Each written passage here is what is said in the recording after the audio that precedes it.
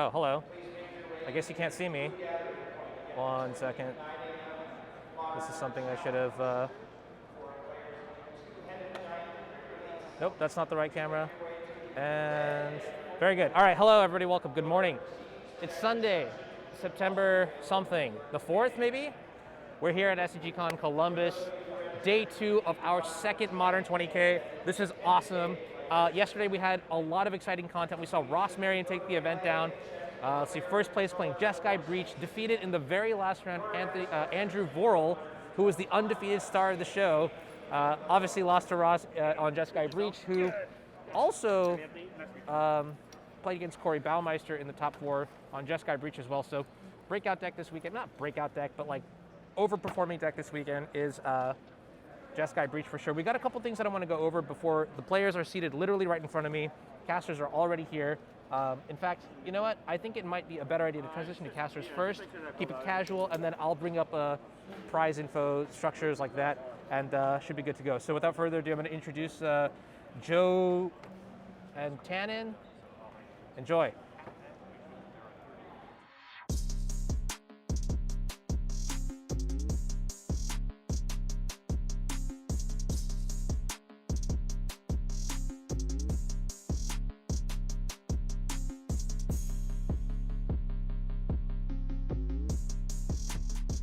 Hey everybody, welcome to day 2 coverage of SCGCON Columbus. I'm Tannen Grace, and with Joe Lissette. Joe, how you doing this bright and early morning for you? Dude, I don't even know if it's bright out Is on the it? west here. I mean, I don't normally get up like before the sun, but we have made that achievement here this weekend just so I could be here with everybody. Well, we really appreciate the effort. Thanks a lot. And I was going to say, I was going to say it's a nice day outside, but you don't even know if it is yet or not. Not So really, dude, but that's okay. We adjust. We live on the internet these days anyway, and we're here for some magic. This is awesome. How are you yeah, doing? So you're, I'm up early here to show up to work for Honorog, and you're taking a break from your international jet setting ways to be here too. You were off on vacation in what, Hawaii or Borneo? Where were you last week? I was actually in technically 3 countries if you count America last week. I was in Why would France, we count England. America? Of course, Well, that's you know what I mean. But like besides no, your country of origin, I trying went to to two trying other to you're countries. trying to sound like you expanded your trip. You didn't. Sure, Yeah, sure. if you're at your house, you didn't go to your house. That's just where Yeah. you are. That's what I'm saying. It doesn't actually count because you're already there. Yeah. All right, we're off to I a good got 2 start here. stamps on my passport. How about that? I got 2 different That's stamps good. on my there. That's There we go. good. But yeah, I was in England and in France for the Flesh and Blood Pro Tour. But we're back to I'm back here to do some coverage for my first love, my true love, my favorite game of all time, Magic the Gathering. I'm pretty excited. We've got 2 veterans in the feature match area this today. We got I think the voice of Magic for everybody. I think probably the most recognizable voice, one of the most recognizable faces in the entire That's game, quite a Cedric compliment. Phillips. Thank you. Oh, You're okay. welcome, Joe. Nice, but it's gonna be Cedric Phillips, Mhm. and you and I tried to guess his deck today. We know what deck he's playing. It was a little more difficult for me than I was like, oh, he's probably just gonna play the best deck. If he's playing 4 color, because I was like, Mhm. there's no real like aggro deck in modern right now that's like very very good, and he's known for well, he's known for creature decks, right? That's like Mhm. his bread and butter, and there's Yeah. no humans isn't as good as it used to be, that kind of stuff. But he's gonna be facing off against an oldie but a goodie, as I like to call it. Marshall Authors. He's a good friend of mine as well, and he's playing blue-white control. So this is one of the premier matchups going on in Okay, modern hold here so lately. let me okay, Sure, we go ahead. have different information here. You might be correct. My understanding was that those are the 2 players we're following, not that they're playing against each Oh, other. I thought they were playing each other. It must be the 2 different matches that we have. I must have the wrong information. I'm sorry. I don't know. Oh, okay. So Uh, yeah, it does look like they're not playing against each other. It's the 2 yeah, players that okay. we're following. Okay, I Yeah. apologize at home. I was misinformed. But Marshall, you're gonna notice something. The more cards that he plays here, Magic the Gathering is a labor of love for Marshall. Absolutely, like a big student of the game. Loves Magic. But he's one of the people who like takes pride in his deck and his collection. Have you seen his decks before, Joe? I have not. You're in for a treat. Yeah, this sounds ominous. You're gonna have a hard time telling what some of these cards are. I'll tell you that right now. He's not a big alternate art guy because I know that's kind of where you have some problems sometimes. But none of his cards are in English, and they're gonna. I'm pretty sure he's gonna be 100% foil as well. All right. I'm looking forward to taking a mulligan here. Quick note for Onrog or production. We're entering game 1 here. It looks like Marshall already has a tick mark, so maybe we can fix that up. You never know. He might have won game 1 already. His opponent might have just been like, you know what? I'm so confident in this matchup. You can be up a game. Yeah, sure. They just wanted a likely. sideboard. Yeah, they just wanted a sideboard. They knew what's up. Yeah, Anthony Cook, undefeated on day 1 here. He's the only undefeated player in the event right now. Yeah, playing Living End as well. I know that you do a lot of coverage for the NRG circuit, and this is a deck that's been taking that circuit by storm this year, it feels like. It has. It's done really well. Zoe Reederman and a few other people have put up quite a few good finishes with the deck. But this Azorius Days Undoing package here, backed by Narset, and then the combo with Days Undoing to just empty your opponent's hand and reset yourself. Strong stuff, particularly because it actually resets the graveyard, which is what where Living End wants its creatures to be. Yeah, it has that wheel effect for people at home that play a lot of Commander or whatever. You know, it's a draw 7 that Are we does. sure this is Living End? I don't think it is. I think it has it flipped. I think. Well, maybe not. Okay, let's see. Maybe we just got the wrong deck here. This looks like this might be Izzet Murktide. Yeah, this is just like being at home at Nerd Rage coverage where we You always feel kick right off at the day home, with don't the you? wrong wrong graphic or something or other. All right, so anyway, we got Anthony Cook here who is undefeated. That's confirmed. What he's playing, I mean, it still could be Living End. It's just not likely, I would say, at this point. Yeah, so somebody in the chat. Play? Yeah, somebody in the chat's making a comment about if their opponent played all non-English cards, they would just call a judge for every single one. And I've actually run into a problem like this before. I remember, I think it was like a Pro Tour or something. I played against like Eggs or something on Pro Tour, and all of their cards were in non-English, and I just didn't know what half their deck did. So it was like it was very awkward when it actually came up. It does look like this is actually Living In. I was supposed to say this could be with just a weird draw, No, yeah. No, it definitely is. And somewhat disguising for the opponent too. I mean, if our impression was like, oh, here's a couple blue-red lands, maybe it's Murktide. I mean, Marshall might be going through the same thing. So they may have been intentional, or that may be all Anthony has. Yeah, he could have like talked him into chalicing for 1 instead of chalicing for 0, which could be a big factor in this matchup. Absolutely.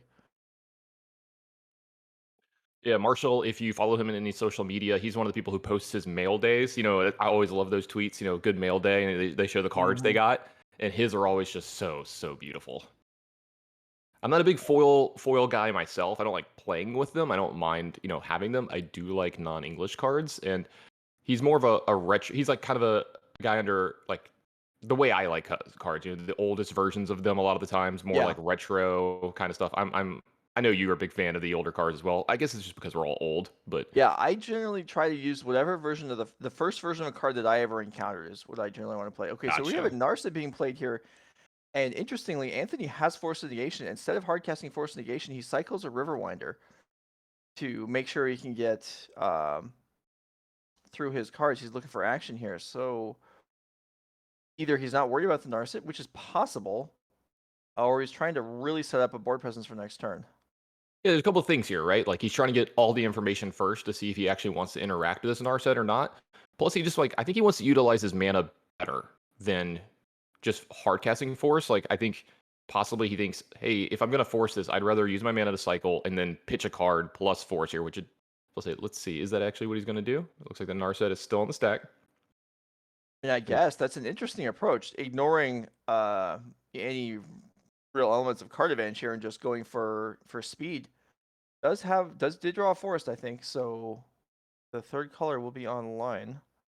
Yeah, Anthony is 7-0 with this deck, so I got to feel like most of his decisions are probably going to be the right ones that he's made here. Yeah, I suppose that's a conclusion we could come to. We have empirical evidence of the fact that he knows what he's doing, so let's assume that's what's going on here. All of his opponents could have bowled a 2 yesterday. You don't know. You're right. I do not know. We're too busy watching Ross Merriam take down the tournament yesterday to watch day 1 of this one, but we're going to be bringing you all of that coverage here today. It does look like this is going to be a violent outburst from Anthony Cook. And we know what that's going to find. It's going to dig up a Living End. So if you're tuning in this morning and a little bit confused, so yesterday Onrog broadcast day 2 of the first 20K of the weekend at SCGCON, and today this is not day 1 of a new event. This is day 2 of the second 20K. So we Yeah, are we had overlapping 20Ks. Yeah. right. So we are indeed not starting fresh. These players played yesterday while the coverage of day one's finale was going on, and we are now Oh, day two for okay. them. And okay, I guess we're done. Yeah, so taking a look at the list from Martial Authors, I was supposed to say I see 2 Supreme Verdicts in the list, but apparently just no ways to interact with creatures on the board from him there, and he's Mhm. the writing's on the wall for him. I don't know if that was I was about to say I didn't see the third creature that was in play. I don't know if that was actually 18, but it was enough that I don't think he was going to be able to recover from that. And Mhm. Marshall, old school guy, kind of like you and me, I can definitely appreciate I'm going to save us each 5 minutes here. Let's just move on to the next game. I can definitely Yeah, appreciate scooping it up when you're dead. yeah, absolutely. Yeah, so that was obviously Anthony had a plan in mind when he decided I'll pitch this Architects of Wood.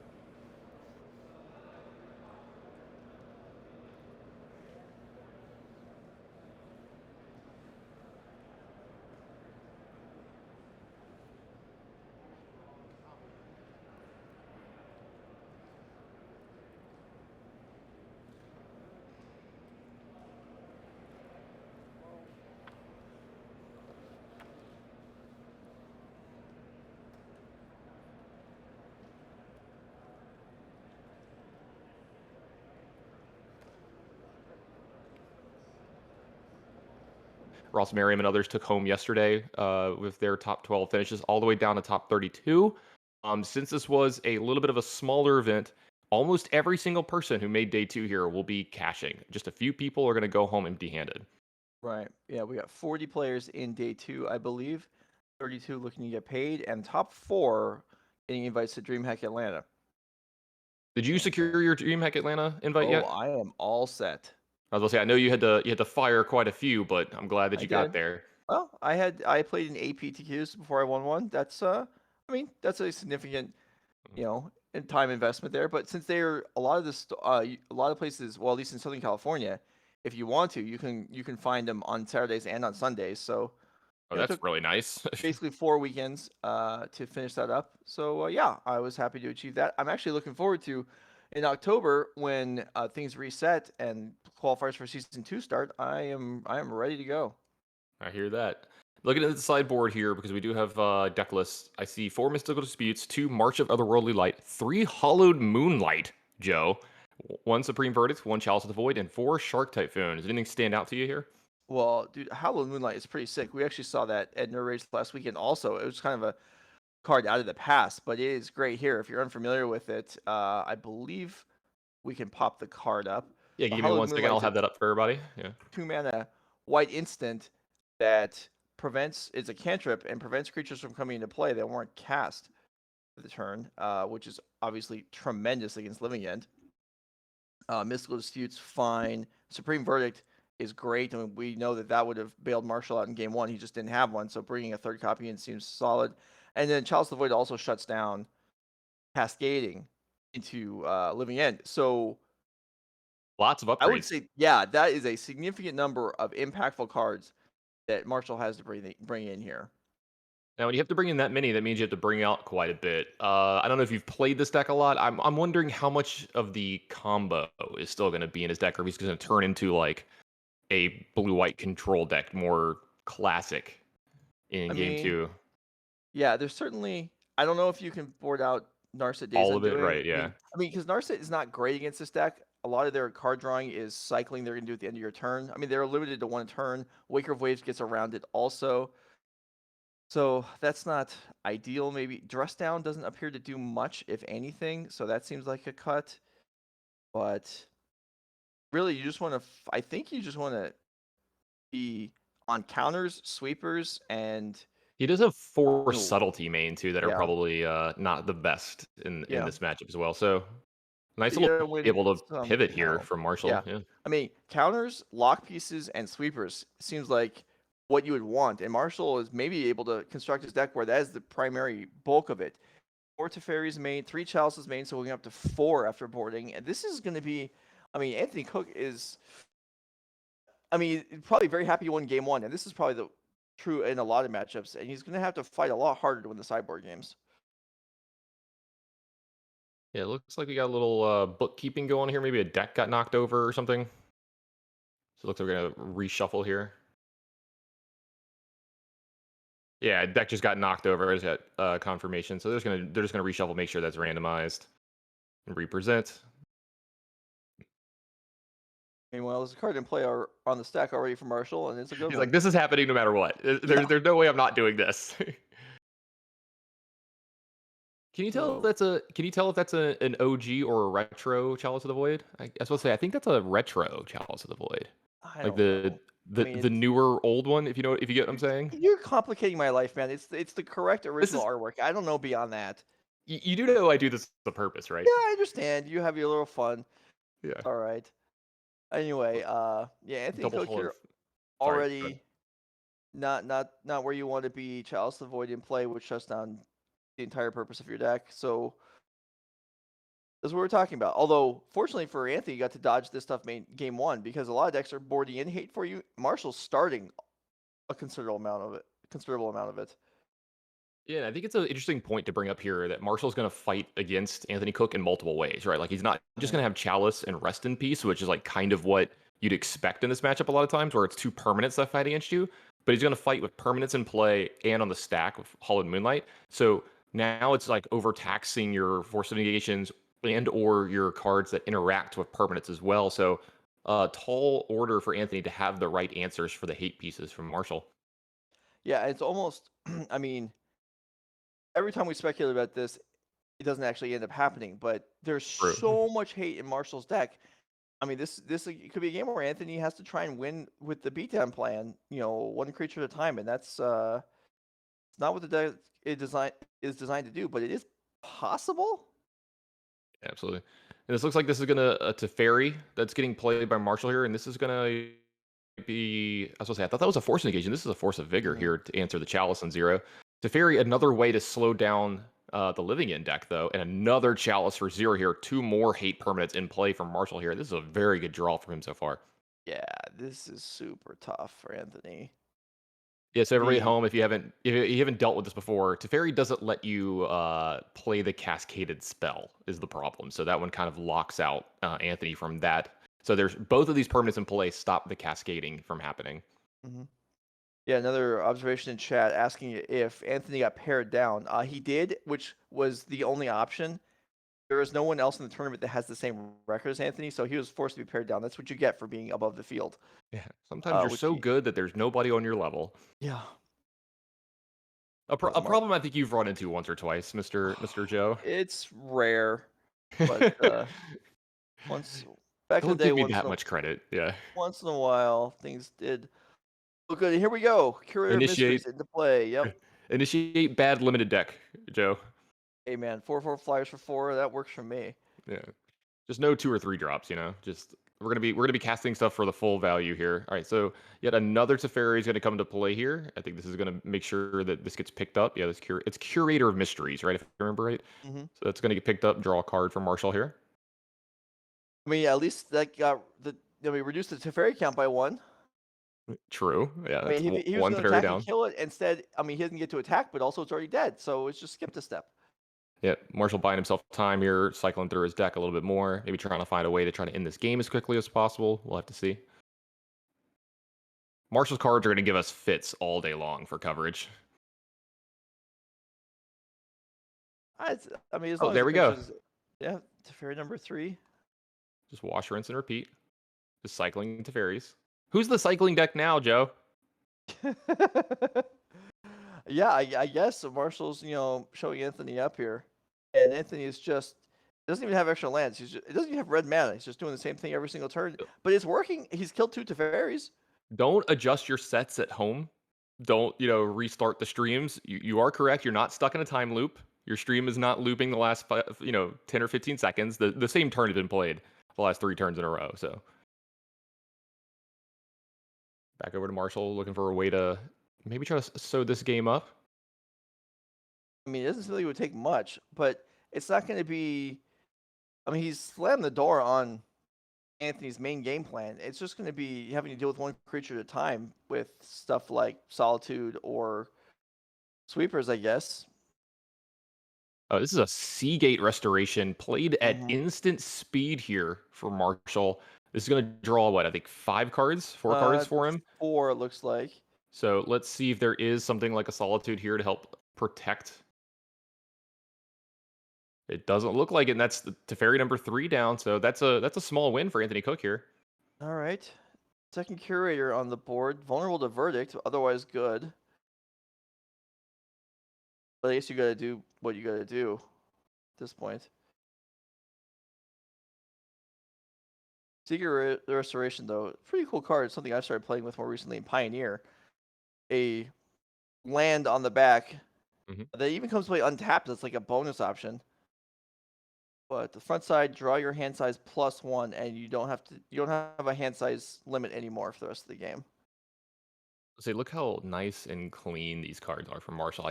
God, I love his decks so much. Look at that Flooded Strand. That is a beautiful, beautiful Flooded Strand. The Curator Mission is going to come in for same as a normal Flooded Strand. You are correct. Anthony doesn't even have a red mana. He had all red mana in game 1. He has none in game 2. Here's a scry. Is Marshall Arthur's actually in trouble here? I think he might be.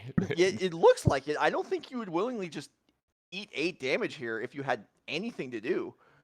Yeah, maybe Marshall's under the lock of never finding his Supreme Verdicts. Like we saw in game 1, no Supreme Verdict was found when he needed it. And so let's see. I mean, he's drawn, I think, 9 extra cards this game. Something along those lines.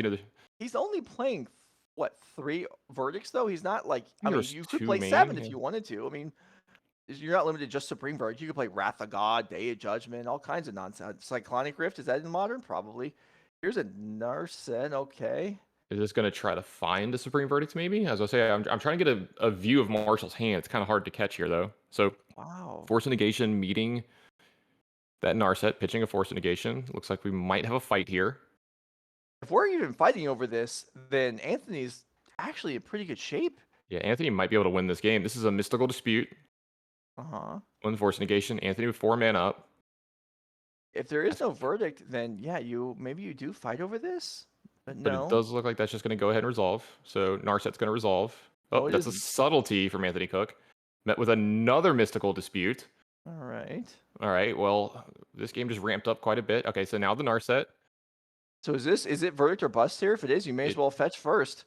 It may be. Or no, you shouldn't. He scryed 2 cards. He scryed last turn, so you don't want to fetch first. Oh, it does look like he's going to go ahead and thin a little bit. You don't want to fetch first. All right, so Marshall down to 5 here. He's got double white up right now, so I think he can get basics. All right, Marshall, knock the top of the deck. Take a look at him. This would be the best slow roll ever if he just already had the Supreme Verdict in his hand. That would be vicious. This is something I would do just to get all the extra cards out of Anthony's hand, or just to kind of get them, Like you whiff and they have that like 5 second, they're like, yes. And then you're like, all right, verdict to you. And you're like, what? Okay, here we go. To get back I'm in just the game. Slow roll it too here. I love it. And that doesn't look like a man that found a Supreme Verdict. That's another Narset. Yeah, that is a Narset. Well, he either does have one, or I guess there could be a Solitude as I was a going to say one option. Solitude gets here. All right, so okay, here we go. So this is a Day's Undoing. What this is going to do? This is going to wheel. You can find Solitude. Yeah, you can find a Solitude. You're right. All right, so Anthony's going to have no hand. Everything's going to get shuffled back into his deck. So Anthony's going to get. Anthony hasn't drawn a card this turn, right? So he'll get 1 card. Okay, is that how it works? You get the 1 card? Sure. Yeah, because Narset will allow you to draw 1 card turn. So Anthony will pick up 1, and Marshall will pick up 7, and hope for Solitude, because Supreme Verdict's not going to work anymore. Wow. I mean, obviously games of Magic aren't over before they're over, but Marshall had to be feeling pretty confident. I was confident in him when he had that. If Anthony if Anthony wins this game, he's going to feel like he stole one. Yeah. Yeah. Which he almost has to do to win a Cyborg game. But yeah, no, you're right. I mean, definitely. The plays of the Teferis make a lot more sense now too, showing that Marshall was just flooded. He's had a bunch of lands and not a bunch of other stuff to do. He had too many hate pieces, Joe. All right, was the Solitude found? That's a no. Anthony Cook advances to 8-0, slaps the table. It's like, yep, that's how we do it. Hard casting creatures limit. That is a game of Modern where a player played a 4/4 for 4, another 4/4 for 4, and then won the game by just attacking with those 2 cards. Why do you think I'm surprised? I'm the one that said that was a reasonable plan. You're the one who's calling them draft cards. But they Four weren't mana, 4/4 omnath. This Four was a mana, 4/4 flyers are solid cards. When in the history of Magic has that not been good? I mean, Tell me. I'm not arguing you. I mean, Well, like, you could be right because I mean, you could say, well, any point in the last 5 years probably, but yeah, true, true. I mean, they need to be green and black, right? Isn't that the yeah, joke? And have I know. flying and vigilance or whatever. But yeah, I mean, I'm still a little taken aback by what just happened in that game. I would have had to put, if you had the advantage bar here, Mhm. at one point it would have been busting through the right side of the screen on Marshall Arthur's side, and then Yeah, somehow he just lost. yeah. I mean, it happens. This happens sometimes when you're super far ahead of people. It just doesn't. You see here, follow Anzid MTG. Make sure y'all hit that follow button here. Honorog's flying around the country doing all this out of pocket and backpack, I think is the right way to put this. Mhm. He's doing a very great job of all this. He's taking care of everybody that's on the show. Shout out to Honorog. Make sure you get a follow. If you're feeling a little froggy about it, maybe hit that subscribe button. It's 20% off this month as well. Or if you have some of those Jeff Bezos bucks sitting around, if you've got Prime, make sure you throw it Honorog's way because he's doing this for everybody. He's doing this for the community, and I know that I really appreciate it. I actually watched quite a bit yesterday, and in fact, I actually have to go back and finish because I didn't get to watch the finals. Like I know who won, but I still want to watch that game play out. So when you watch the finals of an event, you kind of just like hear between your fingers, wondering what like do both players get disqualified or hit by meteor or something? Because the fact that someone can actually win the tournament's foreign to you, is my understanding. So like, what's your viewing process for that? I wish that people at home could see my face right now. I knew this was coming, Joe. I don't know. Honestly, I don't know. I've had this. Yeah, the Tannen joke can't win a finals. Love it. Yeah, I don't, Joe. I don't know. What joke? I'm Yeah, just you're right. stating It's not a joke. facts. It is facts. You're correct. The worst part is having to sit there and wait, by the way. That was like the absolute worst part because a couple other team events where like, if I like lost my match, I had to sit there and I had to like watch Ross or Brennan play out their match and they're losing. And you just sit there like, not again. Mm. You're like, please, anything, not again. I mean, you won a PTU back. Was that this century? Yeah, all of my PTQ wins are this century. I didn't win Okay. any in the 90s. Yeah. Okay. So Yeah. you've won smaller scale events. You have experience with Mhm. going home not as a loser. So that's good. Yeah, I was gonna say, I actually won the first one that I ever played in. So it does look like we're gonna move over to our backup match. And it looks like we're gonna be taking 3 on turn 1 for Julius here, and I see a Gigantha from Julius, so this could be one of a couple decks. And it does look like Cedric's just gonna be playing 4-color Yorion. Both these players with winning records from day one. Cedric at 5-1-1, Julius at 6-1. Mm-hmm. Seeing an Holy Okay. Heat here. I see a Ragavan on turn 1. Oh, that's a good Off a place to stomping start. ground. Yeah, very good place to start. A lot of pressure on Cedric here to have a good turn 1 or 2. No access to Rin 6 just yet. Needs 2 Yeah. mana for that, but I do see it. What is that? An abundant growth in his hand. So at least a Well, decent turn 1. Blending Growth is okay. We're looking for Prismatic Ending or Solitude, probably. That's a forest, though, so it's going to be Abundant Growth. You're right about that. Yeah. And yeah, maybe this Ragavan will get to connect. That's always fun. And here's my least favorite thing about the 4-color deck in Modern: fetching turn 1 and turn 2. Yeah. Trying to find those one-ofs in the deck of a million cards. All right, Ragavan. So best hit here for Julius is probably Teferi. Okay, what is So there's a Solitude. That's actually a decent hit too, because that's a Solitude that Cedric's not going to draw to answer the Ragavan now. Right. What do you think Julius is playing here? Is this some form of Panza? I think I see a Fury. Oh, this is going to be... Is this Jund Saga and he missed the second land drop? Maybe. That's a Pyrite Spellbomb for everybody at home. That can be used to shock something, or it can be cycled as well. So Ragavan's going to meet a Prismatic Ending. Ragavan and Yeah. Triome for Cedric. Back over to Julius. Does he find a land? He does have access to 2 mana here. Oh, there we go. There's a land. So now Julius' hand is probably very good from this point. Yeah, 'Cause it's or all maybe. spells. Okay, well, there's Fable the Mirror Breaker. That's nice. That's a good place to be at. It would have been nice if it came out last turn, but this is all right too. Yeah, really good for him here because not only is chapter 1 going to be very good, making the 2/2 goblin that makes treasures to help with the mana situation, but chapter 2 will let him let him rummage a little Mhm. bit here to find some more of those lands if he needs as well. Back over to Cedric. Handful of spells here. How does he want to play this? I mean, yeah, it could be anything. And these 4-color decks don't really open up on their potential plays for the first 2 turns of the game. So we could be looking at a Planeswalker. All their Planeswalkers are 2 and 3 mana. Yeah, Teferi be a really good one here, even though it Yeah, would if you be have eaten by the Pirate you have, Spellbomb, but still. right, it would, but if you have Teferi to bounce the token here, I think you're willing to sacrifice it to Oh, the Spellbomb. absolutely. That's a pretty good deal, but it is just a pass. So Fable up to 2 here. Let's see if yeah, Julius wants to rummage any cards. Rummage the opposite of looting. You have to pitch the cards first. It's a keyword just from rummaging goblin and stuff back in the day. This used to be the main way card advantage happened in red. Well, blue got the better version of it. Red got the bastardized version of it. what happened? And now green has the best card drawing. It feels like every set. Well, that's magic for you. And it is one card that Julius decides All to right. exchange there. Check number 1 on you today, Joe. What card was just discarded by Julius? Because I know that one. Let's see if you can get it. I do not. I mean, I'll go with. It's a 1-mana card. Is it a lightning bolt? I mean, that's It is a something I lightning guess. bolt. Yeah, I mean that just seems like something that's highly possible. So we got an attack from the goblin token here. Treasure is going to be made. The deck name has been updated to Gruul, so maybe it is just a red-green deck. Okay. Well, then we can probably expect Blood Moons. It might be a Or- mixture between, like, kind of a mid-range deck and Ponza. Mhm.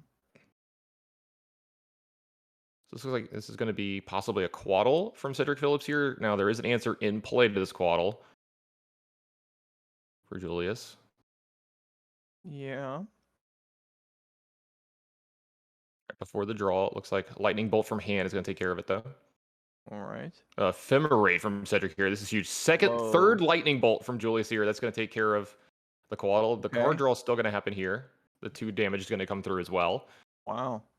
Well, that was a Fast lot of and- resources exchanged there, especially from Yeah. Julius's side. But he does preserve the Spellbomb in play. Look at Dragon Rage Chandler is going to be added here. Second main. Not Delirious just yet. Yeah, interesting to see him use the Lightning Bolts instead of the Pirate Spellbound, but maybe trying to give himself the option later of cycling this in for a card. Yeah, that's what I would think also. Although holding a lightning bolt with Dragon Rage Channeler gives you a surveil, so there's Something to be said on each side of that for sure, yeah. Yeah, you can argue it both Also, ways. there could be reasons that he wants artifacts in play. If like Urza Saga were to come off the top, he could start making bigger constructs, stuff like that. So just giving himself options too here from Julius's side. And speaking of options, Cedric has a ton here with a lot of cards in his hand, and he's moving into that turn 4. Yeah, he's thinking this through. He's got an Oath of Nis in hand, which is not ideal. You want to be spending your mana on things that impact the board, which Oath of Nis doesn't currently, or ever, I suppose. Mhm. Dragon Rage Channeler in a non-blue deck, not the most. I mean, I suppose we see it once in a while, but it's. There's a good, efficient card, right? Yeah. But definitely not at the height of its powers when you're not casting like Consider and Right. stuff alongside of it. Yeah. Exactly. And so here, this Pirate Spellbomb, likely this is just a one of to fetch up with Urza Saga. Is it even possible that there's a playset? I wouldn't like guess so. No, I I wouldn't mean, think so either. you would need a really, really weird metagame for that thing to be going on. Like Burn would have to be like really, really popular for Maybe something like that. Maybe if you're playing Tarmogoyfs. That's you could actually a good justify point. it. I mean, this could be a traverse deck as well. Yeah. It could be there to help with Delirium as well. That's actually pretty good.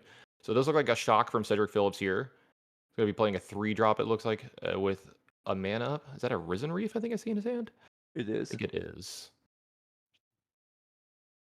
Cedric initially not looking to play here this week, and he showed up to do his typical work with Coalesce Apparel.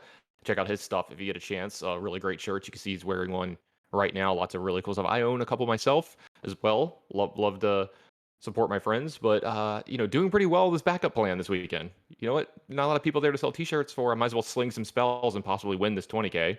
Yeah, sure. Why not? All right. Yeah, why not, right? Yeah. It's a good backup plan, Joe. Oh, I mean, he spent a lot of years not playing Magic, doing Right. in the booth. So yeah, you get opportunities, you take them. I can identify with that, Joe. I can identify with that. Yeah, me too, and more these days. Yeah, I'm Yeah. No. super eager to get out on the PTU circuit because I don't get to play in as many big events as I used to.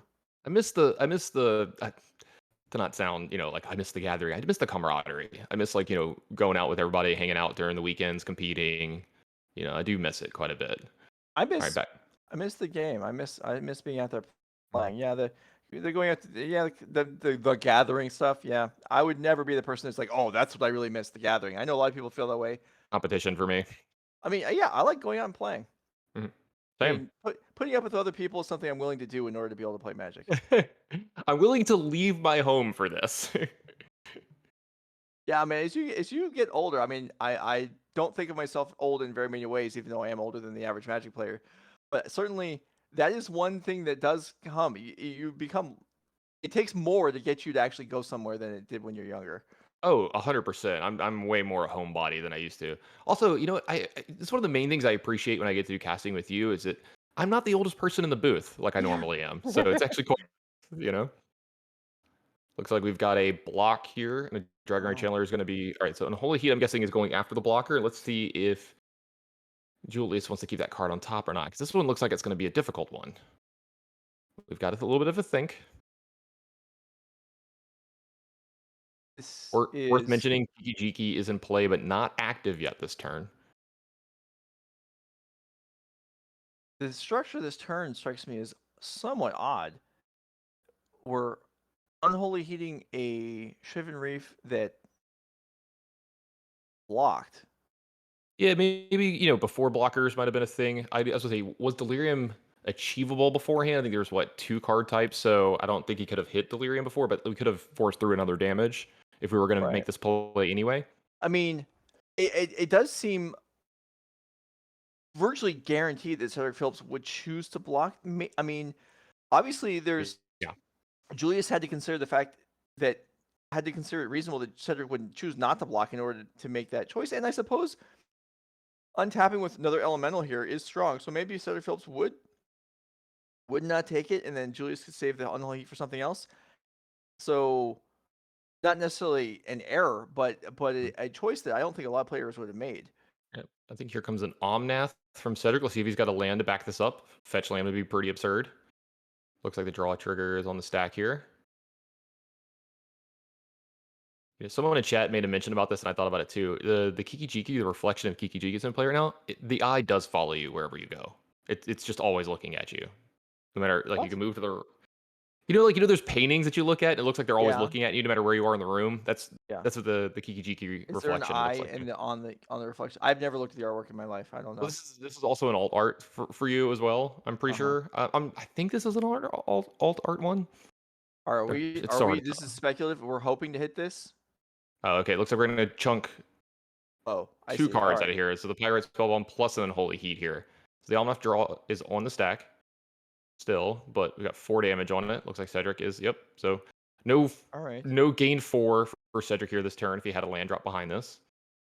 Well, Cedric actually needs something. Is this if we have Delirium now, we're actually threatening lethal from I Julius's know side of the there's board.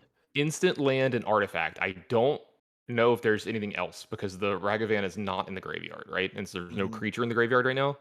mhm, So otherwise, there's 5 power in play. right.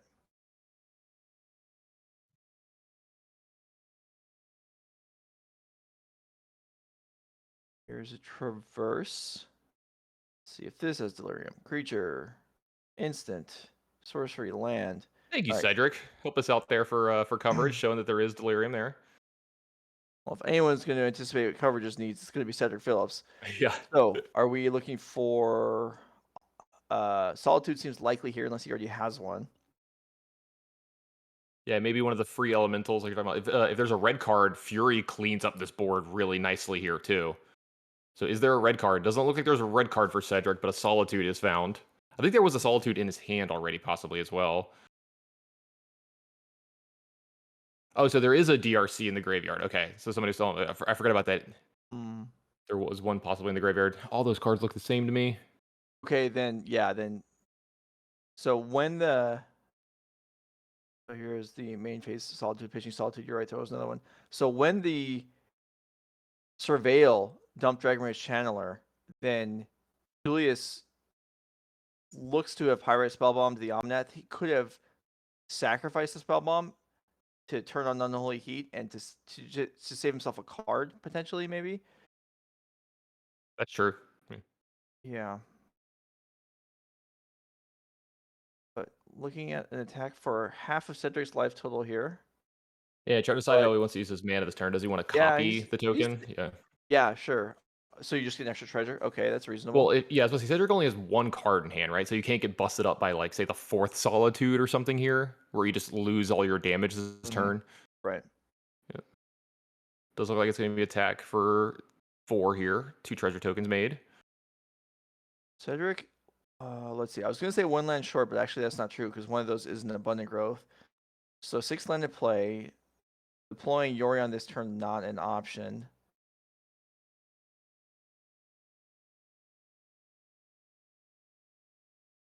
All right, let's see here. Cedric can get out of this turn. Lots of ways the 4-color deck can go here. So a little bit of a redraw here. Abundant growth going to be cast. Maybe that Spellbomb did sacrifice for a card, although I'm not sure that Julius had. I'm not sure. Yeah, it That's all something. happened real fast Yeah, that it turn. did. There's It did. some verbal Yeah. stuff going on there Yeah. it's hard to follow when you're in the booth. All right, 2 mana from Cedric. This is going to be another redraw. This is one of the hardest things to do too, is make sure your mana is all correct for the turn for all of your possible top decks in this deck. Yep, Quaddle. It's going to be a redraw for Cedric. I think that might have been a prismatic ending off the top. Looks Well, like if it it is, is. then he's got everything covered. Yeah, prismatic ending. I see a Renin 6 as well. There goes the token, leaving Kiki-Jiki to itself.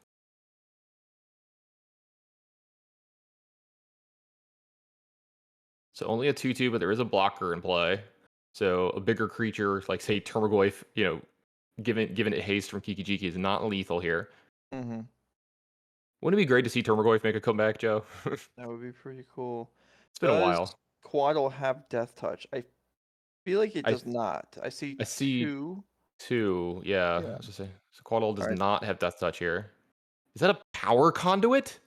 No idea. I think that is. Hold on, let me look this up real quick. I have the technology.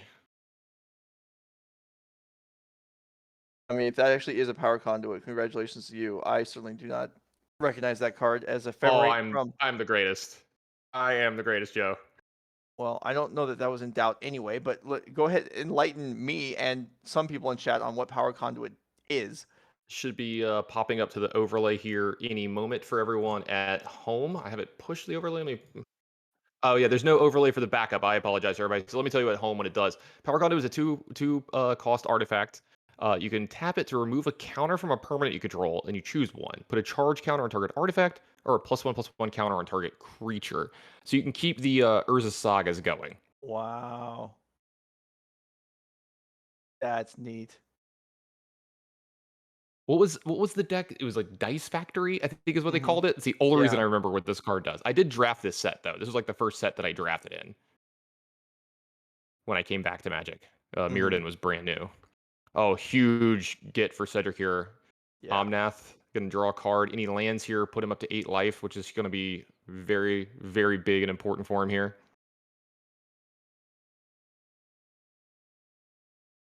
Apparently someone's saying that you can remove a counter after it ticks up to 3, so you never have to sack and you get to tutor every turn. If it works that way, that's actually really cool. All right, looks like Renin 6 is gonna go get a land back for Cedric. Any fetch lands? We can maybe gain 8 here. Yeah, there's a fetch Yep. land, Being and told that is how it works. That's really cool. Sorry, I'm not up to date on how Power Conduit Urza Saga works. This is something I see every day. Yeah. yeah, It does look like he's gonna it go ahead and sack this now though. So up to 8, down to 7. Get some mana right. here. The land of I play. mean, It's this also gonna is give Depth Touch as well. Julius with 3 lightning bolts already in the graveyard. Cedric Phillips probably not too worried about padding the life total. That's actually a really good point. There's 3 of the lightning bolts gone already. Yeah. It's gonna be another Oath. So the Green Ponder. Here we go.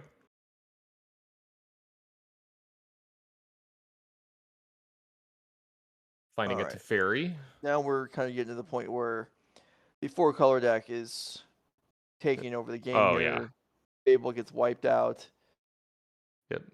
Unholy Heat's going to take care of the Kikijiki with the mana left over. The Teferi's going to come into play. Is he going to bounce something here? Let's see. Lots of really good targets to bounce here. We're going to go ahead and just bounce Urza's Saga. I mean, So that's down certainly a good one. A2, Cedric. A2.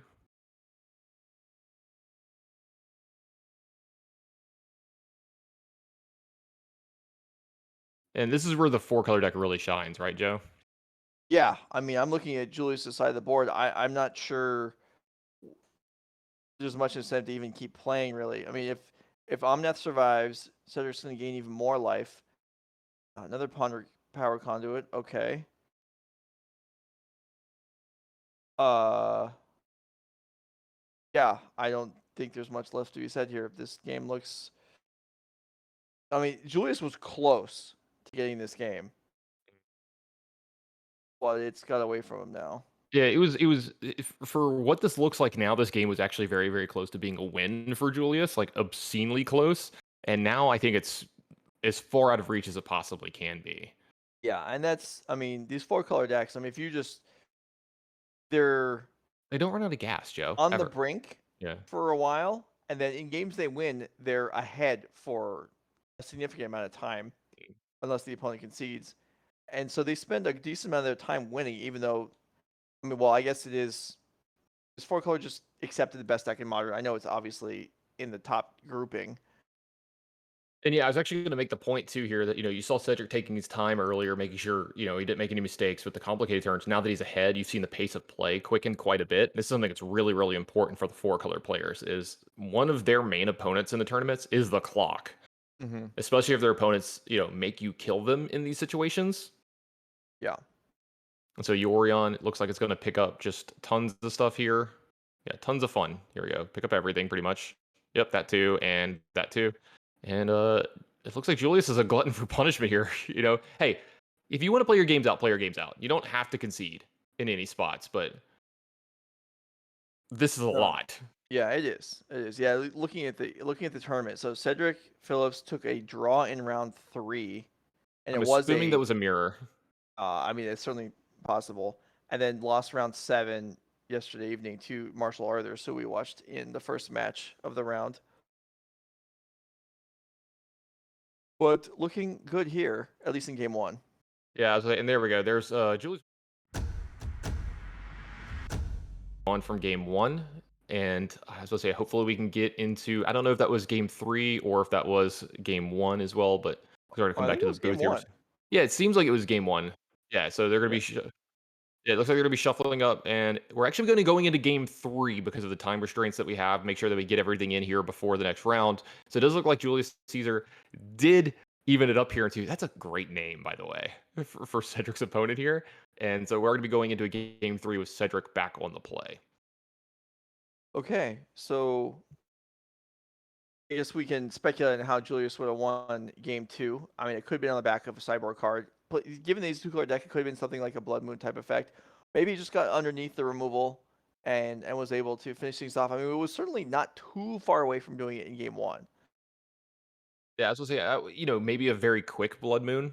Ragavan into Blood Moon on the play can be disastrous if Cedric doesn't have a basic in play or an abundant growth or anything like that. Whoa. And Saga on turn 1 for Julius Caesar. this is dangerous. Yeah. It is. I mean, it's even if it gets, I guess the best possible follow-up here would be to be Dash Ragavan.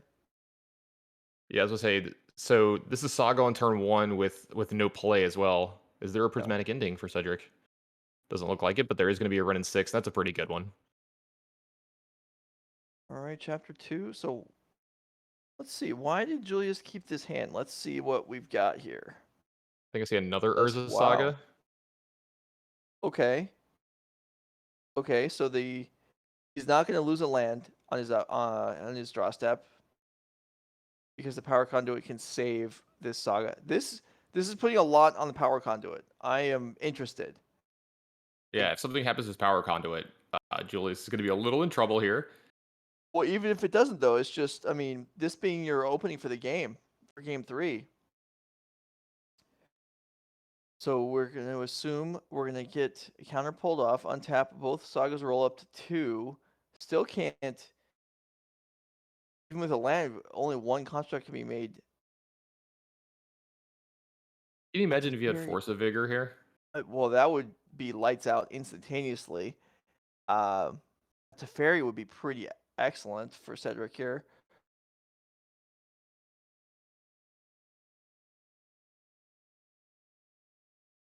I'm a little at a loss here to even anticipate I mean, there's obviously going to be cards in Julius's deck that I'm just not going to see come. Oh, you know what? Let me interrupt myself here. I just realized I speculated on Blood Moons. There's no chance that Julius is playing in Blood Moon with Urza Sagas.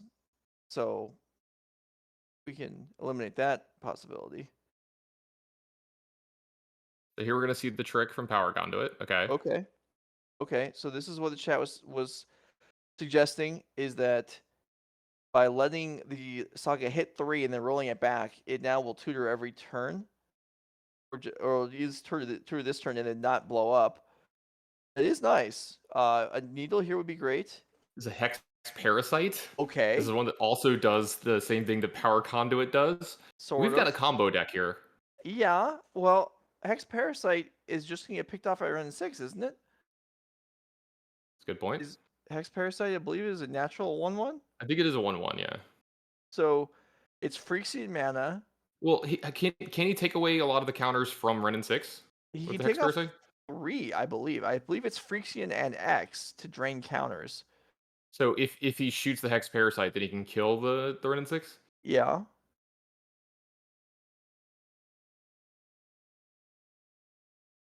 Honorog really giving us a hard time here with the feature match this round.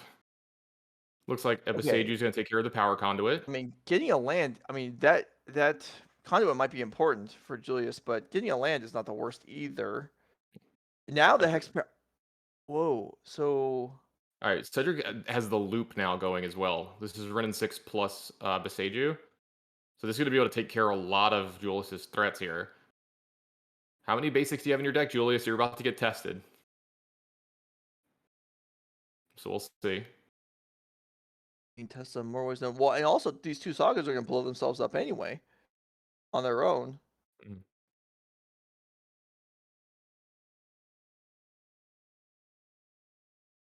I was right, it's not just basics. I always forget that, yeah. I mean, this is wild stuff. I would have liked to have seen game 2 and seen what Julius's deck is actually capable of. Yeah, how it got a victory, yeah. Yeah. It looks like Onmat's going to draw a card here. So, are we going to see Construct or are we going to see Hex Parasite? We're going to see a Construct. I guess he can still Parasite for 1 at cost of 2 life. Looks like he's going to possibly bolt the Ren and 6 here. Yep. Bolt Ren and 6 down to 3.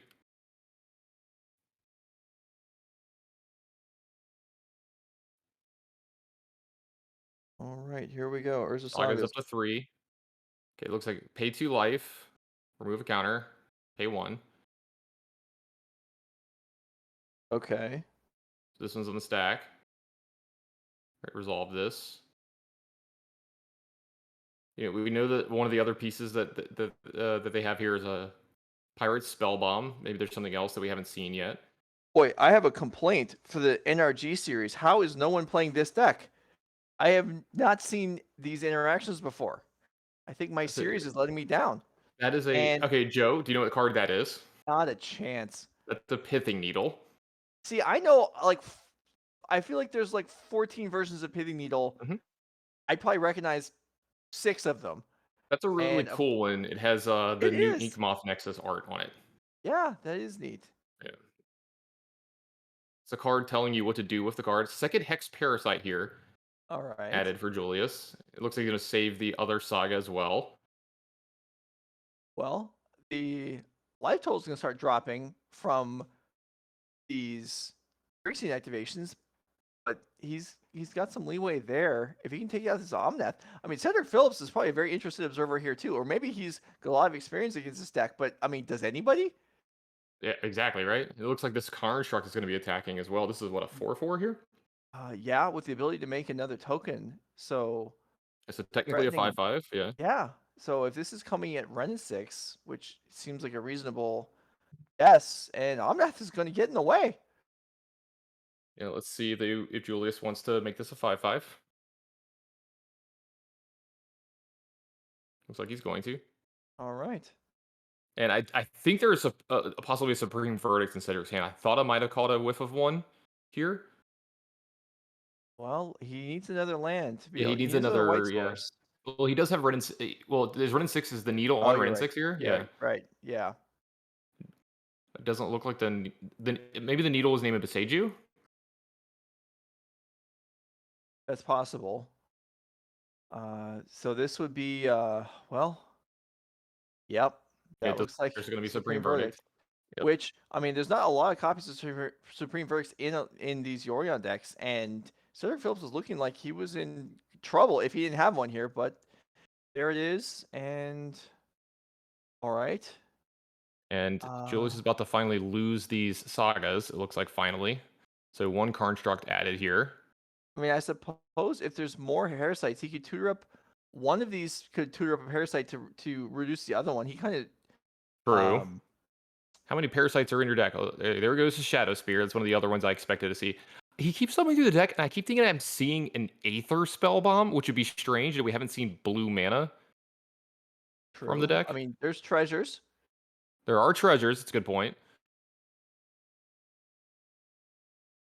Another Right, Urza keep Saga added rolling. here. Wow. This is wild stuff. So there's 2 Hex Parasites. I'm surprised something like this Hex Parasite. I would get, or if it's important, it could have 4, but there's apparently 2, or maybe didn't have another one. I have no idea. I don't even know what to say about this. Yeah, I don't know Holy what he's Heat's gonna going to take take down care of Ren the 6. Renin. Yeah, sorry. The Renin 6, and this is a big attack from. Oh, the contract is summoning 6, so it can't attack here this turn. But it does have a Shadow Spear attached to it, so it's going to be quite the threat here if Cedric doesn't have a way to answer it. Though Cedric, lots of mana here, lots of way and lots of spells. So it looks like I think we're going to start the turn off with possibly an Omnath here. I see. Yeah, Omnath, and then if he gets extra mana here, oh, what is this? All right, Unholy Heat with that on the stack. Does look like this is an Ephemerate, so we're going to draw extra cards here. If there's a fetch land behind this for the extra mana, I think there's a Teferi in Cedric's hand as well. Yep, all right, so looks like he's just going to gain the 2 life and shock here. Julius is. I can't even process what all is going on here. Julius Yeah, there's putting up a so fight, much. though. Yeah, there's so much going on this board. All right, so back over to Julius. I'm trying to. Is that Arnie fights the trolls in his hand? No way. The saga? Y- Yeah, that is. I think it's called Arnie fights the trolls or whatever. God, I played the hell out Wow. of this limited format. So what that do? What that does is it lets you fight. Okay, so we got a Is it? 1 mana Beseiju here, so it doesn't look like Needle Wait, was on is this? Beseiju Wait, is this because there's a permanent? legendary card in play. I think Julius just became everyone's favorite player. I think Twitch chat is just Yeah. all over Julius. Yeah. Yeah, it's It's pretty large fan base, I but think it's dwarfed by Julius yeah. Caesar and Trope. Okay, takes down the Omnath at the cost of 2 lightning bolts. Oh, it's Arnie slays the troll. There we go. Yeah. Arnie slays the troll, not fights. Yeah. They wouldn't use fight because it's a keyword now. Good point. All right, Ephemerate's gonna go crazy with Ice and Quaddle. Mm-hmm. Joe, if I wasn't in the booth with you for this round, I think you would have been completely lost. Oh yeah, because I feel like I've got a firm grasp on what's going on now. Yeah. Exactly. Yeah. Even more lost. There we go. I might have got Arnie. I played that limited set too. I would not have got this. I would not have got Power Conduit, Yeah. which being the key to Julius's deck apparently. Yeah, would have hurt a little bit. All right, new turn. Are we okay? Construct on the way in. He's fighting. Yeah, I'm just gonna put 2 +1/+1 counters on it. The Mhm. third, if I remember right, the third chapter is you gain life equal to the highest power of a creature you control. This is wild. It is, and Okay, hold on. That's a kite sail? sure. So he's gonna get it's an equipment. I think it costs Yeah. 1, equip for like 2, but it maybe equips when it comes into play, and it gives flying. This is Bravo, Julius. Bravo. This Yeah. deck is this is stretching my full effect of cards here. All Looks right. like gonna kill the Shivan Reef here. Okay. We not attack this time? There's a Ice Fang Quaddle, right? Does it No, have there's no Death death Touch? touch. Oh No, there no. isn't. Oh no. Oh. All right. So that was Wait, he just didn't he just make that one this turn? maybe. It's Yeah, so I think hard. you're They're right. they're playing so fast. All right, draw a card here Well, from Cedric. Yeah, I guess it was maybe stunning it's a Cedric. fresh Yeah, one. Yeah. yeah, Okay. yeah. Okay. There's so much going on. Okay, so extra card draws here from Cedric. Extra lands coming in. What is the foil thing next to the construct? That's a pithing needle. So on Julie's side of the board, it's a pithing needle with a construct with a kite sail underneath it, giving it flying, and a shadow spear, and then an Arnie slays the troll. Is the saga. So the pithing needle almost has to be on Teferi. Yeah, it's got to be Teferi. Yeah, it just has Yeah. to be Teferi. Yeah, yeah, at this point, because Cedric's is like refusing to play the card as well. Which I Yeah. mean, And good on Julius for sniping some cards there. yeah, I mean every other reasonable option's already been used, so it Yeah, almost certainly has to be on Teferi. Which is reasonable in a lot of cases since the fairy can just bounce the needle if it chooses unlock the other cards. Julius is going to fetch to save some time here. I think they're worried about the clock. We don't know the clock situation. All right, Abundant Kudos to Growth, Julius. draw a I mean, card. 6-1 with a deck whose key card I've never seen in action before. That's That's not the only one. There's multiple cards in this deck that like if you didn't play a lot of limited, you've yeah. never seen these cards before. This Yeah. this deck's amazing. I have a new favorite player. Great name, great deck. So I'm just being told that they believe time was just called on the round for these players. Ooh, well, that's a good sign for Julius because Cedric Phillips' deck is not great at closing without Omnath triggers, and I don't think there's a fetch land in play. There's So also a thing to be said too. Cedric's already in the draw bracket, so like he's yeah, going to I be know. playing mirrors as well. Yeah. If there's other players who draws or blue white decks, that's not really where he wants to be if he can avoid that. So he's going to definitely try to win this game. And Julius, I mean, with Shadow Spear on this flying construct here, that's going to hit pretty hard. Even if it, let's see, do we have Death Touch now? I I still think the see. answer is no. I think there's three basics actually at the bottom. I think it's two forests and a Oh, you're plains. right. You're right. Yeah, There is. Okay, but the abundant growths make it hard sometimes. even so, if Julius picks up half a dozen life,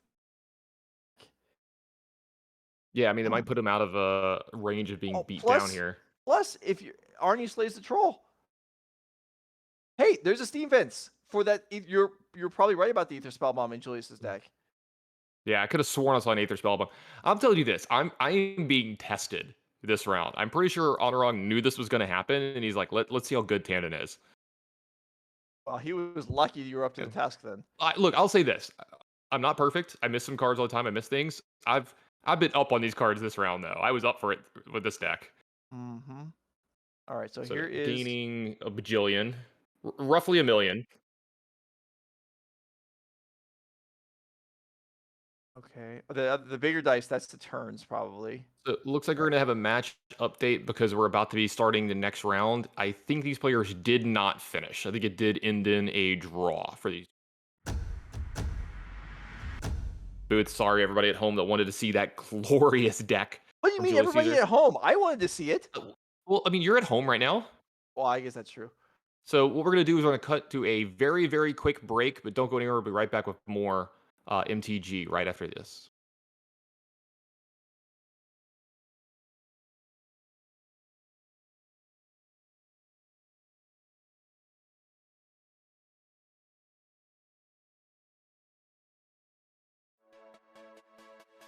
Uh,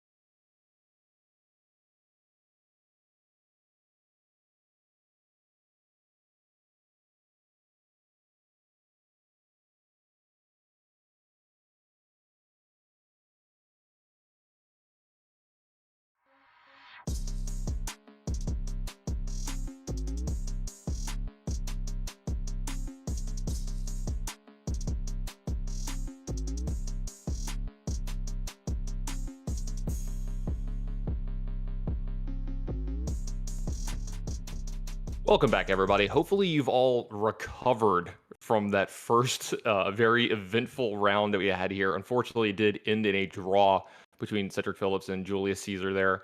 Wow, Joe. Wow, that I really earned my pay today. I'll tell you that. In that round, there were at least two, maybe three cards that I don't know if I've ever even seen in a constructed deck today. In a player that was what 6-1 day one as well. Yeah. So props to Julius. What a deck. Yeah, that was super cool. Unfortunate time ran out there. But that's, I mentioned that these 4-color decks are probably the best deck in the field. However, one of the primary issues is that they do like to run out of time. As we We got saw a that. sweet one for you here. So Marshall is one of the players that are going to be following for at least the first few rounds today. He's playing Azorius Days Undoing. Just to recap for everybody, if they haven't seen before, get ready for a lot of non-English cards, and every one of them is going to be foil. So try to keep up with Marshall's board. It's going to get difficult at times with the glare, but he's playing against none other than Team BCW's Pete Ingram. And with the Yeah. deck that Team BCW took this tournament by storm with yesterday, the other 20K, two players were put in the top four, both Ross Merriam and Corey Baumeister. Unfortunately, they ran into each other, and Ross Merriam not only proved victorious in that match, but in the entire tournament itself. This deck putting up just absurd results this weekend. All right. Well, we'll see how that goes. Ragavan off the top. Or Pete is going to start. And this Days Undoing deck, though, more or less a traditional control deck with just kind of the pairing of Narset with Days Undoing to tilt the scales heavily in your favor from a stalemate. Yeah, and this is a deck that's right up Pete's alley as well. One of his biggest finishes in his career, one of his known finishes, is with oh my god, I just blanked on the 6/6 in Pioneer. They got banned. The blue black deck, the combo. Oh, Inverter of Truth. Inverter of Truth. Yeah. He was a huge Inverter of Truth deck where, this deck that has like this combo finish, but can also beat you. These are always, thanks, chat. You always got my back. I don't know how I forgot the card Inverter. Thank you very much. But Yeah, so you're patting yourself on the back for right, naming these cards last right. round, and then you just fall apart this round. All the goodwill just Predictable. undone immediately. Look, I know Power Conduit, right? I know Artie slays the trolls, but you give me the namesake card in a deck, drawing a blank. I got zero chance, Joe. Mm-hmm. All right, dress down flipped here from Ragavan. I guess Pete could cantrip that if he would like to. Yeah, Amanda's kind of at a premium to his Jeskai deck. I don't know if that's something that he's going to want to do unless he just has nothing else to do this turn. But what kind of draw would that have been from Pete? Does look like it's going to be a Ledger Shredder into a go here. Pete put up some defenses here, and that's something from Marshall. There we go. It's a Teferi. It's going to pick up the Ledger Shredder. Going to draw a card. Okay, so this Teferi is just going to be picked off by the Ragavan here, barring a Solitude.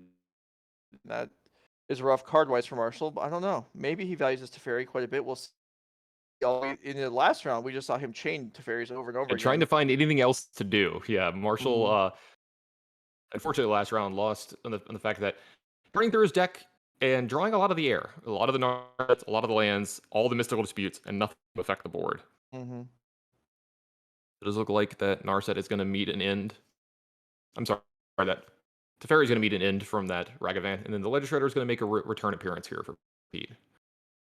Pete content with just playing a slow game here, putting some creatures out, trying to keep them alive. Looks like Marshall's got another 3-mana Planeswalker here. Looks like another Teferi. So a little bit of a repeat from a little bit earlier, round one from Marshall here. Lots of Teferis, and then Prismatic Ending here is going to make sure that doesn't get repeated as well. I bet Pete would have put it as somewhere close to 100% that Marshall had the Prismatic Ending there, as the tapping of mana for the Teferi, leaving the planes untapped instead of the Triome, was very suspicious. Mm-hmm. But since the mana is being used immediately, obviously it doesn't make a difference. And yeah, now Teferi stands alone. Yeah, people are talking about the price of some of the cards in Marshall's deck. Just wait till you see his fetch lands. This deck is a same labor of thing, love. right? They do still do the same thing, yes, but hey, some people like a nice car. I Joe. recognize, like, you can have style. That's fine. I have no issue with Some that. people want a down payment for a house. Marshall wants his blue-white deck, okay? All right. Honorable Breach pitched on Connive.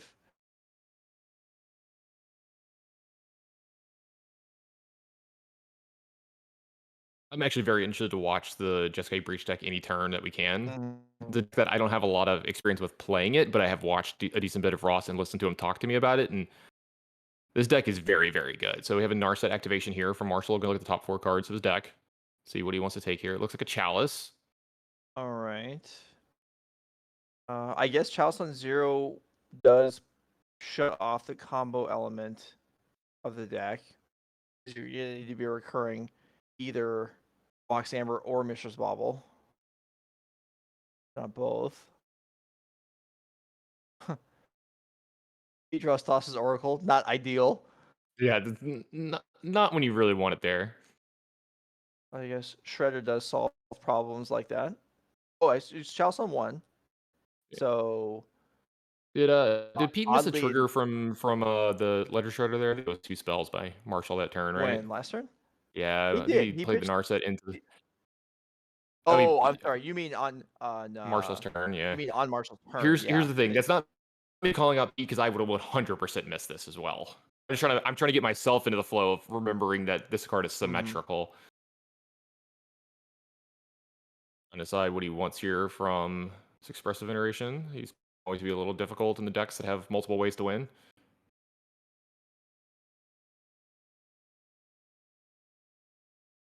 I think there was a Mox Amber out of the hand and an Aired Mesa going to be put into play here. So this will be interesting. Another Ledger Shredder here. It's going to trigger the Connive on the first one. Yeah, which is unfortunate for Pete.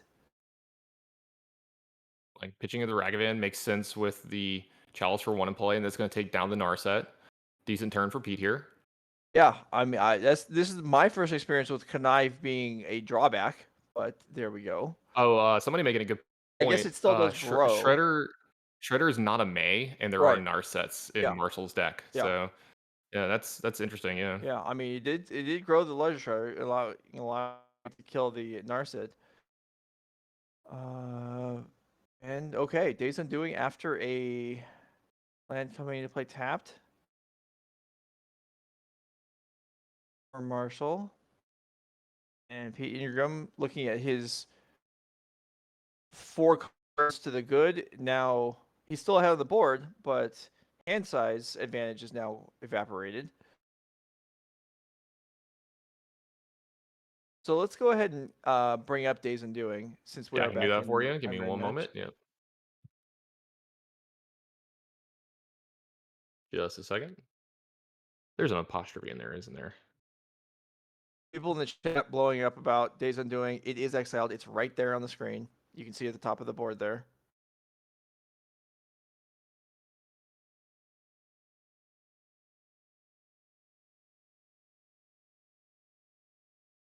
So each player will draw 7. There you go. Each player shuffles their hand and graveyard into his or her library, and then draws 7 cards. So that text is the original Time Twister.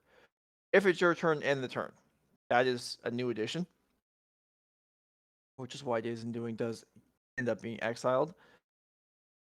And which is why Marshall had to play the land first. He can't choose to make a more ideal land drop afterwards as his turn is over. Yep, love the new technology from Honorog this weekend as well. The card overlay is awesome. I just got to remember that I get to do that. I have the pleasure of doing all that. So, all right, Pete looks like I'm possibly starting this turn off with what's this going to be. He's got a couple options here. Looks like he'll start off with a fetch here instead of one of the spells. Lots of 2-drops in his hand. Jeskai Breach is a really cool deck. It's got an aggressive elements, although not like a full-on beatdown package that'll get you through every game. But then it has the Underworld Breach combo to be able to finish off a lot of games. This is a deck that's starting to see growing play this year. I know there was an article written maybe February or March by Jesse Robkin identifying a lot of the elements and play patterns of the deck, and it has certainly It's probably been risen putting up up. the results I mean, to back it up, right? it's not, Yeah. I mean, it's not. I don't think anyone would put it in like the top tier results wise. It's just not getting played enough. But the deck has had good showings. It looks like double Mishra's Bauble here is going to trigger Connive on both of the Ledger Shredders. So the first one's going to be pitching of a land. Let's see if we can grow the second one. Looks like an Underworld Breach. It's going to hit the graveyard as well. So these Ledger Shredders are growing. Mm-hmm. Yeah. Lots of breaches for days in the hand here. Yeah, which is I think. Oh, I was going to say he's drawn all 4, but I forgot the early ones got shuffled back in. Yeah, this game got restarted sort of in Yeah. the middle. Yeah. Pete's going to come over for a nice healthy chunk here. Marshall's going to take it down to 11. Having those baubles on the board is a nice way for Pete to be able to potentially reload after A crazy Days Undoing turn. Yeah. Although I guess if there's with Narset in play, you wouldn't be able to draw. You'd have to draw them out one at a time. But at least it's better than nothing. And there is the Narset. Yeah, you gotta space them out correctly here. All right, Emery as well from Pete. I'll say I don't know if he has any other artifact. He might have one other artifact in the yard besides the baubles, but that's a good enough one most of the time. Okay, Marshall's first chance to deploy his new handful of cards here. Supreme Verge would be an ideal way to start. Clearly does not have one. Does look like it's gonna be a prismatic ending on the bigger Ledger Shredder though. And that's just gonna resolve. So first Ledger Shredder down. Let's see if there's a second one here. Yep, another prismatic ending. So Connive's gonna trigger. Digging deeper into the deck. Emery's still here, so card advantage engine still alive for Pete. Possibly finding a way to combo from here as well. And it looks like another Days Undoing from Marshall here. This is wild. So yeah, this is gonna again reset the hands with just a couple Ledger Shredders exiled now, in addition to the Days Undoings. And we'll spin it up again. So I guess Emery also is kind of kaput for the moment without much graveyard to work with. But Pete with a bauble, okay, well, something being discussed there. But with one bauble still in play, this Emery will be able to get back working again. Yep, we'll see what's going to happen here. Marshall, he is going to be tapped out here, but his deck does have some free spells. He has Subtleties and Solitudes in his deck as well. So he's able to play on his opponent's turn, even without mana, quite a bit. Yeah. So even with empty graveyard, it's possible that Pete could just combo out this turn, I believe. Yeah, Emery is going to be active as well this turn. So there's not a Solitude. Emery might be able to do some crazy stuff this turn, so we'll see. No breaking of the bauble during end step. Oh, I guess, okay, maybe that's what the discussion was about. That Pete can't break the bauble end step because there is no end step. Marshall's turn ended. The turn it ended, yeah. Yeah, I bet that's what was being discussed there. Yeah, so here we go. We got the bauble trick with Emery. No, the Days Undoing are not back in the deck. Marshall removed his cards from the game and then moved them off the board. They are further north of the screen. But he made sure to do that. Mox in play. Okay, so Pete did pick up a couple uncastable spells this time around, or at least unresolvable spells through the Chalice. Yeah, picked up a lot of his one drops. Yeah. Tons of bolts and unholy heats. Things that could interact with Marshall's planeswalkers here, so you can see his idea of why he put the Chalice on one. He wants to make sure that his Narsets and his Teferis and stuff can maybe stick around for more than a turn. Right. Yeah, that's interesting. So the Chalice on one is not going to disrupt the combo, but it's going to protect Marshall's planeswalkers. And there we go. Now one of those has not been able to combo yet, and this time he will be able to pull off the Days Undoing. I believe that's what that card is. It's alongside the Narset. So I think that is a Days Undoing. It looks like it. Yeah, and it got removed from the game immediately. So it is a Days Undoing. So what this does for everybody at home, we pulled up Days Undoing earlier. It does the wheel effect where you're going to draw 7 cards. The problem is Pete's not allowed to draw extra cards. Right. So this is going to be 7 for Marshall, 1 for Pete. So now having this Bauble Emery is going to really play a role in catching Pete back up, as he is. So I mean, he didn't lose much castable because he had 3 or 4 one-mana cards in his hand, but still, it's better to have them than not, because now you can draw them all over again. Meanwhile, Marshall will draw 7. But Days Undoing back up for everybody at home. I guess he can't even recover with the bobble because the Narset, unlike the last time, the Narset's still in play this time. Yep. Now, this is something that he can kind of recover with. Expressive Iteration does a decent job of looking like it's doing that kind of stuff, but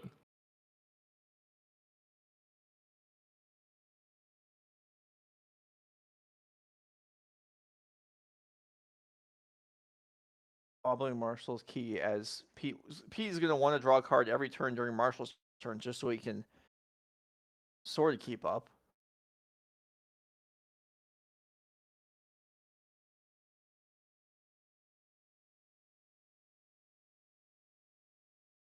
yeah, it does look like our overlay might be having a problem here for everybody at home. We'll try again in a little bit.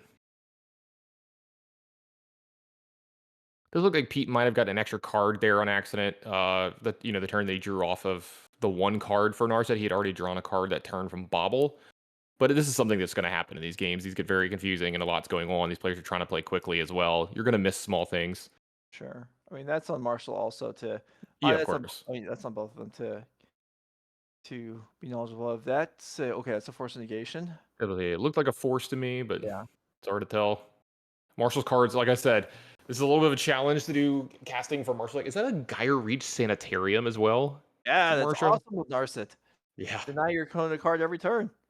Yeah, this was something that popped up early when this first Narset first got printed. I remember seeing some control decks that were doing this before Days Undoing was even thrown into the deck. So here you go. Here's the activation. Yeah, we're each gonna draw a card, except you don't get to do that. You just have to discard. Right.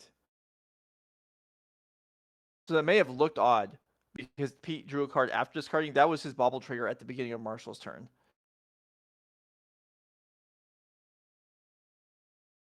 We got another Narset found here as well, so we're gonna start chaining Narsets. Okay. Yep, here's another Narset. So in chat, referring to the fact that there's been 3 Days Undoing, so that should be all of them. I agree with you that in lists I've seen, there are 3 copies of Days Undoing. Marshall is playing 4, so he still has another one. Another one. Here's another Planeswalker as well. Looks like Teferi is going to bounce the Urza Saga from Pete here. Going to stymie that anything Pete's got going.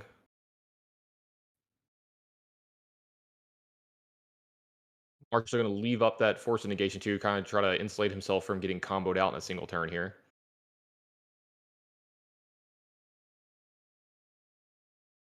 Expressive Iteration, do you want to use that Force of Negation? It looks like Marshall does. Here's the Urza Saga yet again. Yeah, there's not many card drawing spells in Pete's deck that actually function through Narset, but Iteration is one, so. Yet another reason why that card is busted. Yeah. This has been quite an entertaining game. A lot has happened, obviously. And the tides have kind of gone back and forth a little bit. I don't know that Pete ever seemed like he was dramatically ahead, but when there was 2 shredders, I thought, he had a decent chance. And now it looks a little rough. And there we go. There's number 4. Okay, and this is going to be the hammer blow, as this is during Pete's turn. He's already drawn a card for the turn, and now is going to be on empty. And Yeah, Marshall thanks to will get Fairy 7 letting more. this be cast at instant speed. Wow, Marshall's really giving him the business this game. This is all 4 Days Undoing. Yep, Graveyard's going to get reset as well. There is still a bobble that I guess can draw something on. Well, once again, Pete can't trigger the bobble during end step because there is no end step. Because this Days Undoing ends the turn. So if George hasn't untapped, or I mean Marshall hasn't untapped yet. Yeah. So this okay, he's just maybe realized it. This was a mistake. Yeah. That bobble cannot activate there. It only ends the turn if it's your turn. So the Oh, bubble is that right? can I think that's why Days Undoing goes to the yard as well. So I think they're going to clean this up. Okay. Yeah, we're going to let the judges figure this one out because I'm not even going to speculate on how this works.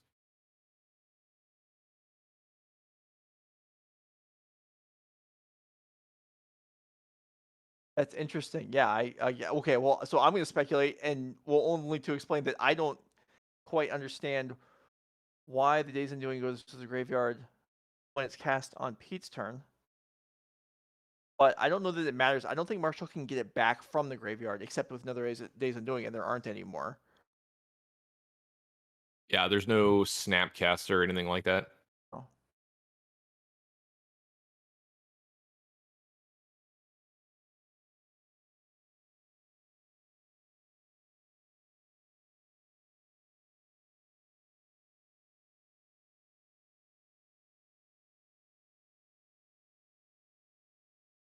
Because Let me there's see. another turn. Okay, yeah, all Yeah. right, I got it. So it looks like everything's fixed. So Kyrie Sanitarium's going to go off. Okay. Beat's going to be able to do some stuff here, make a construct, get something out of his deck here. I mean, a 3/3 attacker would kill either Planeswalker here. That is significant, although I would have to think Marshall has something to say about that.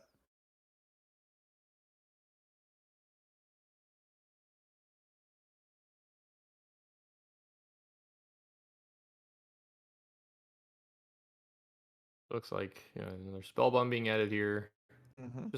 Just an artifact that can draw a card possibly at some point in time. I know we've got Narset going here, but maybe can refill some stuff if somehow there's a blocker involved. Here comes a Dress Down. That is very unfortunate for Pete.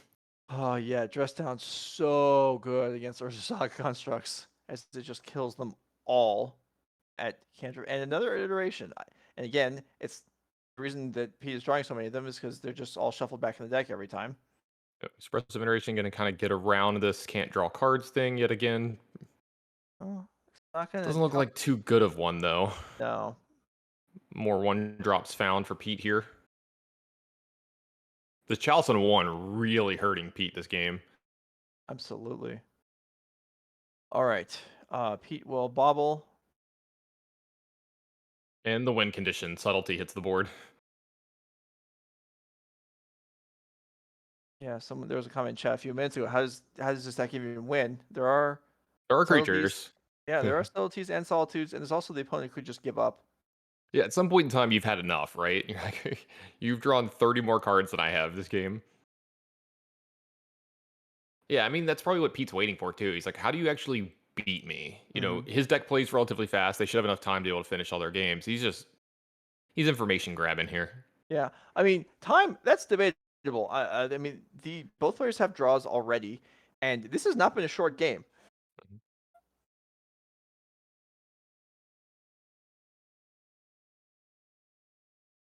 Maybe Pete believes he can still just combo through here. Underworld Breach found here. Yeah, but it doesn't look like this is a good turn to do a value breach. And Holy Heat gets pitched. Value Sanitarium. Yeah, second subtlety here. Pete at 8. That's pretty much most of his life total here.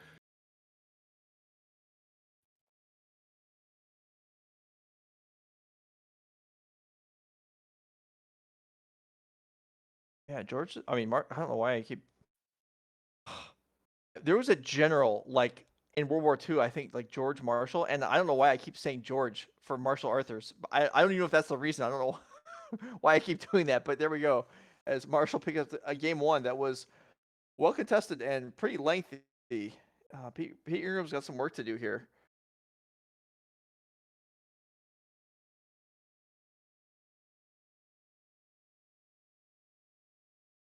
We see the players looking through the sideboards. Marshall Arthur's deck, I mean, we know it's got a lot of hate for not so much graveyard hate. It has living end hate, but not graveyard hate. Yeah, there's some mystical disputes in the sideboard, along with the the marches and let's say Hollowed Moonlight, Supreme Verdict, Chalice of the Void, and Shark Typhoons is what we saw earlier. Any of those standing out to you in this matchup? Shark Typhoon's interesting. I mean, just as an answer to the attacking creatures from Pete, I mean, that's possible. Dispute is great, obviously. I mean, it's hard to imagine a blue mirror where Mystical Dispute doesn't come in immediately, even just to fight against your opponent's disputes, if nothing else. Even though it doesn't stop breach, or really maybe even the combo of it effectively. Is still good against Iteration, still against Shredder, and those are, key cards to Pete Ingram's normal path towards developing a game. Yeah, I mean, like all of his stuff works together, right? Like, there's no one card he has to have to win unless he's like pure comboing. And disrupting one piece of it can go a long way, making the game just stall out a little bit. And as you see, if the game goes a little bit long, Marshall kind of just starts to have his way. Narset can do a lot in these games. You cast a Days Undoing, you're super far ahead. I mean, that was kind of a dismantling in game one. Yeah. So something that strikes me is the reason why we don't see Days Undoing played as a normal fair card is because, at least in theory, if you cast Days Undoing and then pass the turn, your opponent gets to untap with their new hand first, and you fall behind. But we saw that happen 3 times that game, and Marshall was able to to hold it together until the 4th time when it was the landslide blow. But Yeah, that's a really good point. You saw that the board was manageable when he was doing it, right? Like it wasn't like a desperation Days Undoing. It was kind of a value Days Undoing where I just want 7 new cards. Your board is manageable from here. Plus, I always have the chance of drawing Subtlety or Solitude in there to stop some big play from you. And that's why Marshall's deck is built this way. He's fully leaning into exactly just that. And then being able to fact that, you see some of the builds of this where they have like 2 Days Undoing, maybe 3, and they're doing kind of like the safer Days Undoing. This one, he can just fully lean into it. There you see the weekend schedule that we've had. We're on Sunday right now, so we're in day 2 of the second modern 20K. There's also a 10K going on as well today, but this is the last big 20K that we've got this weekend. Ross Merriam taking home the trophy from number 1. We'll see who will be taking home the trophy from number 2. We're following a lot of big names here today. We've got Marshall for the first few rounds. We're getting Pete Ingram here as well. We've got Cedric on the backup match as well.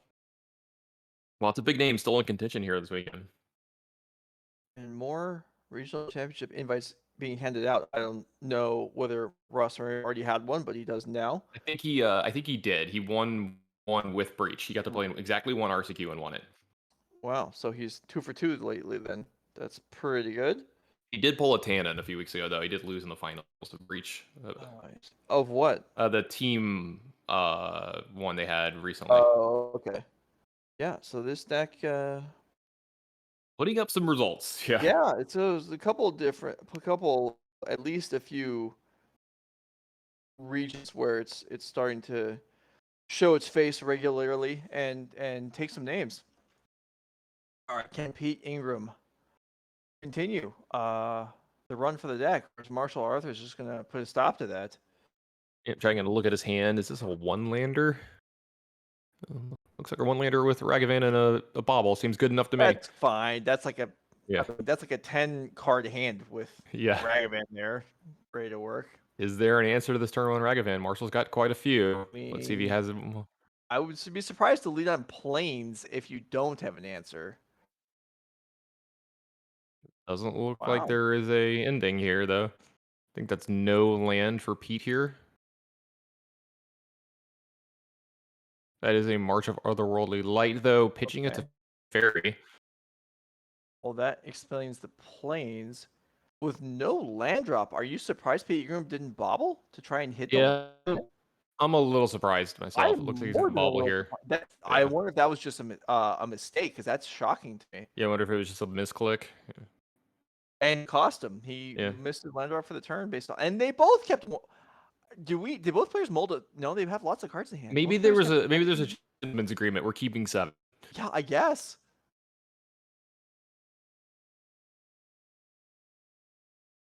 Yeah, someone's saying that like you shouldn't main phase that playing around Spell Pierce from Pete Ingram. He's playing around other Ragavans as well by doing it and timing it the way that Marshall did. So if like he just kills Ragavan in his main phase and then Pete untaps, plays a second land, plays another Ragavan, it's still not great for you. So this ensures that Ragavan doesn't hit you. What? Another March of Otherworldly Light here for Marshall. Into another Ledger Shredder from Pete here. It looks like Marshall finally drew a land, but this one comes into play tapped because there's no island in play. All right, Expressive Iteration might get things really moving for Pete here. 2 lands and a Ragavan. It's a good one. I'm kind of floored by the fact that both players kept 1 land hands. Yeah. I mean, more so on Pete's side, like I get it, but Marshall, I mean, I'm astonished. Yeah. Looks like we're gonna have a fetch here. It's gonna be able to play the Dragavan off the expressive generation and grow this ledger shredder. So Pete's completely out of it now. Mhm. He may have missed a land drop here. Doesn't look like it anymore. This looks like a normal kind of game from here on out now, I guess. And his deck is humming now. Yeah, I mean, he's ahead 3. I mean, he went first this game. He's got 3 land. Marshall has 2. I guess this is a normal game. You're right. Nothing to see here. Yeah, you'd walk up on this and be like, yeah, this looks normal. Do you look at the Yeah. graveyard and you're like, wait a Yeah, minute. actually, it's like turn 5, but Yeah. okay, so Marshall needing his 3rd land on the pretend turn 3, and well, Chalice is not bad. Yeah, we saw how And he's impactful got that the land. was. He's Yeah, got and the the third land. land there. Yeah, okay. Now there is a wear and tear in Pete's hand as well. So if he wants to get through this, he can and continue to go and do things this turn. I don't know if he even needs to though. We'll see. A couple of 2-drops left over his hand. I see a ledger shredder and a breach here.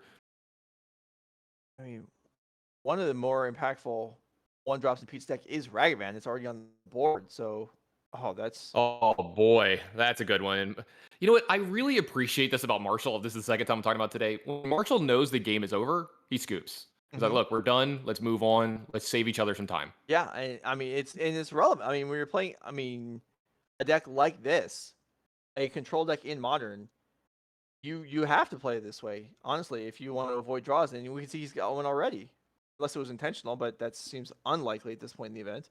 It might have just been really hungry yesterday. You know, he was That's true. 6-0 or whatever going to the last round. He's like, hey man, you want to go get a burger? Let's go get a burger. That would make sense. I mean, yeah, when I have I have no You're I right over there, Joe. Are you I have no okay? intelligible response to that. Joe, you look like you enjoy a cheeseburger. I Starved, enjoy a good man. cheeseburger. Come on. I was gonna say Starved. you're definitely hungry. I know.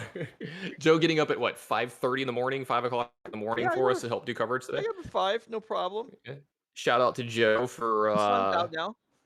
yeah. Which I was means about to say I was gonna say earlier. So for everybody at home, y'all can't see him, but I can see Joe's video. When we got on the call this morning, it was like really dark in his room. It looked like one of those like bad horror movies that they do with the hand cams, you know, where it's like real dark. You can kind of see people like shaded, and then now it's all bright and nice. I can see Joe's beautiful face. So as he yawns yet again, sorry, Joe. I know you're up. Anybody got a cup of coffee? Somebody look. Coffee's a Somebody vile DM liquid. I Joe. want no part of it.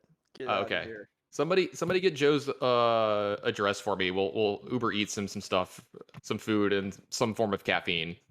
A mulligan for Marshall. Yeah, no Yeah. one-landers this time. Yeah. Didn't work out last time. It was on the draw last time, I understand. But yeah, this time, okay. Going first, and clearly, I mean, battled through a lengthy game, game 1. I wasn't able to put up so much of a fight in game 2. I guess those marches were just like solitudes where you're pitching and Yeah, I mean, you could take a look and see why, right? Mhm. Like he's on the draw, Yeah. right? He's got 2 quote unquote like free pitch spells that he can use. Plus, he had a chalice, I think, as well. And you saw how hard that chalice carried in game 1. yes, absolutely. So I mean, it's definitely one of those things where I mean, if he just draws, one land in the first 2 turns, like Yeah. he might look like a genius. Like his deck probably looks really good, Mhm. and it just gives him time. Like it gives him time to find the rest. So it's definitely very tempting. Pete did the same thing. Yeah. That's something you've got to do in Modern with these decks. You're playing lower land counts because your decks are more efficient now and have a lot of either cantrips or free pitch spells and things like that. So turn 1 Ragavan from Pete here. Marshall's going to go ahead and search up a Triome. Yeah, no reason not to. Yeah, you got the And then time. Yeah, right. And you don't want to draw it later. You have a tap land drawn on turn 3 or exactly. something. Yeah, you got prismatic endings in your deck too. Mhm. Might randomly want to hit a 3-drop here. You don't know what Pete's got in his deck. But right now, we really want to hit a 1-drop. We don't want to get tagged by Ragavan for no Mhm. reason. Then, okay, there it goes. Well, Marshall, this game is up to the bill of killing Ragavan, and that's going to be a Seagate Restoration played as a land here this game. We got to see that cast it. Wasn't it instant speed in the first round today? Yes. That was awesome. It was. Yeah. Yeah, 7 mana draw 4, not busted, but when it's a land, it's pretty good. Yeah, when you get to play it early and late, those cards are. I love the modal cards. They're so cool. So do I love I. charms and stuff. I absolutely Yeah. love choices on my cards. Yeah, I think it Oh, improved the limited formats a lot. Yeah. Emery coming in, milling 4 cards. Looked like a whiff until the last one was a Mox Amber, I believe. So at least something plus the bauble going on for Pete here. So Danger Sign's got to be going off a little bit for Marshall here. I can see that there is a grinding station in Pete's hand. We've got an Emery. We've got some pieces here. I wonder Okay. if Pete's gonna try to go for this here into all this open mana. We'll see. He's gonna take a look at what's on top of Marshall's deck. Well, interestingly, Is this an okay, uh, is this an end step dress down? yeah, That's cool. That'll shut down Emery for the Emery. turn? Yeah. Yeah, yeah. I was gonna say if Marshall tapped out for a Planeswalker there, I'm not sure that either Planeswalker disrupts Pete's ability to win with the combo. Yeah. Instead, he's just got to take a little bit of the turn off to play an Expressive Iteration here. It's a good consolation prize. Yeah. Another Ragavan found here as well. Another Emery and what looks like a Scalding Tarn. So, I was going to say, yeah, I expect this to be just an easy Ragavan here. Could be more, I guess. Emery. Oh no, I'm sorry. Emery can't. Emery can attack for 1. So yeah, it probably can't be more then. Yeah, gotta get that little cheeky one in, you know. Might matter if you do the beatdown plan. Looks like no attack from Emery here. No what? No attack. I don't think we're casting artifacts on our opponent's turn.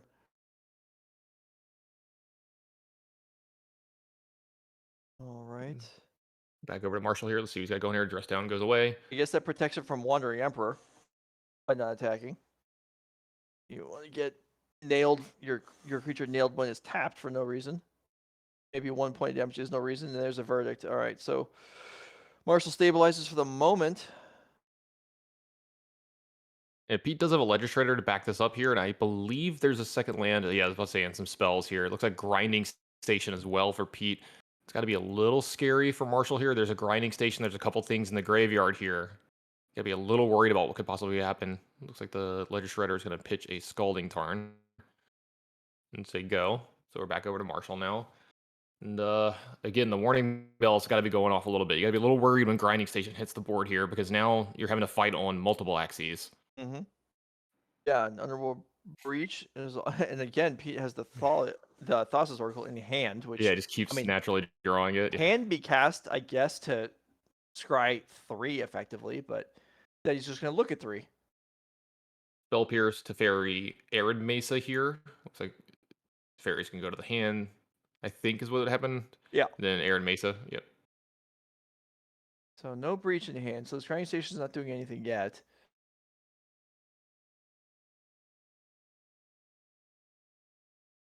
So no second spell here before attacking with the bird. And then this is something from Marshall, which we can't see. It might be a Shark Typhoon. Okay, yeah, there were 4 Shark Typhoons in Marshall's sideboard. It does look like that is a shark. It's not a big one, so is this technically a baby shark? Or is 3/3? I don't know. It's like a adolescent shark. Good call. Well, it's going to get wiped out, which, I mean, a sea creature being burned up, I guess if it's a flying sea creature, doesn't have the ocean to protect itself. So, all right. Yeah. Looks like that Thassa's Oracle has been pitched to connive here, so the Shredder's going to come in for an extra 2. Do. Pete with not very many cards in hand, which I guess is where you want to be at when your opponent's playing Days Undoing anyway. If they're going to cast that, you may as well be able to get a full reload out of it. If you're not going to get to keep them anyway, might as well throw them all out, right? It's like the old adage when you played against the Thoughtseize decks, you're like, I'm not mulliganing anyway. They're going to rip my hand apart, so I might as well just keep all my 7s. Yeah. So Urza Saga is going to go ahead and find a card here. Let's see what he's going to get. Looks like it's going to possibly, just be another bauble here. Double check just to make sure. Yeah, that's nice. That's not obviously super impactful, but a free card is a free card.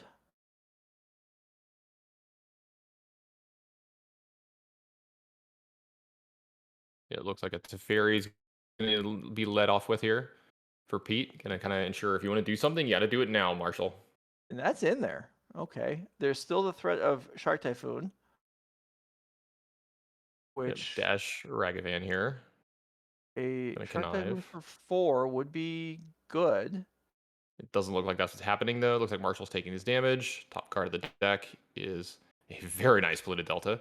You get to keep that one, right? Is that how it works? That's mine now. I don't know. I don't know the rules on foils. Regular cards, I don't think, but maybe a foils changes things. Any anti-players in the chat? They have to be older than me if there were. I played for anti. I remember playing games for Auntie back in the day. All right, Marshall, Teferi's in play. If you got something to do, now's the time. Team BCW definitely representing here as well. Jim Davis in the chat. How's it going, Jim? Did a great job in the commentary booth as well yesterday. We're just trying to live up to the example that you set, Jim, yesterday.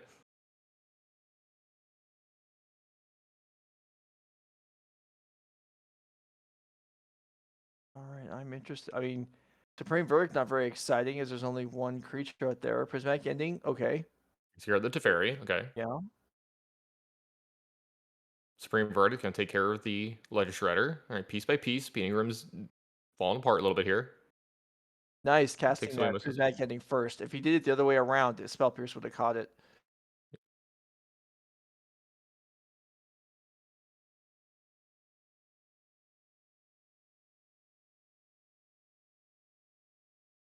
Lady of the Crease in the chat as well. You did a little better than Jim did, but we're not gonna be too mean to Jim. Us old guys got to stick together. Pete doing Marshall a favor and continuing to hit lands with Ragavan. Marshall getting down to 9 here, though. I mean, that is a life. Yeah. I mean, his life total is starting to get in jeopardy a little bit. Another Ragavan added for Pete here. Yeah, and the hand sizes have What is this? reversed. This is that going to be another Shark Typhoon? has to be for 8 mana. That's big time. Yeah, this is 6/6 Shark. This is Still, I guess, gets picked off by Unholy Heat. a fully grown Shark. Yeah. That one eats the Ragavan, though it also gets hit by a Prismatic Ending. Second Ragavan at the ready for Pete here. Marshall almost playing off the top. 2 cards here. It's a Daddy Shark. There we go. I like that one. Daddy Shark. Do, do, do, do, do, do. Sorry for everybody at home that's going to be stuck in your heads for the rest of the day. It's stuck in mine, so you've got to suffer with me.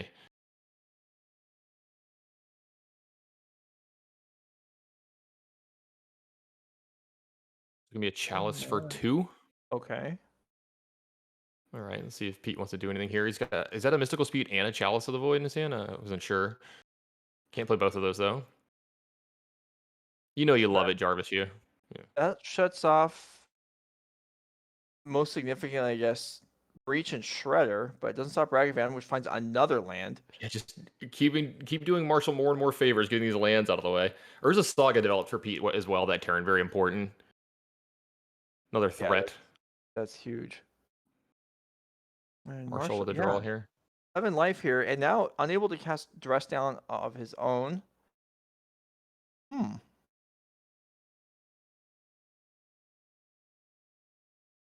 Marshall just needing, some big source of advantage here, and it's not there. Wow, losing Solitude, that matters. That's a big miss for Pete here. He can actually cast this pretty easily. He's got 4 treasures on his side of the board, so if he wants to do that, he can. Let's see if he wants to. Looks like he's not going to. I think making a Construct at the end of turn here is just way better because it's going to be a lethal threat that he can do at kind of instant speed here at the end of Marshall's turn. Looks like that's Another going to happen. island for Marshall. This Yeah, is one of needed the that bigger Solitude. Constructs I've seen in a while. That's a Corey Battlemeister. That's not a Construct. That should be on 3, but I think he's going ahead and resolving that correctly. Yeah, there we go. It looked like he tried to change the dice and immediately put it back to 2. Just flipped it around, did a complete 360. So how big is this? This is a 6 right now? 7, right? 8, right? 4, 5, 6, 7. Yeah, there's 8 Oh, 'cause artifacts there's in play. 2. Yeah, you're right. Yeah. You're right. This is huge. And 9. 9. Okay. Add a Ragavan for good measure. I think there's a counter spell sort of in Pete's hand, but they're all soft counters. Well, the speed interaction that Marshall has is, I guess there are the Incarnations and there's Shark Typhoons. He's going to need something. He's going to Mystical Dispute All the right. Ragavan. Pete with 4 treasures here. Now, this would, if he uses any of it, would shrink the Construct. It doesn't, as long as it's a 3/3, it's still enough, and there's that many permanent artifacts on the board, so that doesn't really matter. It's almost hard to think how this even, whether it's Ragavan resolving or not, is relevant. I guess if there's a Shark Typhoon, it chump block the token, then Ragavan at least connecting can matter. But all right. The last card is that another Shark Typhoon? I don't I know. think it is.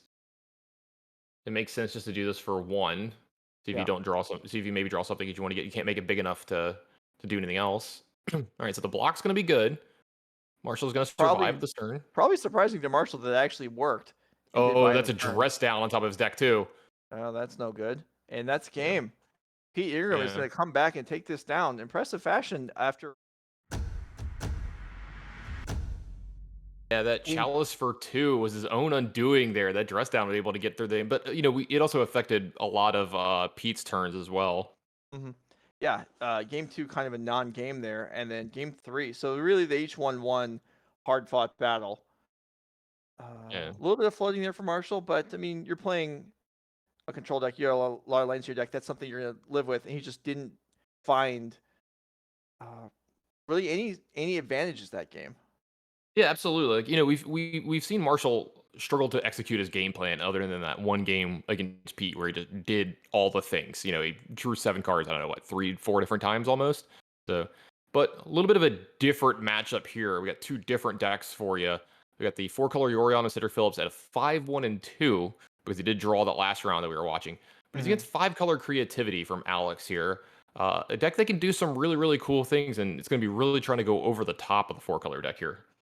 Right. So these creativity decks, there's a few options on what we're being creative to get. I mean, I've seen Primeval Titans, I've seen Archons. In Pioneer, we've seen Torrential Gear Hey, Hulks. Gear Host is another option. Yeah, we've also seen Xenagos plus World Spine Worm. So we'll see what Alex has here. And Cedric Phillips playing the 4-color Yorion deck, and these players just piling up draws, which is an issue with maybe the issue with the modern format right now is that there are a lot of decks that are slow. The And World we end up Spine version of this, it feels like such a commander thing to me. I love it. Yeah, I feel like one of my friends tried playing it and I kind of watched over their shoulder during a league online and I was like, this deck is so bad. But yeah, I guess if you actually know what you're doing, it works a little better. Funny that. Surely how Magic works. Yeah. Yeah. That's the way it should work, right? Yeah.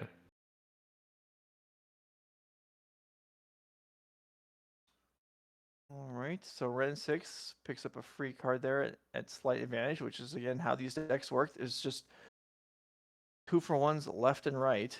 And you And it's just gonna live with meet. Sorry, good. I was gonna say you just live with it because you know you're gonna 2-for-1 in the back in the next 10 seconds. Yeah, absolutely. It looks like it is gonna meet a prismatic ending, and that's a traverse the Uvenwald.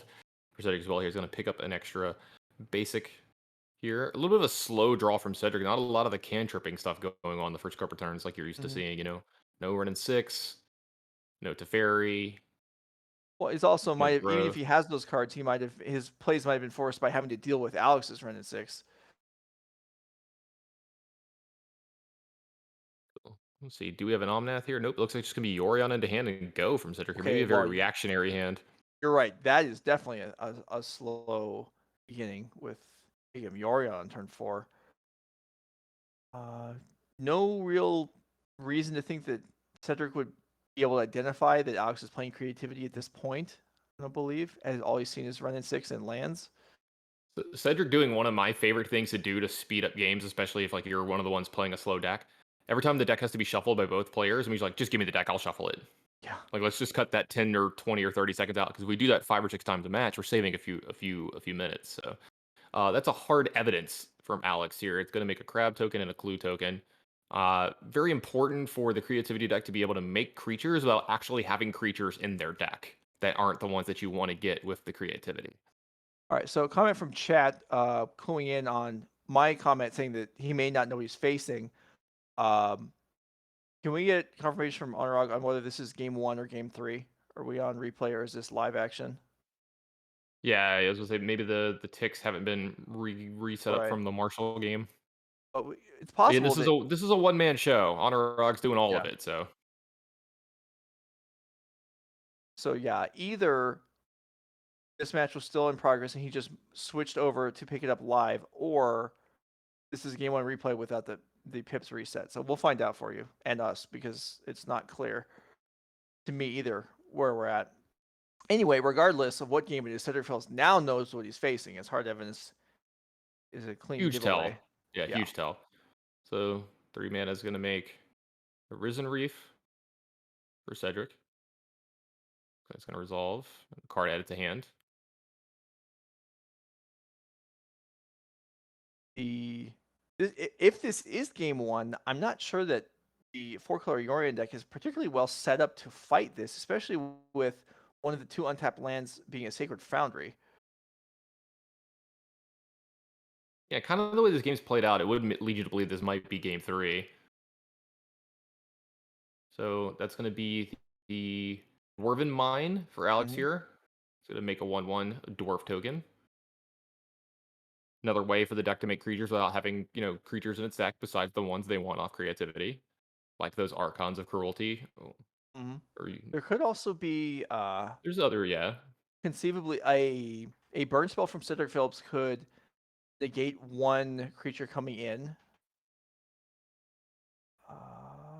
A rest down would wipe out come into play effects.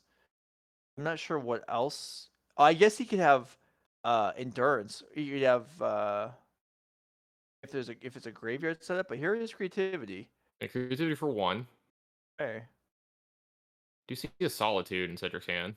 1 is vulnerable. So this is definitely game 3. I think I see a Veil of Summer in Cedric's hand. Okay. Oh, there's a creature. Yep. So 1 extra card here. If the deck's gonna get shuffled, just shuffle it. Yeah. Easy enough fix there. The deck's still random. Just randomize it. Yeah. That's gonna be. Is that Sarah's Emissary? Okay.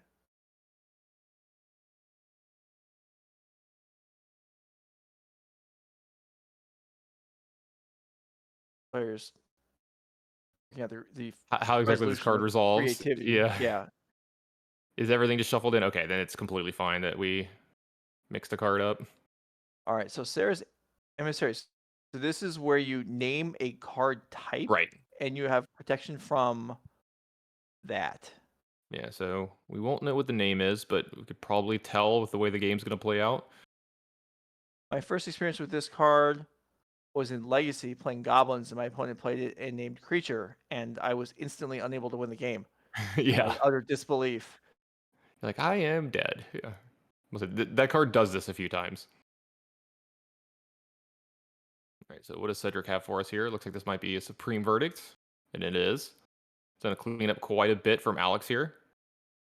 That's a big win for Cedric here. It takes away, one of his targets for creativities, but it also takes away some of the fodder as well. 2 of the Dwarven Mines are gone. I'm reading Oath of Nissa here. So if you're, I see, that's why. Spell Pierce, yeah. Yeah, Spell Pierce takes that out. Why not? Yeah, cash it in while you can. Yeah, Spell Pierce not great against these 4-color decks after the first few turns. If you can nab an early one, though, if you can nab like an early Abundant Growth or an N6, though, it can be game breaking. So definitely one of those cards, high risk, high reward in this matchup. Here's another Risen Reef for Cedric. Let's see. It finds a tapped Misty Rainforest. One of the ones you don't see too often. Urborg check. Don't see one. Speaking of N6, it's going to go ahead and ping down the Risen Reef. These players love the nice large die. They're easily read for the people at home, don't they? Yeah, absolutely. So we'll try to keep track of that. That die is on 2. Cedric's going to crack that Misty, go down to 15.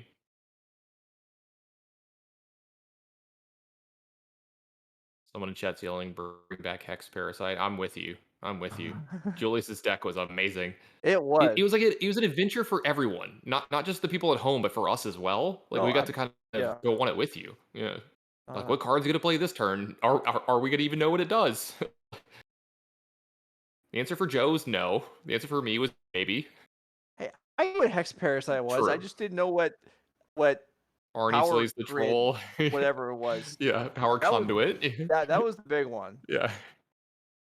All right, opposing Ren 6, and then also to Fairy for Cedric Phillips. So this, if we moved over live, which does appear to be what we did, then the clock conceivably could be an issue here eventually also, as that first match we watched this round wasn't short.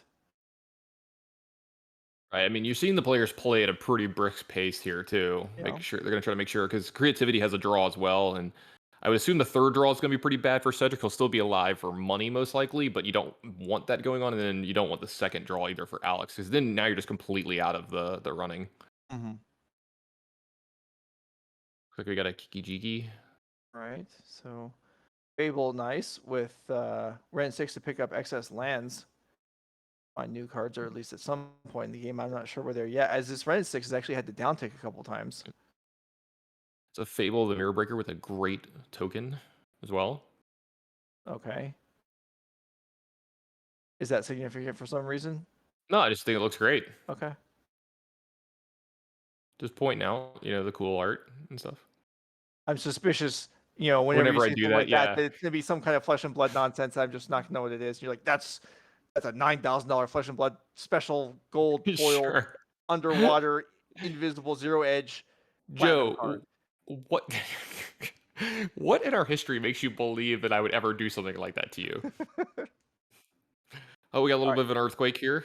Traverse All right, looks like for yeah. Emrakul here. Nice for Cedric Phillips. What is that? 4 types?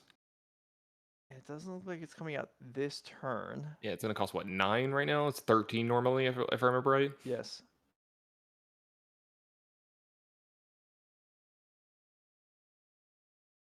Looks like the token's gonna get bounced by Cedric. Draw a fresh card here.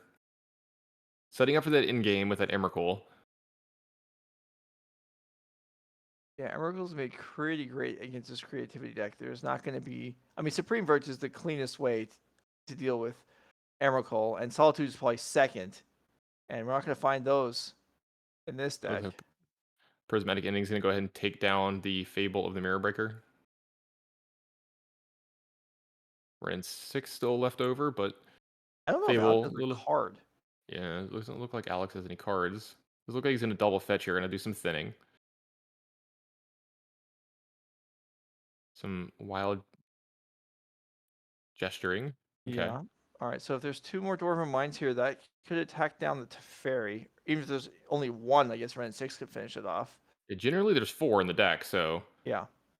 I mean, I've seen lists of 4 before. Let's see. Nope, it doesn't look like there's gonna be. Yeah, it looks like there's gonna be just 1. You could use the Ren and 6 here to ping it down as well. Maybe he didn't want to use all of his Dwarven Mines here as well. Angry I suppose hand that's noises. possible. Yeah.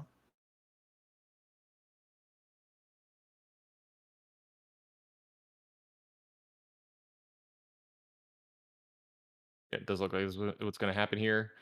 This Ren and 6 doing a lot of down ticking this game. Yes, it certainly has been. So if Cedric Phillips is able to get Emrakul into play here, Well, what that's is another card Alex- type too, by the way. That's important. Yeah, that's true. That's 5 in there. Yeah, this is 12. If he has a land here, this is 13, I yeah. think. Well, in my experience, these 4-color decks have lands 100% of the time. Whenever they miss a land, it's always weird. Okay, it doesn't look like that's what's happening this turn. Well, if it's it's Omnath. So Omnath plus a fetch is also going to do it.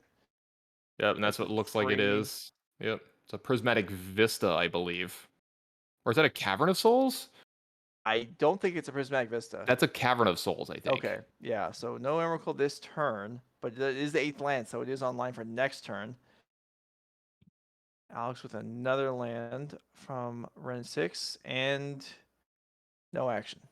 It looks like a pass, and this is going to be an Emrakul, most likely. Yeah. Let's see what else Cedric wants to do this turn. He's got a lot of things to do if he wants to do other stuff as well. Yep, all right. Here she is, Emrakul. Looks like we got an attack at the Ren and 6. Block from the Dwarf token. Yeah, time is probably very close to being a factor here. As Cedric Phillips' insistent play here, trying to get this in. I'm gonna go ahead and fetch out some lands here as well. Make sure the Cedric can't just fail to find here Right. with Yeah, the you may fetch as well lands. fetch. And then here is the lightning bolt is drawn. All right, so again, yeah, can Ren 6 target yourself? So Ren and 6 ping yourself, bolt your Ren and 6. Yep. So, or did he bolt himself and then fetch? Yeah. Okay, he might have done all this. Just do a bunch of. Okay, there we go. Yeah. He did bolt the Ren and 6. It looks like he's gonna go down to 8. Nothing with the fetch, and then back over to Alex's actual turn. And can you stop a 13-13? Doesn't look like it, and Cedric is going to move up to 6-1-2. Yeah. 3-1. A lot of work to do yet to try and make prizes. I believe there are 3 Swiss rounds left. So, yeah, players moving into late in the day here, trying to secure their positions, trying to make top 12. That's important. You mentioned earlier, the cut is to 12, not to 8. Yeah, it looks like we're And going to be bringing you all of those rounds today, as far as I know as well. I think Joe and I will be with you. I think we're doing the first 5 rounds, Joe, and then the rest will be brought by the later crew as well. And they're going to be getting you through those elimination rounds and crown another champion, just like Ross Merriam did yesterday with that awesome breach deck that we've been watching Pete play as well. But until then, we'll have to see how everyone else does. We're going to take a small break, I believe, and then we'll come back with the next round when that one's ready.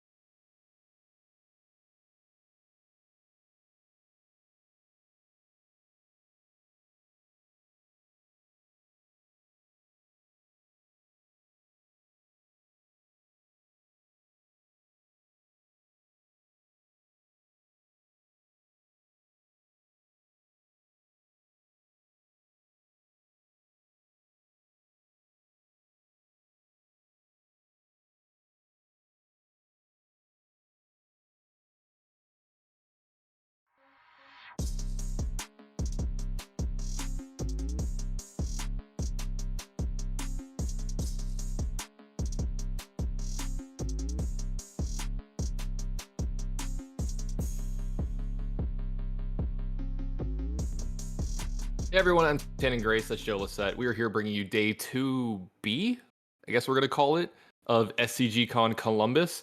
One of the 20Ks is in the books. Ross Merriam took that down with that awesome Jeskai breach deck that we've been seeing a little bit in the hands of Pete today.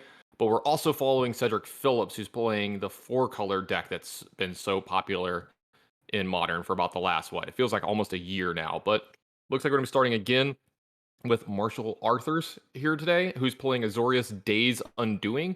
And we don't know what his opponent Michael's playing just yet. And are they picking their decks up? Looks like they got a deck check. So we'll figure this one out. Let Honorog figure out what's going on. Until then, we will. Oh, look, so we're just gonna like the power of technology, Joe. We This can is just why we have a move on backup over. match. Yep. Uh, so yeah, it's random deck checks happen, or maybe Star City is just kind of screwing with Honorog for fun, which I would Yeah. support that. Mm-hmm. But okay, Cedric Phillips versus Aaron Schwartz. It looks Schwartz, like. at 6-3. And may the Schwartz be with you. Yeah. All you Mel Brooks fans out there. So Cedric Phillips is actually 1 point ahead of Aaron Schwartz in the standings. 6-1-2, being worth 19 points, and 6-3 at 18. Yeah. And if Is it Cedric wins out here, I think he could still make the elimination rounds, right? At X1 and 2. I think that would probably I be good enough, I would assume. That seems certainly possible. I don't even. I'm not. I mean, this is a 12-round It's event. hard to That's speculate. Yeah. Yeah. I mean, I haven't played in many 12-round events, so I don't really Like know. the top I 12, mean, I right? guess You hold know, like on. I can try and bring up the standings here and Mhm. see Yeah. Yeah. where the Okay, we're being players are told at it's right very now. likely that he would make it, and it does look like Cedric has one of those great turn one starts where it's going to be a land into an abundant growth to draw a card, make all the mana that they need, and it's going to be playing against Izzet Murktide here, a deck that's kind of fallen out of favor a little bit in Modern lately. Maybe. It's certainly I agree. It's not the dominant force it was, but that's probably okay. But it's certainly still one of the main decks of the format. I don't think anyone would be establish a top like 3 or 4 decks in the format without including it. But I do feel like it's at a disadvantage here against the 4-color decks. Yeah, all the green cantrips here from Cedric. Oath of Nissa as well added. Right. Aaron Schwartz goes and develops the mana, goes and gets the Deem Vince as well here. So Looking to just have a big turn two since there's no turn one here. consulting the standings, Cedric Phillips is currently in 15th. So with a few rounds to go, yeah, I agree that it's likely that if he wins out, then we would see him in the elimination rounds. And Marshall Arthurs, our other featured player, is in 16th. Nice. So it Both does of look them, like this is unusual. Our 2 featured players are each the only player with their match point total. that's amazing. Yeah. Lots of draws for these players in this tournament. Aaron Schwartz with a big turn two, like we were talking about. That's a Letter Shredder into a bobble as well to make sure the Letter Shredder gets grown. And with the Connive, a Consider is pitched as well. So this will, survive Bolt if Cedric still had Bolts left over. Mm-hmm. And an extra card here drawn as well. Pitching Consider is interesting. That's obviously not a a trash card. So Aaron's hand probably fairly good. Yeah, it's the one thing about Connive, right? It's like you kind of want to loot like you did back in the day where you like pitch my extra lands, keep my Mhm. spells, keep going. But like this one incentivizes you to pitch your extra spells as well. Yeah. That's why I like it so much in the Izzet Breach deck, is the fact that there's a lot of cards you actually want in your graveyard, or they're just good in your graveyard. Also, Delirium is a thing as well. So, Mhm. because we can't see the fourth card that got pitched there, I'm not sure what it is, but I already have 3 different card types as well. Plus, you want instants and sorceries in your deck as well for the namesake card Murktide. Right. So yeah, I think the other card there is just the bobble that was just played this turn. So this can be another Yeah. connive, or not actually. So I guess maybe the only spell for the turn was the bobble. Yeah, I'd expect to see a go from Aaron here, unless he is pitching a card that doesn't matter, and maybe he wants to see if Solitude happens. That could be a Uh, thing. He could have a it's counterspell for possible. Solitude. Yeah. Yeah. All right, draw for the bobble here. Cedric down to 16. This No, game's pacing out at a way that Cedric kind of likes, though. I would imagine that is true. Yeah. I mean, only one threat on the board. These 4-color decks are better at dealing with one creature 3 times in a row than 3 creatures at once. Although we have seen ephemerates a few times from Cedric, so that's not necessarily true. And Risen Reef actually gets to attack. Also, I would say Cedric's hand's lined up to be able to deal with these threats, right? Like he's got a Unholy Heat in his hand, so if he gets, a third and fourth type in his yard to be able to kill this Ledger Shredder, and then that Solitude, generally you want to try to save those for the Murktide. It's a little harder to kill those sometimes, especially if there's enough instants and sorceries to keep them above a 6/6. Right. All right. So here is a post-combat iteration for Aaron. Aaron just content on just having this Ledger Shredder attack for 2 every turn, playing a long game. Gonna force I Cedric mean, into playing some of these things. that's fine, but when we get to the later points of the game, the elementals in Cedric Phillips' deck are going to trump almost anything Aaron can do. This is what we see over and over again. Omnath comes down, gets some triggers, and all the work that has been done across the board is just kind of negated. So we'll see. I mean, Aaron maybe is holding up counter spells. I mean, he's got to have something. It's Yeah, it could clearly be not counter really spells, difficult could be creatures. Yeah. charms, lots Mhm. lots of stuff here. Yeah. Just playing a safe game, not, I don't hate it. I'm used to playing these blue-red decks like this. You put one thread into play, you interact with your opponent a little bit, you juke and you jive, and you figure it out from there. So, Aaron playing the kind of game that I like to play.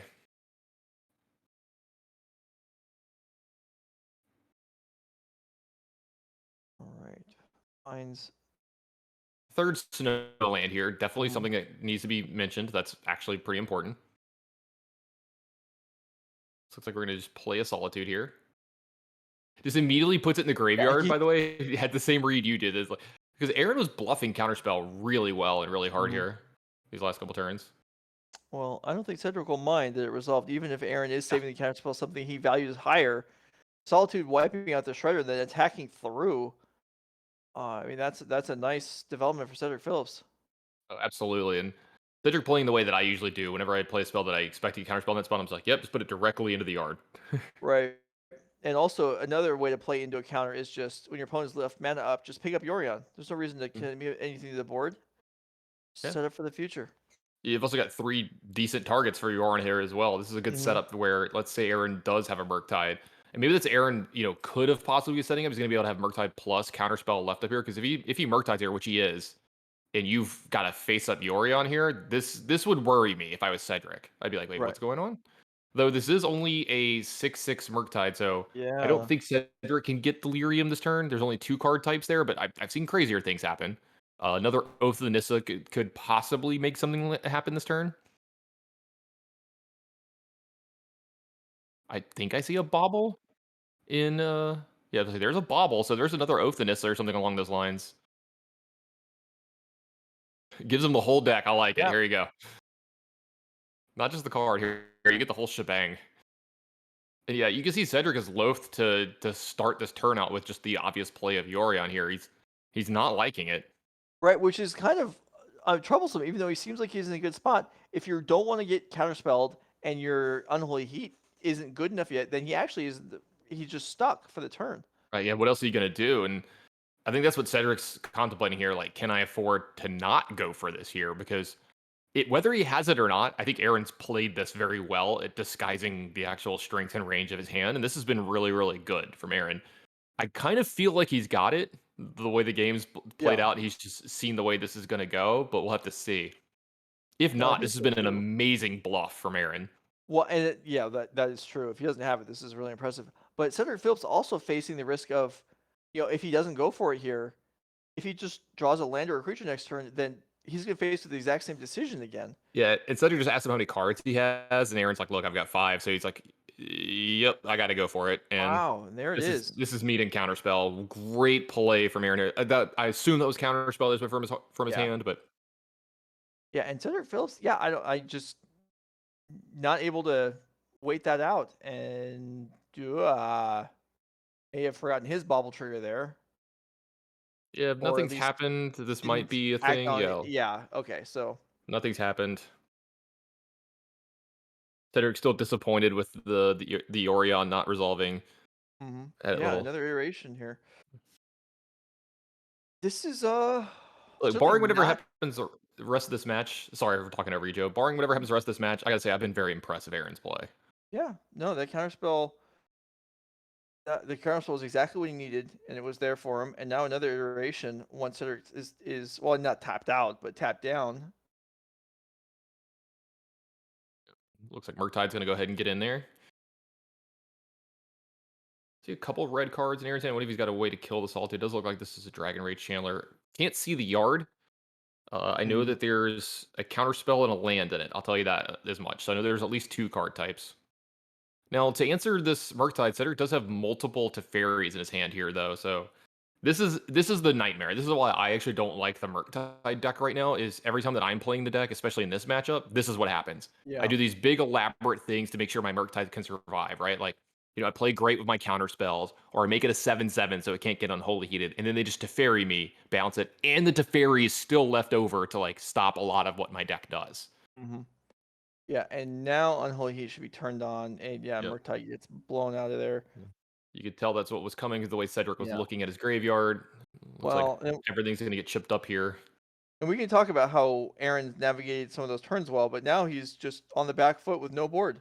Yeah, this is the problem with the deck, right? Like I think Aaron has navigated this game very, very well, and it just doesn't matter.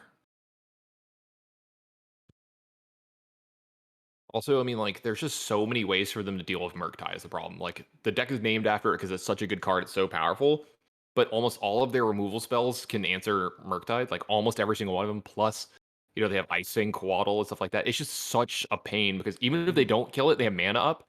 You see Cedric with the three snow basics. Like, do you attack into him? Like, I guess you shrug and do it. In the meantime, this Solitude has already gotten in and looks primed to attack again, and that's just, I mean, there it goes. And what is Aaron going to do? Eat 3 more damage. I mean, gaining life. There's so much life gain. Just on top of all the advantages the 4-color decks have in the matchup, the incidental life gain.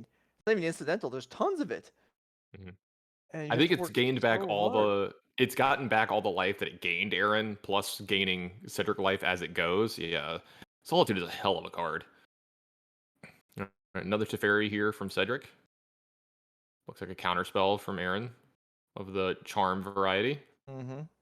But like, is Cedric even mind about that? Nah, he He's kind of shrug. doing okay. I'm not sure how many cards are in his hand, but he's looking fine. He's Aaron's at 8. Okay, well, this can get Aaron back into this. Yeah. So lots of so the connive trigger happens. Here's expressive iteration. He's only got one card, but this could be a big turn from Aaron as well. Cedric's down to one card here. So like, let's say he finds a removal spell for the Solitude and possibly another threat, or a counter spell maybe to like hold back Cedric from a Yorion. Sorry, not a Yorion, an Omnath. This could be a really good spot. Speaking of threats, oh boy. All right. So Murktide, I think a Unholy Heat went to hand. So there's an answer for the Solitude now. At least there's an Ephemerate. All right, we got the attack for the Ledger Shredder. It's gonna attack for 2. Here comes a somewhat big Murktide. Let's see how big. Yeah, Aaron not Let's see doing if we us can any make a favors with the 7/7. graveyard placement. Yeah, it does look like this is going to be an 8/8 Murktide. Okay, and if that was an Eagle Eye spot from you, it does look like there is an Unholy Heat in the Yeah, hand. so Yeah, that no reason to fire it off just yet. no, Though. that protects from Ephemerate. You don't want to fire that off Yeah, in the dark. Okay. Risen I Reef. was Looks gonna like say that's a Teferi that's frightening, but yeah. Risen Reef, not so bad. We got a Bauble, trigger the Ledger Shredder.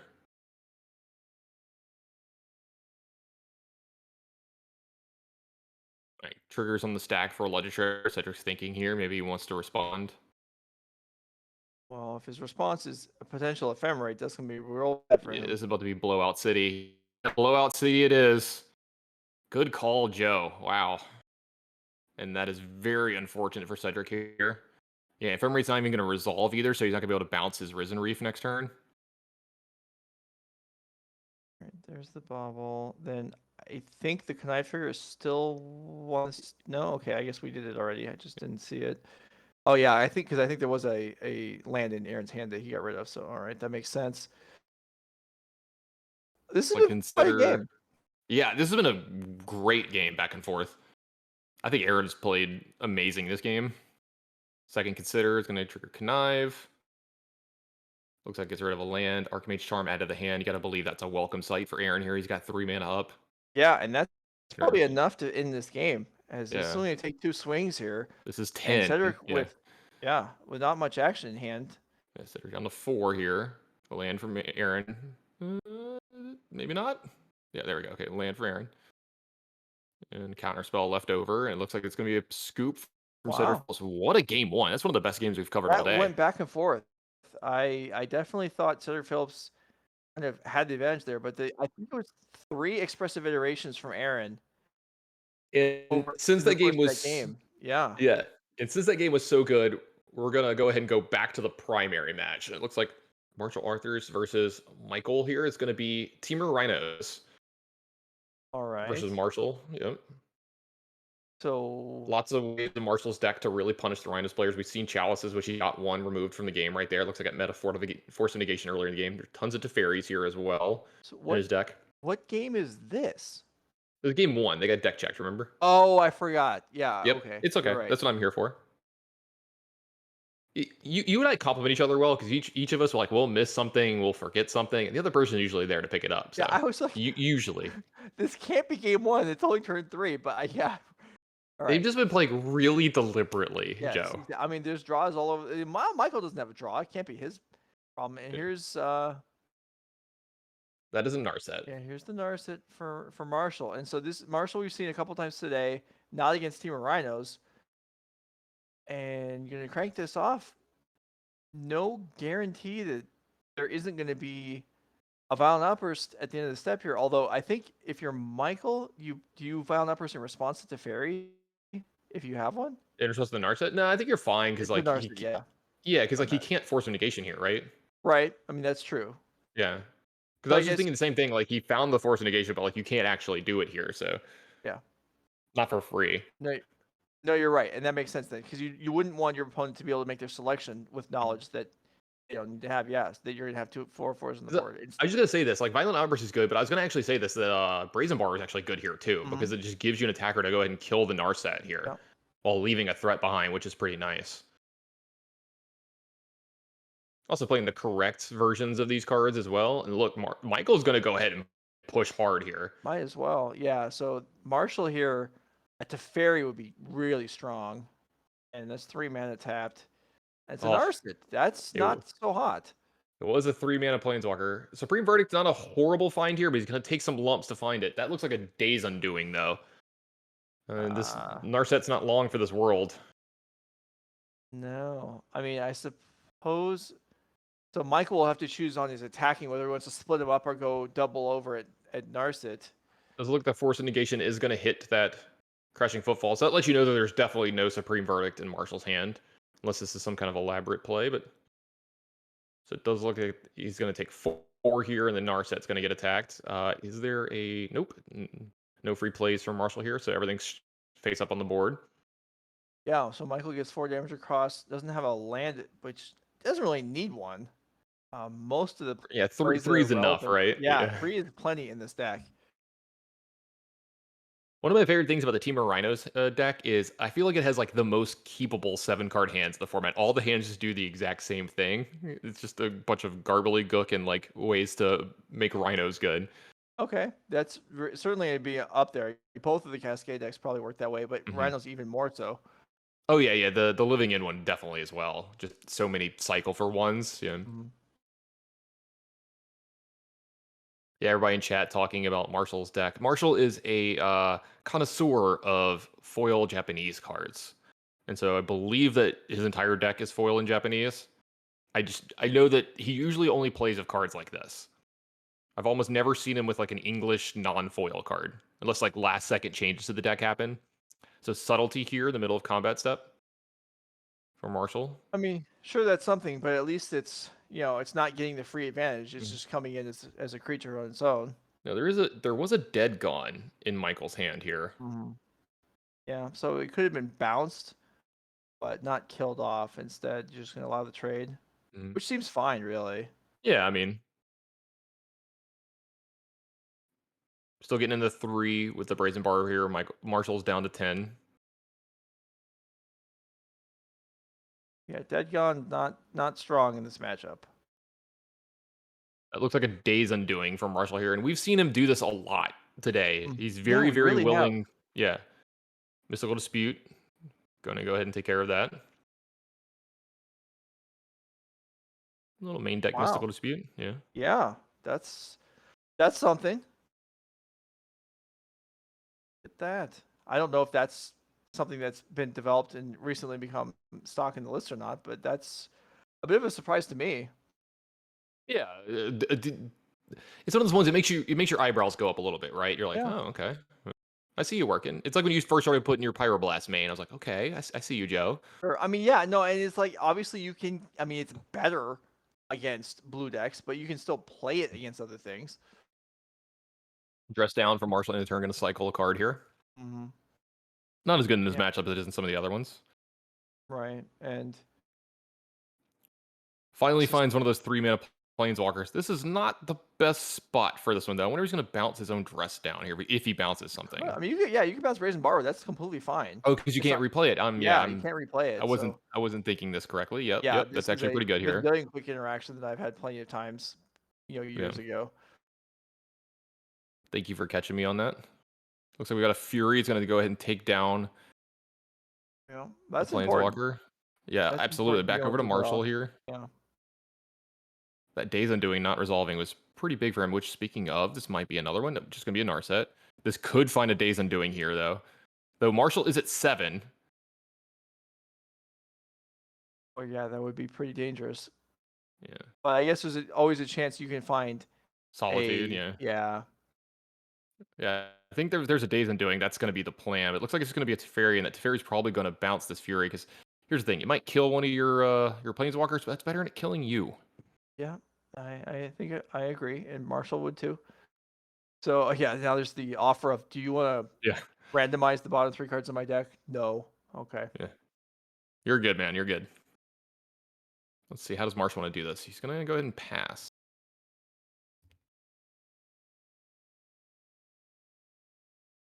Wondering if he's got an answer to this Fury already rolled up in his hand here. Well, maybe he's gonna make Michael choose. I don't know. I'd be, after having seen Mystical Dispute now, you have to be worried that your spells aren't going to resolve. Where does this Fury go? There is a fetch land on the board. Yeah, so if you attack Marshall and he gets through, you shut off the fetch land, which obviously is nice. It looks like we're going to get some Rhino's main phase here from a Shardless Agent. All right. The timing on this is nice because if Marshall has the verdict, then the Cascade Rhino, the suspended Crashing Rhinos, will then show Come up in right at after a that, convenient time. Yeah. There we go. There's a Crashing Footfalls. I definitely want to take a look here too. We've seen possibly a card. We've seen a little bit of Mystical Dispute in the main in like some of the Magic Online versions of this, but definitely want to see if there's something funky hiding out. Mm-hmm. All right, so shuffle it together. Goes to the bottom. Now a massive board presence, and I'm convinced Marshall doesn't have Supreme Verdict in his deck. He's just never had it when he needs it. yeah. Well, he's not playing all 4, right? Didn't we There are decide a that lot of earlier? Narsets though. Like they do help Yeah. define them. Yeah. So let's see, Marshall. Top of your deck needs to be kind to you here, most likely. You check the deck. Yeah, there's 2 Supreme Verdicts in the main.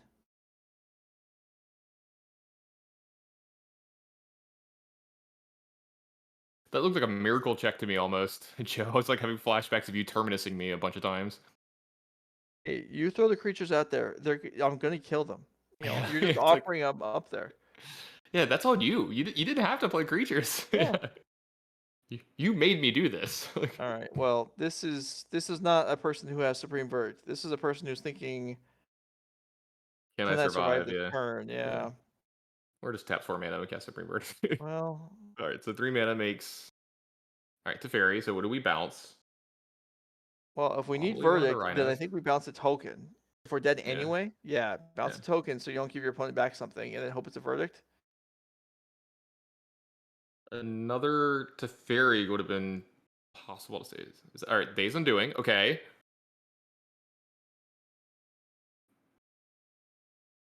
All right, so here we Yeah. go. Do the awkward thing. Okay, so a pitch cast ephemerate is not enough. There we go. Fix that. I was supposed to say fix that Days Undoing. That thing's RFG'd. Yeah. Mm-hmm.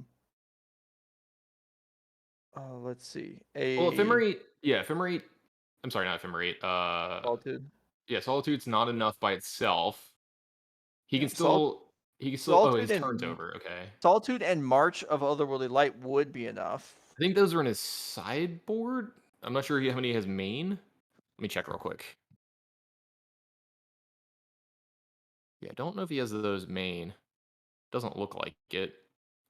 Otawara cost 3, not 2. I see a dress down, but that's not enough. Actually, And yep. Aurora actually costs 4. Well, But he has a. Does it count planeswalkers I for being think it's just cheaper? I think it's You just think it's legendary creatures? creatures. Yeah. Okay. Anyway, he clearly doesn't have enough, and that is going to end the game. Michael actually also drew a fire ice off of that isn't doing, so that would have had additional points of damage coming through. But all right, so Michael's gonna pick up game one. Probably a little worried in that spot, as Supreme Verdict obviously was gonna be bad, but yeah, Marshall doesn't have one. Or Charles never showed up either. There's 3 Chalice in the deck, but Marshall just did not have the tools that game. Yeah, I think he actually had a chalice early that met a force of negation from seeing the Oh, graveyards. But yeah, okay. I mean, it's going to be very important for him to have those here. Um, we talked about his sideboard quite a bit earlier. There's the 4 Mystical Disputes, the 2 March of Otherworldly Light, the 3 Hollowed Moonlights, another Supreme Verdict, another Chalice, and 4 Shark Typhoon. Lots of upgrades for this match. Do you think a lot of these are coming in? Yeah, I mean it's kind of the same as the other. Since it's not for the most part, it's not graveyard hate. Does Hallowed Moonlight affect token creatures? Let me look that one up yet again just to make sure. But I think I'm not 100%. Let's make sure. See if I can Because pull it I up. Let me think see if the overlay is working for this as well. Verdict is a winner, Chalice is a winner. Disputes It says until end of turn, if a maybe. creature Okay. would enter the battlefield and it wasn't cast, exile it Okay. instead. So Yeah. it So does answer. yeah. So then There we the 3 go. Moonlights, the Verdict, and the Chalice. That's 5 cards that seem great. Are you Uh, just doing too much at that point though? Are you worried about the fact that your deck was already pretty decent enough against rhinos to begin with all these chalices and stuff, but maybe you just want everything. The card does cycle. yeah. I mean I think you have to give some thought to whether you want anything else. But I think I would be hard pressed to imagine he doesn't bring in those 5. That's a good point. Those at the least, right? Yeah. Whether you want this missile dispute or not, I mean, there is your opponent. You can expect your opponent to have force negations, maybe Archmage's charms. You know they have disputes, whether you knew it or not going in. You know they have them now. But I'm still not convinced that Marshall wants his own. That may depend on how many cards he just has that he wants to bring out.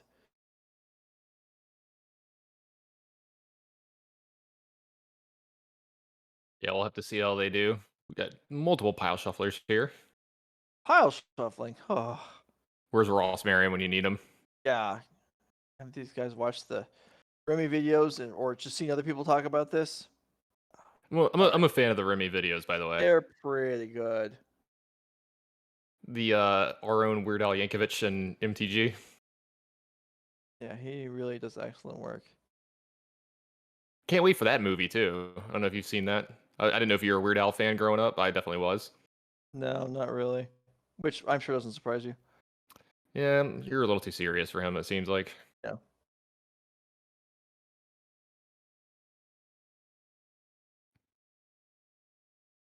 You know what movie is good though? What's that? Top Gun. I saw it for the fourth I time last week. I knew you were gonna say that. I Yeah. still haven't watched it yet. Oh, I need to go see it. I, I've got I probably wouldn't have seen it again, but yeah, I saw it opening weekend with Nerd Rage owner Norman Cohen, and then I went 3 other times, taking 3 different people to see it. Jeez. Because You're yeah, like the main reason that movie made so much money. It's like just you. I don't know about that. They did pretty well with it, Yeah. but yeah, that was. I mean, it was just a movie I've seen. I mean, I there's should other have movies saw it I've in gone to this year, theaters for sure, and right? yeah, Yeah. I saw it in the theater last week. Oh, Still out. It's still okay. top 5 in the box office. I need to go check this out. Yeah, but yeah, I know. I just haven't been. I mean, I've seen other things this year, but Mm. I wasn't impressed. But I did enjoy Interesting that one. mana-based opening from Michael here. Otawara, I see a Fire Islet as well in his hand, but he does have a Force of Negation, a card that could be very impactful in this matchup.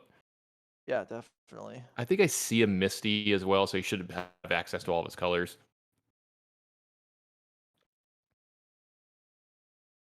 Yeah, and Auto Wire is kind of a big card for getting planeswalkers off the board, especially when you're stuck behind Teferi. I have no early plays from Michael here, but it's not too bad. It's not to be unexpected with his deck. His deck really starts humming at 3 mana. Mm-hmm.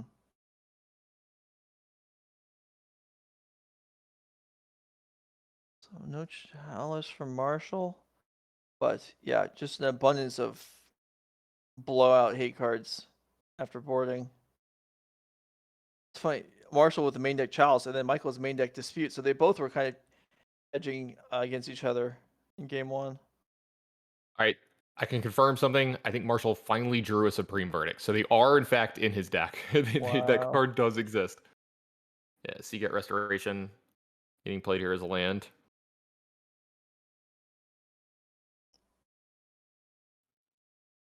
Borrower, He's- that's nice. I mean, Borrower was just it's just a nice way to get things going here early on. Yeah, it's something that Marshall has to respect, right? Like it is a creature that can attack. 3 is a lot, for 1 card per turn. Plus, it's really good at finishing off the planeswalkers from Marshall's deck as well. Like you can't just throw one out there and down tick it and be like, oh, it's safe. Right. Like you've always got this sitting around to possibly punish them. And you're not, ideally you're expecting not to have to deal with one creature at a time against a deck like this. So Yeah, generally you want your sweepers in against this deck because you're dealing with 2 at a time, like that. So putting just 1 out there can be quite annoying. Looks like we got a stomp targeting Marshall here, and that's just going to resolve.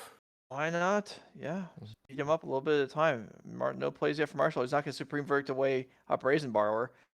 And okay, well that's a decent trade. I was going to say the Shark Typhoons. I don't know that they're all that likely to have come in. Oh, It looks like that's going to meet a mystical dispute, so the 3 damage is going to get through. Marshall down to 11. Not committing Bone Crusher to the board. Yeah, leaving up Force of Negation and some other stuff, it looks like. Possibly a Violent Outburst. So here we go. Here's a Teferi. This looks like another mystical dispute. Okay. This hand was great so far from Michael. Yeah, it looks like it. Depending on Michael's next turn, this could have been an interesting spot where if you're gonna, hold up mystical dispute, but yeah, you don't want to play into. I was like wondering if there was a chance that you're supposed to just Force of Negation there with 3 mana, and then leave up mystical dispute plus play Bone Crusher the next turn, but then that just plays into Supreme Verdict. I suppose that's true. And you don't have anything behind that. Even if that happens, well, yeah, I guess if you have nothing behind it. I mean, even if that were to happen, if you can follow up with a pair of 4/4s, then you're great. But yeah, just the beats commence here. Marshall down to 8. I think I see a Hollowed Moonlight in his hand too. Yeah, I mean, and seeing that Bone Crusher just still sitting in the Adventure Zone, Marshall's got to be thinking, well, Michael's got more interaction.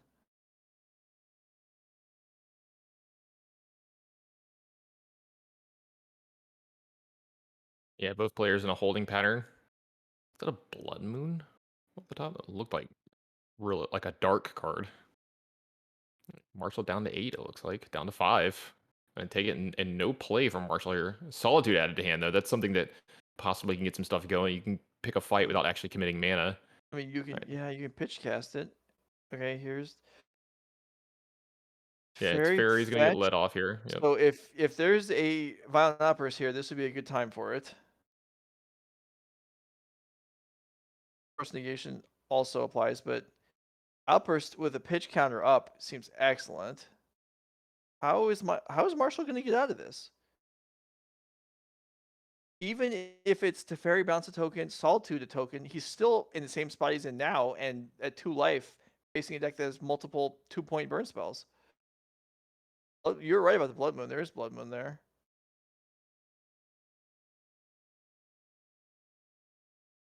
And if you're right about him drawing Blood Moon, and these interactions do happen, and then Michael untaps and plays Blood Moon with Brazen Barber still in play. I mean, I think there's just 1 Plains is the only basic for Marshall. So, All right, gonna take care of one of the rhinos there. It's good timing to play around those Moonlights. He probably doesn't even know exist.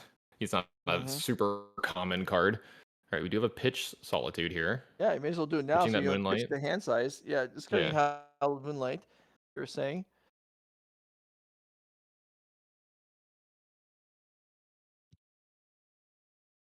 Yeah. I wonder if there's another Bone Crusher here. There's still possibly 5 damage from Michael here. Yeah, there's Bone Crusher. There's Fire Ice. There's the Blood Moon. There's a Blood Moon. I thought that I saw in there. I don't think Michael Okay. has an island either. So Yeah, he's just got green and red mana here. yeah, But I think Marshall only boom, has one done. colored mana source and can't Yeah, cast anything. So it does look like that's gonna be it.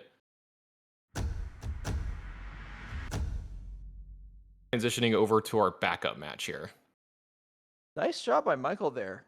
Yeah, played The really well around the all the hate pieces and stuff. Yeah. yeah, maybe not ideal draws from Marshall's side, but still, I mean, it wasn't like he mulled to death or anything.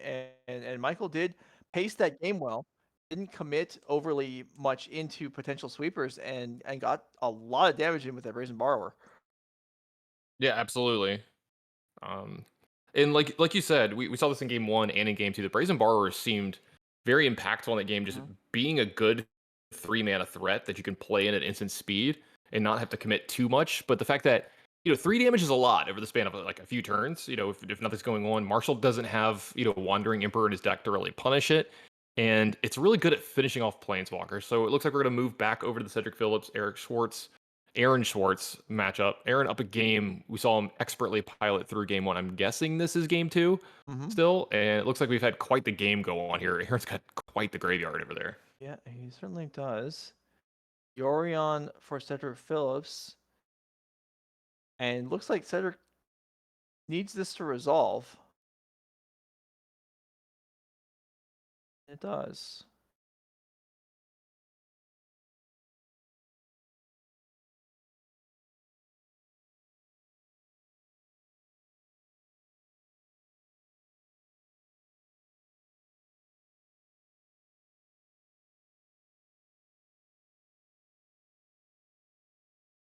Looks like there's an unholy heat on Yorion before Mhm. the card comes back. Interest.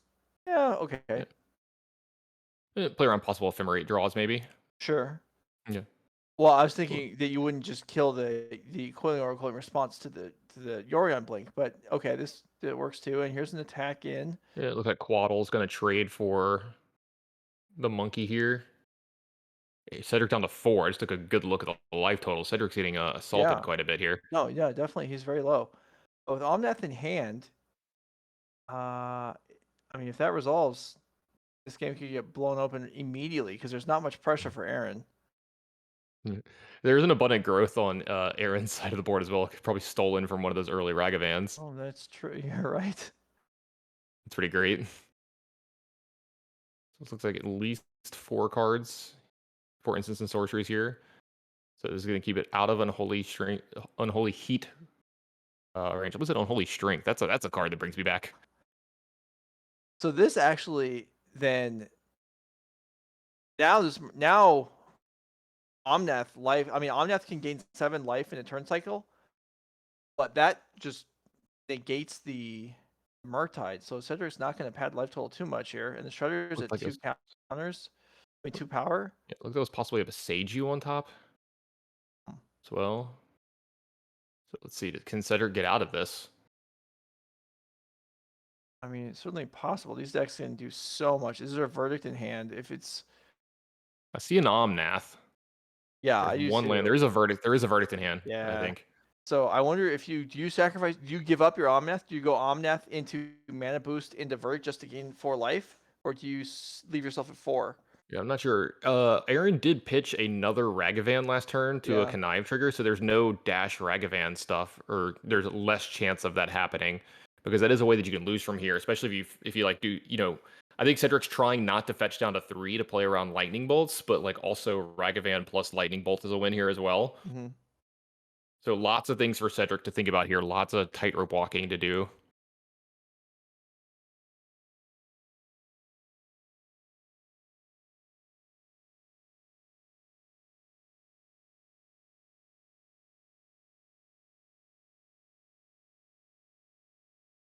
All right. So it's gonna be verdict. Gonna clean up this board. It's gonna be followed up by a Renin 6. It's gonna meet a subtlety that Oh is boy, very bad for Cedric. It's gonna go to the bottom. that's gonna turn. So Cedric's gonna. Oh, so he's gonna have to think about this. So if he doesn't have a land in hand, and he can't gain life with Omnath, That's so that's what he's thinking about here. keeping Renin 6 would enable that. Aaron with just a land in hand. Cedric drops to 1.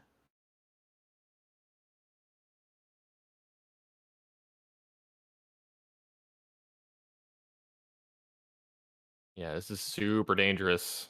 Good no fetches from Cedric, by the way. Yeah, as long as Cedric can, if he can go Ren and 6, pick up a land, Omnath, then he'll go to effectively 8 because he can gain 4 life on his turn and 3 on Aaron's turn. And that's a counter Oh, spell, and that's going to be the game. Aaron with wow. a tap of the table afterwards, too. And Aaron, not only is this a cool win for you to beat Cedric Phillips, I got to say this. You've played unbelievably well the games that we've seen. Just Wow, that was nice work. Okay, chat saying there wasn't 2 red sources for Cedric Phillips, so that was also a factor there. Yeah, Aaron Schwartz pick up to 7 and 3. Nice. I mean, the counterspell came off the top, which is obviously a nice way to do it, but there were other options there. He could have drawn a bolt or any sort of, or a Ragavan, like you were saying, that would have done it also. And picks up the match over the mighty Cedric Phillips. yeah, absolutely. And Cedric, I think, still possibly in this, right? If he wins, like you never know. It's a smaller tournament. Crazy things happen with some of these crazy records. Some other people could definitely pick up some draws here or there. So we'll have to see what happens and how the tiebreakers work out. But Cedric's still in a good spot to at least cash the tournament here today. But he's going to try to make those elimination rounds to 12 as well as Aaron Schwartz. So we'll have to see what's going to happen with our next round. If we're still going to be following these players, or if we get some new ones, that's up to Honorog. But before then, we're going to take a short break, and then we'll be right back with more Magic for all of you watching it. I got to use the restroom. Yeah.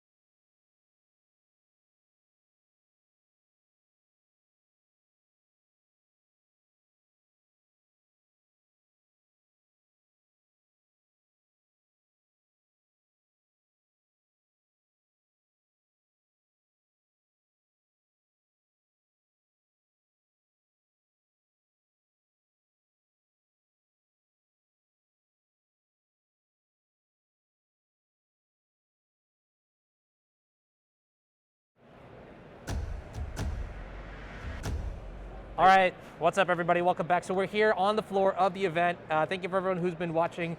We just finished round 10, going into round 11 and 12. I'm here joined by Aaron Schwartz, who we just watched take down 4-caller at the hands of Cedric Phillip. Now, Aaron, I wrote a haiku for you. Let's see if this strikes you, right? Yeah. Ready? Turn 1, play Delver. Turn 2, play Delver, Delver. Get wrecked, nerd, haha.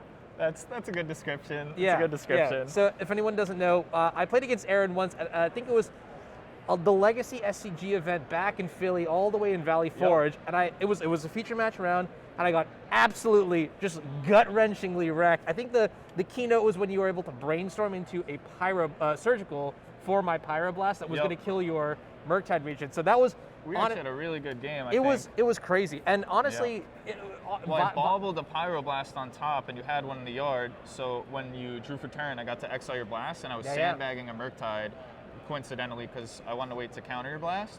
And the surgical ended up just being good. Thoughtseize is good, apparently. I'm cranking up the volume, by the way, in case you of can't hear us course. too well. Yeah. All right, yeah. So that is actually very reminiscent of the matchup that you just played, right? You were playing sort of the tempo blue-red side of things. Absolutely. Opponent on some sort of 4-color Yorion pile. 100%. So talk to me a little bit about the matchup. I mean, you're X3, very well poised to make the top 12 with a couple wins here. Yeah, talk to me about the matchup. How did it go? The matchup is actually very interesting because there's a lot of rule of thumbs, but then the rule of thumbs go out the window in corner cases that aren't really so corner, right? So like a rule of thumb is you generally actually don't counter a lot of their cards, except the ones that are exiling your Murktide. So if I have a Murktide, I'm looking to set up a Murktide plus counterspell, because they only really have 8 cards that can kill a Murktide in their 80-card deck.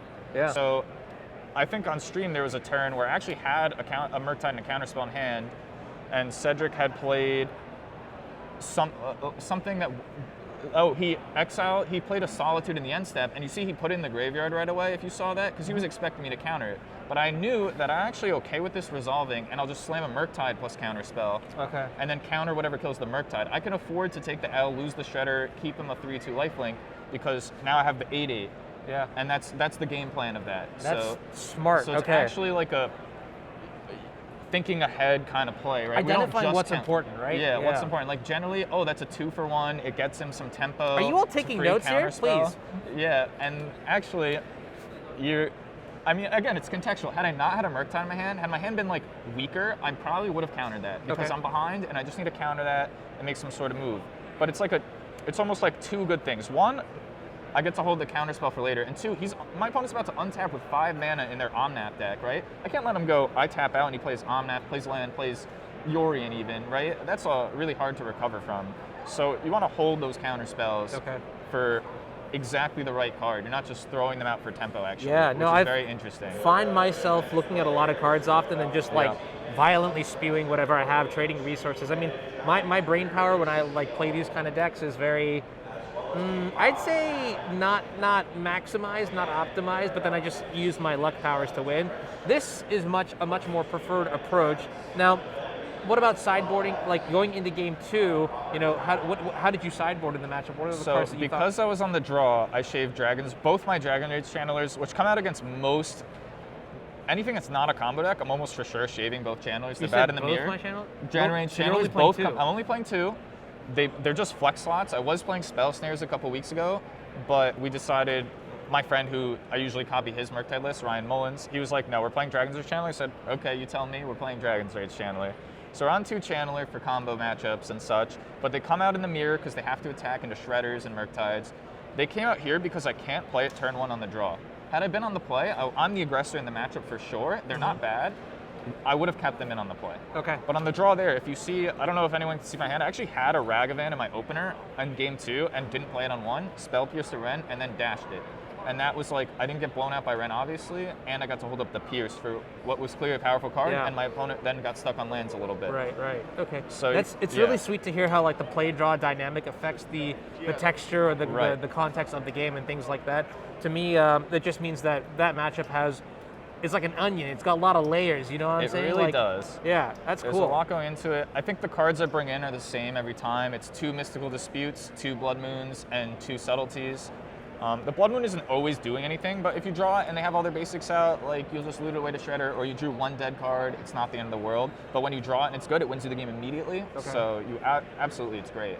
Yeah, so I know we talked about this yesterday. You're from the Jersey area, so you Yes. drove down some while. You are also hanging out with Roshan this weekend, who we saw. Yep, he beat me for the win-in yesterday. Wow. Okay. We Yeah. actually So got the pairing, the mirror match. that is crazy. Yeah. I mean, the phrase you used was it a car something? It was a car pair, essentially. I mean, Car we pair, drove yeah. separately, but we like had plans to meet up, so Yeah, it was yeah, like a yeah, car yeah. pair by that, Right. you know? Yeah. It's like a team kill kind of thing. Yeah, it right? was a team kill, exactly. Was Roshan also playing the same list that you were? So or? he has 3 or 4 differences. I know he's on a Jace in the sideboard. I'm Yeah, not. yeah. I'm on a 3rd Fluster for the Cascade decks. Oh. Okay. I'm not high on Jace the Mind Sculptor, so I'm not playing that. I know, Okay. so that's 1 sideboard difference I'm sure of, and I it's in- believe he has a main board difference that I'm not aware of. Okay. It's interesting because I feel like Streets of New Capenna Modern has been live for a while now, and I think we've finally got to the point where like the meta is like mostly solved, right? And Right. so like it is actually important making these 1-2 card tweaks going into this event specifically. I mean, obviously, and this is a great transition to the topic, is that Dominaria United is going to, flip everything upside down, and it Do looks I like have to tell a judge I'm sitting here, or they know? no, it should be all taken care of. You can just That sit was what down you were there. talking Yeah, about? yeah, yeah. Okay, so, good, just making so sure. actually, it looks like players are getting seated here for their events. So I'm gonna transition. We're gonna go back to the break, then go to the casters. Actually, Tannen, Joe, are you there? All right, I'm gonna transition to the casters instead because they're so great, and then you can go get ready for your match, Sounds good. and we'll catch up with you all later. See you just in a And sec. it was great talking to you, as usual.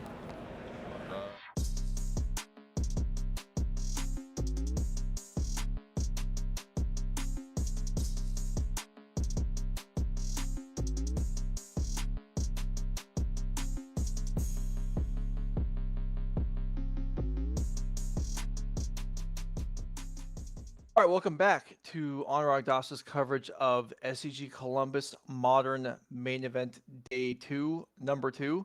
I'm Joe Izzet, joined by Tan and Grace, and we're moving into round, I think, 11 of the Swiss. I think so.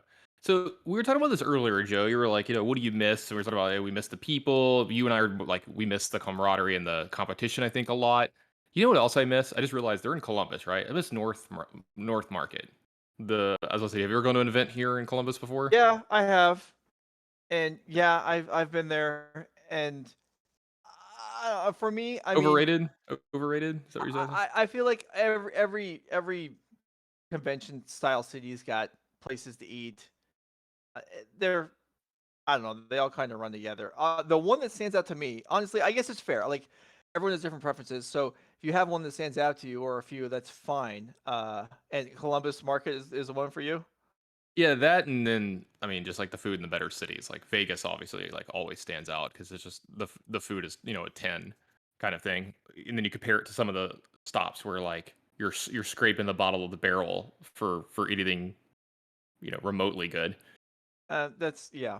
So the one that I remember is in Phoenix, there is a restaurant that was originally described to me as a hot pocket place.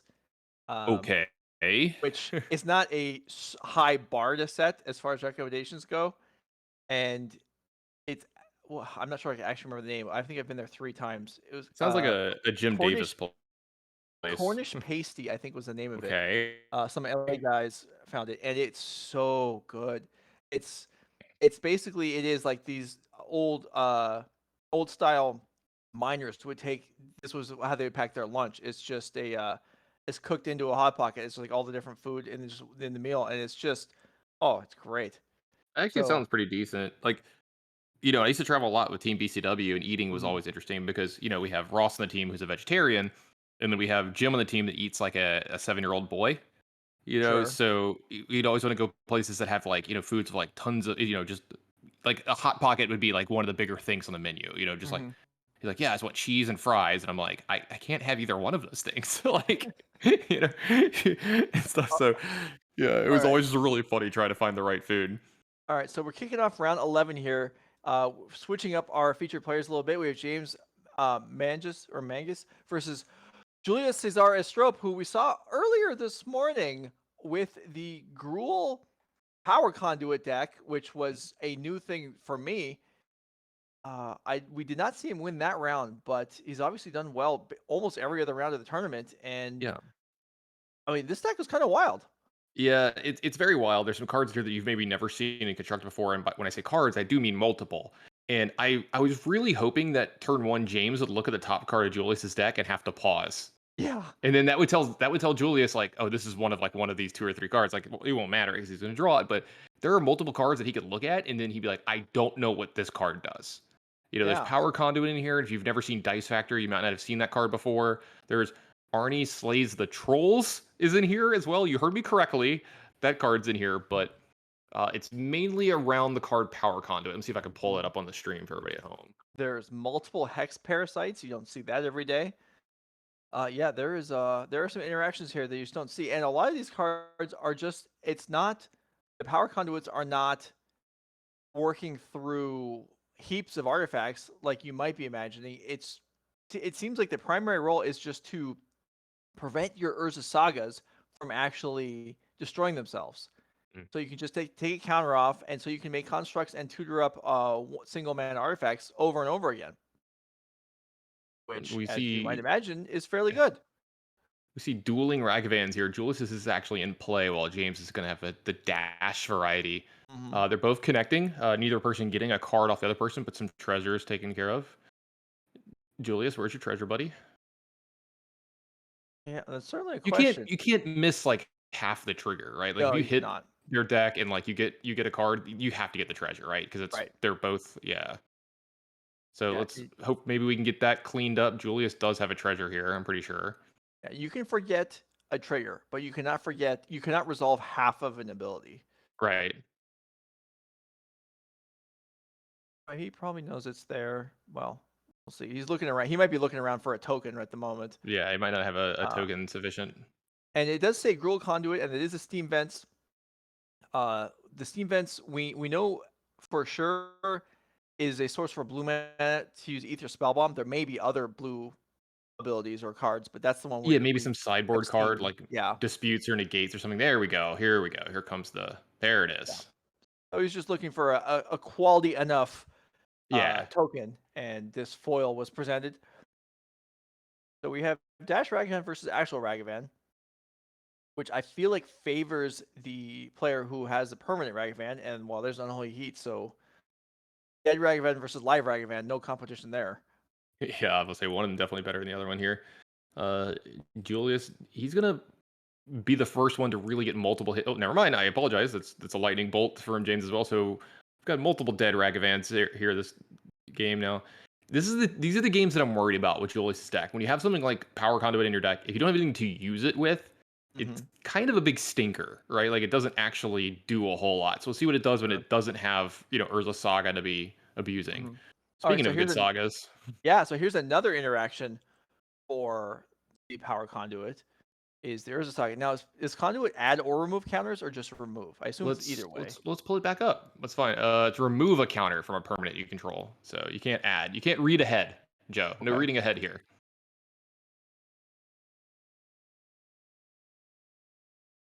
Okay. But you can...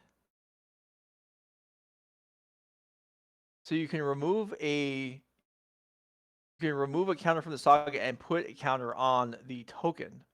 That's interesting. Now that's all fun and stuff, but then here's a real card on the other side of the board for James, a Murktide Regent. And this is going to be one of the hard cards for Julius to deal with. He does have a couple things that can deal with it. We talked about Aether Spellbomb. He does have Unholy Heats. I don't think he has Delirium just yet, and this is a 5/5 Murktide as well. So that's a big problem. If Julius doesn't have a way to answer this, like say this turn, I mean, all bets are off that this game is going to be ended very quickly. Yeah, he doesn't even have green mana yet. So certainly not everything flowing. Oh, okay. Pitch the green mana as well. So I guess he's got it in his hand. I mean, if he has to, he has an attack from his Goblin as well to add a treasure token. But as well, I don't think he even had a green card in his hand. So looks like this is going to be a DRC, also followed by another Power Conduit as well, maybe to get some surveil action going. But we'll see what Julius wants to do. Another Power Conduit would be interesting because then the token could actually attack into the Murktide. does he have a chance to hit Delirium here? I know he's got land and instant, right? I'm trying to remember what else is in the thing because he has an Unholy Heat in his hand. He does have a Unholy Heat in his hand. Okay. Well, there's Maybe it was all a kinds of lightning possibilities. bolt. Yeah, here's an attack. Excellent. Pressure created, and then now James is going to figure out. All right, I've never really seen these cards in action before. What are you trying to do to me here? But I believe. I was going to say what he could do is he could cash in the +1/+1 counters from the power conduits plus the Unholy Heat to take care of the Murktide here if he wants to. And this is putting James in the blunder here. He's like, wait, what does this mean? Okay, that's not even. That's not actually what I was thinking. Explain? So yeah, this is what I thought was going to happen. What were you saying you thought was going to happen? If let's say Murktide blocked, he was going to be able to do this, like pump the creature plus use the spell in his hand to kill the Murktide as well. Yeah. So if Murktide sure, blocked, okay, and so James is like contemplating blocking or not here, and how much you wanted to put his Murktide in harm's way. I've never even seen a saga without a counter on it. Yes. Then this will. He's going to get another token, isn't he? When this goes up to 1. Right. Yeah. Wow. I think so this is pretty cool. This deck does a lot of things that we haven't seen before. This is awesome. Yeah. So this is even more capabilities than we saw when we watched the deck earlier today. Ledger Shredder. I mean, obviously, fully respectable card. Oh, he's going to take care of Dragon Rage Chandler here. It's going to trigger Ledger Shredder Connive as well.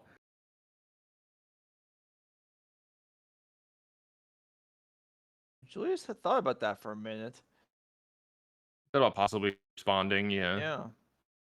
Still no Delirium, I don't think. I think he's got creature, land, and instant right now. He's got a 4/4 little token there. It's not so little anymore, and it could grow bigger. It could grow more. Gonna have a buddy here as well. Yeah. So that 4/4 hasn't attacked just yet. Yeah. Needs more things for these power conduits to do. Mm-hmm. I guess conduit can also just move a counter from one to the other. Yeah, I think you're allowed. Yeah, I think you can possibly do that. Yeah, remove a counter from a permanent you control. Yep, you can definitely. So, I mean, these cards are wreaking havoc on this game. You know, like it's gonna be hard to make sure. You know, like say a lightning bolt were to hit the other token here, you could actually move it around and you can do all kinds of stuff. This is a good clean answer though. But still, I mean, this is like. It does look that's what's gonna happen. Yeah. Across. Yeah. Are we gonna do both of them? Yep. Go ahead and just move both like of them. Spikes Token. From 20 years ago, moving the counters around each other. You're showing your age, Joe. You're showing your age. Hey man, I made a perfectly legitimate reference. I can't help it if you don't even know what understand it. Mm-hmm. I'll just let it go. I'll just let it go. How about here's that? a question. All right, so can the power conduit move the two? There is Tarmogoyf in this deck. I called it. I was gonna say we're gonna see Tarmogoyf again. I'm the one that said that. Okay, I can't remember who said it, but I'll give you credit. I believe it was me, but sure. You're willing to give me credit for something that I suggested in the first place? That's very gracious of you. And Grace, you are very very generous commentating, buddy. All right. Here's the attack. So while we're having fun with Julius's deck, he is kind of getting beat up in the air here. Yeah, definitely one of the problems of the red-green deck is the fact that evasion is hard for it to deal with. You know, he's got giant creatures on the ground, but James is going to go to the skies here very, very well and has had some well-timed removal spells as well. So Julius seems to be able to answer both of the flyers here because the Brazen Bar is also something that's threatening possible lethal next turn with any connive triggers. All right. We do still see that Unholy Heat in the hand. Now, Ridden 6 just got put in the yard, so I believe this means that Unholy Heat is turned on now. Julius at 5. So Fable getting up to 2, really important here.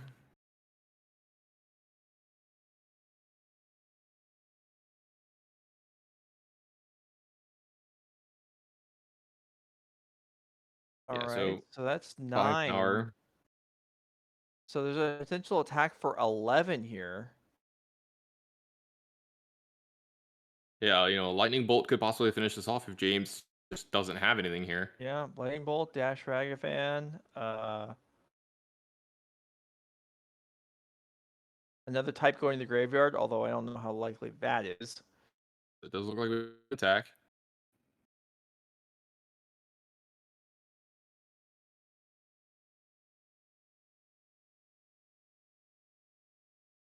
There's a dress down, so that's actually going to save a ton of damage here this turn. Yeah. And no treasure for Julius, although I'm sure that matters at this point. But you're right. Yeah, I think he already got the treasure, actually. Like, already technically attacked. But I don't know if that's even going to matter. He did have the lightning bolt here, too, by the way. So, Unholy Heat looks like it's going to be targeting the Murktide region. Oof. Archmage Charmed, counter. Spell, yeah. Hmm.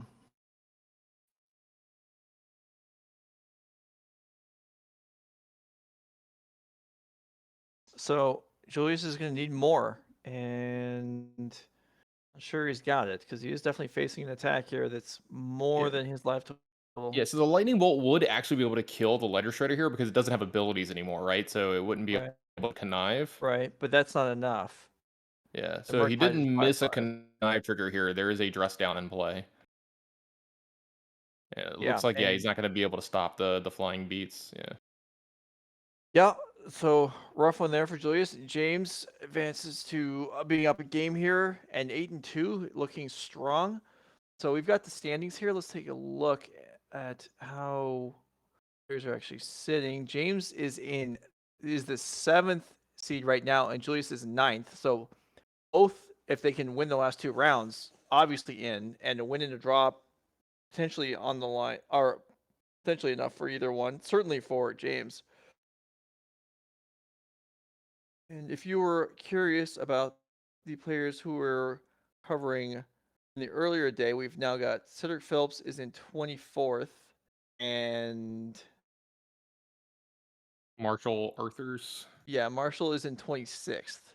So Yeah, rough day for Marshall so yeah. far. His deck is not really. It's let him down in a couple of really key spots. I know Twitch chat would be really happy though if Julius were to continue this run today. He's been like the. I feel like almost every time there's coverage, there's like one darling from Twitch chat. You know, one player that everybody loves and roots for. They love their deck, and this is one I think everyone's getting behind because this deck is like so cool. I mean, it's easy to root for things that you're unfamiliar with that are new and neat, and And maybe shiny, yeah. maybe a lot of people. I mean, it seems like some people in chat are aware of these interactions and seen this kind of deck before.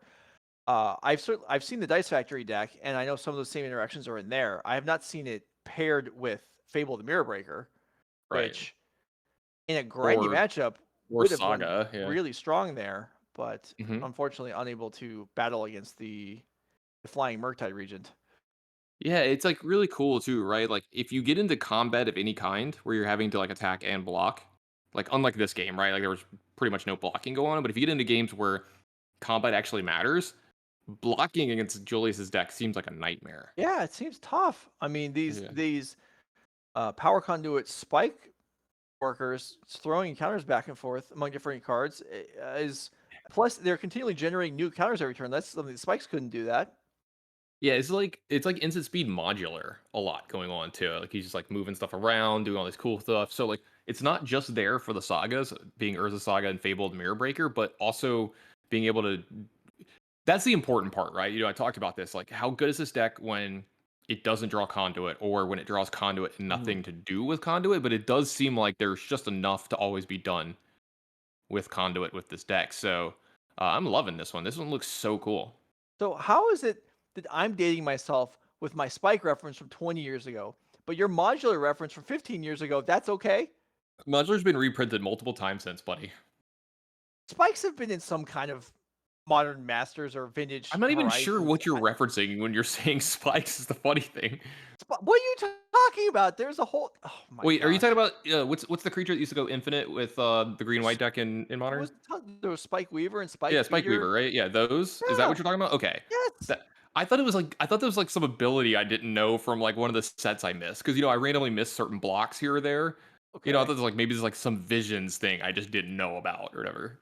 Yeah, see, like we're being helped up in the chat. Yeah, Spike Feeder is legal in modern. It gets Yeah, I mean, like I know in combo those. with Yeah, with yeah. Heliod. Yeah. So yeah, For a you second, remember like those. for half a Yeah. second, I thought you were like referencing stickers and some of this other stuff that's been going on, like this newfangled stuff that I don't know what it is. Stickers. Yeah. What? See, exactly. There's stickers in Magic now. Don't worry about it. It's not in this format. It's in your format. It's in Legacy, but it hasn't come up yet. So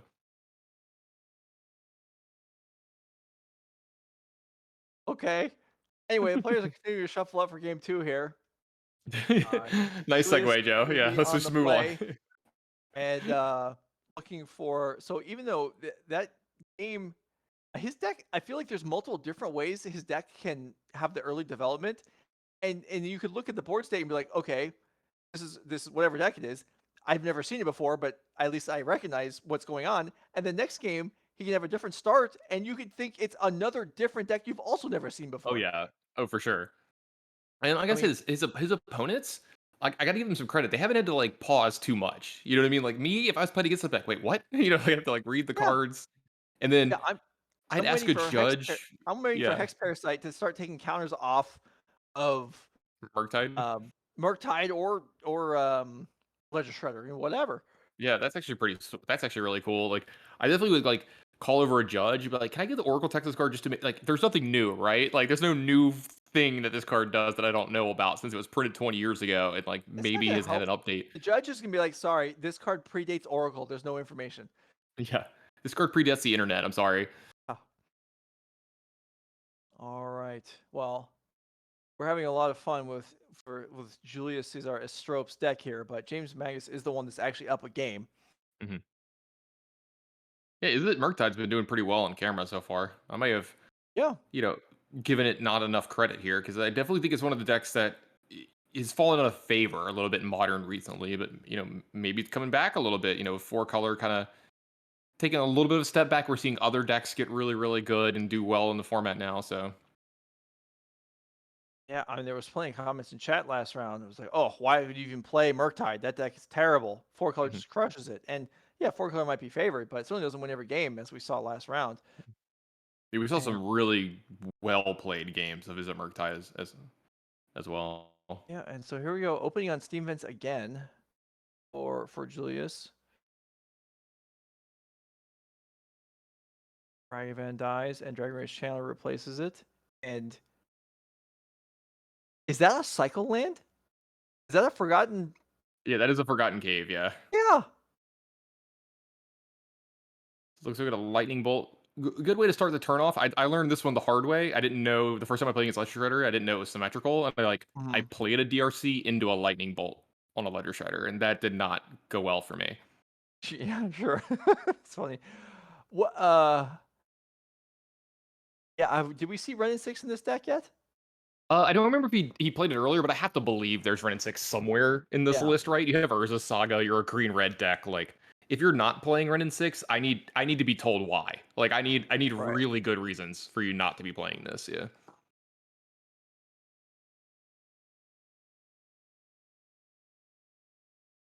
Did we not attack with? Maybe I confused myself. Didn't we play Dragon Rage Channel on turn 2? Yeah, I'm Did Julius unsure. just not attack? Like, well, it's not delirious. I'm not gonna bother. So there is the Renin 6 we were talking about. Looks like the card's going to stay on top. Yeah, so that's why the Forgotten Cave's in the deck. Yeah, it's really, really cool, right? Like, love seeing all the extra pieces of Renin 6 being used. You forget that those cards are legal in Modern. They got printed into, I think it was Modern Horizons 2, I think was where they got printed into. And it kind of got glossed over because that set gave us so many other, insane cards. Yeah, so we've got so unfortunately for the Renin 6, the Boseiju and Forgotten Cave both in play, whereas you prefer to be able to pick those up. But what do you do? Maybe who knows what else? Maybe we'll find some other way to convert resources, and these lands in play will make their way back into the graveyard to be picked up by Renin 6 and cycle around. All right, here's an attack plus an Unholy Heat to delete Renin 6. It's a hell of a turn here from James. This is going to allow him to put the exact amount of cards in the yard that he needs to play a huge Murktide. And this is when this deck looks great. Yeah, cannot deny that. Yeah, not having to play around any of the other hard removal. Only being able to make it at 6/6 here though, kind of worrisome. If a land can get in the yard, I think that gives delirium. I think that's creature instant planeswalker is what's going on in Julius's side, but it Okay. doesn't look like there's an unholy heat. Yeah, there is a land in play, a fetch land, so it's possible. Instead, it's just Armor Wave, and this is the same as last game. As Julius is ahead on the ground, James ahead in the air, and ahead in the race, and this is just going to be Yeah, I think we found the soft spot, to unfortunately, overcome. Yeah, for the Gruul deck is the fact that it doesn't really block two of the more predominant creatures in the format that are trying to kill you. yeah. Need some Earth Binds or something here. Skylasher. Skylasher works too. Yeah, give me Might the be vulnerable to variety Yeah, burn it's spells. too But vulnerable to whatever. burn spells for sure. Yeah. I don't know. We'll see. We'll see what this Armor Wave can do here. It's going to be a I mean, 5. if we're gonna play weird like cards that you haven't seen in constructed ever, what was it? What was the spider? There's like a 5-mana spider that just kills a flyer. Like play some of those things. It's like a 2/5 for 5 or something. I don't know. This is forever ago, but I don't know. There's been a lot of different versions of spiders that right. were good against flyers. I don't know which one we're referring to. Silk Lash, maybe? Was that the 2/7 one? That like you paid Maybe. X or whatever? But yeah, Yeah, I think so. there's all kinds of stuff. I mean, you just play some plummets. I mean, anything to kill a Murktide, right? Yeah. Unholy Heat, I guess, is a card that actually is in the deck that would serve this purpose. So maybe he'll draw one of those. Yeah. Or else James is just going to wipe him out here. Let's see. Do we have a lethal attack yet? Next turn, 3, 4, 5, 6. Not quite.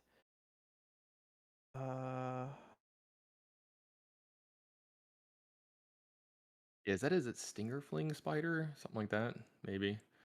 Looks like we got a sub from Spherical Dan. Thanks for the sub, buddy. Thanks for the patronage for the channel. Anurag really appreciates it. He's putting in a lot of hard work all around the country to bring coverage into your home. So love seeing people support the channel. If you haven't hit that follow button, go ahead and do that. Smash it. I think it's what they always say. Smash the follow button. Make sure you hit it. And if you got some subs sitting around, it's 20% off right now. Plus, if you got some of those Jeffrey Bezos bucks, if you've got Prime, no better person to use it on than Anurag. Why is it that people say if you have some of this Jeff Bezos bucks? Wouldn't it be the accurate way to say it would be if you're giving him bucks, then you would have the Prime subscription? No, the Prime subscription comes along with a free sub on I Twitch. understand that. Yeah. So you're technically like using his money. You're not giving anything. I see. So I see. yeah. Okay. I don't think you're wrong. It's just I'm more right. No, you're I get it. All right. So Julius is trying to figure out the turn. Here is our name set card for the deck, the Power Conduit, which at the moment has nothing to do. Afraid to ask to read the card for a third time. I assume we cannot remove counters from our opponent's things, only our own. No, I'm pretty sure it's permanents you control. Yeah. Yeah, permanent you control. Yep. I have it pulled up and ready to go.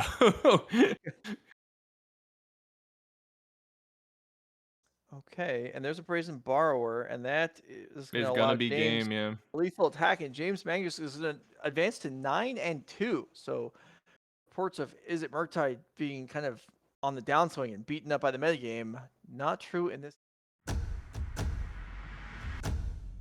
To have a chance to top 12, I forgot once again there was actually top 12. So yeah, likelihood of him being able to draw in is extremely high. Yeah, you'll get used to it at some point that 12 people make the elimination rounds. Right. But kind of the idea of the top 12 is you dramatically incentivize players to play for the higher seedings. So maybe we'll see James playing again next round. Ross and I were having a conversation about this. Yesterday he ended up winning the other 20K. And it's like, when do I draw? When do I play? And it's like, well, if you can draw the second to last round to assure your top 12, do you play the last round to assure your first or second place seed so you're on the play because it's so big?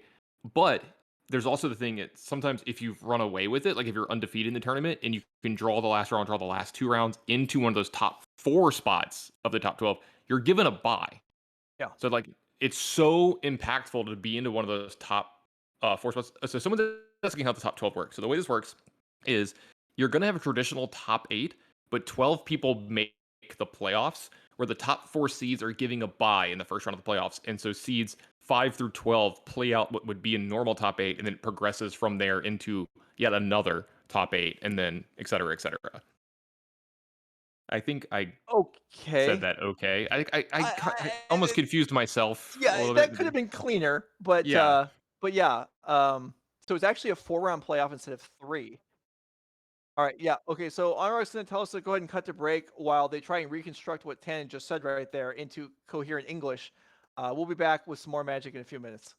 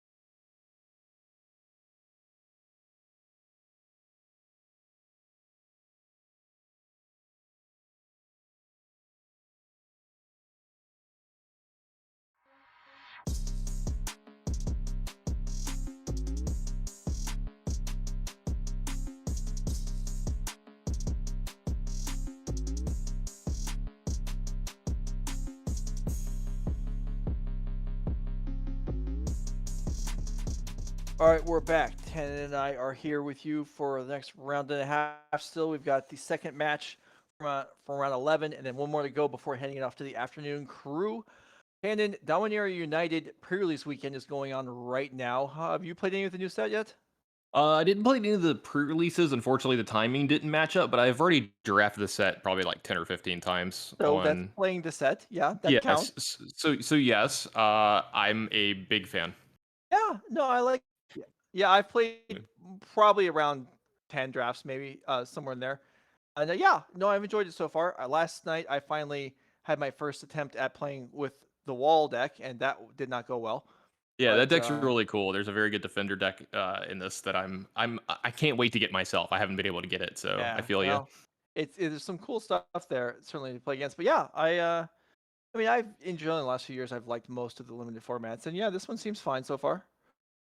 Definitely. But we're playing constructed here today, and I think we're gonna be bringing back an old friend from one of the prior rounds for this one. Yeah, I think Aaron Schwartz is gonna be on again, playing the Blue Red Murktide. So we're jumping into game 2 here against Justin Austin. Teamer Creativity. The other creativity deck we saw, I don't believe wasn't Teamer, right? I think it was 4-color, yeah, or 5. It was Even. 5, like, wasn't it? It was 5, yeah. yeah. So here we're just on 3 colors. And Aaron is up a game. Aaron was on last round. I believe Onrog spoke with Aaron on camera between rounds. So if you're just tuning in and you want to go back and watch that, it's on the break leading into round number 11. Yeah, it was nice to confirm that Aaron is a Delver player. I don't know if you remember me saying that during earlier, but I was like pretty sure I was like, this guy seems like a Delver player to me. Like the way in which he was playing the games and prioritizing, threats, etc. and stuff of the game. It was nice to see. How would what attributes would Tan and Grace ascribe to the Delver player? Probably stylish, good looking, good sequences, plays well, respected by everyone, humorous. Are we talking about you or me? Friendly, loyal. No, we're talking about how you would describe Delver players in general. I feel like you're describing yourself. Other people might have different descriptions of the attributes that you share. As we saw here, Prismari Command, I believe, pitched Archon. So this is the Archon style team creativity deck. Yeah, I don't know if I would lay it out quite the same, but I did see you once brainstorm and put back 2 Wastelands to try and flip your Delver, and then fail and look shocked when your Delver didn't flip. So that's maybe clumsy, short-sighted, forgetful. That would be another way to describe Delver players. Look, I'm getting forgetful in my old age. Okay, it's one of the first things that goes. All right, this was like 5 years ago. What are you talking about? Yeah, I was still old 5 years ago, Joe. I'm old now. Right. I was old then. Okay. All right. So we got 2 players at 7-3 here. Aaron is going to cash in a charm here to attempt to draw 2 cards, and it's going to meet a Spell Pierce from Justin. Yeah, Spell Pierce really doing a lot of work here. That wasn't to draw 2 cards. That was to counter the Red 6, which I thought had already resolved. It had not. So that's where we're at. Back over to Aaron here, though. See if he can get something going here. Looks like he developed a Ledger Trader. I see a Veil in Justin's hand, a card that could come in very handy in this matchup, and usually is a blowout when it does. So Justin really set himself up well here. He's going to put a token into play, and I wonder if he has a creativity already wrapped up for this turn. Well, that would be pretty strong. Interesting to note that Aaron might not expect something like that, because it wouldn't be shocking. It wouldn't be shocking if you had Veil Summer to play it against the Archmage's Charm. Instead, Justin played the Spell Pierce. Now, he didn't have the mana available for the Veil Summer, but Aaron would probably just not expect something like that since this Pierce was played. But Justin keeping the board clear. Yeah, looks like an end of turn Lightning Bolt here. And this can get a little dangerous. If a second spell comes out of Aaron here and connives, it's going to make it bigger. But I think Justin actually just wants Aaron to tap his mana down here. He does. Yeah. He almost does it here. Yeah, he has a Veil in his hand, but if this works, it's fine. If it doesn't, he's about to have Archon of Cruelty in play most likely. So we'll see what happens. So Aaron does grow. The Ledger Shredder fetch added back here. There is a treasure token in play that can be turned into something here. Yeah, and a dwarf could be found also off the fetch land. Yeah, so if there is a creativity, I mean, I think you just go for it, right? Yeah, I think there is a creativity in Justin's hand, and I don't see why you wouldn't go for it here. I think he was just considering what token he wants to get rid of, or if he possibly, I think there's some world in which he might even want to do it for 2 here, but that might just be too greedy. We'll see. That would be greedy, because then you can't use the Veil. Right. Although, I don't know. If you target these, do you... Okay. We get to wait to see if it resolves, right? You don't have to sacrifice them right away. So if you do this for 2 and nothing happens, then you get 2. And if it does, you can Veil. And you still get just the 1. So I actually kind of like this. Yeah. So if this is 2 Archon of Cruelties coming out here, as you see the Transmogrify go by, so Justin does have the extra outlet. But I wonder if he has anything other than the Archons, but you're probably seeing at least one of those. That's going to be very hard. One of these is going to be very hard for Aaron to beat.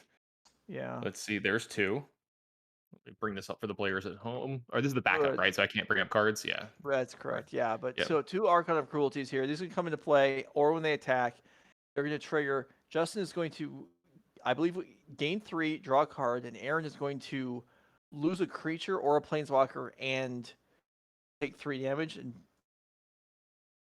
maybe you discard a card also. I don't think it's that much. It's when it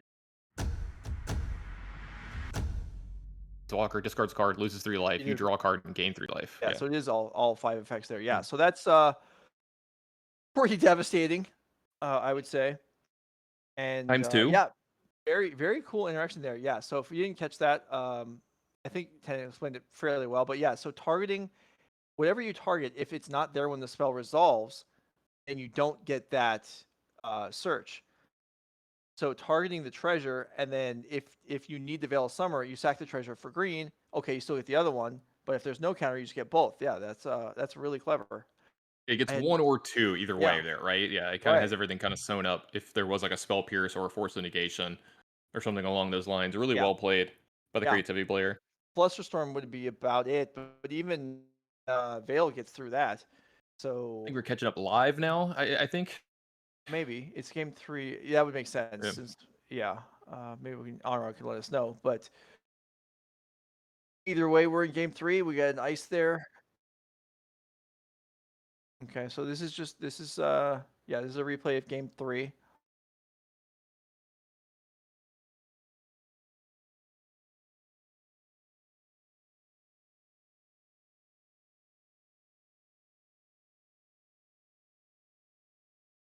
Considering how he wants to play his turn here, lots of options. He's got Hard Evidence, Wrenn and 6, Fable of the Mirror Breaker, just embarrassment of riches of things that he wants to do here. And Aaron is representing Counterspell of some way, so you have to think about, what's my best way to navigate that here. Well, all these cards are good, and that is really nice thing about this deck is you get to play a lot of. It's not like your deck is just the combo and then just junk to try and draw into the combo. This deck is full of good cards.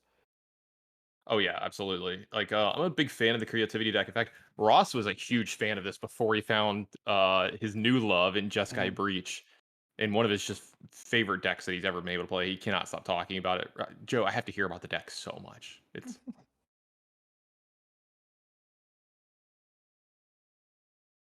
he's going to be insufferable on the podcast this week. It's just going to be I am so great the entire time. Well, it's good that someone on the podcast can talk about winning. So I walked right into that one, didn't I? You set those up on purpose. Come on. I mean, they like come out of a holster for me though in our conversation. Yeah, you're like ready to fire it off. Yeah. Pew. Yeah. The zingers never stop. I mean, you went to Paris for Flesh and Blood. I bet you didn't win that either. I did not. Yeah. I think I was one of the winners though, for sure. I definitely went undefeated on the weekend. All right, so Wrenn and 6 on the board here, and then Wrenn and 6, Fable and Mirror Breaker. After Wrenn and 6 picks up a few lands, you just convert those lands into actual cards. Is great. Yeah, Fable the Mirror Breaker, one of the more impactful 3-drops that we've seen printed in quite a while, and one of the more impactful sagas. A card that, like, when we saw it on the spoiler, I remember some people gave it some props, some didn't. I kind of missed it. I was like, yeah, this is cool, right? But I thought it was like, hey, this looks a little slow. You can't even use it the turn it turns into the Kiki-Jiki, the reflection of Kiki-Jiki. And I was like, this just seems really slow to me and like very much something that's going to get beat up too often. You know what I mean? Like, and like, you're just going to be able to kill the cards. But it's the classic case of a card looking okay and then just playing out way above anything that you could have envisioned for it. I mean, we've been seeing it in practically every format since its inception. Yeah, we really have. It's all over the place. It's taking over Legacy now in these new style painter decks. So Justin with Veil of Summer in hand again, and this is just we're seeing like we saw previously with Julius's Conduit deck against Murktide, battling on the ground and just getting flown over. Here, I mean, Aaron's still presenting the same style offense, obviously, but Justin is not just battling on the ground. He's fighting all kinds of different ways. Non-creature permanents that generate advantage, and then when he finds it, a creativity that's difficult to counter and just blows the game to shreds. And not that you like really need it either, but if the game progresses slowly, right? There's no way that Justin just like has to always jam into Aaron. Like there's another spots where he can, obviously, but if the game progresses relatively slowly, if the reflection of Kiki-Jiki ever happens, he can actually copy some of the cards that he goes and gets because Archon is a legendary creature. Mm-hmm. And so Aaron can die to just triggers from Archon and from absurd board states. He could have like multiple creatures in play, be ready to deal with that. And all of a sudden, one or two Archons come out, and then a third one gets made, and you're just put into a hole that you can't come back from. Mm-hmm. Okay, so here's iteration after a land drop for Aaron, or at least I thought it was after a land drop. Maybe it wasn't. Yeah, Justin's sitting on a mystical dispute really hard here too. Didn't fight back on that spell pierce, didn't hit this expressive iteration when he could as well. And I wonder if Aaron's picked up on that hesitation here and knows that there's something along those lines. I'm pretty sure that's a mystical dispute in Justin's hand. Well, that would mean that there are multiple points of interaction here for Justin. And if he can attack and get a treasure here, he'll have a decent amount of mana to work with. In addition to, I think this is actually a dwarf token and not the goblin token from Fable. I think Fable was Spell Pierce, right? Yeah. Yeah. I had to correct myself too. I was thinking the same thing. Yeah. So this is only an attack for 1. Yeah. They look very similar when you can't see the power and toughness. Looks like we got another Fable from Justin here, and I kind of like the way Justin's pacing this game. He's just like, yeah, I'll just keep putting out threats, and like, yeah, so like here's where you're kind of telegraphing each other, but now you have 2, right? Like you can use the Veil here.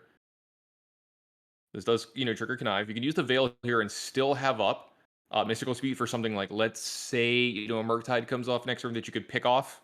Aaron might be seeing this and play around it, but the sequencing is good. But the thing is, yeah, you're holding a Mystical Dispute for, a good spot, but at some point, Aaron's going to have a lot of mana in play. He might even be able to play around it. So, well, I mean, but like, let's just say next turn, Aaron plays Murktide, and Justin Mystical disputes it. Is Aaron going to feel comfortable tapping out to pay for it? I mean, at some point, you just have to, right? Like, you kind of have to go for it. So, like, I agree that it is a spot, but I think it's going to get cashed in here. I think Aaron might be fighting back. I mean, this isn't Flusterstorm. This is another Spell Pierce. You just might. Oh, I was about to say, never mind. It does look like Unholy Heat. Triggering Connive and picking off Ren and 6. This is a nice little turn for Aaron Justin here. really punished for not using Ren and 6 at the start of the turn. Yeah, it's actually a really good point too. A lot of your turns should start with you activating your Planeswalker because of reasons like this. You get priority back. Some bad things can happen. Wow, so they're just costing himself a land there, it appears, but will get the Fable into play. It's pretty important to have that Ren and 6 in with Fable, like you were talking about. Having those excess lands to be able to cycle through your deck, really huge for Justin. Yeah. But still with a full grip of cards, I think 6 in hand, and Aaron not working with that big of a clock. Yeah, I mean, the legislators are great, but this is a 3 power one. The problem is Justin's at 13. He doesn't have any of his really, really big threats. Ooh. Is that an Engineered Explosives? I think that is. Yes. That is an excellent card in this matchup. Yeah, getting to sweep up all the tokens is really nice. Frequently will counter, and Aaron can just leave it on the board and just wait for Indomitable Creativity, and then kill all the targets. Yeah, you don't have to be that aggressive with it, right? Yeah, exactly. Like you can just leave it there as like a pseudo counter spell to creativity.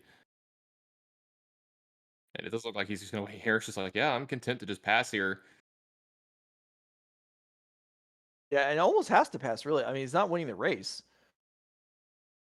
Justin fetches for a Bloodstained Mire. Can't do that. Try again. Okay. Blood Crypt. Same colors. Different. They look so similar, Joe. We were cutting through. Yeah. It's one of my favorite parts about playing Legacy because I play white border duels that it's just so easy to fetch. Mm-hmm.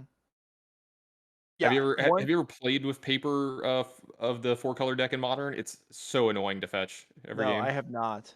It's a nightmare.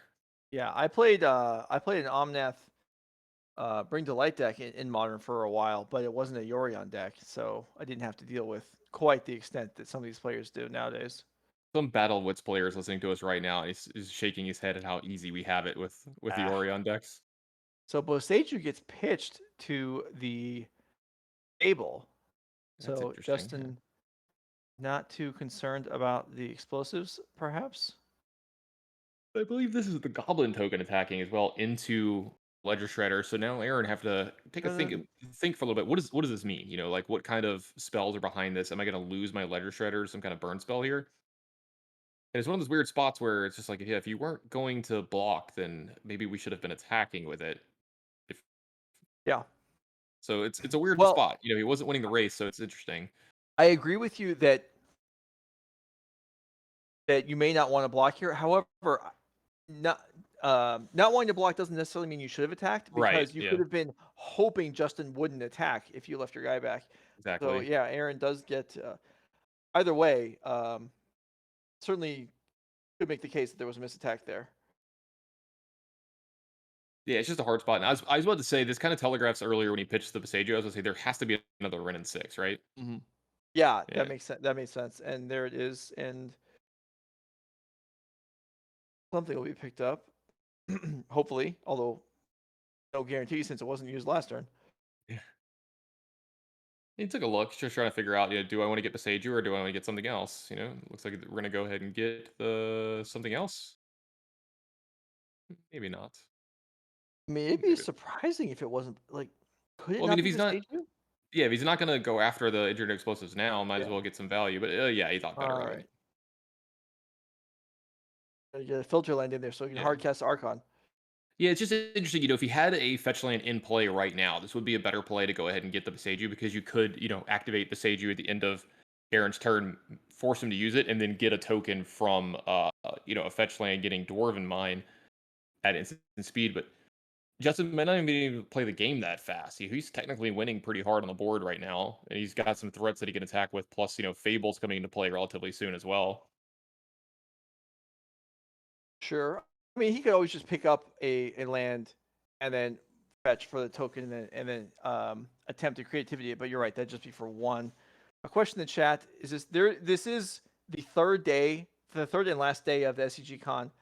This event is day 2 of the second Modern 20K. There was one that started on Friday and ran through Saturday, and the second started Saturday and is run through today. And that is where we are at right now in round number 11 of 12 in the Swiss, followed by the 4 elimination rounds. Yep, day 2B, as we like to call it. Day 2B. 2 different 20Ks this weekend. First one won by Ross Merriam.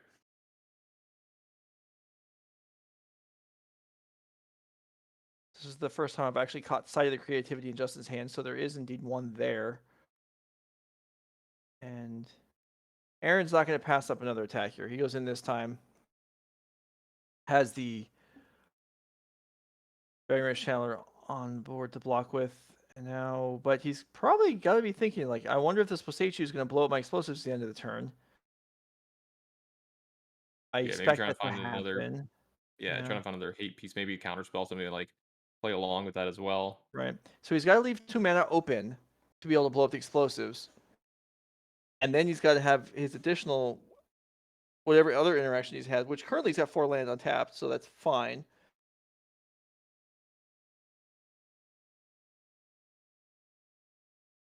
It looks like he's going to leave that 4 mana up and pass. Leave up those possible plays, like you said, activate Engineer's Whistle Plus, possibly have counterspell up. Something Justin has to have on his radar. Passaggio will net him another land. Oh, that's a good point as well, yeah. So he'll actually have 3 available. Oh, so okay, Justin is not going to go for it. Fable will flip over. So explosives on 0 will not kill the Fable itself. I was actually just about to say that too, Joe. That rule has definitely changed. So Fable the Mirror Breaker does have a CMC of 3 here.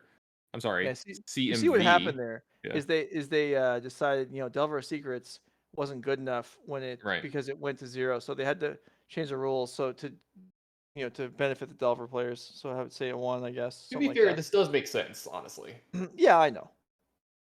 Yeah, if they're making rule changes to simplify the game, that's fine. Magic is complicated enough. Don't we all know that? I know I do.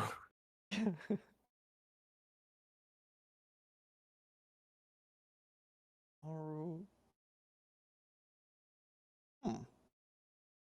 not sure exactly what Justin's turn is going to consist of here, but 3 mana pre-combat. There's multiple creativities in the hand, maybe.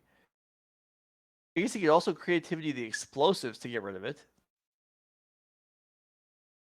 That would give Aaron another creature, which I don't know why you'd want to do that, but just saying you could.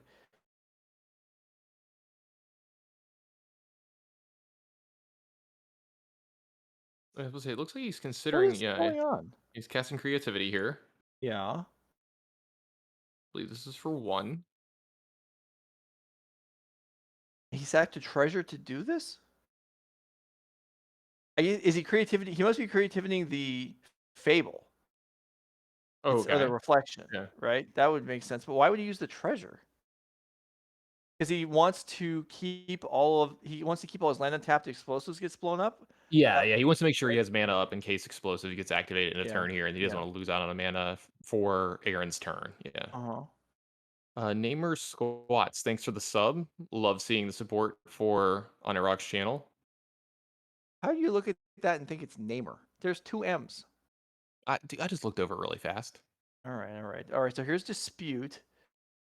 Triggers connive. Now, if Aaron responds to this, explosives is down for the turn. By that I mean he just won't have the mana to use it. Although I'm not sure he would need any more mana at that point. And this is going to resolve. So this Fable is going to turn into an Archon. And that's going to turn this game on its head a little bit. And all of a sudden, Aaron is now in trouble. Oh yeah, this is definitely really bad for Aaron. I was gonna say, Unholy Heat can take care of the Archon, but it's gonna do a lot of stuff while it's in play here. Plus, there's another creativity behind this in Justin's hand as well. So even if this Injured Explosives cleans up the board, plus an Unholy Heat, Justin's going to be at a very high life total here with one of the creatures going away from Aaron as well. So this is a really recoverable spot, even if all of this gets taken down from Aaron. Mm-hmm. He's gonna be drawing an extra card, gaining 3 life. Justin, Aaron's gonna lose 3 life. He's gonna lose his Dragon Rage Channeler most likely. Justin still has like 5 cards in hand. Yeah. All right, so Aaron draws a card off of the Canopy land in order to be able to preserve the cards in his hand and discard something else. Looks like Steam Vents. Lose the Dragon Rage Channel, like you said. Justin draws and is... I mean, there's no other way to say it. Justin is and now attacks. This was an excellent turn. And I mean, there's no way either here that you can like make your Ledger Shredder a 4/7 next turn and be able to actually block because Archon. Creativity again. Yeah, to say this is another creativity in the same turn. This is brutal. Yeah. This is gonna get the Ledger Shredder as well. Do you have a Force of Negation and a blue card as your last cards? If not, this game is over. It's yeah, I agree with the last. It's definitely the game is This is gonna get the Shredder. It's gonna get another card from Aaron's hand. Aaron's gonna drop to 4. There's no sweepers, so Yeah, I don't think he has an out from here. yeah. It's 2 Unholy Heats, I guess, and you're like technically not dead, but I just don't see you recovering from this. There's Blood Moon. There goes Shredder. Blood Moon would have been very nice earlier, but Wow, this explosives actually did nothing. yeah, this is a very well played around game by Justin here. Yeah. Just invalidating your opponent's hate card is always like one of the best feelings in all of Magic when you're playing a deck like this. Yeah, I turned down to 1 from the triggers. So even if he does deal with both the Archons, he still can't beat the token that's left over. And that's going to be it. Wow. Nice match. Justin Austin advances. And we have track of where he was in Yeah, the Joe's going to take a standings. look at the standings to see where they were. Justin was in 17th. So maybe he has some work to do, but certainly with a reasonable shot. Okay, I think I just heard the next match is ready. Is that for the next round? I would think so. I don't think we have another match for round 11. All right, let's move right into round 12. Let's go. Yeah, okay, we're moving into round 12. Who needs No a rest for the break? wicked. Yeah, exactly. Chat, you guys ready to go? All right, as long as the chat's okay. Andy and I are good. Yeah. All right, so here we go. We're going to see Alex Yatsenko versus Julius Cesar Estrope with the Gruul Conduit X Parasite Splash Blue deck. And looks like Anurag is updating the records and the archetypes, so we'll just see what Alex has got there. But I can update the standings page, and yeah, it is current, I believe. So we've got Justin Austin, who we just watched, is now up to 10th. And remember, this is a cut to top 12, but 24 pointers go down to 16. So Justin is likely going to be playing again. Meanwhile, here we have Julius is 18th, Alex is 17th. So these players may have a shot if things break their way of squeaking in the top 12. I wouldn't bet on it, but it's possible. Anyway, we're ready for our last round of the Swiss 5-color creativity versus Gruul Conduit. These, I mean, several creativity decks today that we've run into. Yeah, it's a deck that, you know, garnered some popularity over the last year. I think it's a really cool deck as well.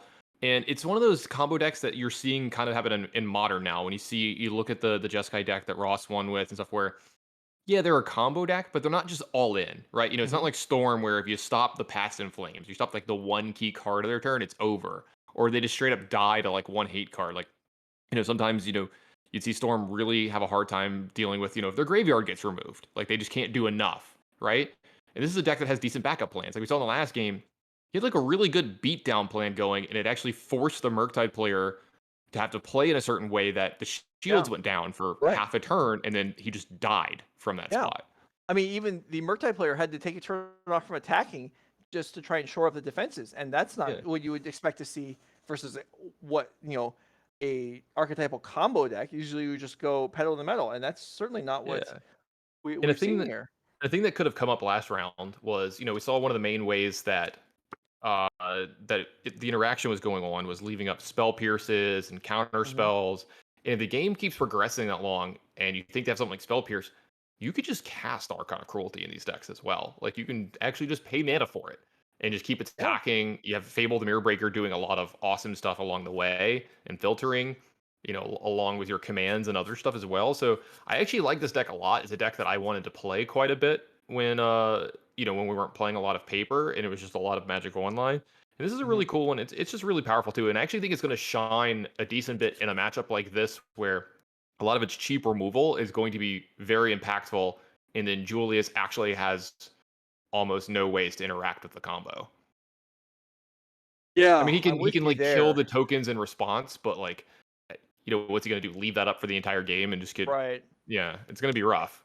And this is not like Julius's deck. We've seen it so far. It has some cool things and is looking to like grind out the mid game, but it's not going to, you know, clean the board entirely. So creativity. I mean, you can kill something that's targeting response, but Alex might be able to set up a creativity for 3 or something, and then there's just no real hope. And here's a card we haven't actually seen yet from Julius's deck. That's Ancient Stirrings. I didn't even know that was in there. Yeah, the old school, you know, best cantrip in Modern that we haven't seen in quite a while since Tron hasn't really been played much. And yeah, I love seeing this. Alex reaches over. He's like, "Wait, what is it? What is that card? Is that a power conduit?" So here's the thing: if I'm playing in an open event like this, and I don't know what Julius is playing, and my opponent goes turn 1 Forest or goes against Forest, casts Ancient Stirrings, and reveals a power conduit. You know the kind of person I am. I usually ask like, "Hey, am I dead?" Like, you know, like I don't know what's going on. Like, yeah, you just like, oh, there's some new tech in Tron. I'm playing against Tron. Because who else plays, you know, Force Ancient Stirrings and then do an artifact? But yeah, I don't know. I mean, you're looking for Urza Saga or you're looking for Power Conduit. Ancient Stirrings gets both. Okay, sign me up. Pirate Spellbomb picked up here by Julius, a card that actually can come into play quite a bit. You know, helps pick off some of these little pesky creatures that Alex has. You can pick off the Dwarven Mine tokens, pick off either one of the halves of Fable of the Mirror Breaker. So definitely a not an awful one to pick up. Spell Pierce taking out that power conduit though. Yeah, pretty good for Alex there. Cashing the Not a good use for the card. Everyone in the chat wanting to see Power Conduit nonsense. Yeah, Power Conduit to the moon. Let's go.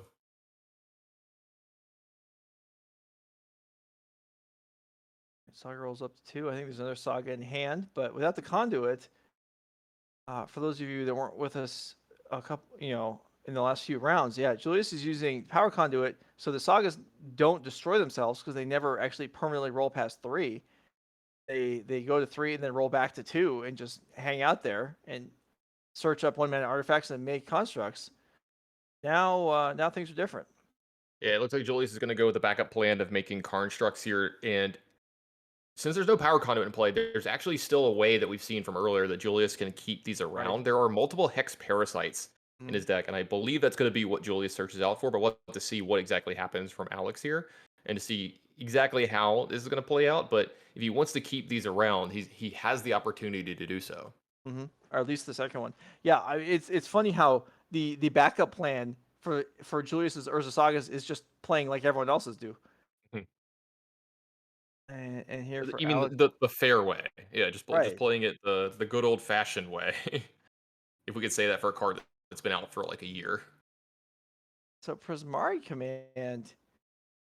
Here I think we're just shocking and then looting. It could be a loot and a treasure make as well, but we'll see. Yeah, you're Prismari right. Command, No, it has to be a yeah, treasure. Yeah, shocking doesn't make any sense. I was thinking, why aren't we waiting to kill an artifact? But you're right. Treasure plus looting yeah, is completely fine. In fact, setting up to potentially just throw out an Archon this turn. yeah. And like this is a scary spot for Julius, right? Like he doesn't have red mana up, so he has no way to interact. So if there is something like that, which I think I do see a creativity in Alex Hand, I think we're just gonna see an Archon super fast, and this will be a really fast game one, and that's really scary. Plus, I mean, if I'm Julius, the card Prismari Command scares the crap out of me, right? Like this is Yeah, not a card I want to see my opponent have in their no, deck. that's a good point. That's just bad for you overall. Yeah, and this is kind of something I alluded to. You know, the cheap removal, like, you're gonna have lightning bolts, you're gonna have, Ren and 6, you're gonna have Heat, you're gonna have Prismari Command. This is gonna be a tough order for Julius here. This is a really bad pairing for him, I believe. Again, I could be wrong with the matchup, but just like at a cursory look at it, I do not like the spot that Julius is in here. Yeah. All right. So it's not going to be any sort of Creativity this turn, bringing yeah. Archon this turn. Instead, I it's don't, a red 6, which is yeah, also I don't. good, and Either there a was no hard fourth evidence. land, or they Yeah. wanted to make sure they're like, I'm just going to creativity for max. Because again, what is Julius doing? Like, he's not Right. actually Well, Ian, Alex may threatening. not know. Alex might be on the other side of the board saying, "I don't actually know what you're doing over there." Yeah, let's play the game a few more turns just Yeah. to see what's going on. Yeah.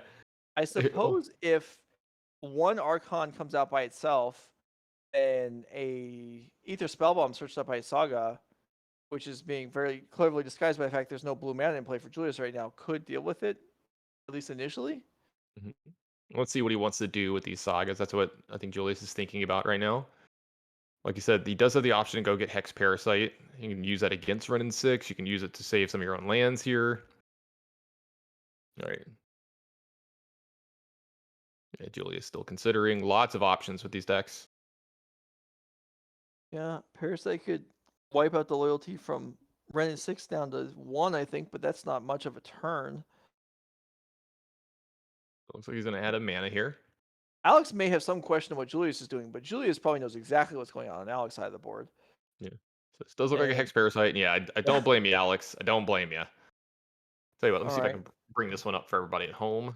so this is a 1/1 Oh, that's not the right spot. Phyrexian Parasite that for a Phyrexian mana and X, you can remove counters from I think anything and boost your power. But Ken's going to bring Yeah. that up so we Yeah, can it's confirm good. that that's right. Takes just a second to get to the. There we go. For everybody at home who isn't super familiar, I know Twitch chat's on top of this. They know, but this is more for me and you. Yeah, right. You gotta support the older folks. But then I need to make Anyway, the text bigger for you, right? Are you one of the people on your phone where your text is huge? You have like no, just so you can see it? No, okay. You haven't gotten that my bad yet. eyes, my eye. I do need to do something about my eyes. They're fine, but they're not great. I'm the other Anyway, way. I have good eyesight. My ears suck. My hearing's bad. that's not an age thing. You've like that always, right? Yeah, very true. Yeah, it just gets worse with age. But yeah, I've always been hard of hearing. Yeah. All right. So Hex Parasite, Ren 6 is gone. Fetchland brings out a dwarf token, and well, And this is where Julius is gonna blow up. yeah, We're gonna have this is not good for creativity for Julius. two. Yeah, and Alex is gonna be looking for double Archon here. Yeah, I like going after both the tokens as well that aren't the clue, just in case some weird thing happens and you play a longer game. Which I don't know what that is from here, but might as well leave the redraw. There's one, okay, and there's two. They were together, plotting their their eventual incursion into the board position Mhm. and how they will make a complete mess out of Julius's board hand and life total.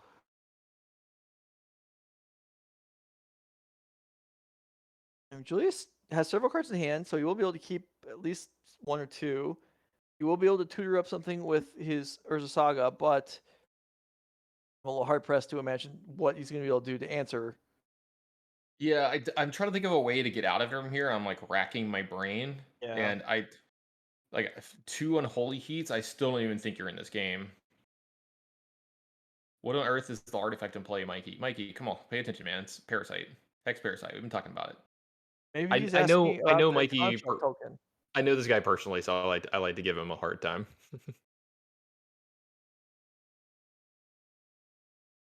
Otherwise, I know to show Twitch chat proper respect. I would never talk to other people at Twitch chat like that. You're giving somebody a hard time though, but I don't know. I mean, Mhm. I feel like there's these little like if you wanted to really blow somebody up like cruelly, I don't even know if you're capable of that. You're You just might be right. using little tiny insults. You can just people can shrug them off. It's like a 1 or a 2 on the scale. Yeah. Yeah. We need to train you up so you can have some real vicious invective when you need it. I can see that happening, and you give me the whole like '80s movie montage. You're like pointing to the board of insults, and it's just like it starts at the top of like your mama, and then all the way to the bottom, it's like censored out where it's really really bad. All right. Julius.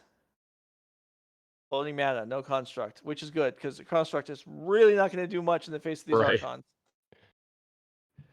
Yeah, I think he's like, Yeah. yeah. I just he's like, okay, we can go. That's enough. We can go to the next game. Yeah. All right. So red, green, splash, blue to deal with what we're seeing here from these creativity decks. Explosives is an answer. However, it's not overly likely that Julius would have explosives since it busts his own deck up. So what are we looking for here? Maybe just some sort of counters, negates. Yeah, we've seen blue man in the deck, right? Like we've Yeah, seen what was it? I think a yeah, breeding pool or something like that, or steam vents. I'm sorry. And I talked about it earlier. We saw Aether Spellbind in the deck, but I was wondering if there was something like negate in the sideboard or something Mhm. along those lines that could actually maybe help shore up a matchup like this where you absolutely just need to interact with a spell. yeah. This is tricky. I mean, we don't really have. I mean, Graveyard Hate doesn't work. So even if you had like the easiest thing to play would be like Surgicals, that doesn't work because Alex is not using the graveyard. So Julius is pretty much restricted to the actual colors.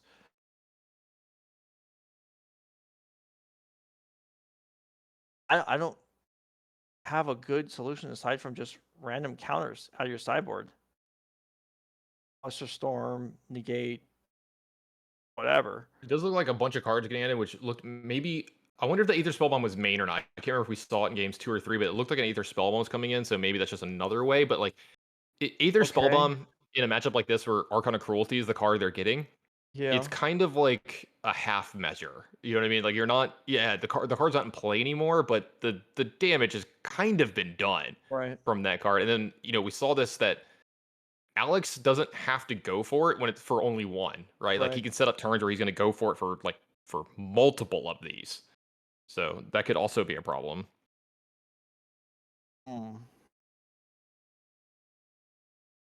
Yeah. There's no the blanket prevents something from being cheated, and the play cards are white. We're not using the graveyard, and I'm sure chat will come up with some solution that Julius conceivably could be playing, but counters seem like the most viable option here. Otherwise, even if his deck functions, he could develop a game according to plan, and then just get run into by two Archons again, and just get wiped out. Yeah, I'm trying to figure out some other ways. Like possibly there's maybe some ways to kill the Archons, but again, like once you really want to stop them from getting into play. I mean, Right. Torpor this looks Orb, like a I mean, nightmare spot. Yeah, Torpor Orb would stop them on the way in. from Then you only triggering, have but to worry about yeah, killing them. yeah. I don't think that's super exciting either.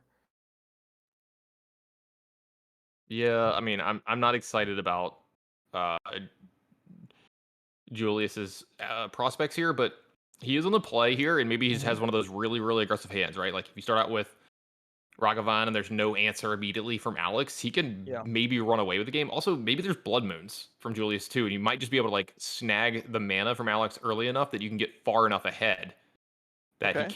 can't, do stuff like Nah, hard evidence, and nah, but it's just the odds of a it's Blood low. Moon It's low. the odds of an Urza Saga deck having Blood Moon is very small. Yeah. Again, I don't think this is something that's going to happen.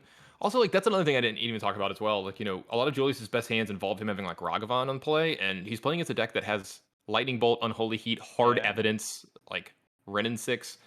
Alpine Moon is interesting. Okay, well that is a way to run that kind of effect without playing Blood Moon, which screws yourself over. And observation from chat that's actually pretty relevant. Torpor Orb doesn't work either because Alex could just spend an extra Hit the mana Torp and Rogue. Yeah. blow it up. Yeah, Same problem with Cage. If you play something like yeah. Cage or whatever, they're like, okay, well, I'll target that too. Like creativity is a hell of a card. Oh, I maybe as Alpine Moon is that gonna name like Dwarven Mine or something? Maybe. I mean,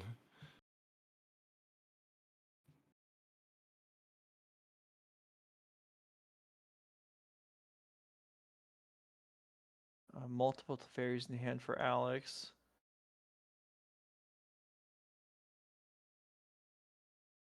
And again, like Alpine Moon, I mean, maybe Alpine Moon is effective here. And that's even, I'm not even super confident saying that, but let's just suppose it is. It's still not an aggressive start from Julius. We want, yeah, Ragavan, Dragon Rage Channeler, and then Alpine Moon, not the other way around. yeah, that's a really good point as well. I was going to make it the fact that Julius really need to come swinging out of the gates here to put a ton of pressure on Alex. The problem if we keep going slow like this, Alex just gets to kind of sculpt the perfect hand and set up a bunch and do all this stuff while Julius is not providing any pressure. And it does look like Julius drew a lot of his reactionary cards here. I think I see like Unholy Heat plus Lightning Bolt and cards like that that just they're not going to do a whole ton. If this is upkeep ice your steam vents, that is really cool. Because that's going to prevent a construct from being able to be made this turn.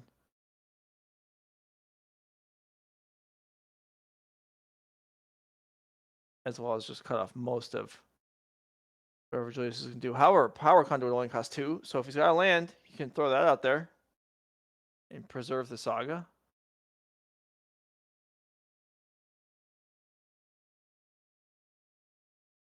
Okay, Besechu. Ooh, there's a pass. It's too bad. Julius, with some of the cheaper creatures in the format you expect, the red deck does actually have Termagoyf in the 75 as well. None of these cards, though, coming out and really putting pressure on Alex. So this is a hard spot for Julius to catch a win from here. Now, he does have the removal spells in his hand to possibly play around creativity later, but that's just mana that he has to leave up for the rest of the game. And again, just still isn't pressuring Julius. And not having 2 mana up here to make a card construct is kind of rough as well. Yeah. Yeah, a nice use of the ice. So there's a judge call going on right now. This is going to be most likely Alex is asking, assuming Julius named Dwarven Mine, which would make sense. Alex is going to ask probably something to the effect of, does this come to play untapped if I don't have 4 lands, or well, if I did pick something, I would pick exactly that. But I bet it's something involving the named card. In which case, the answer would be that I believe yes, it would come into play untapped, not make a token, and tap for any color. Yeah, it becomes a rainbow land. Yeah. Yeah. Tell you what, playing in Pioneer, Damping Sphere is such a huge threat to the Lowe's Field deck, but Alpine Moon really is it's not so scary at all. Makes a big difference whether you have colored mana left over or colorless mana. Yeah, that's a really good point, actually. Okay, Arid Mesa. So I guess he could fetch for a free rainbow land then.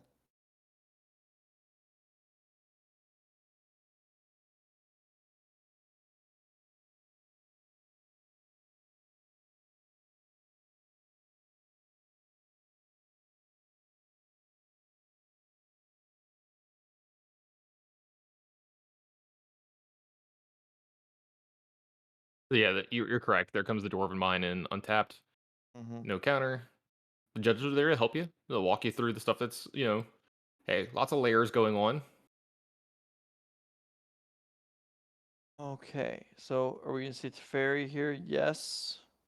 What are we gonna do? I What wouldn't would you be bounce shocked here? if this went Yeah, up. so Well, I thought we were gonna go after Saga. Yeah, okay. just set Julius back a little bit here. Because All the thing is, kinds like, of you don't all mind kinds. him Go ahead. to have this card back, right? Like, you don't Yeah. mind him that he gets Saga back. Like, he didn't do anything really early. You're probably gonna like, if it goes up, yeah, you get to play around on Holy Heat. But like, do you really care? Or that's his turn? Is replaying Saga and Holy Heat your Yeah, you're right. Teferi? I mean, you're just going so far over the top of Julius here that it doesn't Mm-hmm. matter. Sure, there's all manner of medium and large dice available at the table, and Alex has chosen another super small die to represent his Fairy Life total. Probably that's why it died. If he used Yeah, a I bigger think it's dice, yeah. Julius might have been intimidated by the size of the loyalty count and just not killed it. But as it I know is, I would have. yeah. So questionable play there by Alex using the small dice. Okay, so no tokens and such on the board right now, so Alpine Moon might actually be having an impact on the game. I mean, I was always gonna have some impact. I just wasn't sure it would actually do anything relevant, but maybe it Yeah. will.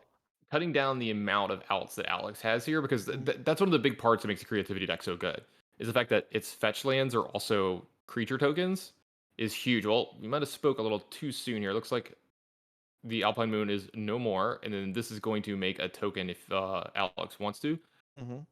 here as well. So that it does slow the deck down quite a bit, right? Because like all the other ways, you have to actually like play spells, like you have to play Hard Evidence, you have to play Fable of the Mirror Breaker, something along those lines. While the most predominant way that this deck makes tokens is with Dwarven Mine, Yeah. because you can fetch this card out because for some reason it's a mountain. Okay. So Mount Dwarven Mine is token to play. Fairy to play again. Saga, you're out of here. Yeah, wash, rinse, and repeat. And so what this is doing is this is effectively time walking Julius over and Mhm. over again while also progressing the board of Alex and making land drops. And this is exactly where Alex wants to be in this match. Just keep you from doing anything, make you have to keep responding to all my stuff, and then eventually I'll just have one of those big turns. Because he's cantripping as well. Alex is here a lot of the times. These Mhm. Teferis are getting cards deeper into the deck, and Teferi's not part of the main plan here. Like, he doesn't need Teferi to survive like he does against decks that have counter spell and stuff like that in there. He just needs to actually survive until he casts something like creativity. So So also this. only Go one ahead. red mana. Well, now there's a second one from Julius. This puts a lot of strain on Julius's removal spells here too. Like, you need to kill Teferi. You also need to kill the token as well. Yeah. So, and it's pretty So- telling that he might have another way here since he didn't put the Saga back into play and chose to play a fetch land instead. Right. This just occurred to me because we had the 3-color creativity before, and now we have listed as 5-color. It's the same deck, isn't it? The fifth color is Yeah, just for the Archon and some splash thing. Yeah. So these are really no differences between this and the other version. I don't think yeah. I don't think that so might have been either. true to everybody else for the last hour, but I just figured it out right now.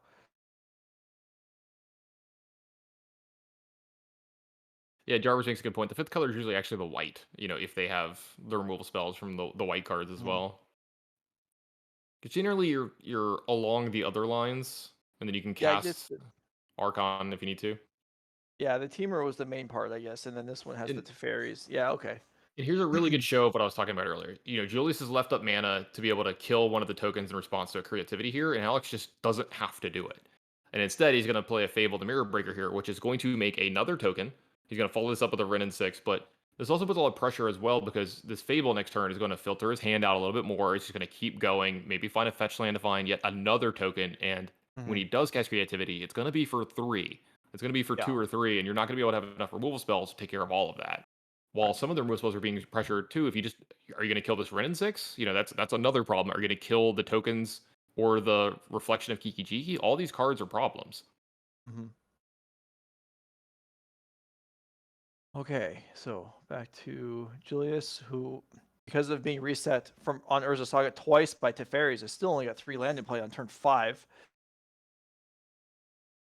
Yeah, and I think that's why you saw the Teferis go after the Urza Saga. Is this reason right Mhm. here? It's literally It's like Remand, but like taking a mana away from Julius. It's take your whole turn, draw a card, and then maybe even make you use a spell to interact with my Teferi as well from there. So it was really, really backbreaking from Julius and put Alex up, multiple turns in this game. Mm-hmm. Yeah, and we talked about this between games that we were looking for Julius to have, a good aggressive start, and we've seen the exact opposite. Yeah. He's not been on the board at all. Here he's going to be able to clean up this board a little bit here, but I think this is going to be too little too late. Yeah. I mean, he's used 3 target removal spells, which is one of the ways to defend against Indomitable Creativity, and he's used 3 just to deal with Planeswalkers, or Fable and 2 Teferis. So he's getting buried in card advantage. He's not ahead on the board. Yeah. And here's one of your favorite interactions. Fable going up to 2 while you have a Written 6 in play. Yeah, that is a nice one. Yeah, very easily to just, if you want to pitch 2 lands here and get 2 cards deeper, though it does look like some spell might be going away here. Unless it's a land as well. I can't tell what that back card is. But yeah, this does look like 2 lands eventually got pitched by Alex here. So draw 2 cards off the Fable. Power Conduit into play here for Julius. And again, this is part of the mid-game, late-game, grindy, on the ground plan. And that's just not an effective plan here. At least it doesn't appear to be. Yeah, it's a plan that could work against, say, like 4 color, right? The fact that, they're playing on the ground a decent bit. They're trying to grind you out with these cards. And you're like, well, if you want to grind, I can as well. And, Urza Saga every turn for the rest of the game is pretty good, while also, growing my creatures around on the board and stuff as well. So lots of cool stuff there. But you're seeing probably one of the holes in the deck the last couple rounds. We saw it have problems dealing with giant flying creatures, or too many of them. And now we're seeing it have a problem with, again, giant flying creatures, but just Archon of Cruelty. Yeah. Well, lots of decks probably have problems with Archon of Cruelty, but they have a better chance of preventing it from getting into play. And Julius doesn't. Well, so far we haven't seen anything really to. And we'll see. I mean, there's, the game's not over yet. Julius has 3 cards in hand. It could be. Yeah, I wonder if this is just fetch up Dwarven Mine, and can we creativity for 3 here, targeting the Fable and the 2 creatures? And there's only 2 red up from Julius. He can't stop all of it. Can't. Right. I think we can only target creatures and artifacts. All right. So I thought. Oh, that's right. When you targeted the Fable earlier, it was Kiki Jiki. Yeah. Okay, that's right. That's right. Yeah, I think you're right there. Although, let's see. Getting a little ahead of myself. Now it does look like he's going to target for 2. So there's 1 Unholy Heat. Do you have a second one? It does look like this is going to be a Spell Pierce, and I think that's so Unholy Heat. So sure, you're only going to get 1 Archon here. Yeah, but okay. So, I mean, and that's as good as you could hope for. You had double Unholy Heat as Julius. One of these countered. You still lose your only card in hand to the Archon. So. Backnote, thank you for the subscription. Thanks for the support for on our Ox channel. Really means a lot. It helps keep this coverage going. So if you like what you're seeing, make sure you hit that follow button. Maybe even hit that subscribe button. It's 20% off this month. Yeah, we gotta use. I mean, we're not doing enough with these follower things. Like, we should have a poll. If here's another Ancient Stirrings. I don't even know what are we even hoping for. Snaring Bridge. Snaring Bridge would be one. That would be sweet. Yeah, if you think Tannen provides really insightful commentary, there's a lot of good things today to say, is funny, humorous, and good looking, you should follow the channel. On the other hand, if you think Tannen is an absolute just waste of oxygen and should not be allowed to commentate, much less walk the earth, then you should follow the channel. And we'll sort out the votes later on. Yeah, who knows? It could be either way. Could be either one. You went a lot harder than I thought you would there. Jeez. That's making like a subtle dig, maybe like a slightly overt one, not just with scorched earth on me there. You're right. Jim is way better. This is our last round. I don't have time left to just mess around. Yeah, you can only fire off so many zingers. All right. And Archon attacks in. Julius is going to take 3 plus combat damage. Alex is going to draw a card, gain some life, and Julius is like, yeah. Finish him off of Written 6 as well for this matchup seems possible almost for Julius as well. Like, I just don't think I'm trying to think of draws where he like turn 1 Ragavans, turn 2 Termagoyes, like Yeah. turn 3 if he does. I think he had Fable himself, Yeah. and then even then, like I don't know if you're going fast enough. Like they just have a Prismari command on turn 3, like you Yeah. might just lose. Like That's still, but that's. I mean, you have a better chance than what we just saw. I mean, Julius has had a pretty good result this weekend with a deck that is not really on people's radar. He ran into just a real tough matchup there. It looks right. like. Right. And Yeah. like, he showed off a new innovative deck that's really cool, right? Obviously there's something there cuz like he's got a lot of wins this weekend. We've seen it do some powerful stuff. Yeah. Maybe he goes back to the drawing board. Maybe somebody at home that's watching this or hears about it on Twitter, sees it, takes the shell and they're like, "We can rebuild this. We can make it better." Let's go ahead and, change up a few things here and really shore up some of those matchups. Yeah. Did start off 6-1 yesterday, but today Yeah, has really not good gone as showing, yeah. well. Yeah. Yeah, the pairings haven't been super nice to him either these last No. couple ones. No, they have not. All So right. So that's okay. Anurag says we're gonna head to a break and he'll come back with an interview. Uh, if we don't, so this is our last round, right? yeah, this is your and Yeah. I's last round, yep. Okay. So if Unfortunately. we're not back on the other side of the break to chat with Anurag for a minute, thanks for entertaining Ken and I for a few hours with your viewership. We had a good time. Okay, we Okay, will I'm be told back we after will this be break. back. So okay, I guess we'll just go to a break then. All right. Anurag will be back in a minute with an interview with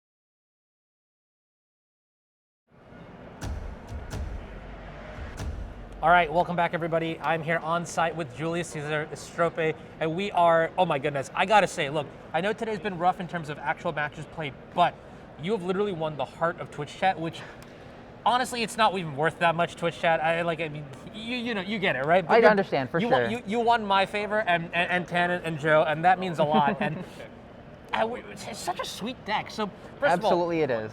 I've been calling it, well, I called it Gruul at first because I didn't really know. For sure. When I first saw it, I was like, okay, I see Urza Saga, I see Ragavan, okay, Stomping Ground. So I said Gruul.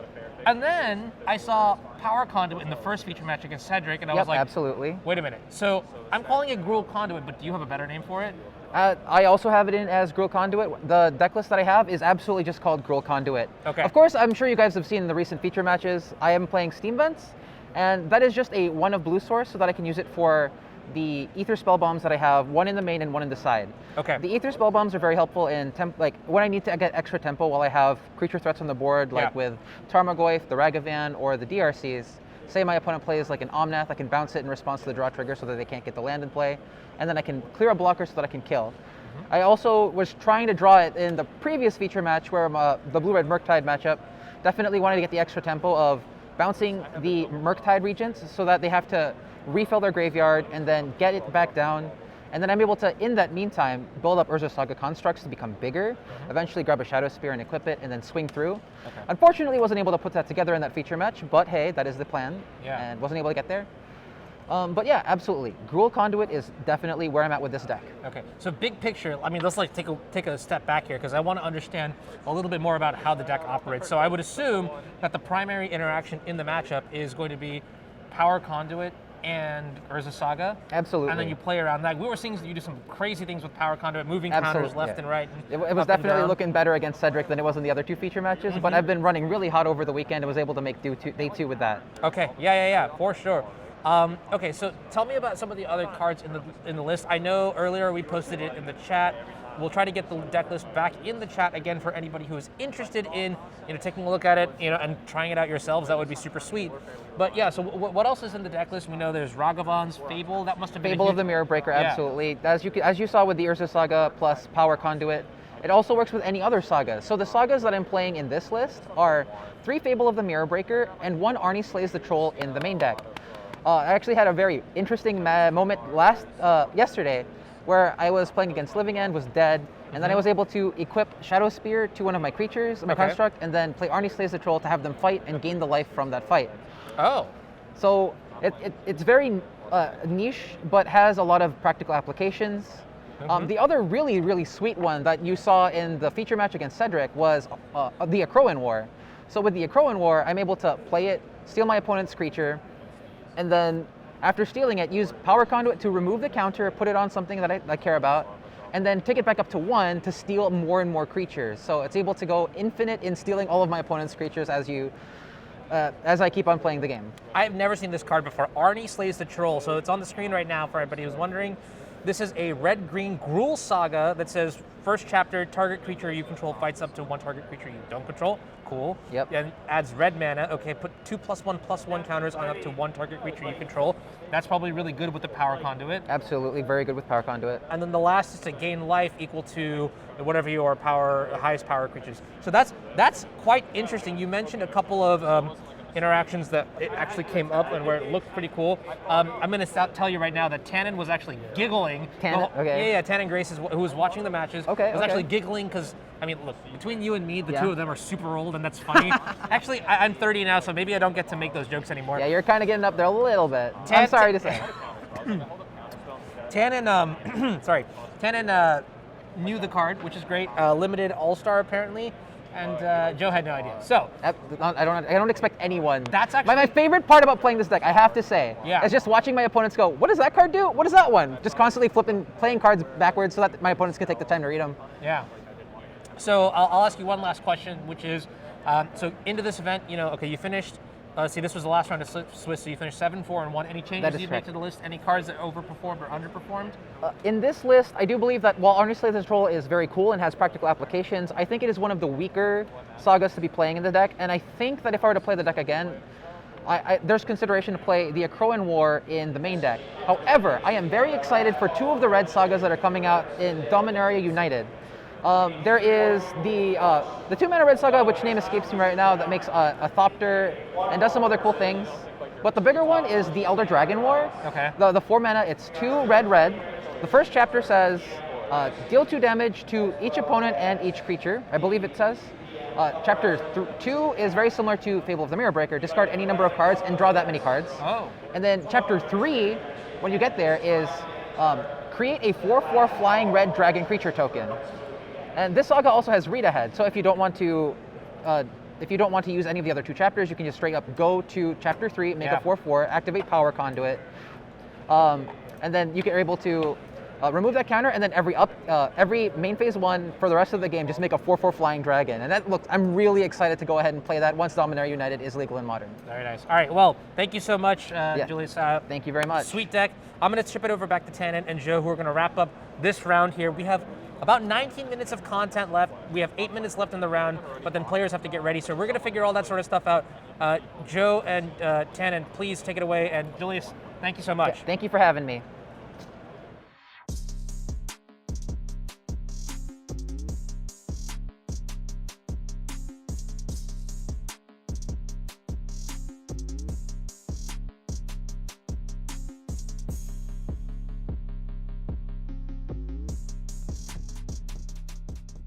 All right, we're back. Ted and I are here for Onrog after the interview. Just saw insightful stuff, and I think we have. Love hearing the new sagas might come into the deck. Those actually sound really good. So some definite upgrades for the deck as well. You and I talked about this deck might have some legs in the future, so it would be nice to see that. Yeah, and also being able to just start on Chapter 3, and then your power conduits can immediately start rolling back and getting you counters and stuff. That's pretty cool. Yeah, Anyway. Starting at Chapter 3 of the red one and making 4/4s over and over again seems pretty cool. Yeah, definitely. Something I can definitely get into. All right, so here we are in the. I want to say something. Match. Yeah, I want to say something immediately about this match. I think we should throw a flag on the play for this match for encroachment. You think Michael's taking a little bit more than his share of the board? Yeah, he's a little too far for my taste. Maybe it's because Aaron's so chillaxed and leaning back, kind of whatever. But like, if Michael plays a creature to the board, Aaron has no room, like none. It's like into his lands. Maybe Michael is a creatures in the back kind of person, and then he'll have to. It's just free real estate, Joe. It's just free real estate. Yeah, I guess. Also, another saga that he mentioned was the Akroan War. Seems like a really sweet. Oh, you want to play a giant Murktide? Sure. I'll just keep taking it. That would have helped. That was pretty neat. Yeah, I mean, he went hard on looking for sagas to work with. That's pretty cool. He went to Gatherer, typed in the word saga, and just went nuts. Yeah. All right, so we got Michael Belfado and Aaron Schwartz. Let's take a look. They're both 7 and 4 coming into the round.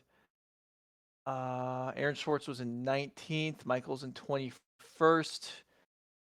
Long shot to make it to the elimination rounds, but still playing for money, for respect, for cool plays on camera. So we'll watch them finish up the tournament before handing it off for the elimination rounds to the other set of commentators for the day. Teamer Rhinos and Izzet Murktide. I don't know that I really have a favorite in the matchup here. Yeah, I mean, it could be interesting, right? Like, Michael's deck, Team of Rhinos, it does have some ways to deal with Murktide. It has some early ways to deal with the early aggression out of Aaron's side. So it just matters how much Aaron can keep the threats from Michael's deck kind of in check here. If he's having to keep the threats in check while also being pressured by other stuff as well and not progressing his own plan, then that could be a problem. But you see even a card right there. You see Dead Gone, and you've seen a few other ways, like with Petty Theft is another way to deal with giant Murktide stuff. So Michael has ways to deal with a big Murktide, and then we've seen these decks in the past that if you run into some spots where you're playing a Murktide and your opponent can deal with it multiple times, then the Izzet deck can actually struggle at winning games. I don't know if I mean, Michael's searching and shuffling there. I feel like there's no chance that Aaron didn't randomly see half of Michael's deck right there Michael didn't even almost give him a choice. Maybe he's And just trying to show the camera. That's all it is. He's just trying to show the yeah, camera sure. everything. Yeah. Michael's being a homie. He's trying to help us out. Well, he needs to help himself out here. He's got a lot of lands. Yeah, the deck needs to, but Gotta get something else this has got to going be a here. lands in front kind of thing going on, I believe. He has to. I mean, he didn't leave himself any room at all between the Dragon Rage Yeah. Channeler on his own board here. Or maybe it's just like the first person to play a creature gets the only creature. Like they get the space.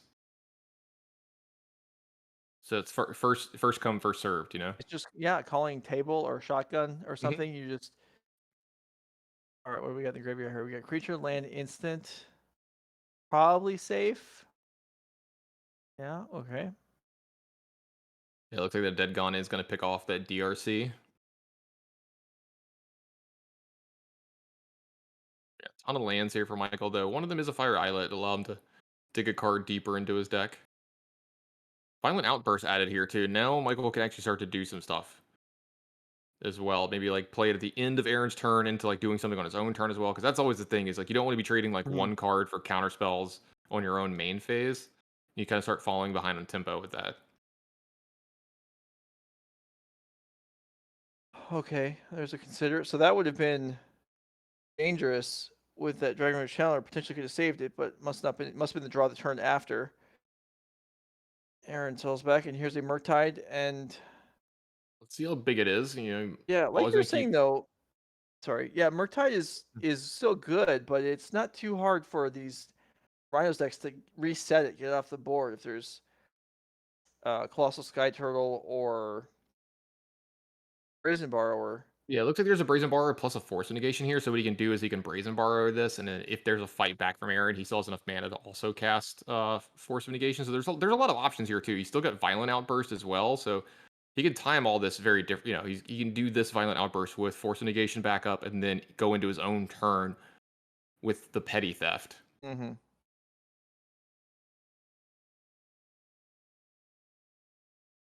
Even alternate art Force of Negations just for you, Joe. Of course, people know what I like. So Michael digging through the deck to find a pair of 4/4 tramplers. There you go. Yep, finally found them. I feel like they always hide. Every time we've seen Cascade today, we've seen like 20 cards in all the Cascades. All right, counterspell like we thought we were going to see from Aaron, and let's see how this is going to progress from Michael's side.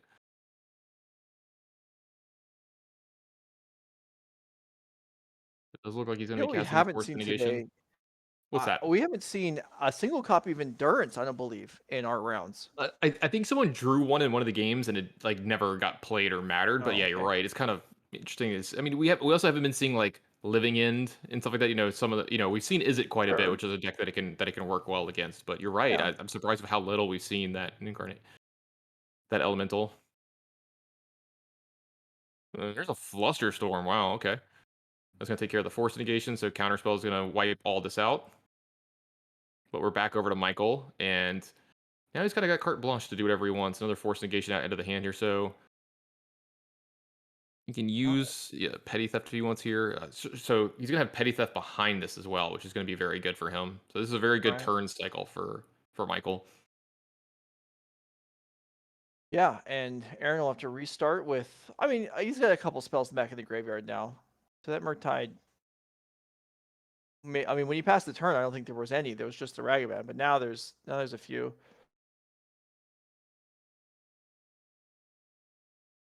Six Murktide becoming. As long as it's I guess a 5/5, it's good enough.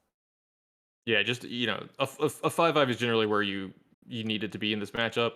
Out of the range of Fury and big enough to be able to block some of these 4/4s. Though Violent Outburst does come into play a tiny bit. It does have text other than Cascade. That's true. Yeah. All right, so we have Lighter Shredder here from Aaron. Let's see how big he's going to build this. These engineered explosives have been great. So this looks like we're in game 2. Yeah, well. Did that pip just change? Because I didn't see it before. I'm not sure. I just checked. The Flusterstorm, I was surprised by. Yeah. And the explosive, I was like, wait a minute, this is gonna be a sideboard game. And now I do notice, just like you said, that it does show that Aaron is up a game. Yeah. Also, Michael putting his creatures in front of his lands now, just encroaching even more. Both these, Yeah, they're both playing pretty far up. I mean, I both- think it's not as bad as it was earlier. Michael earlier definitely was guilty of some encroachment. Michael's there's an endurance. Yeah, there we go. Michael has given back a little bit of space, but Aaron just Yeah. filled it in. Yeah, this is just. Maybe I don't it's even- their version of the advantage bar. So like they're Oh. moving this for us as the advantage bar. I don't know quite what to make of these creatures being just all up on each other in the middle of the board here. Here's a force negation on that unholy heat. And Aaron's like, hold up. Ragavan gets pitched. I mentioned their on-rog between rounds that maybe the players could do a better job of keeping their cards on camera. The graveyards that seems like the players have taken that to heart and absolutely ignored it. They're like, okay, Joe, sure, we'll try. Like, okay, Grandpa. Yeah, How compressed is the middle of this board? yeah, it's The kind of Shredder unreal. and the Shredderless Agent are touching each other. Yeah. And the exiled are. I mean, this is almost ridiculous. Yeah. Maybe that's what they thought you meant. They were like, all right, we'll put our cards closer together. So we're trying to. Maybe, You know maybe what? they, You know what? maybe they hate Honorog and they're trying to cover up his name on the playmat in the middle I of the think board. this is your fault, actually. He probably gave them your note about, hey, we can't see enough of the stuff. And they're just playing farther up on the board and more condensed to the middle. Well, and to vindicate myself, I believe this is the replayed match, so I don't think they could have done anything in between when I talked to Honorog and now. But Hashtag yeah, blame Joe. Just second endurance and a counterspell both get shoved off screen because why not?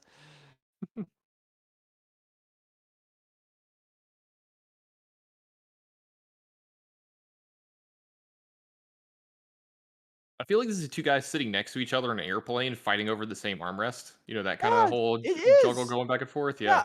This is like they're playing Magic on the little fold down table. That's Yeah. how cramped up this stuff is. The tray tables. Yeah, We need There's a the brazen seatbelt borrower. light on. I'm surprised Michael didn't just put it on Aaron's side of the board just to Yeah. be like carve out some more room here. Yeah. Got a Question, quite chat. the air force going on for Aaron over here. Yeah, chat asking, was there any John Saga decks? Well, maybe not, but we can trump you on that one. There was a Gruul Saga Power Conduit deck that you might want to check out.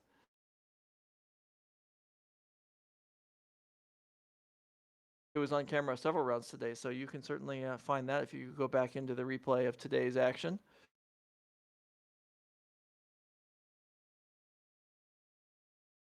Cannon. The Shredderless Agent and Ledger Shredder are in contact with each other in the middle of the screen. Still, I cannot believe this. By the way, I'm kind of liking it now because of how much it's bothering you. Like, Well, it it's just doesn't- getting you so good. I love it. It's not. I wouldn't so much say it's bothering me. I'm just kind of incredulous that Yeah. this is how these players have decided to use their board space. Looks like a violent outburst was drawn from Michael there.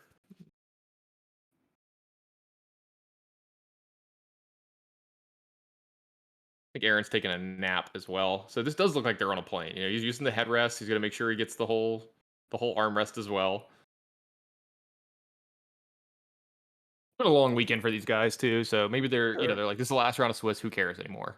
Yeah, and yeah, potentially these players were here Friday as well playing. That's actually a good point as well. Yeah, this is a 3-day event, and 2-day events are long enough. 3 days can really take it out of you.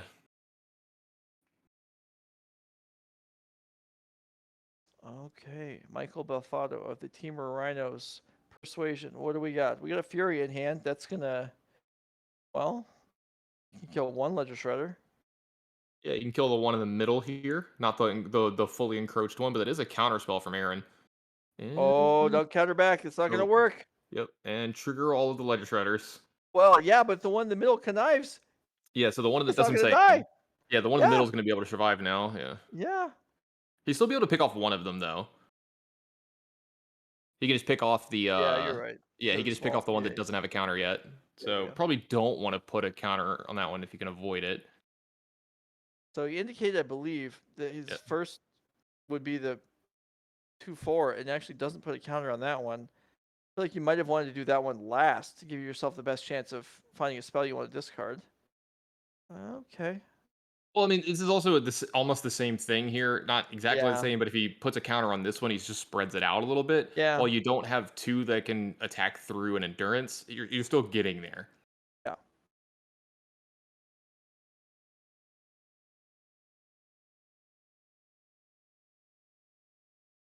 And the big dice are located once again. All right. Ledger Shredder, the middle is out of here. Form middle. And I guess there's no attack now.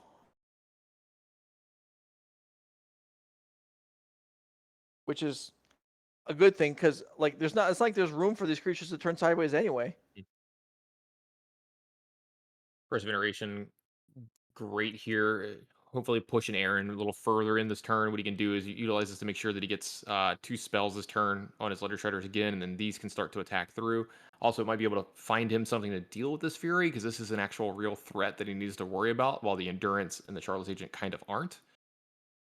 Also, this is going to be quite the large Murktide. Yeah, I would think so. And pretty big shredders too. 4 counters on a shredder is pushing the limit of what I've seen. Yeah, I haven't seen many get bigger than that, 'cause usually the game ends. Yeah. It's going to be an 8/8 Murktide, and all right, Connive.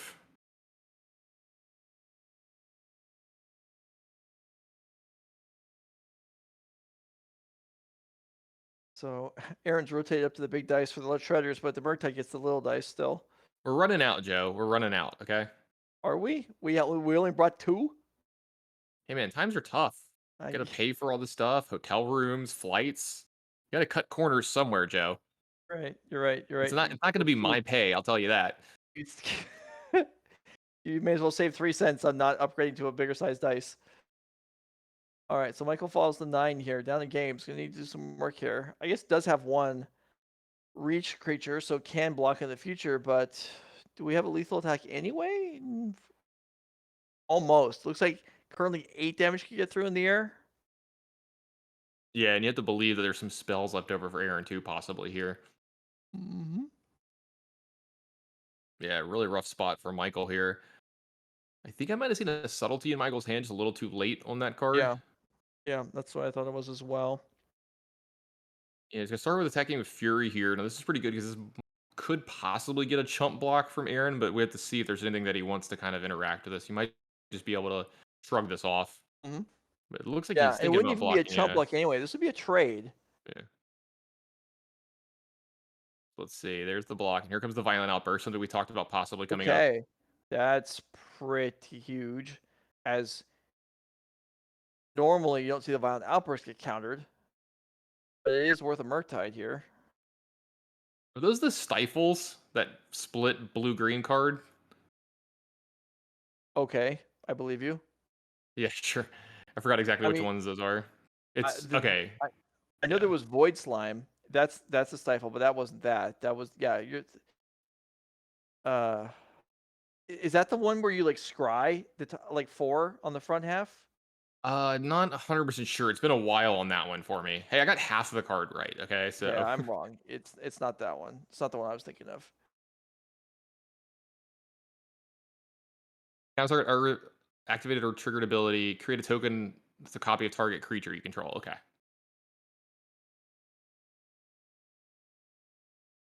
All right, so Murktide and Fury do trade.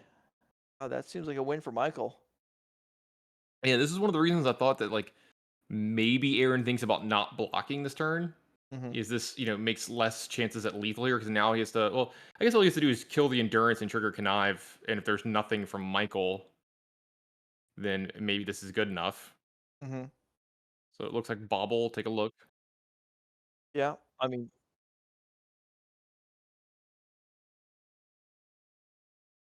it could be a unholy heat here to kill the endurance, but no idea how much if it's turned on for delirium or not.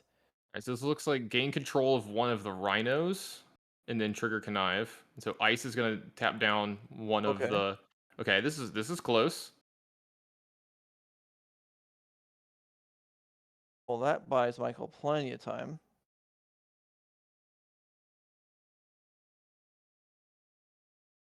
Charm still in the stack. Connive still in the stack.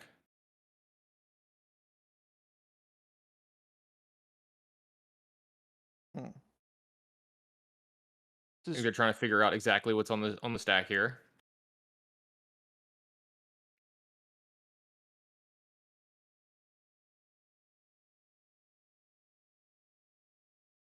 So connives are going to happen. Okay. That one grows. Let's see the second one. So this is a card in his hand that he absolutely wants to keep. He barely even looked at the other cards.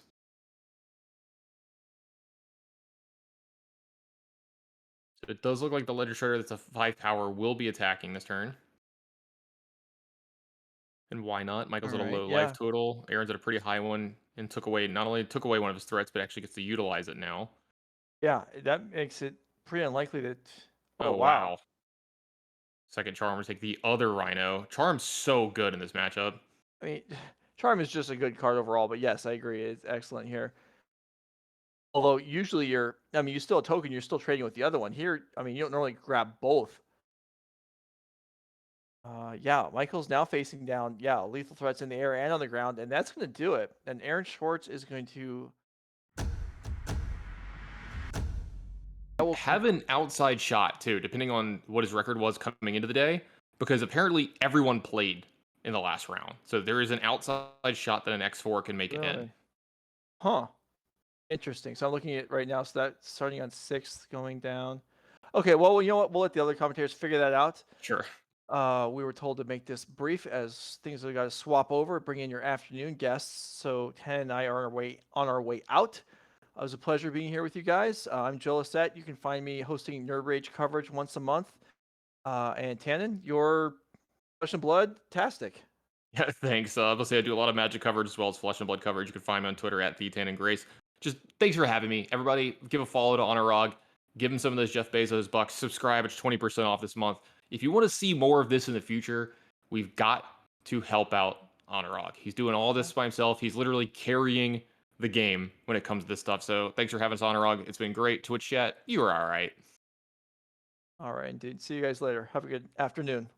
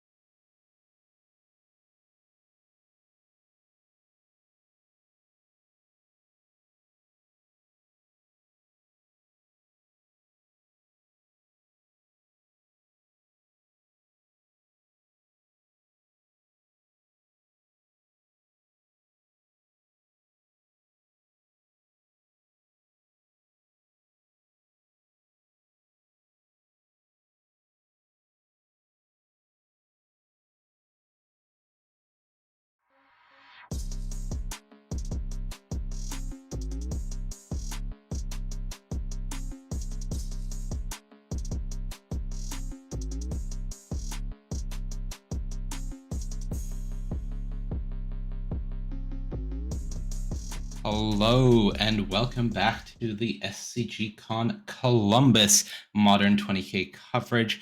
We are your afternoon shift for today to round out this topic. My name is Monty and I am joined by Jarvis. You in the booth. Jarvis, how's it going? Great. Spent most of my morning cleaning up the house and keeping this on in the background. You know, it's some nice background noise when you have chores to do. You know. Yeah, absolutely. Just the dulcet tones of Tannen and Joe bringing us throughout the day and bringing us to this top 12. And we do have the list of the top 12 now that we're looking at. So just to quickly go through them, of course, we don't have deck lists. These are closed deck lists, but the players, we have Duo Yang in the first seed, Anthony Cook in the second, Brady Monroe third, James Manges in fourth, Jacob Tenner in fifth, one of the players I believe will be watching this round. Pete Ingram in sixth, Justin Austin in seventh, Isaiah Mosher in eighth, Jacob Fumick in ninth, Daniel Walton in 10th, Alex Yatsenko in 11th, and Jacob Light in 12th. So those are the players that we will be watching for the rest of the day as we work ourselves down from 12 to 1 and crown a champion for this Sunday 20K, Jarvis. And I'm told the players are ready, so we'll head right into it. Nice. What's your modern deck of choice right now, Jarvis? Great question. I think if I had to play a tournament, I'd play 4-color Yorion with Traverse the Evenwald. But you know, there's like 5 or 6 decks I think are pretty good. I think Amulet Titan's pretty good, which Jacob White's playing. Azura's Affinity, haven't played a lot with or against it, but you know, it looks like they're doing very well in this tournament. Yeah, Jacob Tenner, of course, the 5th seed here. Jacob Light in this Jacob Mirror on the Amulet Titan deck that you mentioned in the 12th seed. And it looks like Affinity was happy to keep the hand. Jacob Light is currently pondering a mulligan decision. While they decide that, it looks like it is just a mulligan to 6. So we are going to be kicking things off here. And I believe with seeding, it is going to be Tenor on Affinity on the play, no first turn play, and back. What does the current Affinity build look like, Jarvis? So there's a few directions to go, but I think the thing that you universally see among them is 4 copies of Urza Saga, of course, 4 Thought Monitor, and you usually see a backup plan of either, you know, Urza or Ingenious Smith or Stoneforge Mystic, and I think I see Ingenious Smith in Jacob's hand as well. Yeah, it looks like a bit of an awkward draw here for Jacob, having the double Razortide Bridge as their lands both entering the battlefield tap. So you see the turn 2 Esper Sentinel, no turn 1 development. And on the other side, Jacob Light, anything far from awkward, has the turn 1 Amulet of Vigor into a Sakura Tribe Elder on turn 2. But looking at the hand, I do see a copy of Azusa as well as an Eidolon of Revel. Nothing. Sorry, not Eidolon, the Dryad of the Elysian Grove. Nothing really too explosive to go with an amulet at the moment. Yeah, I kind of think this matchup, as a lot of matchups are in Modern, it's just a straight race. Whoever's on the play is probably slightly favored. I think, given equal hands, I would probably prefer to be on the Amulet Titan side a little bit. We see Jacob does employ that Ingenious Smith that you were talking about earlier, finds a Thought Monitor from that. That goes to the hand, follows it up with a Springleaf Drum, which is going to get the first counter on that Smith. Of course, as you mentioned, this is going to be a lot of a damage race, very similar to ships passing the night. Amulet Titan, not well known for having too much interaction in the main deck. So the first game will very much be, can Jacob Light mount some of the Amulet Titan endgame of getting that Primeval Titan down and getting those explosive turns before the Affinity deck mounts that offensive that it is very much able to do in short order. Yeah, and Sakura Tribe Elder, a very recent development in the deck, I believe Cancer popularized it. Kind of helps you with Blood Moon, and I know Amulet Titan nowadays either plays Hydroid Crisis in the main deck or sideboard, so, you know, any sort of mana ramp is very welcome with Hydroid Crisis. That makes a lot of sense. Looking at Jacob Tenner's hand, I believe there is a copy of Thought Cast in there alongside the Thought Monitor that they found. And not getting a solid look at the third card, but I think it may be a Metallic Rebuke or a yeah, It- or a Nettle it- Cyst. But that is a Cavern of Souls on Jacob's light side of the board, right? Yeah, probably naming giant. That's the default. But like you and I there's so many printings of cards nowadays. It's sometimes hard to tell. But Portable Hole taking out the amulet huge, although it shouldn't be in the graveyard.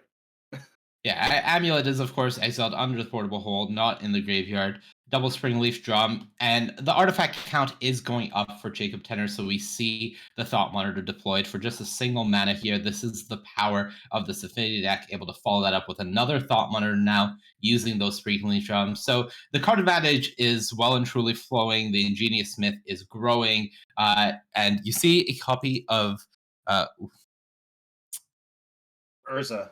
Urza drawn there for the Affinity deck. So very much in a powerful position now. And with that Amulet gone, it actually feels like this Titan deck might just not have the time, even if they were able to find Primeval Titan, to really mount this full comeback. I think I disagree with that because a Primeval Titan represents 2 Valkits along with the Dryad, which is just 4 Lightning Bolts. Of course. As good as these creatures are, they are not matching the power of every land being a double lightning bolt. And the Dryad, of course, does enable that. Now we catch that the amulet should be under the Portable Hole. So the game state just getting fixed. But hey, as much as Jacob Light would like to find that Primeval Titan, just a Sakura Tribelder off the top, which currently not really much of a threat. And now I believe it's going to be Urza time, as Jacob Tenner cannot cast the named Artificer fast enough here. And how long do you think this Amulet Titan deck has to find Primeval Titan or potentially Summoner's Pack before this game is going to be unattainable for them? I think it's a turn or two. Basically, if you're forced to chump block for the Dryad, I think it's too late. But right now, they're not forced to chump block with it.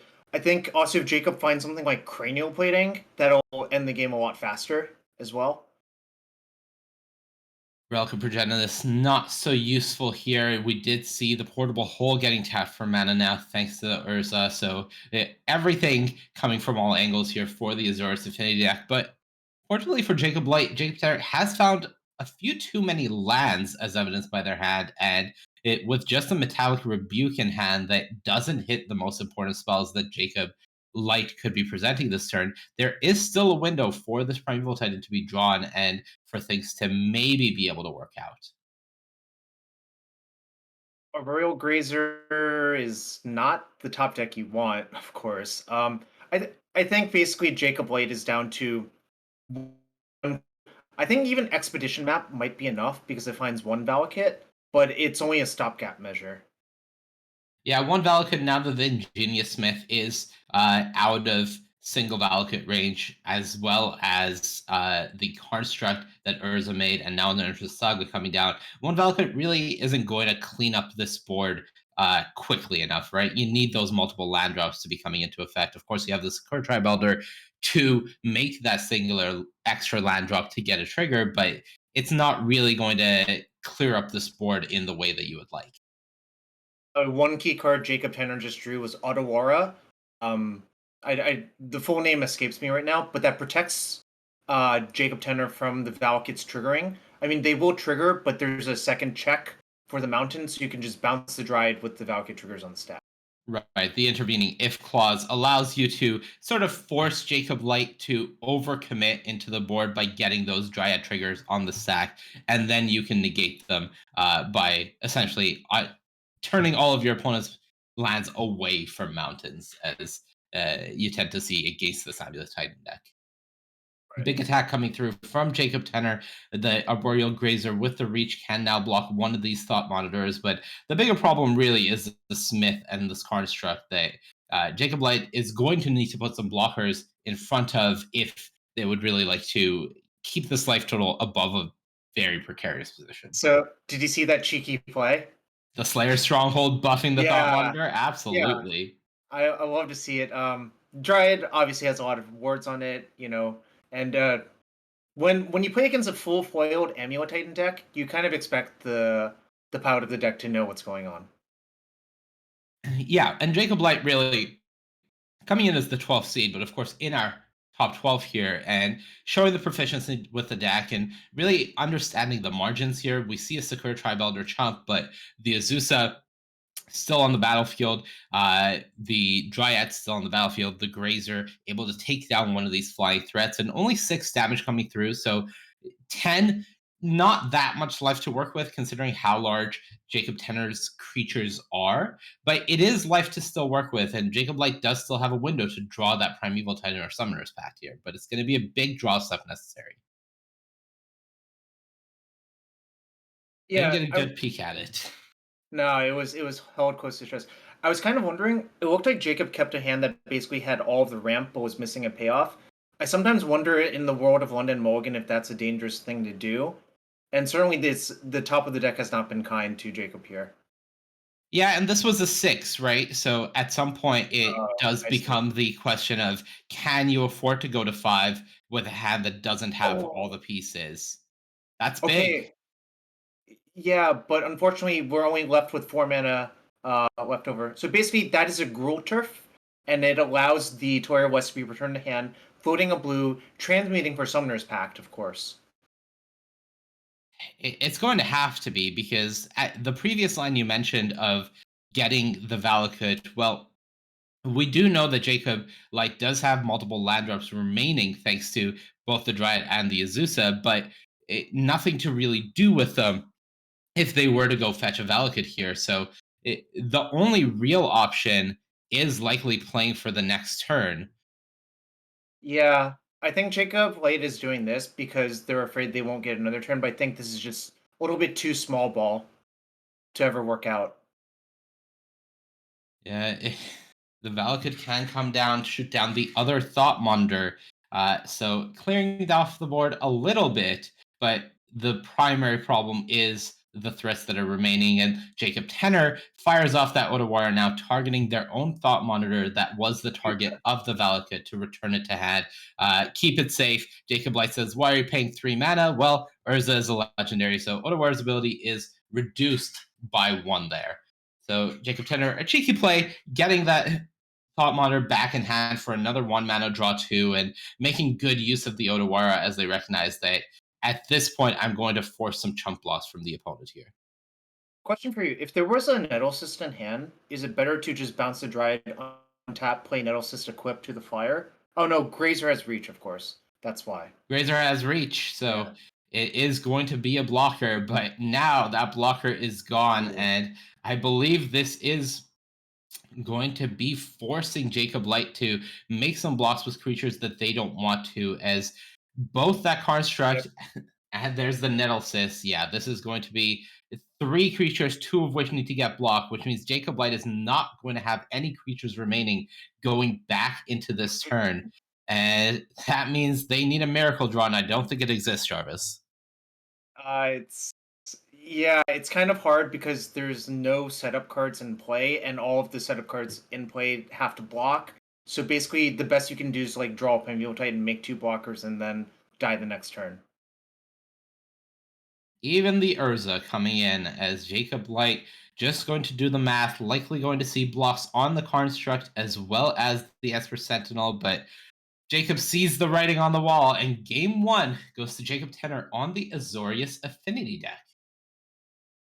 Yeah, I think in general, whoever's on the play in game 1 is a massive favorite, and you kind of saw that. Also, Jacob Light just literally didn't draw the namesake Primeval Titan or Summoner's Pact.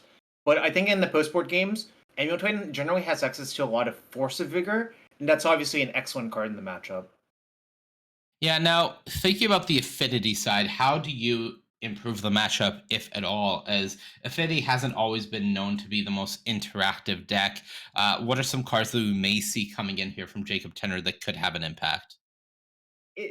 These Azorius Affinity decks tend to be a little bit all over the place. I haven't seen really a consensus list, but I would expect things like well, I guess we'll see, but I think the biggest card in my mind, if he has access to it, would be Lavinia Azorius Renegade. Instead, I saw Meddling Mage and Dispatch come in.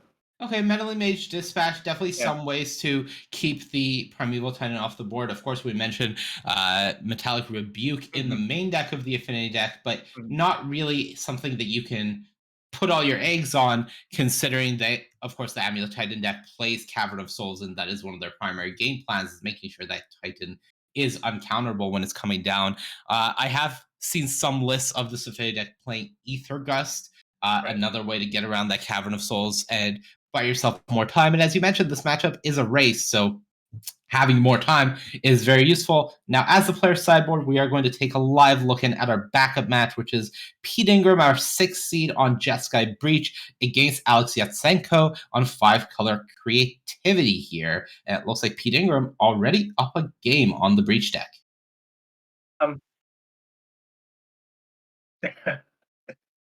Yeah, I actually did catch that. I looked through the standings real quick before the top 12 cut.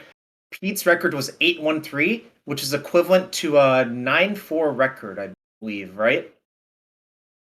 It is equivalent to a 9-4 record. I guess 9-3 record. Yeah, 9-3 record. This tournament is only 12 rounds. We're doing great here in our first round of the afternoon. Math is very easy. Okay, so this matchup, tell me about Breach against Creativity as we wait for our main match to shuffle up. So this is a little bit of a wild card matchup to me. I played a bunch of Indomitable Creativity. I think the deck is really good. Renin 6 is basically one of the reasons I think the deck is extremely good. But Jeskai Breach kind of doesn't really care about Renin 6 minus Ragavan dying to it. So I think this is kind of just like a weird positioning combo control mirror in a lot of ways. And if you don't go for it with enough backup, you might just get like counterspelled and then the other person untaps and kills you. So I think it's just kind of a weird like staring contest. And in those games, I actually like Creativity because of Dwarven Mind putting the pressure on. Right. So the Dwarven Mind pressure is what Alex Yatsenko is hoping for. At the moment, we do see that Renin 6 is on the battlefield and 7 counters, so in a threatening position, and does force the Prismatic ending to come down from Pete Ingram, trying to deal with it. There is also what looks to be a crab token, I believe, left over from Hard Evidence, just waiting for potential Creativity. Is that a Spell Pierce we see in Alex Yatsenko's hand? It is going to come down here, targeting the Prismatic ending. So no such luck there for Pete, who is only on 3 lands here, facing down Alex Yatsenko. So what Pete's hoping to have happen is Alex uses the Ren on it instead of ulting Ren. But I think we're just going to see a Ren ult. And I don't know about you, if you played against Renin 6 Emblem, it's not a very pleasant experience. The game ends really quickly. Yeah, and we already see Fire Ice in the graveyard. We see Spell Pierce in the graveyard. I don't think Pete Ingram is going to stick around too long after this Ren Emblem. And Alex Yatsenko here in our top 12, unlikely to get greedy with this Ren, especially with what looks to be 7 cards in hand. I don't think they're going to be thinking that they need more value by trying to keep this Ren around. No, I think that would be just a little bit too greedy. Just cash it in. You have like Fire Ice recursion. You have Spell Pierce recursion or Prismatic Ending recursion. It's going to be good enough. Absolutely, and as much as I would like to stick around and watch Pete Ingram concede to a Ren Emblem, instead we are going to come back to our main feature match. Jacob Light on Amulet Titan, Jacob Tenor on Azorius Affinity. Tenor up a game so far. Here in game 2, we see Jacob Light starting off with a bounce land, a bit of a slower start, but does have a Dryad of the Elysian Grove here for turn 3. Jacob Tenor on the other side, no creatures, just an Ether Spellbomb and a Shadow Spear to kick off this game. So slower starts from both players compared to what we saw in game 1. Yeah, I think the general tenet is that sideboarded games in Modern tend to slow down a lot because people just have a lot more interaction. So people are willing to keep slower hands. You're like your plan A, obviously it's nice if it works, but you kind of expect it to just not work all the way through in a post-board game. And the power of these artifact lands once again coming out here for the Azorius Affinity deck, able to fire off a 1-mana Thoughtcast on the third turn, drawing 2 new cards. We do see 2 copies of Dispatch in the hand here for Affinity, so they are in a position where they have a removal spell for this Dryad if they want to take care of it now, which I wouldn't be surprised to see considering those extra land drops can get very annoying from this Amulet Titan deck. And they're still left with another copy of Dispatch in hand for a Primeval Titan should Jacob get to that point in the game. Yeah, dispatching a Primeval Titan is not my favorite. It kind of feels like the damage is done. Well, the horse is out of the barn and then you're closing the door, Yeah. Oh, that is not something you see normally in Amulet Titan, but holy moly, is that a bad thing for Azorius Affinity to play against.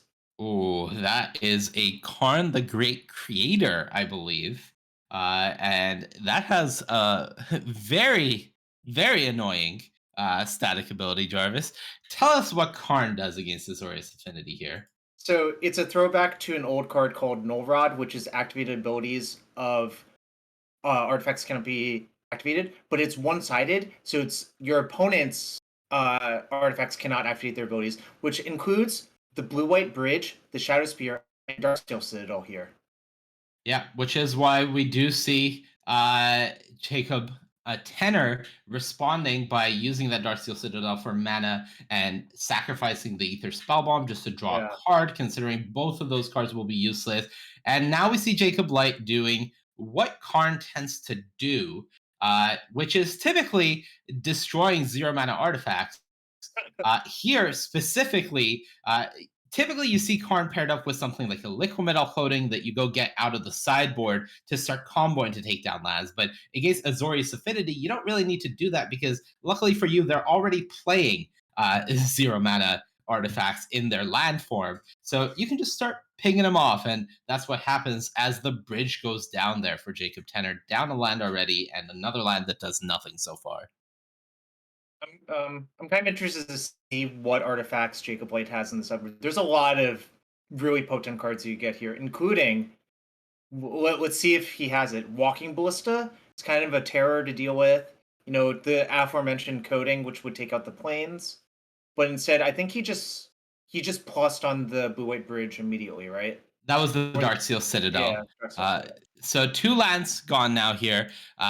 So definitely showing what Jacob Light is prioritizing so far. And really the bigger deal here for Jacob Tenor is the fact that a lot of the cards that they're relying on to mount a comeback, cards like Nettlecyst, they're not that potent when you remove the abilities from them. Of course, Nettlecyst does have Living Weapon. It comes down with a creature, but if Jacob Light is able to deal with that, then Karn stops any other impact it really has. And part of the reason that you do see Jacob Light prioritizing getting artifacts off the board, even though the lands don't tap for any mana, is the fact that this is an affinity deck. We see cards like Thoughtcast, we see cards like Thought Monitor, and the last thing Jacob Light wants to see is this affinity deck being able to draw extra cards and try to draw out of this. So Karn the Great Creator really doing some heavy lifting here. And as you mentioned, it'll be curious to see what sort of sideboard package, if any, Jacob Light has access to, whether they have a plan where when they bring in Karn the Great Creator, they board out a copy of Amulet to tutor for. I'm very curious what their philosophy here is with this Karn as we see Urza's Saga get some activations going. My expectation is that Karn's actually in the main deck, and it's just Jacob didn't draw it in game 1. And I don't think you can side out Amulet of Vigor because a 5-mana Amulet is a lot worse than a 1-mana Amulet, and plus you have 4 Urza Saga in your main deck as well to tutor for them. Of course, you just want to make sure you're maximizing the opportunity to draw it in the early game, as those are your most powerful and broken starts. And there's that Amulet, as you mentioned, coming out from the Urza Saga. So Jacob Light, 2 Constructs, and an Amulet of Vigor on the battlefield. Now, another copy of Urza Saga in the hand. Where do you want to go from here if you're Jacob Light? It looks like Jacob is consulting his sideboard, so he's deciding if he wants to minus Karn instead of plussing it on the Darksteel Citadel again. It doesn't look like he actually has a bounce land in hand, so I suspect that we're just going to play a slow mid-range game with this Karn And, that's totally fine because it's so hard for Jacob Tenner to do anything really threatening from this spot. Yeah, there it goes. It looks like once again targeting the Darksteel Citadel, and that's not what Jacob Tenner wanted to see. As they do scoop up their cards, Jacob Light with Amulet Titan, and a very unexpected Karn the Great Creator actually evening up the match here, as we are going to go to game 3 in our main feature match, and looking back in on our backup where I said I wanted to watch Pete Ingram concede to a Ren Emblem. Has not happened, as it looks like a Ren Emblem was made, but this game is well and truly still going. What was the Ren Emblem still made, or was the Ren down ticked on Ragavan then plus twice? Well, I believe what is sitting to the right of the Ren is a Ren Emblem, even though I'm not confident in saying that. Okay. We did see the Ragavan get taken down with a fire and an ice, so Sure. I'm almost certain this is a different Ren, as our producer did confirm it, I believe. Well, then I would immediately leave this game because I don't want. Well, there's the idea in Magic that fun is zero sum, and playing against Ren Emblem is not very fun.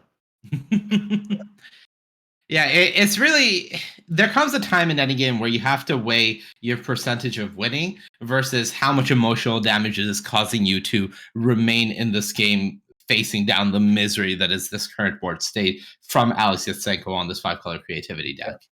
I mean, to be fair, Pete is a veteran. I think he's thinking about if he can draw an Underworld Breach and see if it's lethal. I think with the Spell Pierce in the graveyard and the Boseiju in hand, is basically just impossible for Breach to do anything meaningful. Yeah, I think the Boseiju definitely is the nail in the coffin here for Pete Ingram, who is going to consider his options on Alex Yatsenko's end step here. Looks like we are just going to go to a draw, a Steam Vents. Probably not what Pete was looking for, and the turn just going to get passed back. Alex Yatsenko, of course, at 8 life, so theoretically, there isn't that much work needed from Pete to close out this game. But of course, this Jeskai Breach deck isn't full of burn spells. They're not going to suddenly just mount an explosive bit of damage put together. A game plan really needs to come together, and that's what Pete is trying to put together right now. A brief nod. Alex somehow forgot to pick up his bottom card while shuffling, but the bottom card is a random card anyway, so it doesn't really matter. By the way, while Alex was shuffling, I saw a very interesting card I haven't seen in Creativity, which is Rest in Peace, and that's another important card for the White Splash because that obviously shuts off Underworld Breach. Yeah, we are currently in Alex's draw step. We do see Fable the Mirror Breaker hasn't ticked up yet, but Alex is resolving its ability, so we will see that counter go on it momentarily as Alex is just deciding what 2 cards they want to discard. We see what looks to be a copy of Fire and Ice as well as a duplicate copy of Ren and 6 hitting the graveyard, and there goes the counter. Really good shout from you about that Rest in Peace, a tool that it most likely is out of the sideboard, and considering this is game 2 and it hasn't been played yet, maybe something that Pete doesn't know about. Again, this event is closed deck list, so certainly possible that Pete is, even if aware of the potential existence of it, isn't confirmed. And if that's the case, then perhaps something that Alex can use to get an edge and catch Pete by surprise in a potential game 3, as I'm fairly certain we are heading there. Yeah, I think so. I mean, Pete, I spot a Wear Tear in the hand. That's not necessarily directly for Rest in Peace because it's there mostly to like kill a treasure or a clue in response to an indomitable creativity, but it is good coverage for Rest in Peace as well. Yeah, and it looks like Alex is just going to discard a Rest in Peace here on their cleanup step, just passing the turn back, waiting to see if Pete has a response. I'd love to see where this game is going, but our main match is, of course, back in progress. And just to quickly catch you up, we are in game 3. Jacob Tenner on Affinity, Jacob Light on Amulet Titan. For this game 3, Jacob Tenner is on the play, and we saw them lead off with, again, a slow start, but Jacob Light had an Amulet of Vigor for their first play, and it was Portable Hold. And now Jacob Tenner is able to find the Ingenious Smith that is a large part of the power of this Azorius Affinity deck. Yeah. Pretty interesting. They're both Urza Saga decks, but Jacob Light's deck you rarely see the construct mode activated. Really, Saga's just like a suspend to Amulet of Vigor most of the time. Yeah, and it is awkward here for Jacob Light because they are missing the mana to make any constructs. So the first Urza Saga is just going to go down. Of course, it will find a duplicate copy of Amulet that Jacob Tenor will need to find an answer for. But Jacob Light has not had any sort of explosive start. We haven't seen duplicate and extra land drops made yet. So very much playing a fair or hindered game plan right now for the Amulet deck. And we'll need a big turn to come back from it in short order, considering Jacob Tenor is mounting pressure.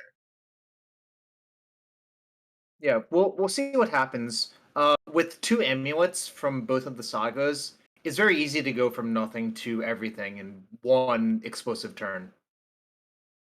It very much is, and we're gonna see what Jacob Light is able to do with that. Currently has drawn their cards, so the Saga triggers are on the stack now. I believe that is a copy of Gruul Turf in hand, as well as a Crumbling Vestige, a Cavern of Souls, a Forest, I believe, and a Summoner's Pact. One card I can't fully make out in that hand. I am doing my best. These cards are very shiny. Yeah, that is the Double Masters 2 uh, full art, whatever you want to call it, foil, I believe.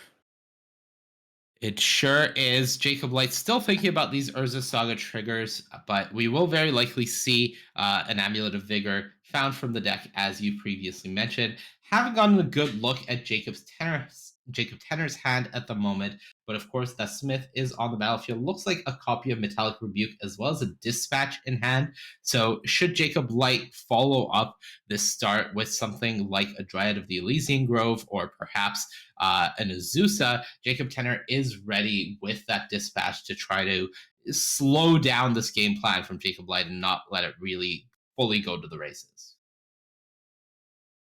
Very shiny Amulet of Vigor.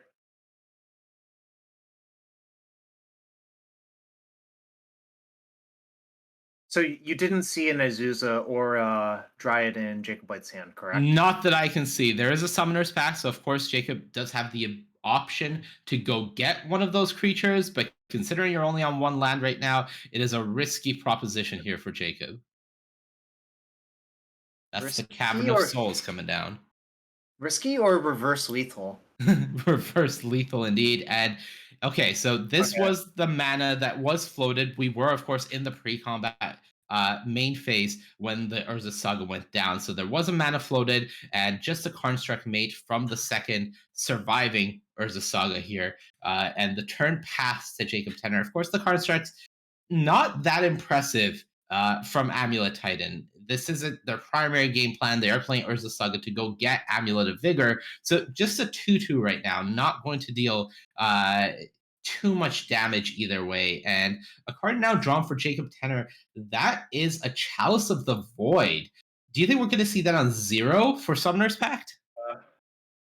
It's kind of funny because I actually think it affects Jacob Tenor's deck small amount, but here it's way more impactful for Jacob Light because I believe his only action card was Summoner's Pact. Yeah, we will see that Jacob Tenor does get the counter on the Ingenious Smith. May have missed it from the Chalice of the Void, but of course, as that ability can trigger once per turn, it doesn't matter which of the artifacts you play, you trigger it on. We do see the construct being made from the Urza Saga and getting that counter on. And that's the Thought Monitor. Yeah. By the way, it always feels like cheating when your opponent taps Chalice of the Void for Metallic Rebuke or for blue mana off Urza. It very much does. Chalice of the Void is a card that's already far too good to do anything else on top of what it does. All right, looks like an attack from the Ingenious Smith for 3 after the Thought Monitor comes down and the turn is going to go back to Jacob Light. Once again, we're going to see the mana floated, likely another amulet found, but when I was looking at that hand, I saw Summoner's Pact. I didn't see a Primeval Titan. So Jacob Light now with their Summoner's Pact turned off thanks to this Chalice of the Void. I'm not sure if they have a good way of making use of this pair of Amulet of Vigors that are available to them. Wait, did he draw a Primeval Titan?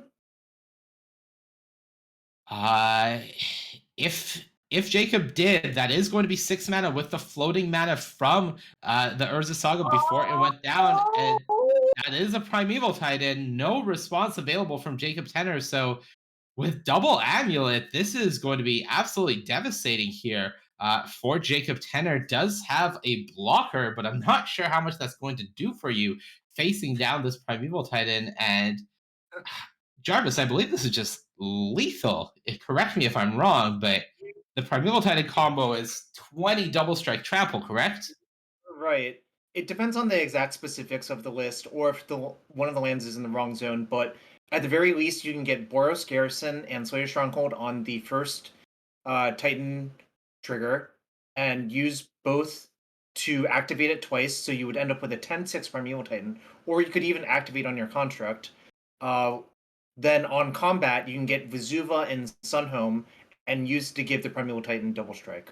But it looks like he's reconsidering. Yeah, and I should mention, Jacob does have a copy of Dispatch in their hand. We did see that earlier. Right. So as exciting as this was for Jacob Light, it's not going to be lethal. So now what's going to be interesting is Jacob's consideration of Dispatch in mind. If they go for the Slayer Stronghold Boros Garrison, as you mentioned, which is the most powerful line, that is going to be the line that allows them to get the most value and try to go for lethal from this Primeval Titan. But if there's a Dispatch, it doesn't really feel like the damage is done anymore. You haven't gotten lands that do anything past this exact turn, right? So the primary issue is the way you would normally get out of this situation is to transmute Toya West for Summoner's Pact, but that doesn't really work because of the Chalice of the Void. Right. So perhaps Jacob Light is just going to feel priced in to going for this because that Chalice of the Void is shutting things down. And you previously mentioned you feel like when Primeval Titan comes down, the damage is done. But perhaps here, not so much. That is a Boseiju being found now, along with a Simic Growth Chamber, correct? I like this play, actually. So it allows you to basically Demonic Tutor for the Boseiju and put it into your hand because of the bounce land trigger. Yes, and of course you get 6 mana from them thanks to the 2 Amulet of Vigors. So, or up to 6 mana, I should say. So the Boseiju now in hand, 6 mana floating for Jacob Light. That allows them to deal with the Chalice of the Void and go for a second copy of Primeval Titan with a Summoner's Pact. Next turn, I believe they won't have the mana to do it this turn, so we may actually just end up seeing a pass here. And that means Dispatch can now deal with Primeval Titan. So yeah, this was a good play. This sort of gets around. Well, it lets you answer the Chalice so you can cast Summoner's Pact for another Titan on the next turn and force Jacob Tenner to have even another Dispatch on the next turn cycle. All right, first threat gone. We will have to keep an eye on Jacob Light's life total. That's a portable hole drawn, so that can deal with another copy of Amulet. The Urza Saga now making a mana, and it's going to go digging. So this game's going to get very tight very quickly here, as I believe there's a portable hole in Jacob Tenner's hand. There's a copy of Teferi Time Raveler, and that's a Pithing Needle, I believe, correct? I think we were supposed to respond to the search on the stack, because now you can no longer use the Boseiju who endures. Jarvis, you're showing a bias a little. We are not Jacob Light. We as casters are watching this match, from a bird's eye view. So I meant the royal we, which includes everyone. All right, we see Pithing Needle come down. I would guess that Pithing Needle has named Boseiju, so no longer an answer available to this Chalice of the Void, if that's the case. Teferi Time Raveler comes down. Goodbye, Construct. Likely we'll see a portable hole on one of these amulets just to make sure that Jacob Tenner is keeping what Jacob Light has access to in terms of mana for the next turn in check. And with a Construct and an Ingenious Smith able to attack, I think this pressure might be too much from Jacob Tenner for the amulet deck to overcome. I think Jacob Tenner's just counting to see if it's lethal in any sort of way.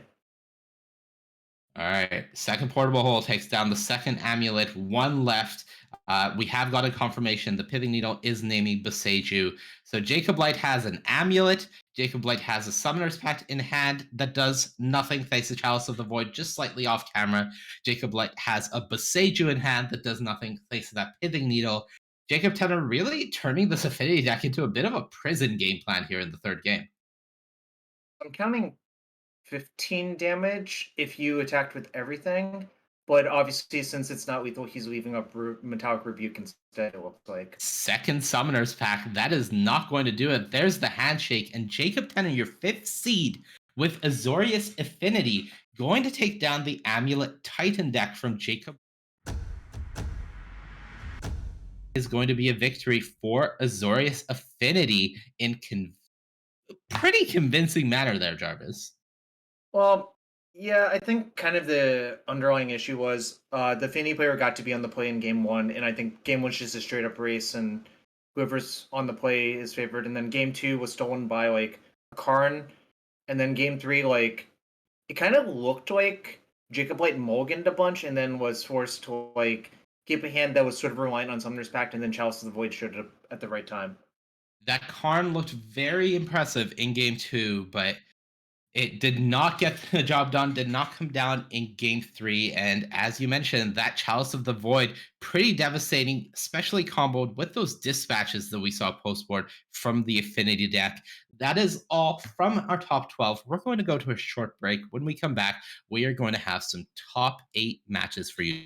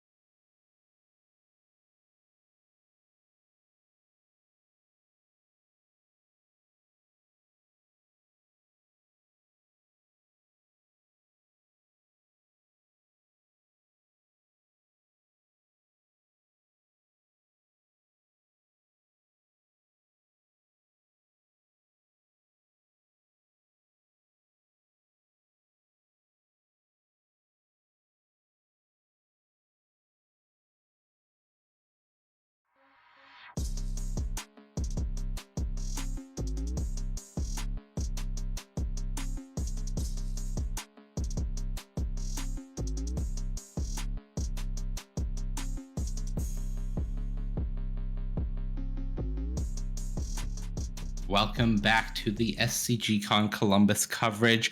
Before this break, I lied to you a little bit, but don't worry, it was a nice lie. As I said, we are going to be back with the top 8. Not quite. We are still in the top 12. We have more top 12 action for you, and I believe we're going to be starting it off by heading into the third game of the match between Pete Ingram and Alex Yatsenko. That was the 5-color creativity versus Jeskai Breach match that we were watching earlier when we went in. Pete Ingram on Jeskai Breach had won the first game, and we were into the second. When we left it, Alex Yatsenko did have a red and 6 emblem and looked to have the game fully in control, but Pete had not quite conceded. Looks like we are now in the third game. Looks like a mulligan from both players, and it is going to be Pete Ingram on the play here for the third game as we see him kick things off on this Jeskai Breach deck, Jarvis. I think Alex breathing a sigh of relief that there's no turn 1 Ragavan. Yeah, absolutely. This 5-color creativity deck, we have seen a decent bit of removal from it. We've seen access to cards like Fire Ice and Ren 6. But if when you're on the draw, your opponent leads off with a turn 1 Ragavan and you don't have the answer to it, which I do not currently see in Alex Yatsenko's hand, that could have been an absolute disaster. So as you mentioned, big sigh of relief to know that the coast is clear, at least in that regard now, and potentially has the time for Alex to just deploy a quote unquote fair Fable of the Mirror Breaker on the third turn potentially. Expressive Iteration, excellent card. Kind of like a format defining card by this point, I would say. Multi-format defining, I think is fair to say. We've just seen the impact of it in Standard, in Modern, in Pioneer, in Historic. It really is making its presence felt in so many formats, even Legacy, correct? Yeah. I tried in Vintage, not quite good enough there. It's hard to cast off Unlucky. or Moxen, but it was close, is what I would say. Borderline. Yes. We found the one format Expressive Iteration wasn't just an absolute house in. And, it's not surprising. It is essentially most often a 2-mana draw 2, which is not a rate that we really ever had in Magic, especially not a draw 2 that gives you some selection among it. So very much a card that is extremely powerful, not a rate we get too often, and it has lived up to having that powerful ability. As we see Pittingham resolving it, finding a land and a Ragavan, the Ragavan that he would have loved to have on the first turn, and it looks like a Lightning Bolt's available for Alex Yatsenko, so able to take down the Ragavan on the end step and still untap into a potential Fable of the Mirror Breaker if that's the direction they would like to go. And when is it not, Jarvis, when you have Fable on turn 3? Generally, almost always. I definitely agree with you. I think there's like some weird situations where like you're playing like a creativity mirror and you're on the draw. You probably don't want to tap out on turn 3 and get like Archon, but it's kind of weird there because the second Archon actually beats the first Archon as well. So it's kind of a weird game all around. It sure is. We see Pete Ingram resolving a second copy of Expressive Iteration, found in Urza's Saga, and I believe there was a prismatic ending available within that Expressive Iteration as well. Not sure what the card taken into hand was. It was the Urza's Saga pick, but now we see one of the namesake cards of this Jeskai Breach deck, although not in this version of the name, is a Grinding Station found. Which is a combo piece for this Jeskai Breach deck, but not quite that impressive on its own, right, Jarvis? Yeah. I would say generally when you see someone playing with Grinding Station, they're up to like some unbelievable nonsense because the card is like literally just like it doesn't really do anything by itself. Right. It is very much one of those cards where it is when somebody's including it in a serious deck, more likely than not, they are doing something extremely unfair. I think it's fair to say. But we saw 1-mana Stone Rain from Alex Yatsenko, Alpine Moon naming Urza Saga, and I think Pete has another Saga in hand, so this is kind of a brutal play. Double Stone Rain here, and shutting down the mana, shutting down the artifact generation that I think Pete could have used for some potential graveyard fuel as well. So a lot of damage coming out from that Alpine Moon there. We do see Fable tick up to 2 as an Archon was discarded. Some new cards drawn for Alex Yatsenko. This Shaman rumbles on, creating some treasure. And I'm curious if is that 3 more Urza Sagas in hand, Jarvis? Am I seeing this right? Was this hard for me to tell personally, but I'll trust you. Okay. Viewers, I make no guarantee, but there is a chance that there are 3 Urza Sagas hiding in the back half of Pete Ingram's 5-card hand right now. And if that's the case, that is the greatest Alpine Moon of all time. Without a doubt. Yeah, the first time I played with Alpine Moon, I played against Mick Winsauce and MTGO. We both had Sagas out, and I named Saga, and then his died and mine didn't. He was very confused. And I'm Tom just like, White. yeah, yeah.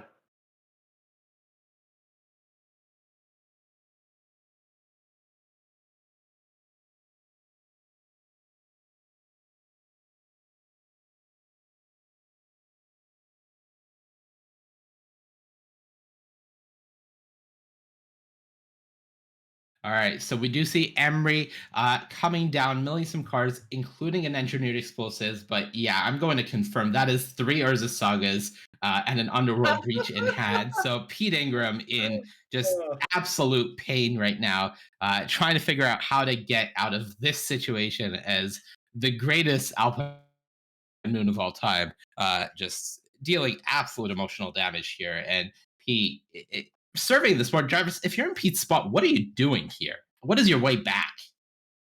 I'm hoping I get to my next turn and I'm able to Emery back engineered explosives for 0 to just cover me versus creativity. But it doesn't even look like we're going to get to that position.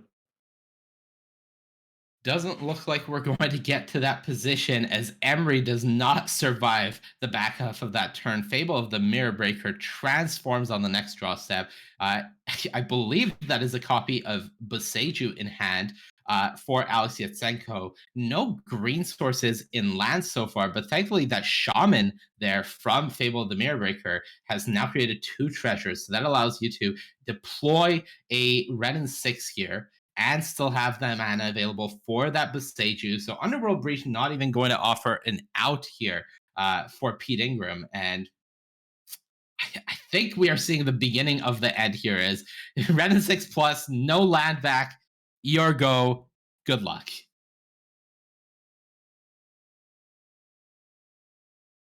Yeah, I think Pete wishes he was not in this position. I think he could really use a discard 2, draw 2 himself. All right, we do see Mishra's Bauble cast from Pete Ingram, Underworld Breach cast from Pete Ingram, and this is Alex Yatsenko thinking, of course, Pete does have priority to potentially cast something when the breach comes down before Alex is able to respond, if I'm not mistaken. So we'll get a little bit of value from the breach. Likely the Emery here should be the target, but with that copy of Boseiju available in Alex Yasenko's hand, and of course Renin 6 to rebuy the Boseiju, it is not a good position for Pete Ingram all the same here. Yeah, I think if we had like an instant in our hand, we would have been able to like lead Emery, then respond with an instant in response to Ueseju. But I'm kind of interested what happened in the end of that match. I suspect Pete did not win. Yeah, so I can actually explain the situation. Apologies for interrupting that match for you. That was, of course, us watching the back end of that match as we got the top 8 set up. But the top 8 is ready, so we are into it. And as we are into the top 8, the 4 players that were our top seeds that had that buy into the top 8 from the top 12 are in the fray now. And that means Duo Yang, our first seed after the Swiss on Jun Saga, is going to be one of the players we're watching. And as Jarvis and most of the viewers at home could have predicted, Pete Ingram did not win that match. So we did see Alex Yatsenko on 5-color creativity taking that one down and moving into the top 8. Perhaps we'll see more of them in the upcoming rounds. But we're in the top 8 now, and we're going to be starting with Isaiah Mosher against Duo Yang. Isaiah on 4-color Yorion, Duo on Jun Saga, Jarvis. Right off the bat, which side of this matchup do you like? I think personally, I believe that the most of the 4-color decks are favored versus the Jun decks, generally speaking. Urza Saga probably moves the needle a little bit, but not enough for me to think Jun is favored. All right, we see a turn 1 Thoughtseize from Duo against a Mulligan from Isaiah. So we see a Mist Rainforest, a Flooded Strand, an Abundant Growth, a counter spell, I believe, a expressive iteration. And Jarvis, what is that beautiful looking Strixhaven card? It's either lightning bolt or ephemerate is what I would say, and I'm not actually sure which one it is. I'm gonna go with lightning bolts because I'm pretty sure I know the ephemerate art, and it is not that. So let's say a lightning bolt available for Isaiah as well, and we see the expressive iteration going down. Makes a lot of sense considering the hand looks a little clunky from Isaiah, especially for a mulligan. When you've got a clunky hand on a mulligan, expressive iteration is what you're looking for to get you out of that. Oh wait, I don't know if you caught this. I don't think Isaiah knows the matchup because when he kept, he bought him the second iteration. If you know you're playing against Jun Saga, I think you should just keep both iterations and ship the counterspell. Absolutely. That's a really great call. And once again, a nod to the fact that this is a closed decklist tournament. So the players do not know what they're facing against. Perhaps no real scouting happened throughout the day as you were busy with your own match. If you're four-color Yorion, that is more likely the case than not because you're playing all day in every moment of every round because your deck is slow. And that means some value loss from Isaiah Mosher putting that expressive iteration back. A bullet dodged by Duo Yang. Ren and 6 obviously like kind of a key card in the matchup. Renasec's key card, key value engine, especially able to rebuy Besejus and lands alike. But the Renasec's drawn is met by Thoughtseize from Duo Yang, and now Liliana of the Veil coming down, likely going to eat the counterspell that is in Isaiah Mosher's hand. So realistically, I don't think we're seeing that one resolve. But Duo Yang is doing a good job of eating away at the fairly limited resources available to Isaiah Mosher here. Hey, question for you. How did Duo already get a Dominator United card into his deck? I hate that you're asking me that, but I hate more than that I was prepared for you to ask me that. Like I was just ready. I was ready for this question to come out. Like I was tense, just waiting for it as the Liliana got cast that you were going to say this. And that's the most response you're going to get. I'm not going to dignify it with a real response. We know each other too well, is what I would say. All right, the turn goes back to Isaiah Mosher. Fury drawn for the turn. Now we do see a copy of Wooded Foothills, as well as what is that? What is that land, Jarvis? It's so Kenzin Crucible of Defiance, I believe is the name of it. Okay, I was thinking that was the case. All right, so that is a copy of Sekenzin. Is that a common include in four-color Yorion? So it's funny you asked that. There's been a huge debate on whether that card's worth it or not, but I would say like about half of the lists play that card. Excellent. I love debates. All right. Half of the list, and Isaiah Mosher in our top 8 falls on the half of wanting Sekenzin. So perhaps a good way to attack this Jun Saga deck had Isaiah been able to keep that Ren and 6. But as things stand, we see the third turn with a Wooded Foothills fetching a Temple Garden, shocking down, and just putting Yorion in hand before passing the turn back to Duo Yang. Duo does have another copy of Liliana of the Veil in hand, so we may see the second copy getting deployed there. There is also a Fable of the Mirror Breaker, as well as a Kolaghan's Command. So still plenty of tools for Duo to work with on that side. Here are against an empty board and what you know is a Yorion in hand. Are you favoring the Planeswalker or the Saga first? Great question. I'm not sure what I would do here, but I guess we'll see what Duo does. I think playing the Fable does make sense, but I also think playing the Liliana also makes sense. And actually, even more interesting, did you notice that Duo chose not to play out his fourth land? I sure did, and we'll see that decision play out here as likely a nod to Liliana of the Veil in hand, wanting to keep some fodder to discard. There's Sekenzin played from Isaiah Mosher, and Duo has some information about Isaiah's hand. Duo is aware of what we believe is that lightning bolt that Isaiah has now pulled to the front. There is also a copy of Prismatic Ending that was drawn for the turn there. So two options available for Isaiah in terms of removal spells. Duo is also aware of that Yorion in hand, but still 1 mana away from casting that for Isaiah, so a little ways away. We'll likely see this Shaman get lightning bolted down before it is able to attack, so we're not going to get any treasure tokens from Duo's side, but being able to trade those 2 lands in hand for 2 new cards, pretty nice, and now we see Ragavan deployed, followed up by a Ren and 6. So Duo basically got maximally rewarded for not playing the land last turn, and is gonna. We basically just took one turn off of not playing land, but with the Ren and 6 drawn off the uh, Fable, it just looks like such a smart decision. And I think it was just absolutely correct, and I think so few people would have done that in a spot, actually. Look, Jarvis, it's 2022.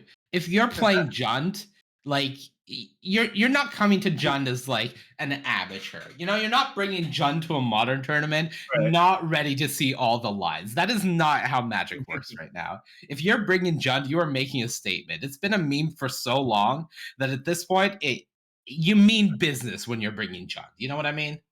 I mean, just look at all these foils, right? Like OG foil, like black, old bordered foil, Verdant Catacombs, foil. It looked like a foil onslaught wooded foothills. This person means business when it comes to their Jund deck. This is a very pretty deck. The turn from Isaiah Mosher was a Solitude drawn, and then we saw the Prismatic Ending getting deployed on the Red and 6. Now we're going to see Fable of the Mirror Breaker transformed here on this draw step from Duo. Isaiah Mosher's hand is a Yorion, a Fury, and a Solitude. But most notably for Isaiah, they only have 4 lands right now. So these powerful 5-drops, oh my goodness. Oh, we can't cast that because there's no white or blue in Duo's No white or deck. blue and only 1 treasure, so not a castable Omnath. As excited as Duo was there, no such luck. So we are going to see Liliana of the Veil most likely deployed here. But right now for Isaiah, no 5th land means that all of these 5-drops in hand are not currently castable. Ooh, this is actually a Kolaghan's Command, which looks to be a make you discard. And is this a discard shock play coming out from Duo there? I think so. To get Hellbent. Yeah, exactly. One really subtle thing, Isaiah did not Solitude pitching Yorion to go after the Ragavan because he's hoping to draw a land to just hard cast the Fury to take out 2 things. And look at this, we just drew a land, and in fact we can do 2/1/1, I believe. 2/1/1 means that you can kill off both creatures and put the Liliana down, but that does mean that the Liliana can still tick down to get rid of the Fury. So I would guess that it's going to be Liliana for 3 and Ragavan. Leave the Fable alive here, as it's not really doing much. And both players hellbent. Duo getting the first draw to break serve there. We'll see if this is going to be something of use here, as there is a reflection of Kiki Jiki alive you'd like to get value from. That's just a cycle. No such luck. Let's try again. Land played, Liliana ticked up, turn back to Isaiah. So if Isaiah draws anything that removes the Fable, you basically get everything out. And it looks like Duo is going to value keeping Liliana alive here. Just goes for a chump block with that Fable. And one good cycle deserves another. The Ketria Triumph cycled from Isaiah Mosher, but finds an expressive iteration with 2 mana to still cast it. Finds a Flooded Strand, as well as a card I didn't get a good look at, but a Dress Down going to the bottom of the deck. We'll see the Flooded Strand played, and we're most likely going to see Duo trade off this Liliana for this Fury here, unless that last card drawn from Isaiah is something like Lightning Bolt or Unholy Heat. And it looks like it is to deal with this Liliana. That would leave Isaiah with the double striking Fury, facing down absolutely nothing from Duo Yang. Yep. All right. So that was like kind of an insane sequence. Because I think it is Lightning Bolt. Otherwise, why would you fetch Shock, right? It absolutely must be. And we see Duo doing their fetching now, as they are going to be getting to their draw step, but they will not be making it to the draw step with this Liliana intact, almost certainly. So we'll see what the removal spell of choice from Isaiah is here, as it looks like the turn has actually been passed back. And is this a draw step? Oh, no. Okay, so... Well, why did we fetch Shock if we weren't going to cast Lightning Bolt? That's an excellent question, and I believe the card in hand from Isaiah is a counter spell. There is a Lightning Bolt. There is a Lightning Bolt in Isaiah's hand, but just not opting to use it on the Liliana means that now Duo is facing down a counterspell and a lightning bolt, but they have found an Urza Saga. So that lightning bolt is going to be okay, but Isaiah is at 6 and needing some help very quickly here. Draw step, finds a Misty Rainforest. That's of no use. At this point, Isaiah not really in a position to start cracking these fetch lands considering their life total. So we'll see a pair of constructs mostly made here. What are you looking to fetch with this Urza Saga if you're Duo on the draw step? It depends on exactly how the deck is configured, but I would probably get Nihil Spellbomb. Nihil Spellbomb. All right, that is the first construct made. We are going to see the draw step trigger on the stack. Most likely another construct made, considering Duo has all the lands they need available to them. Not sure what quite is in Duo's hand, but we do see 2 constructs now and an artifact being fetched out. Isaiah holding a lightning bolt and a counter spell to work with. That's a pirate spellbomb, Jarvis. We're going for the jugular here. Yeah, I mean, I don't know if Duo has Nihil Spellbomb in the main deck. The reason I brought that up is because it shuts off Renin 6, Eternal Witness, even Emrakul the Promised Ten. All right, there's the Thoughtseize. Show me what you're working with. We'll see the lightning bolt target the non-summoning sick construct most likely, as Isaiah Mosher does need to preserve their life total, but then the counterspell goes down, and Duo not attacking this turn, but does still have a 2/2. What is that last card? Unknown. Both players close to Hellbent here. Isaiah's top deck is close to the chest. We don't know yet. We'll see. Looks like it passed back. So unless that's an instant speed removal spell, Isaiah is going down to at least 4 here. Bloodstained Mire drawn for Duo. Is this? Oh, Endurance. That is a blocker here for the construct. Duo will be able to trade with this using both the construct and the Pirate Spellbomb if that is of choice, but they will lose all of their resources. So once again, it is going to be a bit of a top deck war. I think the last card for Duo is Tarmogoyf, though, which is kind of a big one. But why did Endurance not target anyone? Endurance did not target either player, and I think Isaiah may live to regret that decision in just a moment. Of course, both players do have quite varied graveyards, but I think Duo had the better chunk of it. So now with this Tarmogoyf, as we are going to get a die to represent the number of card types available, I'm guessing it is 6. Was that a 7 I just saw? It might be 7. It's a 7/8. Urza Saga puts enchantment in the graveyard, and there's a planeswalker killed at some point. Of course, yes, there was an artifact as well. So 7/8 Tarmogoyf, near the maximum. I believe we're just missing tribal. If I had to guess, I don't believe there's a tribal card in the graveyard, and that means Isaiah Mosher on a 1-turn clock. If they don't find a top deck here, I say blue and red. Okay, that's just a cycle. I was like, is that an expressive iteration? Cycle, no such luck. Teferi, that'll do it. Tarmogoyf back to hands. Come back again another day.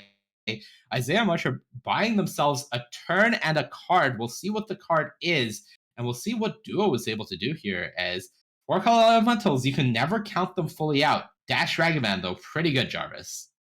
Yeah, so do you go for the face? Absolutely, I want a new card. Yeah. Also, if you hit a lightning bolt or Red and 6. Oh. Oh. Getting back to Urza Saga, I would assume. Absolutely. Yep. Could not do it fast enough. And it looks like Duo did not leave up any green mana, so perhaps a mistake, but fortunately, because of the treasure from Ragavan, still able to cast the Tarmogoyf. The Dash Ragavan now going back to hand, and Isaiah again getting a draw step. Teferi no longer giving them a card, so what are they working with? One of those looks like a land. I don't know what the second is, so we'll see as Isaiah is fanning out their graveyard. Is there anything to work with here? Expressive Iteration is one of the cards. Yeah. So this is a close one. A few turns ago, Isaiah just cracked the fetch to thin, but I think he might end up regretting that because basically you want to keep some of your fetch lands for your Omnaths, because especially in this scenario, the third stage would wipe out the Renin 6. Yeah, it absolutely would. We do still see the misty rainforest, but Isaiah is in a position where they would like specifically. Oh my God, that's an eternal witness. That was the card that we cannot see. So that is going to buy back a solitude. That's an answer there to the Tarmogoyf with that misty rainforest. But Isaiah is on a pretty precarious life total, and I don't. Okay, that is a Sacred Foundry. So Solitude is available here at instant speed without needing to shock yourself, which is not life that Isaiah has available to them. So able to survive here with two creatures potentially, but again, Duo is in a position where they can put out threat after threat. It's just a matter of whether Isaiah is able to keep up with it. So far, doing an excellent job of drawing their way out of it each turn, but can that continue long enough? Yeah, it actually depends if there's actually an island or forest left in Isaiah's deck. Depending on the four-color build, there may not even be another basic island or forest, in which case you cannot fetch shock because you get free life. Yeah, and that's the question. We do see Renin 6 tick down. Goodbye, Eternal Witness. Tarmogoyf coming in. Life total getting marked down to 2 as the Misty Rainforest goes fetching.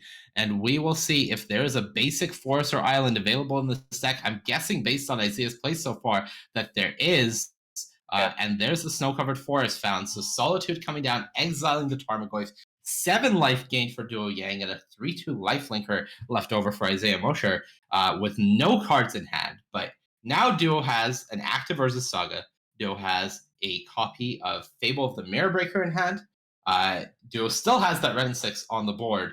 So plenty still to come out for them. And Isaiah Mosher once again in the position where they have one draw step. But there's an expressive iteration in hand, excuse me. Yeah, that's a lot of cards to look at. And Omnath, I mean, like, it's kind of hard to emphasize how messed up Omnath is. It can definitely get out of a situation like this.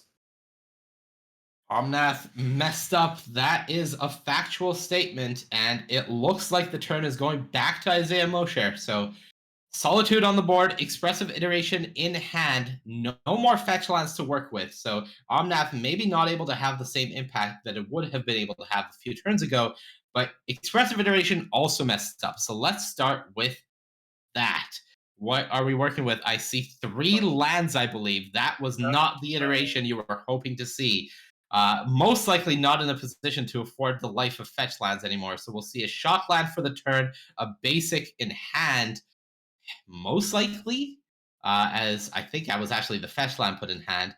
And there is a counter spell Oh, for yeah. Isaiah. So counterspell able to deal with potentially a dashed Ragavan coming out from Duo if that is the direction that Duo goes in. But something Isaiah has to be worried about is, of course, the constructs coming out from Urza's Saga, as well as the new cards that are going to be drawn from the Fable of the Mirror Breaker this turn.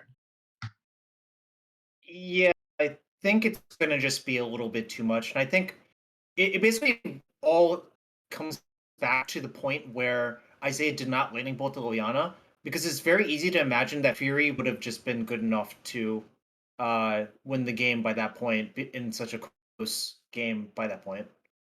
Isaiah triggering their, Duo triggering their triggers during the draw step in order to resolve the Fable first, then the Urza Saga. So 1 land discarded, new card getting drawn.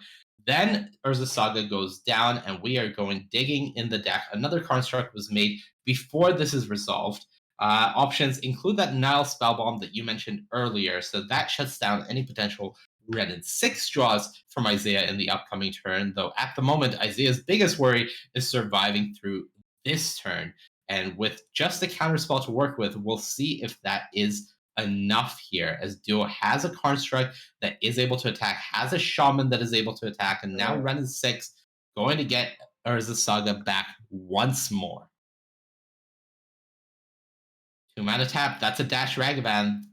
That needs to eat a counterspell, and does Duo have anything else here, or are we just going to see the current creatures getting in and forcing the trade from the Solitude?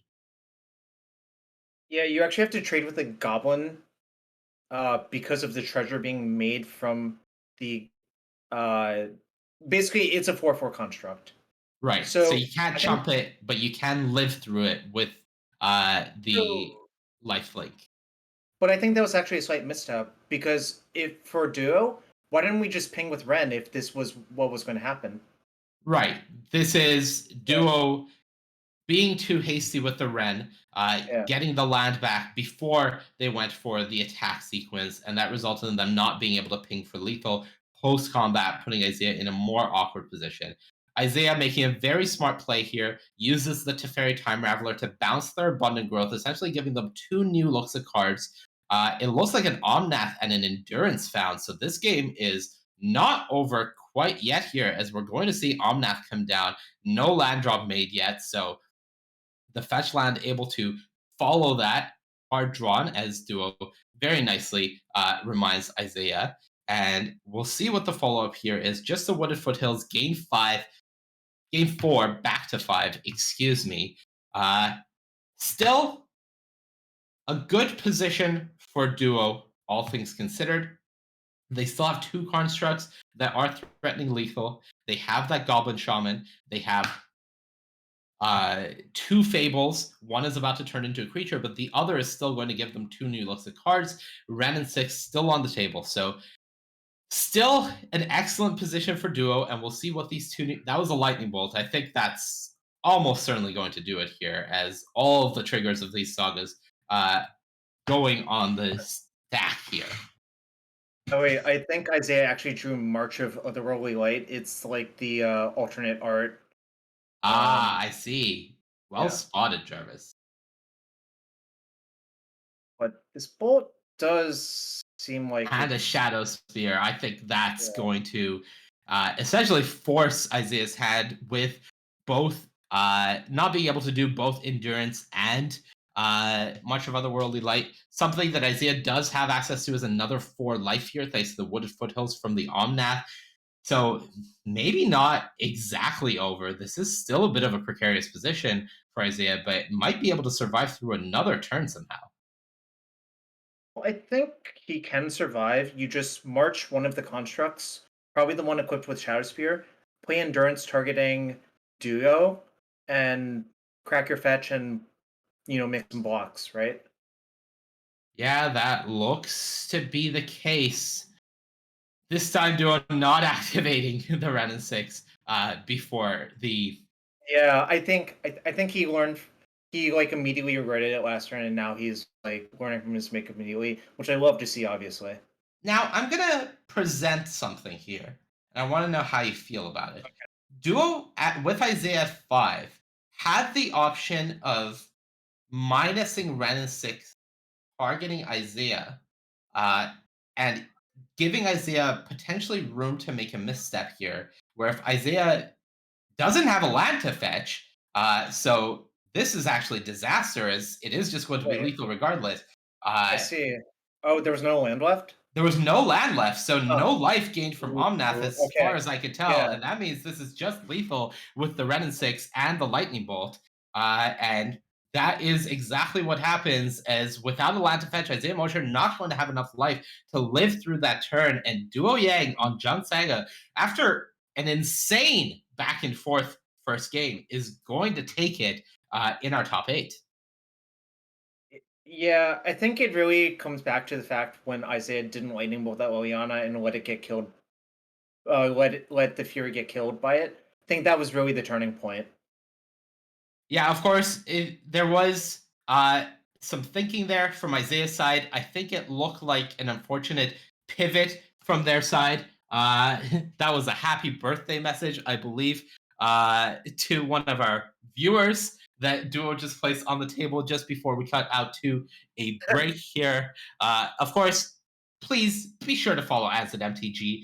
All of the coverage that you are seeing, SCGCON, all of these events are thanks to Izzet traveling to these events, getting you excellent casters, Hall of Famers, Gabriel Nassif, scrubs like Jarvis and I, old washed up Magic players. All of us are being brought together by Izzet, so please be sure to drop this channel a follow so you can make sure to tune into all of the Magic coverage that we have for you throughout the following months and time going forward. That was a game. My brain is fried, Jarvis.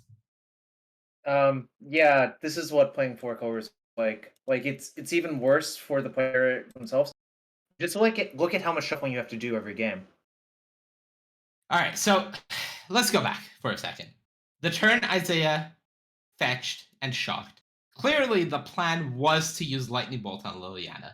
What changed? What do you think the logic was? Or not the logic, but the line of thinking was from Isaiah to decide to allow the Liliana to trade with the Fury and save the Lightning Bolts for something else? So I think what Isaiah thought he could do was just use Lightning Bolt to deal with the next threat and just let the Fury be killed by it. But I think that's a reasonable plan. But if you're going to do that, you definitely shouldn't fetch Shock. And obviously, the life points ended up coming back. I think personally, I would try to end the game with that Fury because it's kind of volatile. Who's going to win by that point? You know. Right. So definitely it was Isaiah had a line at the start of the turn and maybe just changed their mind, unfortunately, in between. But that game is over. Duo Yang up a game is our first seed. We're going to take a peek into Alex Yatsenko on 5-color God. creativity against Brady Monroe on Prisontron. Game 2, Brady, I believe, up a game if this overlay is to be believed. And it looks like this is a prismatic ending hitting Karn the Great Creator from this Prisontron deck. And that is Brady Monroe going to say, I'm going to ask you to exile the Spellskite instead, please. Yeah, all of the Prisontron decks I looked at recently have 3+ Spellskite in their main deck, just for this scenario, because I think Ensnaring Bridge is a lot less safe than it ever used to be because of Prismatic Ending, so you have to play a bunch of Spellskites.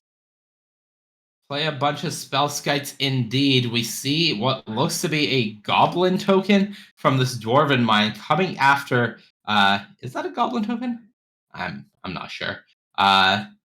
Coming after this Karn the Great Creator. No, that's the Shaman from Fable of the Mirror Breaker, excuse me. Yeah. As we see a treasure made. Coming after Karn the Great Creator, but Karn is still well and truly alive, and this is a game we have happening here. There's an Inventor's Fair on the battlefield. Yeah. Double Sorcerer's Spyglass and a Pithing Needle. No clue what any of them are naming, as we did come into this game in progress. Looks like this is game 1. Brady Monroe not up a game. And that is unsurprising given the matchup involving Prisontron. Okay. It looks like Brady's in the tank, so nothing quite wrong here. Looks like Karn going down, going to the sideboard. What can Brady find here? Ooh, Torpor Orb. Torpor Orb. Not a card I've seen in a while, Jarvis. What does Torpor Orb do here against 5-color creativity? I think the primary purpose of it is to shut off the Archon triggers. Of course, Archon triggers on attack, but that's harder to do through an Ensnaring Bridge, of course. Yeah, finding an attack with an Archon against an Ensnaring Bridge is a tall order for Alex Yatsenko, who of course is not in a position of privilege of having an Archon on the battlefield right now. They are currently still trying to get past the first hurdle of getting an Archon on the battlefield, and we're going to see a Chalice of the Void cast here, and going to be asked to pay more for it from a Spell Pierce. Brady says, no, instead I'm going to cast the second Karn, putting myself Hellbent, and turning Ensnaring Bridge fully on. But of course, that is our backup match. We'll keep you updated on how that one goes. We are interested in what Duo Yang against Isaiah Mosher looks like, as Duo Yang up a game here on Jund Saga. Isaiah Mosher looking to even it up on 4-color Yorion here in game 2. Jarvis, what do you think this matchup looks like post-sport? How do they change for each player? I believe the primary thing that changes is the presence of Veil of Summer from Isaiah's deck. Of course, if he had one here, he would absolutely cast it. Veil of Summer is basically 1-mana Cryptic Command in this matchup a large portion of the time.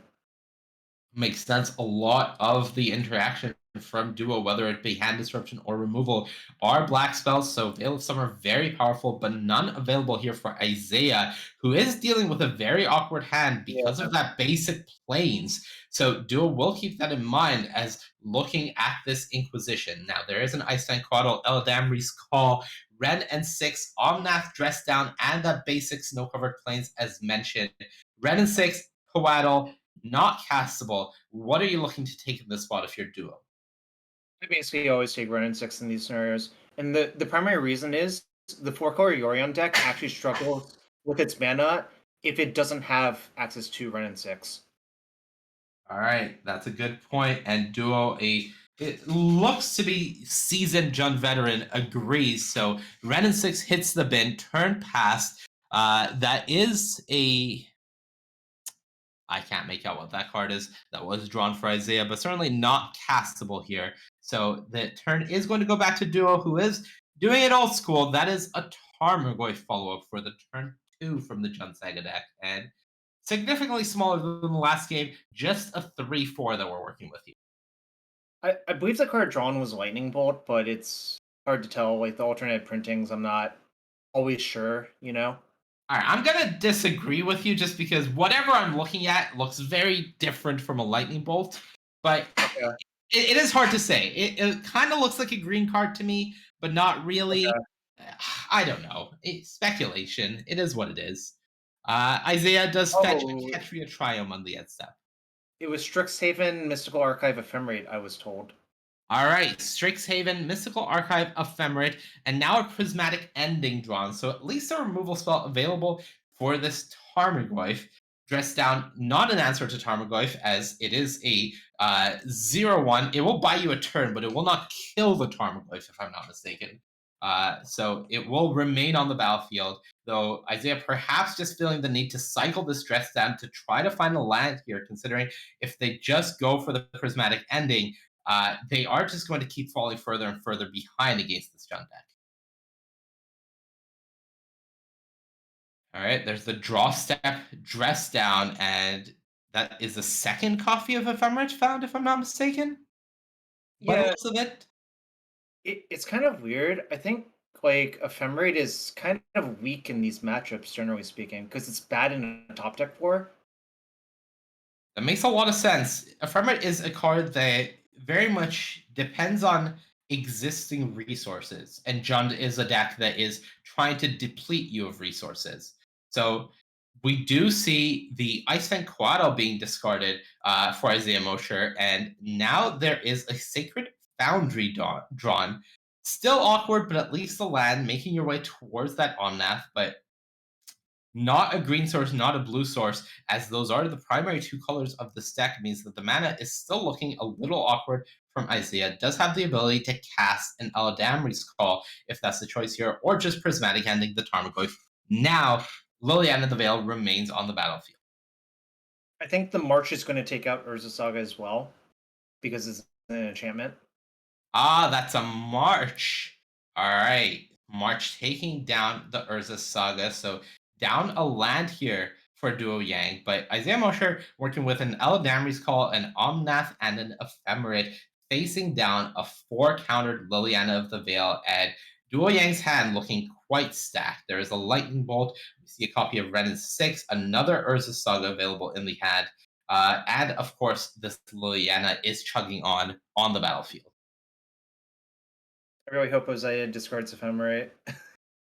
I also hope Isaiah discards the Ephemerate, as it is the card that is just not doing anything here. And we'll see what their game plan ends up being. There is a black card in Duo's hand that I haven't quite identified. It looks like it's the Omnath going down. That's shocking to me. Ren and 6 coming down. Duo just going to rebuy the the Verdant Catacombs that was cracked on the first turn of the game. And now Liliana not really losing anything for Duo anymore. Yeah, I don't really understand keeping the Ephemerate. It's going to be so hard to use it effectively this game. You're completely out of position, and the Liliana is just going to strip you of everything else. It sure is. We see Isaiah play the snow-covered island that was drawn off the top and just put Yorion in hand, so now dealing with a hand of Ephemerate, Yorion, and Eladamri's Call. But of course, the two powerful planeswalkers on the battlefield from Duo are putting a lot of pressure on both Isaiah's hand and overall the game time, as they are both racing towards their ultimates. And we'll see what Duo Yang draws for the turn to go with his Lightning Bolt, an unknown, as of yet, at least to me, black card in hand. And this is the engine, right? This is the discard to my Liliana, get it back with Ren and 6, put it into play. Yeah, it really reminds me of Life from the Loam in a lot of ways. One of my favorite cards, of course. Oh, really? You like Yeah. Life of the Loam? I do, I but didn't know that about you. Ren 6 is just obviously a much more what's the right word? Broken, I guess. Broken card than Life from the Loam. That's a very valid word. It looks like that may be a Turok as we see 4 mana cast. And if that is all of the hand going away from Isaiah Mosher, and that's the handshake. Isaiah does not want to play this game with no cards in hand against a Jund deck with 2 Planeswalkers. That's the job done. And that is Jund Saga, our first seed after the Swiss, Duo Yang, getting another win in their first match of this top 8. I think what really happened there was Duo was a little bit tighter with his plays and his sideboarding than Isaiah was, and I think that's just like kind of a very skill intensive matchup. The games just go so long, like there's a lot of micro decisions, and basically I think just the better players are going to win a large portion of the time in those sort of weird semi mirrors of mid range battles. Yeah, absolutely. We definitely saw some great plays coming out from Isaiah. We saw a recognition of different spots and giving themselves maximum time with plays like Teferi on their own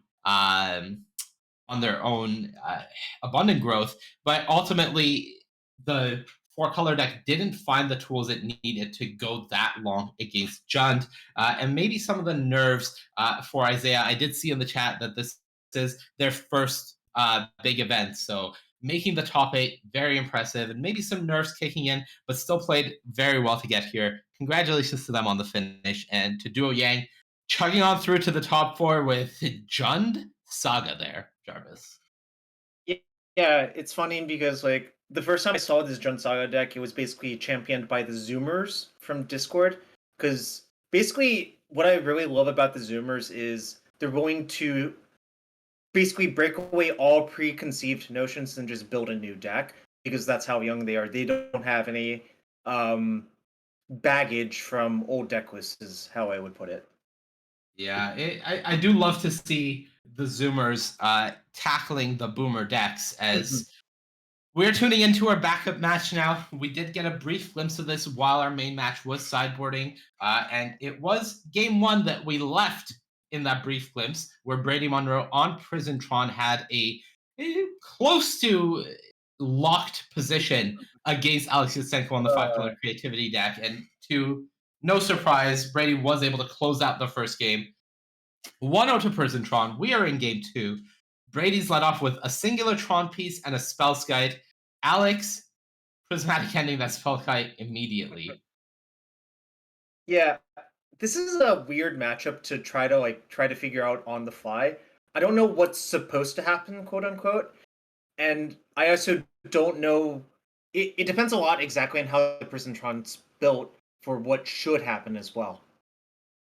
Okay, well, we do see a hard evidence now from Alex Yatsenko. It looks like they were forced to fire off a Dwarven Mine without being able to get a token from it. So that is unfortunate for Alex, but they do get 2 tokens now, and they do have a Indomitable Creativity in hand.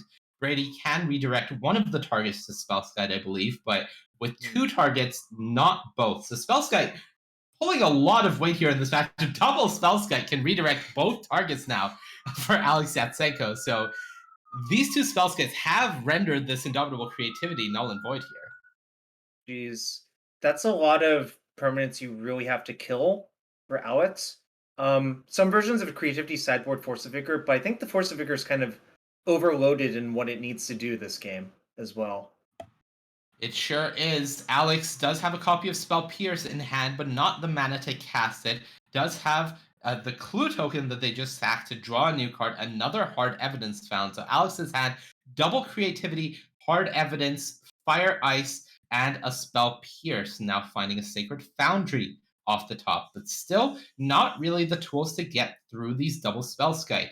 Can hard evidence here and potentially set up for a triple creativity next turn, but we'll need another mana to do so. So we'll see what the game plan ends up being here from Alex, as these spell skites are hard to fight through. Brady finding one of the more awkward Tron draws with 3 copies of the same Tron land, the power plant, I believe. But doesn't really matter when you've also found 3 copies of perhaps, I'm going to make a bold claim, of your best card in the matchup in Spellskite. I actually think that's fair to say? agree. Yeah, I agree for a few reasons. I think it just makes it very awkward for Alex to play the game with the Spellskite out. And also, I actually kind of think Prison Tron is not really a Tron deck. It's a Prison deck that happens to have Tron in it. Right, you're playing Tron for value. Your primary game plan is not Tron. We're not seeing Karn Liberateds and Wormcoil engines and all the nonsense that is essentially stone unplayable if you don't get Tron together. We've seen 5 or 4.5 2-mana cards cast now. So Brady is really not concerning themselves with getting Tron online. And Alex is feeling the pressure as we see yet another clue token sacrificed for a card. A Renin 6 drawn now, but that is a Walking Ballista on the battlefield as well now, and a Buried Ruin for Brady Monroe. So even if Alex was able to deal with one of these spell skites, Brady has the ability to buy it back with a Buried Ruin and immediately play it again. Yeah, you can't really kill the Walking Ballista because there's 2 spell skites. I think it's just like a lot to go through. Yeah, this is a bit of a disaster here. Creativity for 2, targeting 2 crabs. Brady's choice.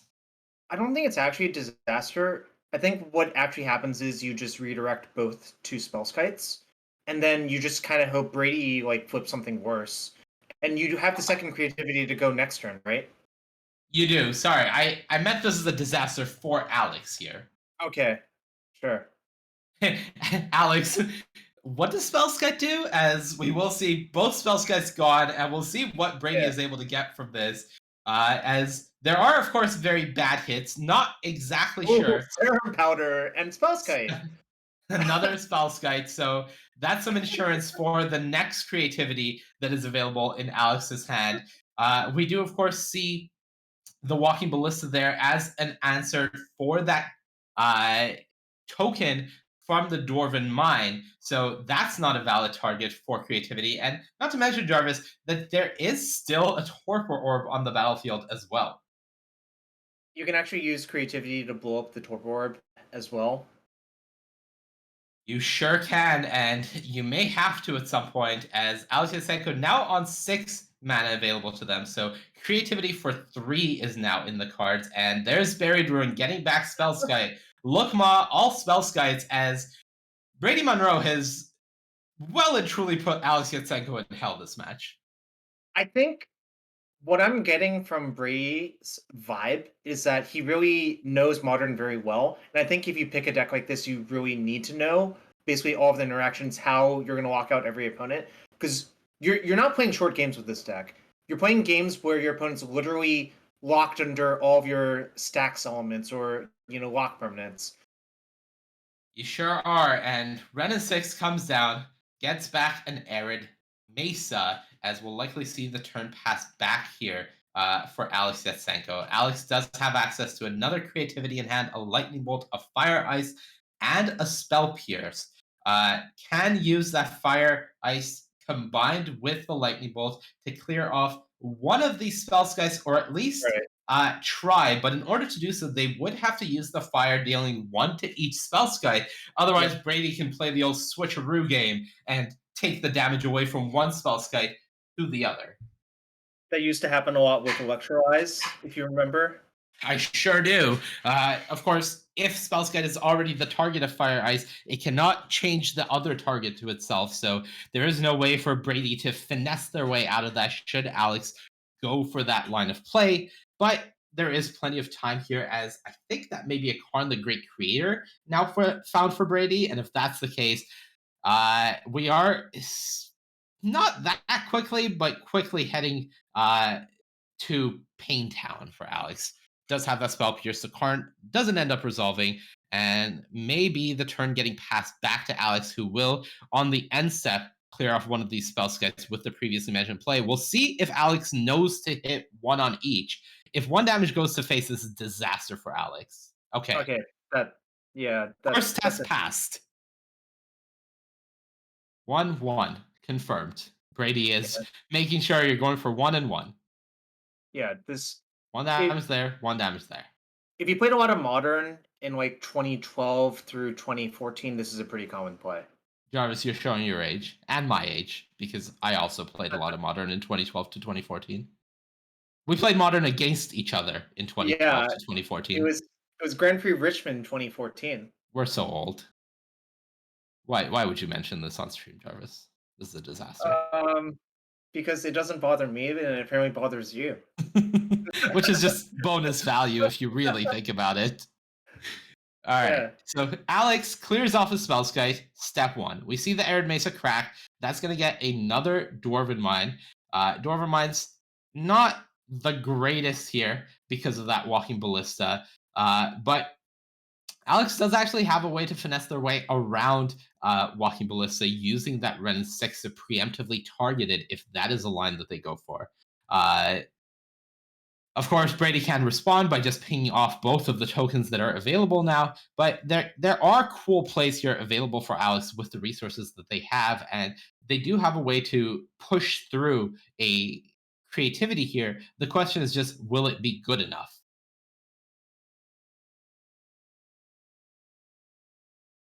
Yeah, so let's see. 1, 2, 3, 4, 5, 6, 7, 8. So you can creativity for 5.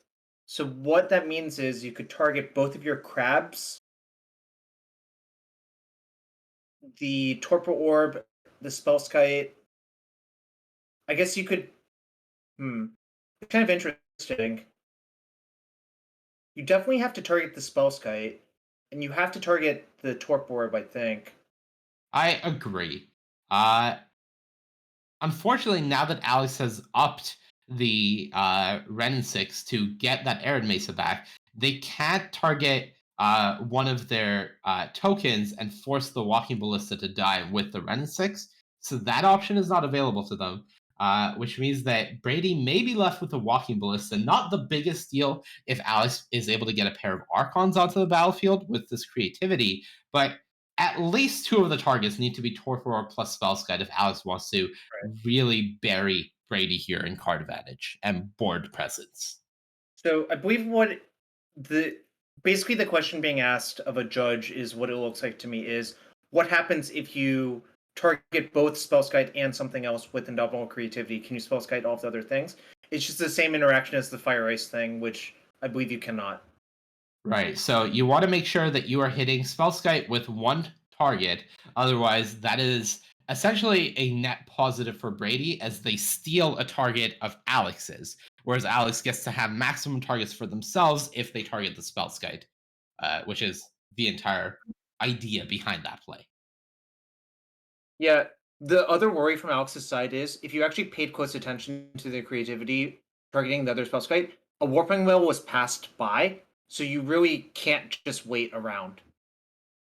You really can't. Warping Whale is good interaction there from Brady Monroe should that come to it, but it looks like Alex is going to force the issue here, perhaps getting the 4th Dwarven Mine here, as we do see Alex going through the deck, looking at what they have available to them, and we see the 4th Dwarven Mine brought forward here, and now we may see a creativity for 5 targeting perhaps all of their tokens?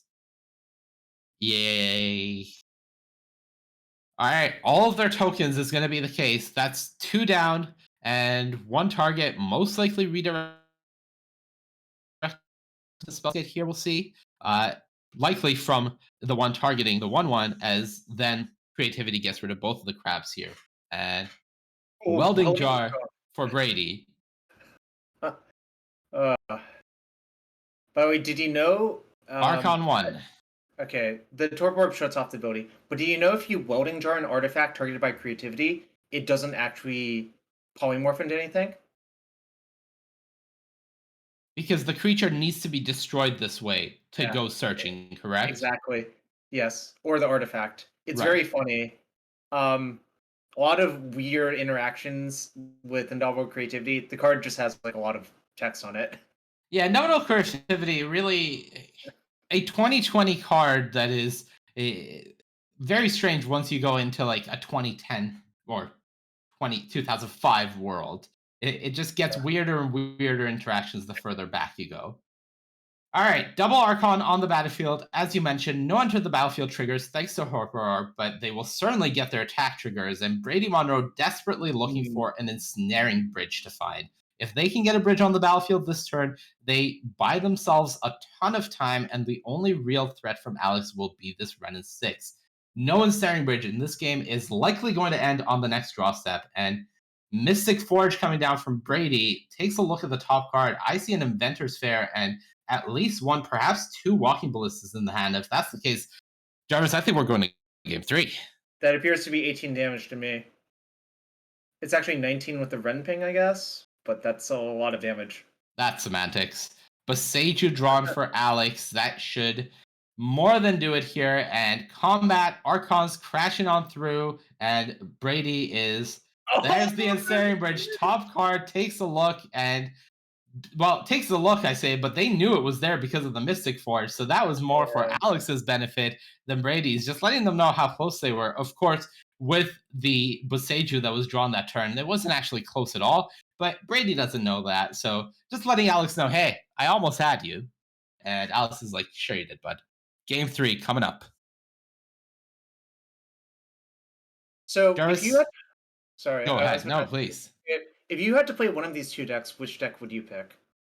I would play 5-color creativity because I don't hate both myself and all of my opponents, but I respect both choices equally.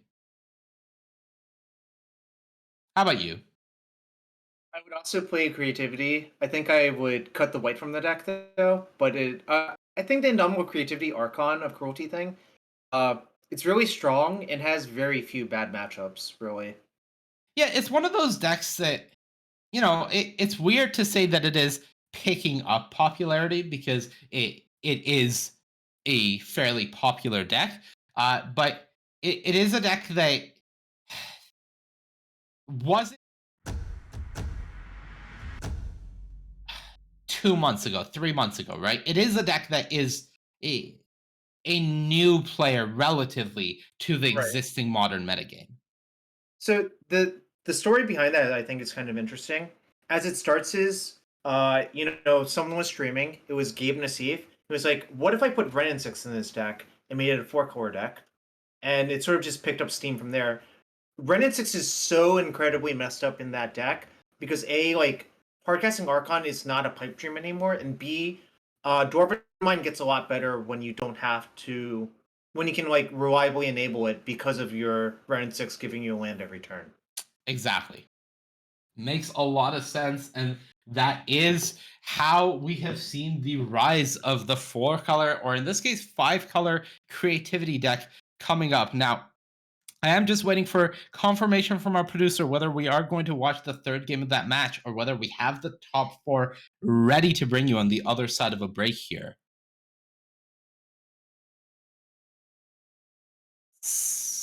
Anu? Well, all right, well, as we wait,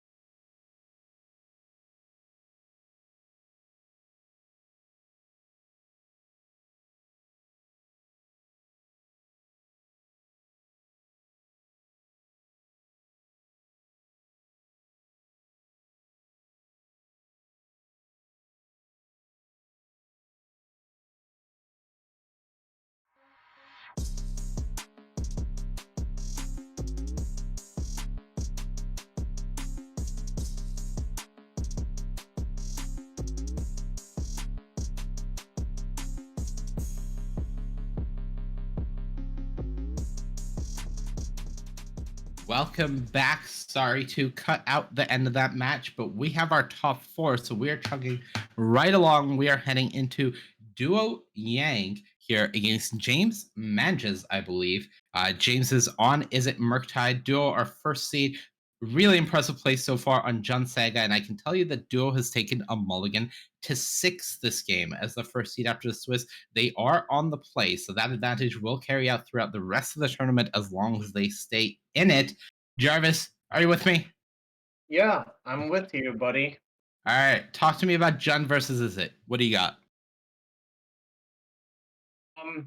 I think it's a really close matchup. I think the most important card from both sides really, it's not really card by card, I guess, is how I would best put it. It's more about lining up your threats and answers on both sides is a better way of putting it. Okay, lining up threats and answers is the name of the game. Duo Yang has the turn 1 Ragavan. Threat, check. James Mangas, do they have the turn 1 answer? Check. Excellent commentary so far, Jarvis. You're on top of things. Mishra's bauble for James, and the turn goes back to Duo. Show me what you're drawing is that was an Duo's turn activation, and now a Ren and 6. Threat, check. Gonna be a bit harder to answer this one, right, Jarvis? Yeah, I mean, I guess we draw 2 cards, but the problem is you would basically need. It's really hard to kill it right here. I think it might just stick around for a turn. You just have to bite the bullet and just, be kind of unhappy that they have a run for a turn or 2. Yeah, that seems to be the case. We do see an Unholy Heat in the graveyard with 1 more card type. James would be able to use a second copy of Unholy Heat to deal with the Ren if that is something they have available to them. But as you said, most likely just going to be eating the card advantage that the Ren is providing. And that's as good as a something to have as any, as we see James dashing a Ragavan of their own, finding a Liliana off the top of Duo's deck. Not so much help that turn, but does still get a treasure token, which is very welcome. Back to Duo now. We see a Bloodstained Mire being played. That Ren and 6 still well on the battlefield. Now, probably a Thoughtseize or an Inquisition coming out from Duo. There's a Thoughtseize. There's also a Tarmogoyf as well as a Fable of the Mirror Breaker available in hand for Duo. So a lot of tools to work with. Looking at James's hand, we see a Expressive Iteration, Consider, Dress Down, the Ragavan already knew about, Brazen Borrower, and a Ledger Shredder. 3 mana to work with for James. What are you taking, and why is it Expressive Iteration? You answered it, and the reason I take Expressive Iteration is it's just a 2-for-1. I think basically this match is going to go long, generally speaking, and I actually think Expressive Iteration is the most important card if you're not getting killed immediately. Right. So in the world of threats versus answers that we have braced ourselves for, and this is at Murktide versus Jun Saga, that card advantage is the name of the game for both. And that means that Duo taking their time to think about this hand, looking at it all, but your pick is Expressive Iteration. We'll see what Duo actually opts to go with. There is a copy of Fatal Push as the other card in the Jun Saga's hand that I didn't get a good look at previously. In our top 4 here, we are in the semifinals. Expressive Iteration down. 5 cards to work with for James Mangas and 3 mana, one of those being a treasure. Duo still has this Red and 6 unactivated. Oh, I love those foil Urza Saga lands. Very, very boomer of Duo. Boomer Jun got his name for a reason. Bloodstained Mire back to hand. Tarmogoyf as boomer as it gets onto the battlefield. Doing a quick card count type. James has that Dress Down in hand to reset it for a turn, as well as a Brazen Borrower to bounce it for a turn. Finds a Scalding Tarn off the top, so a bit more mana to work with. Already Tarmogoyf of 5/6, so a formidable threat. The burn spell's likely not going to get the job done from James, though still in the range of an Unholy Heat if it was not to go up another card type at this point. What are you doing if you're James here? Are you just bouncing this Tarmogoyf with this Brazen Borrower just to buy yourself some time? I think personally, I would probably just play Ledger Shredder and try to get things going. It's not ideal, but you can go Ledger Shredder during Duo's turn, cast Dress Down, Or no, you could even cast a Dress Down during your end step, rather. Trigger the Connive, and then it'll stick around to Duo's turn to keep the Tarmogoyf as an 0-1 temporarily. Right. So making use of Dress Down's wording where it goes away at the beginning of the next end step to get it on your turn, make the Tarmogoyf essentially not a threat for the next turn while still getting your Connive trigger. So perhaps that's going to be the line from James. We'll see if that's what they go for. This is our first seed against our fourth seed here. And it looks like it is going to be a consider during the main phase. Instead, Connive trigger resolving. That's a counter spell off the top and monkey down. So Ledger Shredder getting his counter. Now for the consider. Land in the graveyard. Card drawn for the turn. That's an Unholy Heat. That's an answer to Tarmogoyf right now, I believe. Yeah, so actually something I forgot to think about was if you actually do the Dress Down play, the problem with that is Tarmogoyf becomes a 6/7, although I guess now it's 6/7 anyways. So now all Unholy Heats cannot touch the Tarmogoyf without the help of something like Dress Down. That is a very good point, but James knows the power of Renin 6, and that is the target that goes down from the Unholy Heat. So the 6/7 Tarmogoyf survives to see another day, and we know that Duo's hand is full of gas. We see a Fatal Push, a Fable of the Mirror Breaker, a Bloodstained Mire to allow Duo to do both of those this turn if that's what they're looking for, and one as of yet unknown card that I haven't quite seen yet. But those three already looking pretty good, and we'll see what Duo's choice is going to be. Is that a Nile Spellbomb? I think so, and I think that's actually good insurance. I think the card I actually would be afraid of for Duo's sake is a 8/8 Murktide Regent, because it sort of dominates the board, and it's not that easy to kill. The general way that Jund Saga has to kill it is something like Terminate. Right, and you see the fear of the Murktide region resulting in the Nile Spellbomb rather than the Fable of the Mirror Breaker this turn, and the immediate sacrifice drawing the card as well, just saying, you're not going to have that graveyard to work with for next turn. You're not going to be able to delve a Murktide region before I'm able to deal with your graveyard. Duo making completely heads-up plays, shrinking their Tarmogoyf by a bit, but considering James has no graveyard, Unholy Heat no longer at the forefront of Duo's mind. Yeah, definitely agree. Depending on what the Dress Down draws into, if Dress Down draws into Lightning Bolt or Heat, it will still kill Tarmogoyf because it'll be temporarily an 0/1. That is true. That combo's still available, but as it stands, this Tarmogoyf is a 6/7 again, and James is at 9 life. We know they have a Dress Down to buy some time. We know they have a Brazen Bar to buy some time, but neither is a permanent answer. So here comes the Dress Down. Did they draw a removal spell? Nope, that's an expressive iteration off the top, but there's a Thoughtseize for Duo. Jarvis, we've seen this story before. Is it going to play out the same way? I think so. It's still going to be iteration for me, and I think Duo will do the same thing. He's been really heads up. Is there any consideration for this Brazen Borrower, knowing that you can go for the jugular with this Tarmogoyf, and how much at 9 life that expressive iteration costs James to cast? Is there any consideration for this borrower here? I don't think so, because I think if you take the borrower and things, well, I guess that's also another good reason. Basically, I think borrower only buys time, whereas iteration could hypothetically dig him to like 2 things that matter too much and cause you to lose, you know? Fair enough. And bobble off the top, James plops that down on the table, but it feels a little defeated, it feels like, as looking at an Inquisition on the top of Duo's deck, facing down a pair of 7/8 Tarmogoyfs, thanks to the Dress Down that is now in the graveyard, has an answer for one, but cannot block the other. Draws a card for the turn. That's a Spell Pierce. We're likely going to see Duo lead off with an attack, just get the Tarmogoyf bounced.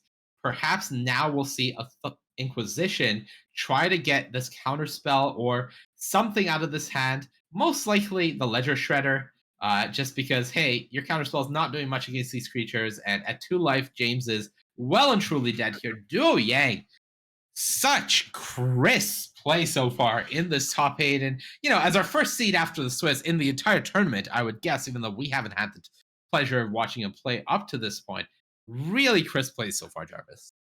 Yeah, definitely agree.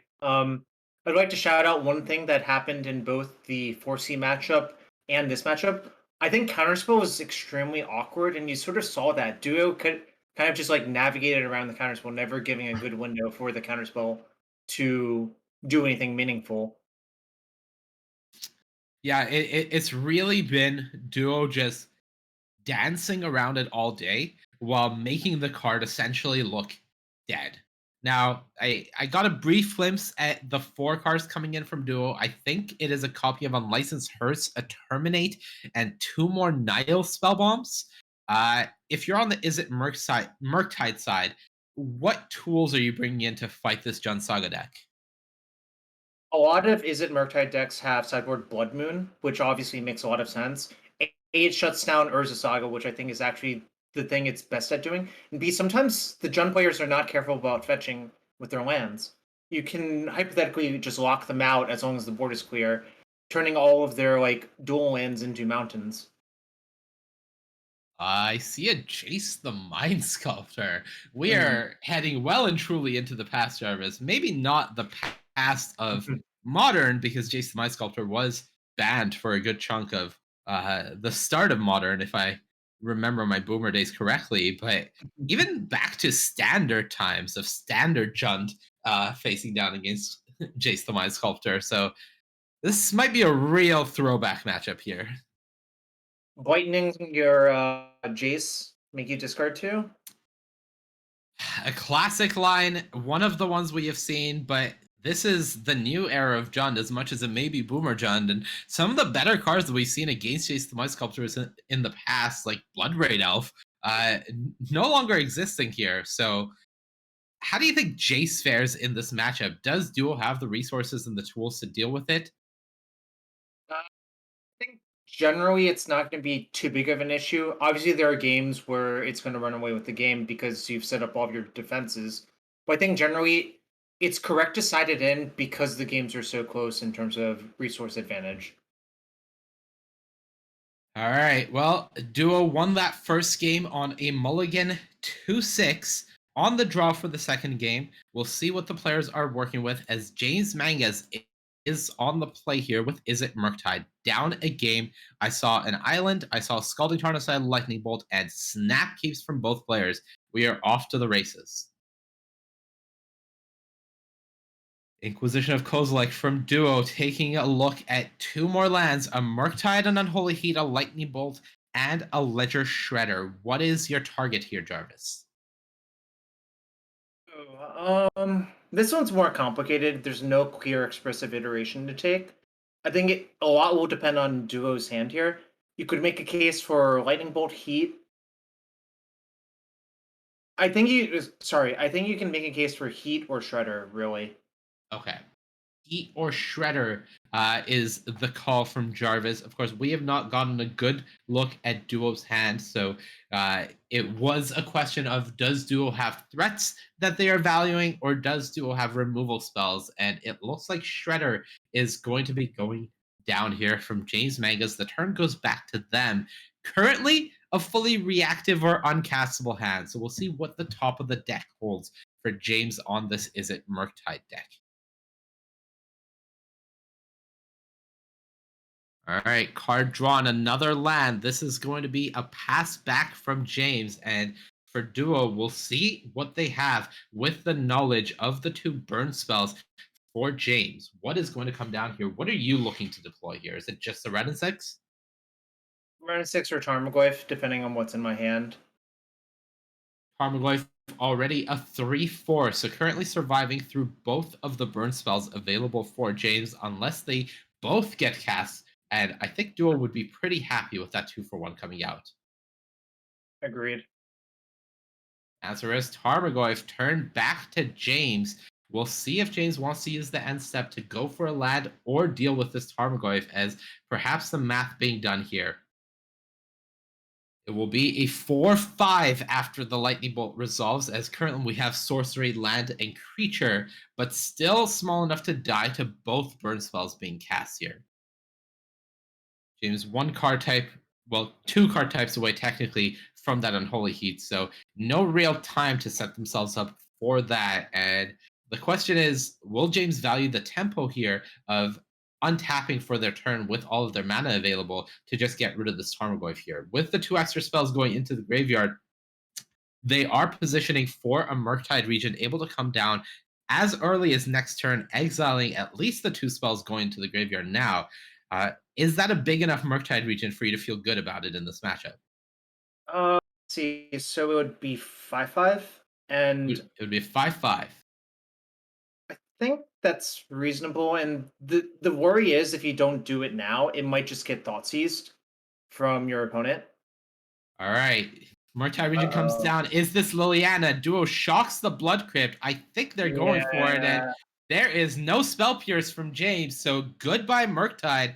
Queen Lily, back in standard, back in popularity, and ruler of this board right now as Ledger Shredder comes down, followed by Consider. This is a decent rebuild from James.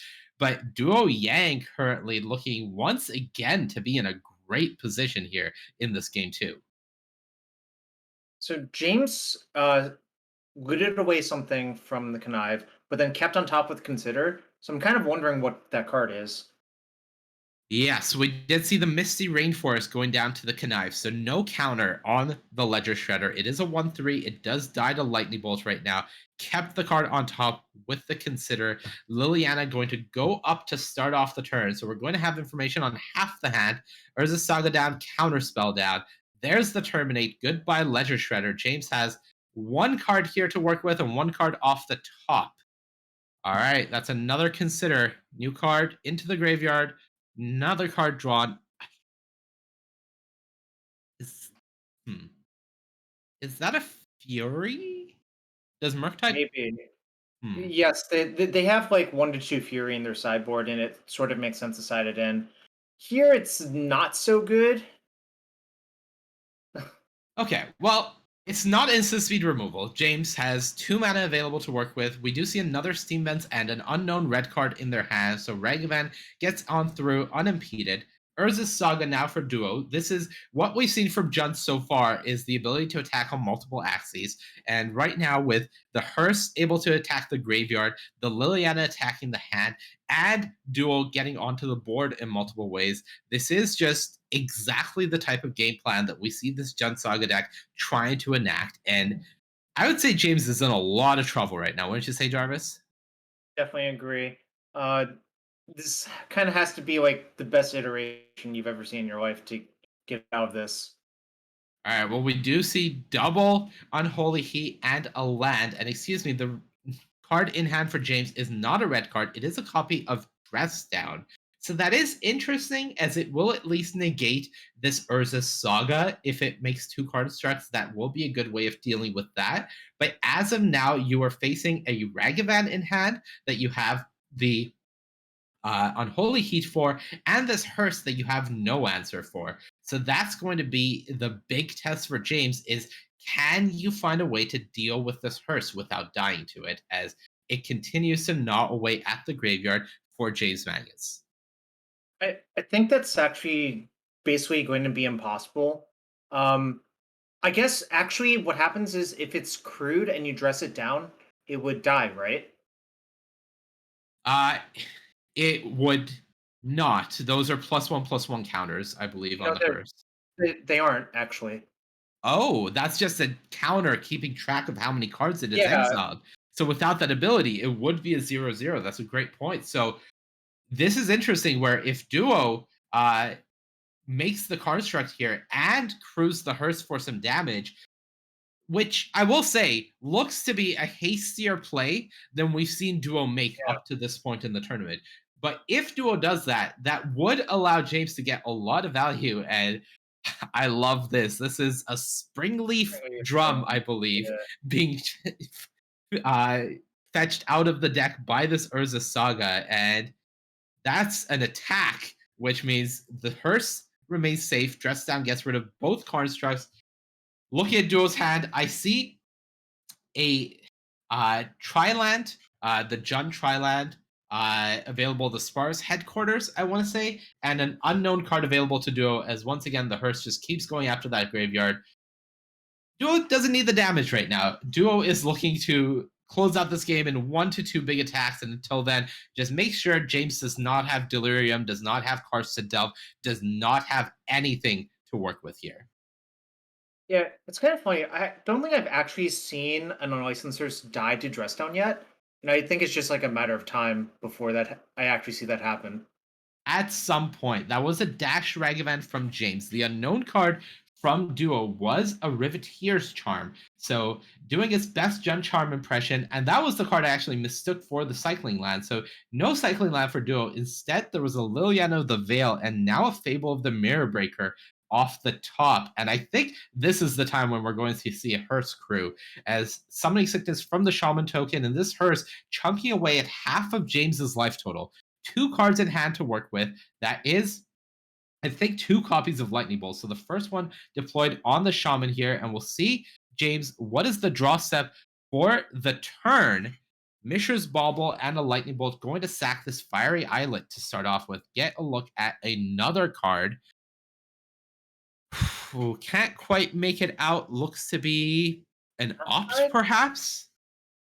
I thought it was a Murktide. Ooh, Murktide would be pretty good, though we know that Duo has a Liliana of the Veil in hand as their last card. If James goes for the Murktide rear, and you look to be correct, that is Murktide Regent coming out, so goodbye. A decent part of the graveyard. Hello, large creature, but with the last card in James's hand being a Lightning Bolt, Liliana of the Veil is live. Now, fortunately for James, right now, Duo does not have a way to crew the Hearse. That Fable, the Mirror Breaker, will not flip into Reflection of Kiki-Jiki for another turn.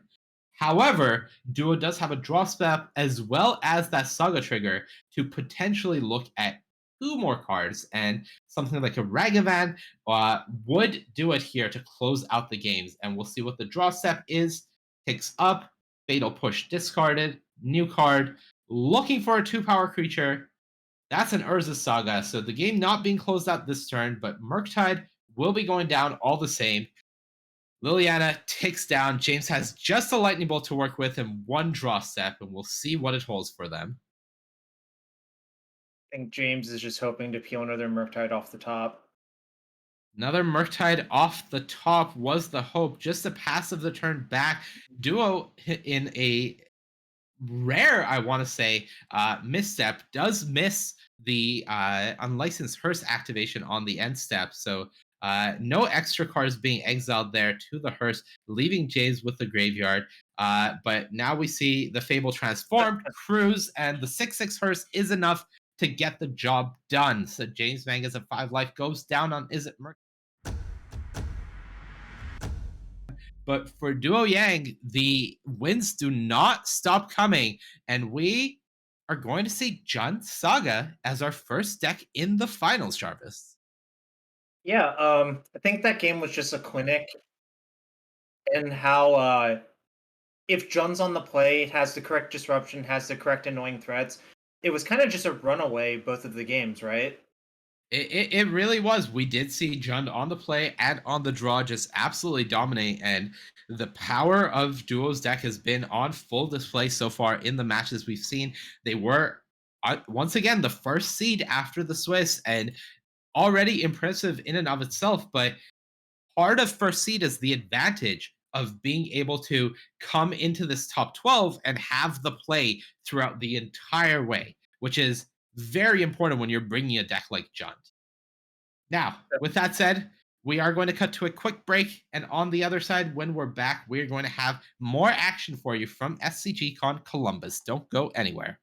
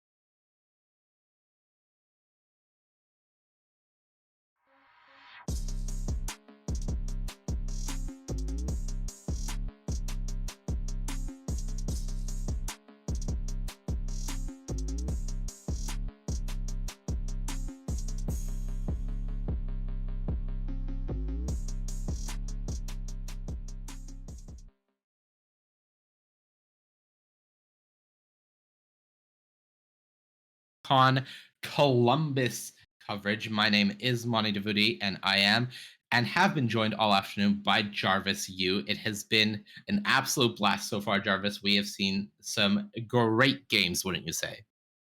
Yeah, we've really run the gambit gauntlet of decks from Prisontron, 5-color creativity, and Izzet Murktide, and Zoomerjund Saga. We really have, and we even saw some breach for a short bit, but I'm going to catch everybody up on where we stand now. So this tournament is being played with a staggered bracket. So on one side of the bracket, we have Duo Yang on Jun Saga in the finals, waiting for an opponent. The other side of the bracket is a little bit behind. We are currently in the top 8 still on this side of the bracket. There is one player finished their top 8 match waiting in the top 4. They're waiting for an opponent. That's Anthony Cook. I will fill you in on what they're playing a little bit later. But we need an opponent for Anthony in the top 4. So we are going into a top 8 match in progress, live in real time. And we are going to be watching Brady Monroe on Prisontron against Alex Yatsenko on 5-color creativity, the match that we watched so long ago, Jarvis, still in progress in game 3 here. And I'm just going to leave you to explain this board state, and I'm just going to lean back a bit. Have fun.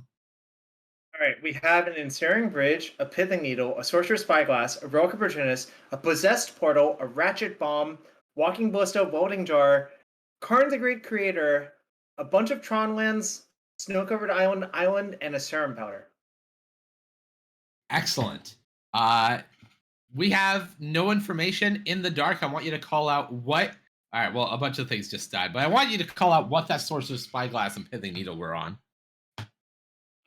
My guess is probably Redden 6 and / or Reflection of Kiki Jiki.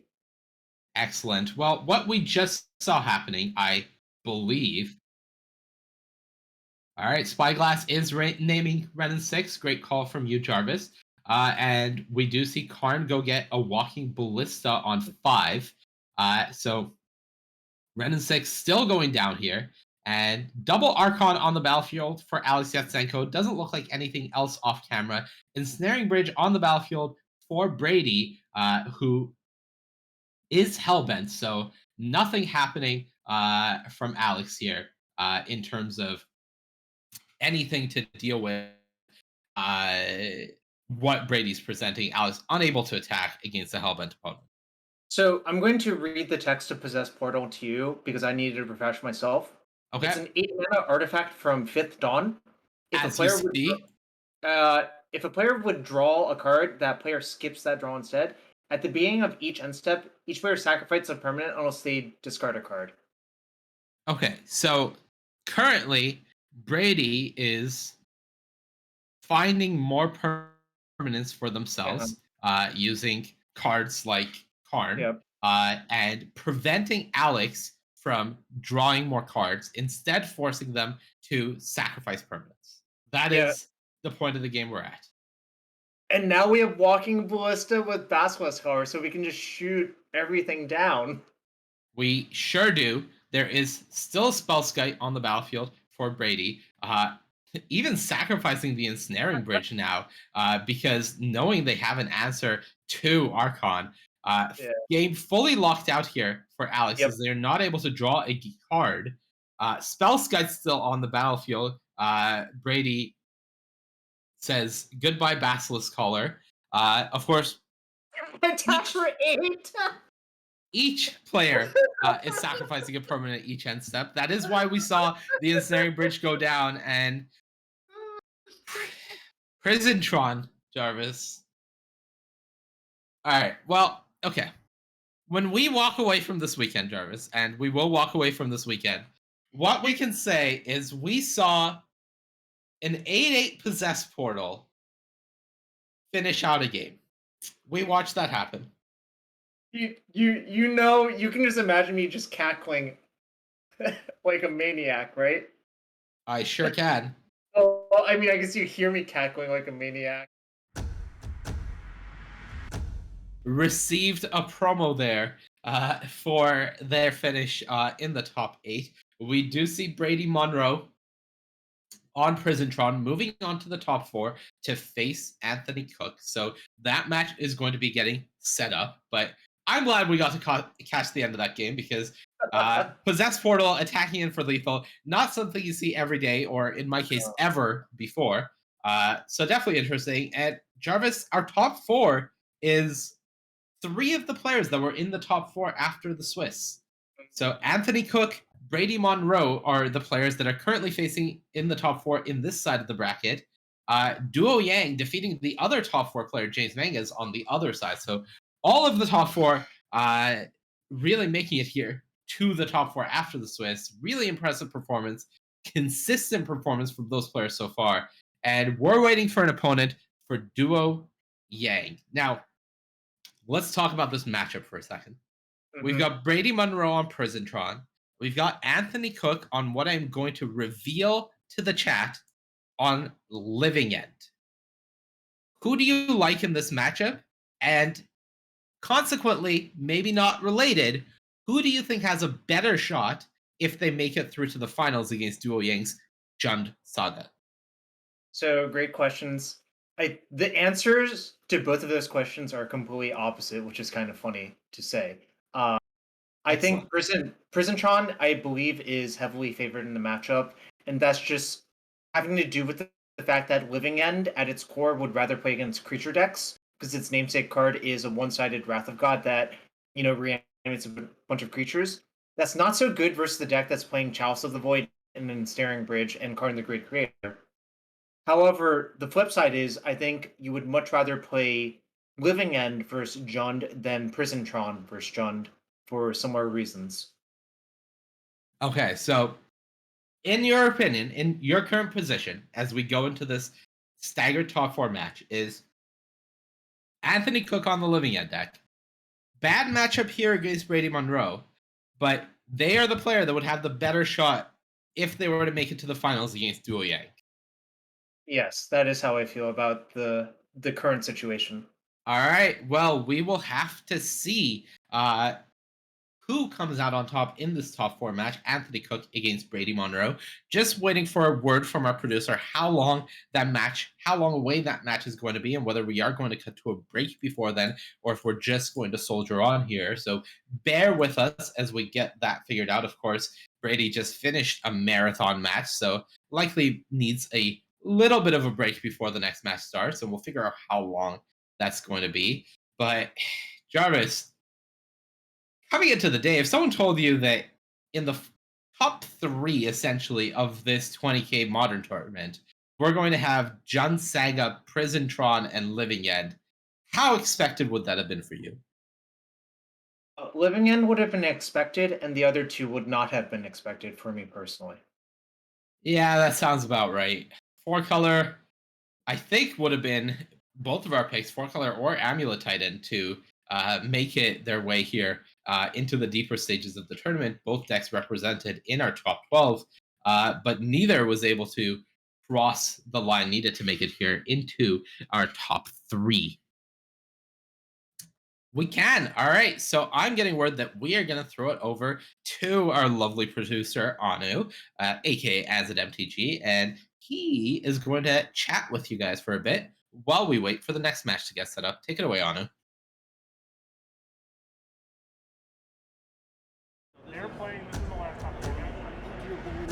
All right. Hi, what's up, everybody? So basically, as Mani mentioned, it was something of a marathon that literally was one top 8 match that took the duration of almost the entire top 4 match. It was one game, and that game started. On the other side of the bracket, the top 4 matches completely the went. finalist is waiting on the other side of the bracket. bracket. We're already at that point. You may notice this is not the Tron player, Brady. This is not the creativity player, Alex. I got Brian Koval here, which is just as good. I love Brian's content. I also drove Brady to this event. That's my car mate. Well, that's why you're stuck here. That's why I'm sitting here. That's why I'm not back home already. Yeah, okay, Yeah, all right. So you're going to have a serious talk with Brady after the fact, right? No, this is awesome, though, yeah. I mean, super stoked to see Brady in the top 4, then it must be for you. Yeah. Actually, this is a new piece of knowledge for me. Did you know that Brady was playing this deck going to the event? I did. He borrowed a warping whale from me. On So the way up you're here. collecting cash on his paycheck, aren't you? I mean, gas money, sure, but I don't have a cut of the warping whale, unfortunately. Fair enough. Well, it'll be great if at some point this warping whale comes in clutch, just wins the tournament, or something crazy like that. Yeah, I mean, he just beat Creativity in 3. That would have been the warping whale matchup. Oh yeah. Okay. Fair enough. Yeah. Bummer. Did you talk to Brady about his deck choice or anything like that? So just as a heads up, Brady still on the way back here. I think I literally see Brady. You know what? Let me actually see if I can.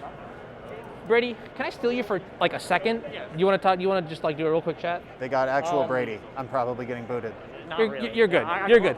You got some stuff. You got some stuff ahead of you. All right, cool. Well, I was basically stalling for time here. All right, Koval, I'm going to ask you one quick question Yeah, what's up? before we get to the match here, and that is, who do you think is going to win this one? Do you know the matchup? I don't. Okay, so it's actually Prisantron against Living End. I got to stay a little bit quiet because I don't want to necessarily give it away, but now that you have that information, all I'm asking for you is who you think is going to win, and that's it, and we'll see how it goes from there. This seems like a first 2 turns of the game high roll situation where I think Brady has just a ton of crap, including warping whale. Hey, you really should get some portion of the Brady paycheck. But all right, We're going to renegotiate in the parking garage. yeah, right, yeah. In this city too, right? Not when you get back home. Yeah. All right. So what we're gonna do right now is we're gonna transition straight to the match, back to Monty and back to Jarvis, and I think players are sort of figuring out a couple of the logistics here and there, but it should be fun. Let's see. I'm gonna press this button, and then we're gonna go here. So Monty, Jarvis, I'm gonna throw it back to you. All right. Have fun.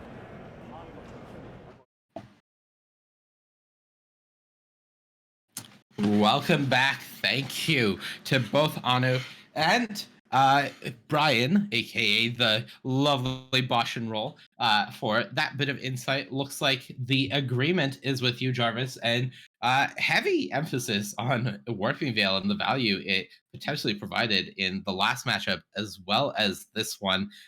Brady Monroe flipping over a Gemstone Caverns, perhaps tipping the hand to what they're playing. I would say that if there was any hidden information here, but considering Anthony Cook has likely been waiting around for the last half hour or so for that match to finish, I would guess that Anthony has full information about what they're about to face here from Brady Monroe. Yeah, I mean, people love to watch Magic, and it's even more important when your potential opponent's playing like a drawn-out 60-minute match. You basically can get a complete idea of what's going on. So I think Anthony knows, so flipping over the Gemstone Caverns is literally irrelevant. Yeah, at this point, if I'm in Anthony's position and I'm done my match and I'm just waiting for an opponent, I'm just gonna have a notepad out and I'm just gonna be writing down whatever bizarre, weird, possessed portal cards I see coming out from my opponent, just to make a note of and have access to going into this match, just to make a mental reminder for myself of what I could potentially expect from Brady here in the match that I expect to be playing. Yeah, just in the game I saw versus Creativity, I saw Roca Progenitus, a Welding Jar, and an Ensnaring Bridge, and those are obviously all key cards versus Anthony. Welding Jar letting you regenerate your Ensnaring Bridge from Force of Vigor. Roca Progenitus obviously relevant versus Living End, and just being able to see those cards in a game versus another matchup is obviously a huge amount of information. Huge amount of information is right. Decks are presented and being shuffled by the opponents. Brady Monroe, 3rd seed. Anthony Cook, 2nd seed on Living End. So they are going to have the play here for this top 4 match. And just a reminder to everyone who may have tuned in a little late, on the other side of the bracket, we have Duo Yang on Jund Saga waiting in the finals for an opponent. So they are watching this match and seeing which player is going to come face them. Duo is the 1st seed facing either the 2nd or the 3rd seed. I don't know if Brady got to scout, but there's a Chalice of the Void in the opening hand. So if he has scouted the matchup, that hand is almost an insta keep, I think. Brady Monroe didn't have the opportunity to scout as they were busy playing their match, but Oh, turn one Grief from Anthony Cook gets a look at the hand, but that's a Warping Veil and a Chalice yeah. and a Pithing Needle. So all of the tools to work with for Brady, and Anthony Cook can only take one. Likely that Chalice, as you mentioned, as at least they have room and time to play around this Warping Veil now. Yeah, it's interesting. You could actually conceivably not take the Chalice if Otawara was in your opening hand, but as you can see, Anthony is just like, yeah, the Chalice is too much. I'll figure out how to get around the Warping Well later. I'll figure out how to get around the Warping Veil later has been declared. And notably, there was also a copy of Buried Ruin in the hand for Brady. So they do have a way to buy back that Chalice in a few turns' time as well if they choose to do so. So that is something that Anthony has to be aware of at the same time. But step one, play out the early turns of the game. We do see the Pithing Needle come down. We're trying to get confirmation on what the Pithing Needle is naming, and Warping Veil in hand for Brady Monroe. Prime target, Living End. Yeah, I don't think Needle has a lot of text. I probably would name something like Otawara or Boseiju, if I had to guess. Otawara or Boseiju, the call from Jarvis. We'll try to get confirmation from our table, man at the table, as it were, about what the call was. There looks to be a second copy of Grief. What? All right, well, Grief is the name of the game, but perhaps from Brady rather than Anthony, as second copy of Grief from Anthony, but a second copy of Chalice top deck from Brady Monroe. And we have confirmation that Pithing Needle is naming Waker of Waves from Brady Monroe. So no information about the hand, but playing preemptively around not the interaction from Anthony, but rather the engine cards. Oh god, that Chalice off the top is just the best because if Anthony had just seen both chalices, he would never take one. But the second one being drawn means now, well, we're going to have to get past the chalice and the Warping Well now. Well, Jarvis, as the saying goes, you can't Thoughtseize the top of my deck, and Grief is not Thoughtseize, but the adage applies here, as Chalice off the top puts Brady Monroe is in an excellent position here in the early game. Anthony Cook, with just some lands being developed, we saw a Street Wraith being cycled at the end step, but just a pass of the turn back. A second copy of Grief available in the hand for Anthony. But now Brady has started the pressure. We see the Urza Saga ticking up to Chapter 2. Brady has the ability to make multiple card strikes over the next few turns. There is also a Walking Ballista on the board on 1. So Brady, with the Warping Veil in hand, with the Chalice on the battlefield, is presenting multiple forms of prison locks as well as pressure, and Anthony Cook has to find a way to navigate all of them. How hopeless does this board state feel if you're the Living End player, Jarvis? I took a quick look at most stock Living End lists. They only have 1 to 2 Otawara / Boseiju, so it doesn't feel great because you're at least A, going to have to answer the Chalice, and B, you still have to get through the Warping Well, which means you need Force of Negation plus Violent Outburst, most likely. Force of Negation plus Violent Outburst. Or Now, 4/4 Fire for 4. what if we just cast creatures, Jarvis? How is that? I think that actually looks pretty good here. All right, pretty good. We'll settle. We'll take that. Okay. So just a 4/4 flyer. I believe that's Curator of Mysteries, if my random 4/4 flyer is working.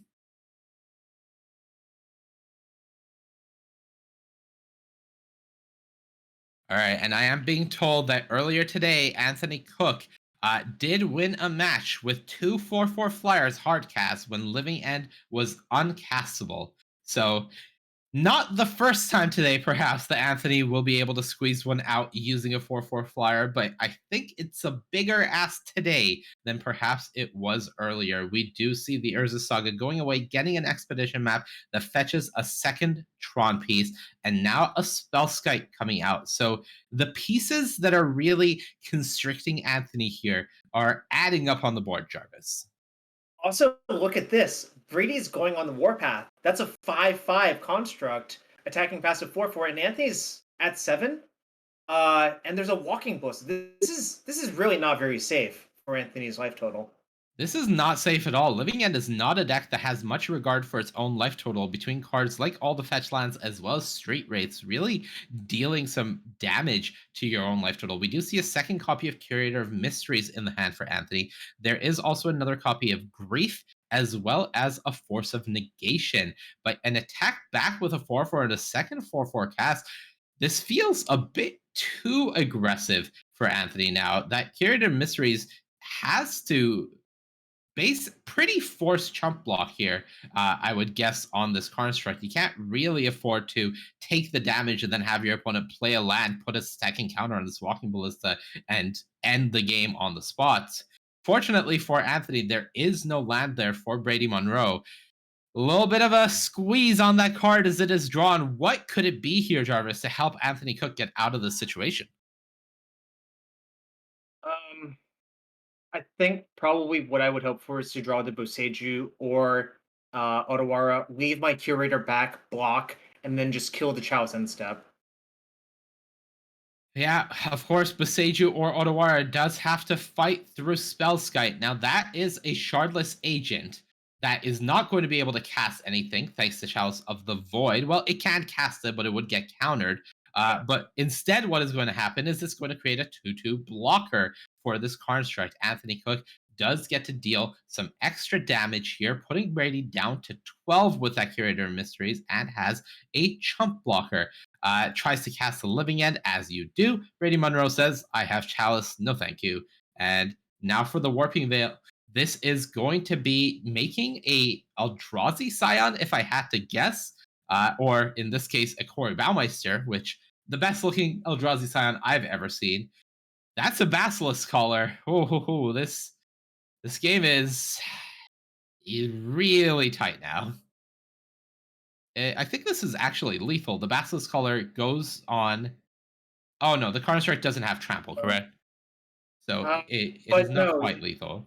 no, it should be lethal if you just equip to the Ballista, shoot the Charles Agent, attack for lethal, right? 1, 2, 3, 4, 5, 6, 7 from the Eldrazi Scion, and that's why you Alright. have to get on it. Fair enough. Yep. It did look like it could have been lethal with that Eldrazi Scion there to add the last bit of damage. However, the Force of Negation does come out from Anthony, able to stop it, and Brady considering what to attack with here. I believe the block on the construct is forced from Anthony, so Brady has the ability to attack with all three of their creatures if they would like, without real worry. Anthony makes the force chump block and untapping again with a Grief in hand, a Curator on the battlefield, and one fresh draw step. Does it offer any help here to Anthony Cook? That's a Striped Riverwinder, I believe. Yeah. All right, let's try again. You get a scry thanks to the Curator of Mysteries. Does that offer any help? It didn't look like it. Doesn't look like it. Card drawn. What is the card? Nothing of value. I think it was a Violent Outburst. And that is Brady Monroe on Prisontron on the draw, getting game one in a very, very convincing manner. It looks like a slip to get your prizes, which I'm sure you're happy about.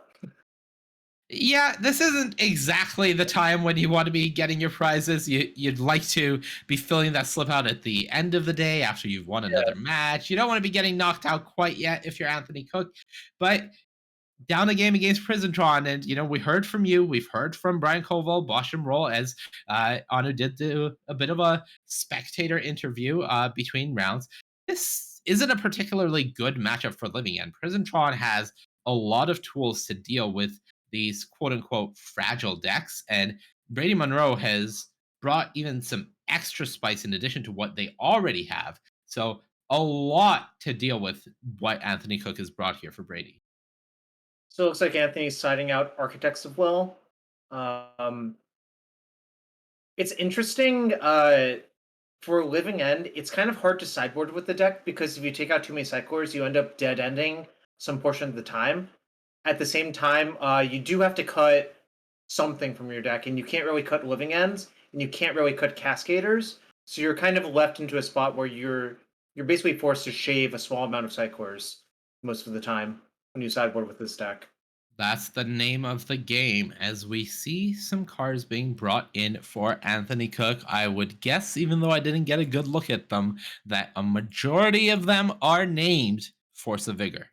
So we'll see how many Anthony had the luxury of bringing in their sideboard for this event, going up against Brady Monroe on Prisontron up game.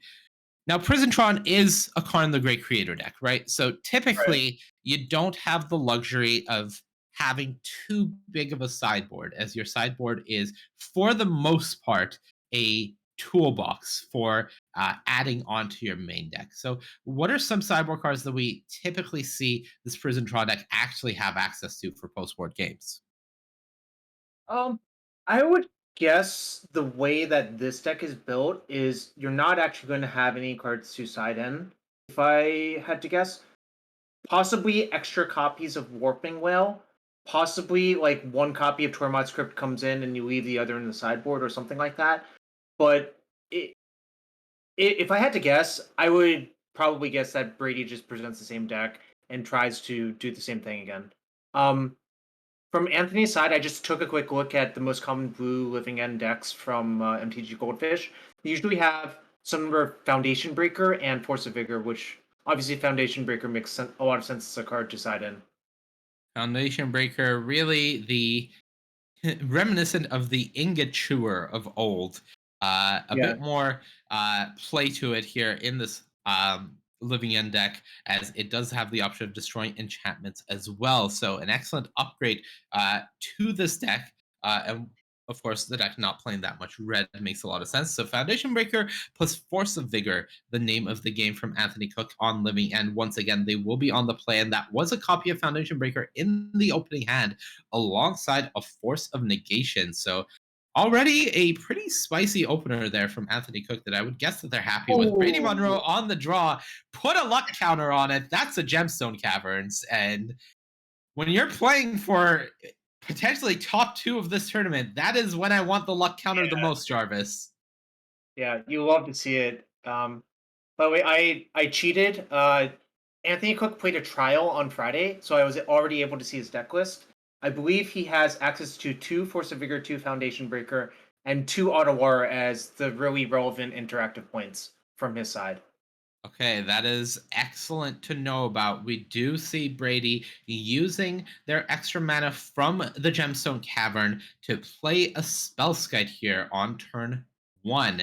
On the other side, Anthony Cook just cycles a Striped Riverwinder and passes the turn back. So we see an Ensnaring Bridge cast for Brady, who somehow stole the initiative thanks to that Gemstone Caverns, up lands here while on the draw, and Anthony Cook playing a bit of catch up. We see the Curator of Mysteries cycled now, as we know Anthony has access to a Force of Negation. We know Anthony has access to a Foundation Breaker, but that Spellskite means that Anthony needs at least 2 pieces of artifact removal if they want to get through to this Ensnaring Bridge, Jarvis.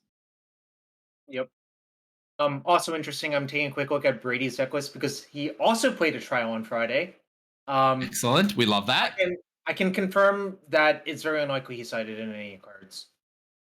All right, fair enough. And Anthony, one of the awkward things that we've seen so far, that basic forest coming out for them meant that we've seen some mana getting unused here. Not as many cycles as perhaps Anthony would like. And turn 3, Brady Monroe has the Mystic Forge coming out from this Prisontron deck. Jarvis, what does Mystic Forge really enable this deck to do? At its core, I think one issue that can happen in these decks is there's no real good way to get card advantage, and this is an excellent way to do it. It lets you filter through your deck, sell top cards from your deck that you don't want to draw, but generally just progress along and find the relevant lock pieces that you actually need. Yeah, and it feels like this may be a bit too good for Anthony to allow resolve. Anthony is looking at this force of negation. I also think there may be a force of vigor in the hand for Anthony. So we may see Anthony opt for that instead, though it really depends what the cards available to exile are as they are thinking about what the choice here is. It feels like if you're not presenting that much pressure, which currently Anthony is not, allowing this Mystic Force to resolve can be problematic, though that is what we actually end up seeing as the Mystic Force does resolve. Brady looks at the top card and mills the Buried Ruin. And for Anthony, that's a Shardless Agent, another Riverwinder in the graveyard. So I believe we will be seeing a Living End cast this turn.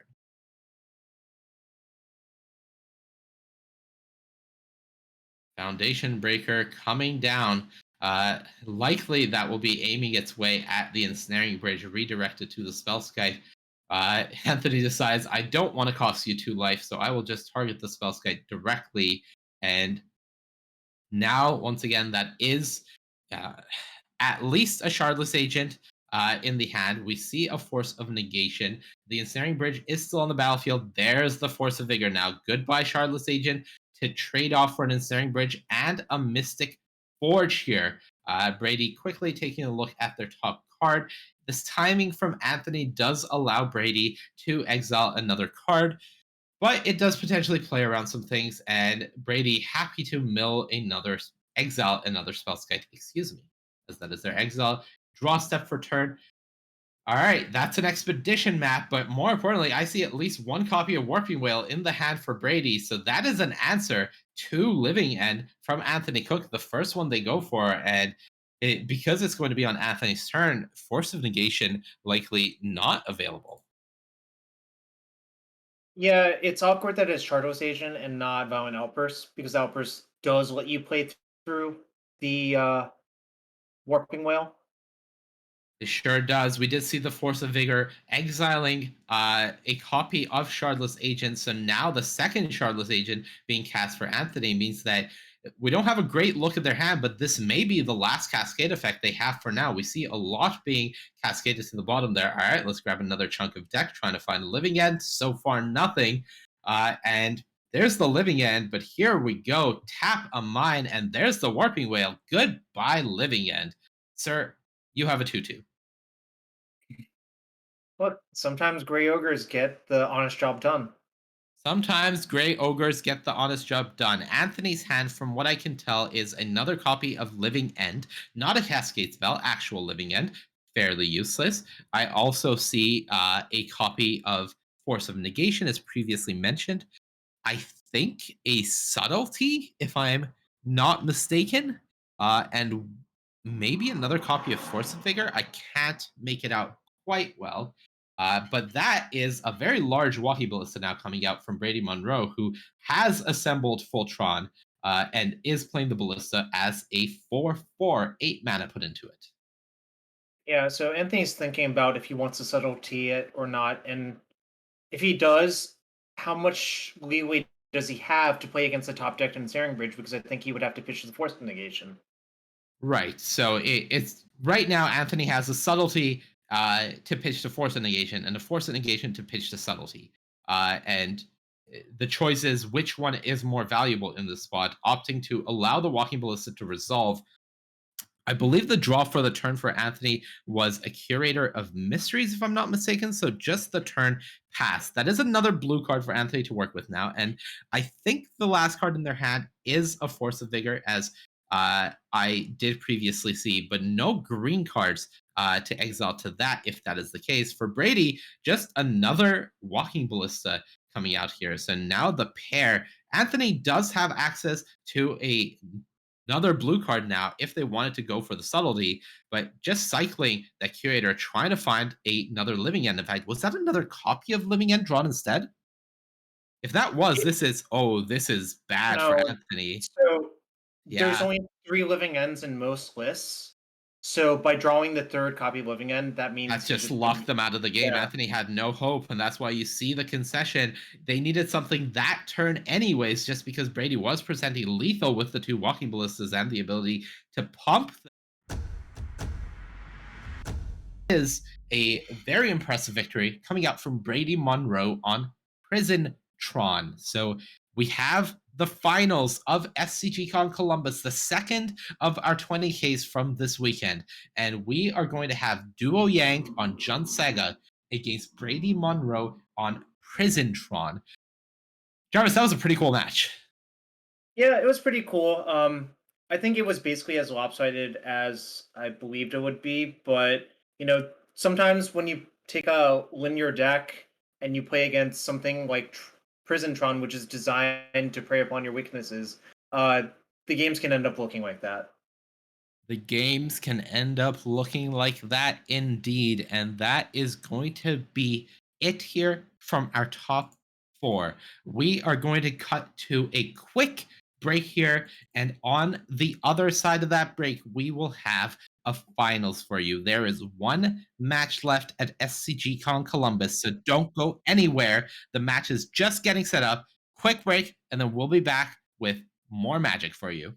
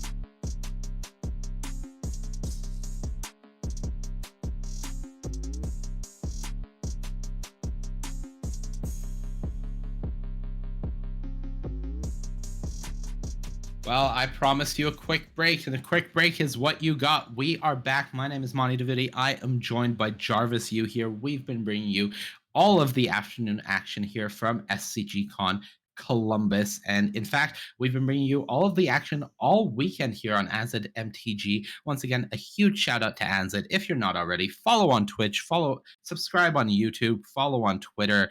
I think there's a Patreon or something. Wherever you can, just support Izzet and support commentary and coverage of Paper Magic tournaments. We've had a lot of great commentators over this weekend. We saw Gab Nassif, Harry Koo, Jim Davis, Nicole Callahan, Tan and Grace, and Joe Lissette this weekend. And then finally you get the worst of the bunch in me and Jarvis to close it all out. Unlucky for the stream, but we're happy to be here, Jarvis. Yeah, definitely happy to be here. I'm excited to see this finals match personally. It looks like Duo Yang has been tearing it up. So, out of these two decks, would you have chosen to play Zoomerjund over Prisontron? I would not have brought Prisontron as previously stated, so I would have felt gross about myself, but I would have brought Zoomerjund. But I think if I was bringing a deck to this tournament, it probably would have been Amulet Titan, so I would not have been either of the players in our top two here, Jarvis. And I think that's enough setup. We have the players ready, so let's head down to the match for the finals. We've got Duo Yang on Zoomerjund, Jun Sega, as previously stated. First seed after the Swiss, absolutely tearing it up. Extremely dominant performance on the play here. But Brady Monroe on Prisontron, and the luck counters do not stop. Gemstone Caverns on turn one, exiling another. And Brady Monroe on Prisontron is our opponent. Duo going to kick things off with a Ragavan, about as good as a turn one can get if there weren't luck counters involved, Jarvis. Yeah, Gemstone Caverns is actually one of my favorite cards. It was supposed to be Fujita's invitational card, if you remember that. I do remember that it was supposed to be Fujita's invitational card. Didn't end up happening, but it was still printed, and I'm very glad it was, as it is a card that, as a combo player at heart, I have toyed around with a lot in the past. Unfortunately for Brady, no answer here to the Ragavan. Did play a Spellscape, but there was a Fatal Push on the other side available. However, no second land for Duo. We do see Ragavan making some treasure tokens, so that is going to do a good job of getting Duo back in this game combined with this Ragavan. There is a second copy of Ragavan as well. On the other side, Brady has a Sorcerer's Spyglass. Taking a look at this hand, almost certainly naming Ren and 6, but not much interaction so far from Brady from what we see. It's really hard for Brady's deck to have too much interaction in it because it spends a lot of slots on like welding jars, walking ballista, ensnaring bridges, you know? Speaking of which, I believe that was an ensnaring bridge that was just hit exile, right, Jarvis? I don't know all these new arts. Yeah, I believe that's probably like a Masters 25 one, if I had to Okay, guess. perfect. So Ensnaring Bridge exiled, not something we're probably going to see Duo cast, but Duo does use one of the treasure tokens available to them to get Tarmogoyf down. Tarmogoyf a 4/5 now. On the other side, Brady does have two pieces of Tron assembled. We've mentioned earlier on in the broadcast how Tron is almost a secondary game plan for this Prison Tron deck. It's not the main goal to get Tron online as soon as possible. However, it is nice to have all that mana to work with when you do. It is not the primary game plan, and Brady is one Tron land away. The rest of the hand, from what I can see, is a Blast Zone, a Serum Powder, if I've seen correctly, another copy of Ensnaring Bridge, and an Island. So no Walking Ballista, no Karn the Great Creator to unlock your sideboard package and handily shut down these treasure tokens. The Blast Zone is an answer to this Ragavan, so that is at least something. But Brady really wants to work their way to a point where they can get this Ensnaring Bridge online and shutting down both of the creatures from Duo. Yeah, I think the worry from Brady's side is how many artifact answers does Duo play in the main deck? I think we saw Colgan's command in an earlier match. We definitely did. There is Kolaghan's Command available in Duo's deck. Right now, the biggest issue for Duo, of course, is the squeeze on lands that we have seen so far. This Ragavan has been able to keep attacking and make treasure tokens, so Duo has not been locked out of the game, but they're in a pretty tough position. And one issue that I can definitely see is currently Duo has two Ren 6s in hand, but that Sorcerer's Spyglass from Brady has really shut down what Ren 6 is able to accomplish. Now, Brady is able to fully empty their hand, get that Relic of Progenesis down thanks to that Serum Powder, as well as this island. So Hellbent, Ensnaring Bridge online, and Duo Yang, without that much mana to work with, feels like they may be a bit locked out. Yeah, I previously said I didn't like the matchup much for Prisontron, but if the game looks like this, I think I like it a lot more. But there's the Colgan's command! Okay, Colgan's Command, that's going to hit the Ensnaring Bridge. So now with that gone, yes, Brady has access to a Relic of Progenitus to shut down this Tarmogoyf, and Duo is going to force the issue here. But the Ragavan, unimpeded now, a card drawn from Brady, we'll see what it is. But Duo exiling an Expedition map, that's something you're definitely casting when you're starved on mana, and that Colgan's Command was huge, Jarvis. Yeah, that's why I think really the function of the matchup is how many artifact destruction spells does Duo actually play in the main deck? That is a good question now, as we do see the Blast Zone popped. Goodbye to Expedition Map, goodbye to Ragavan, both hitting the bin. Duo left with a Tarmogoyf, a Blood Crypt, and a singular treasure token. Finally finds a second land off the top in the form of a Verdant Catacombs, and you know that you're dealing with a Hellbent opponent from Brady here. Brady has an Expedition Map of their own, as well as Tron online now. So that Expedition Map could go seeking something like an Inventor's Fair here from Brady as a way of getting some value from their deck. Any other lands that they could really leverage here for value, Jarvis? I'm checking the deck list from Friday that he played. I think really the most logical thing to search for is Inventor's Fair. There's only one copy of Blast Zone, and the other land you could fetch is Buried Ruin. But remember, all of the artifacts were exiled from Relic of Progenis. They were, and that was the ensnaring bridge as well, as the relic was popped after the ensnaring bridge went to the graveyard. Perhaps that may have been a sequencing error there from Brady. But we do see the Inventor's Fair getting fetched out all the same. That was Duo Yang dashing in the second copy of Ragavan that we had seen in their hand. So cracking on through for some damage, getting a second treasure token down now. Brady playing the Inventor's Fair that they found. Do they have 3 artifacts on the battlefield? I believe the answer currently is no, right, Jarvis? They have a Serum Powder, Sorcerer's Spyglass, and no other artifact, but it looks like they just drew an artifact, right? It looks like a Walking Ballista. I can't make it out, but I think you're right that is a Walking Ballista. If that's the case, a lot of mana to work with here. Tron fully online, so that means 11 mana if I'm doing the math right, which is never a given. 11 potential mana for Brady Monroe, and Duo Yang, I think there may be a Fatal Push in their hand. So Inventor's Fair getting sacked here. I'm just going to make sure about the wording on Inventor's Fair, as I don't believe you can sack it without having 3 artifacts. So hopefully we can get a judge in to intervene here and stop this play from going on through, as that was illegal. All right. They're fixing it themselves. Fortunately, Brady just searched and shuffled, so you can just reshuffle and fix it. Yeah, that's not the biggest deal in the world, but Brady, take you a moment, take you a sip of water, just resetting. You do want to be aware of the board state, the game state at all times, and making sure that you are operating within those limits. So instead, we may just see the Walking Ballista coming out from Brady now. If that is the case, I think Duo does have a copy of Fatal Push in hand that can deal with it. And surprisingly enough, this is actually going to be Brady prioritizing the ensnaring bridge by playing the Walking Ballista for just 1 this turn, Jarvis. How do you feel about that? I actually kind of like this, because I think if you wait and your Ballista gets Inquisitioned or Thought Seized, then you have to take a while to find another artifact to turn on the Metalcraft or Inventor's Fair, while in the meantime you're getting beaten down by Tarmogoyf. I don't think the life totals are actually accurate, but it's kind of hard. The players have to update the thing by themselves, All right, we see a Fury coming down from Duo Yang, exiling one of their mostly useless Renin 6s. As a reminder to viewers who just tuned in, that Sorcerer Spyglass is naming Renin 6.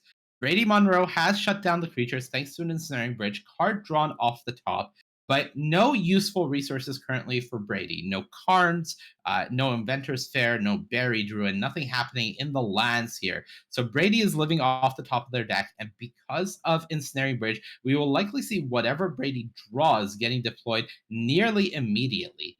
Now the choice is Chalice of the Void was the card for turn, and Brady deploys that on 1 after a bit of time thinking about it. Okay, now on the other side for Duo, we have a Riveteer's Charm as a potential way to get value. We have a Liliana of the Veil. Now, Liliana is a card that we have seen in the past as a way to really punish these prison decks. They tend to have to play all of their permanents out because of Ensnaring Bridge, and a Liliana of the Veil ultimate can be quite devastating if the Jund/Liliana player has a good feeling for how to split the piles. Oh, huge draw. Huge. So now it's actually a race. It's a race for Brady to find an answer to Liliana before Lily ult gets activated. All right, Ensnaring Bridge. Mystic Forge, excuse me. We do see tapping. Basilisk Collar gone. Nothing really played for Brady, but now has the option of working their way towards there. Liliana keeps ticking up, and for Duo right now, it's a race of what Mystic Forge finds Brady before Duo can get this Liliana ultimate online. I think Brady needs to find Karn for Spyglass, I think, or find the second copy of Spyglass in his main deck. Yeah, I think that's the out. That's the out. Karn, the Great Creator. That should more than likely do it, as if nothing else, that Karn can go and get a liquid metal coating and just coating the Liliana at every upkeep and stop it from activating that way while Brady finds time to find everything else. And I think this is the beginning of the end for game one here for Duo Yang, Jarvis. Yeah. Now the noose is really tightened. I don't know Duo's exact deck list, of course. Of course, but this is a tough position. Spyglass, of course, gives us a look at the hand. A useless Tarmogoyf, a useless Red and 6, and a Riveteer's Charm that is just not doing that much. Spyglass almost certainly being put on Liliana of the Veil. Another Spellskite drawn. So targeted removal for perhaps one of these Spyglasses. Not really there. 1 mana cards shut down here. As we do see another Chalice of the Void on 1 cast for Brady. And well and truly, I believe we're going to see the game end with this draw step. And Brady Monroe on Prisontron taking game 1 against Duo Yang on John Saiga. Yeah, I actually really like it when people concede in those spots instead of playing it out forever.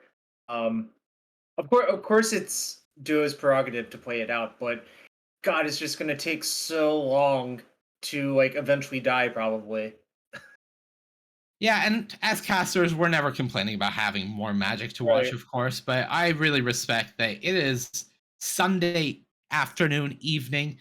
You've been playing Magic all weekend, most likely for both of these players. It's pretty exhausting, and you just want to be done with it, right? Whether it's a win or a loss, when you're dead, you're dead. And a lot of respect for Duo to call it there. Let's go to game 2 and try again post board. And what does post board look like here if you're on the Jund side? How much artifact removal do you really get access to?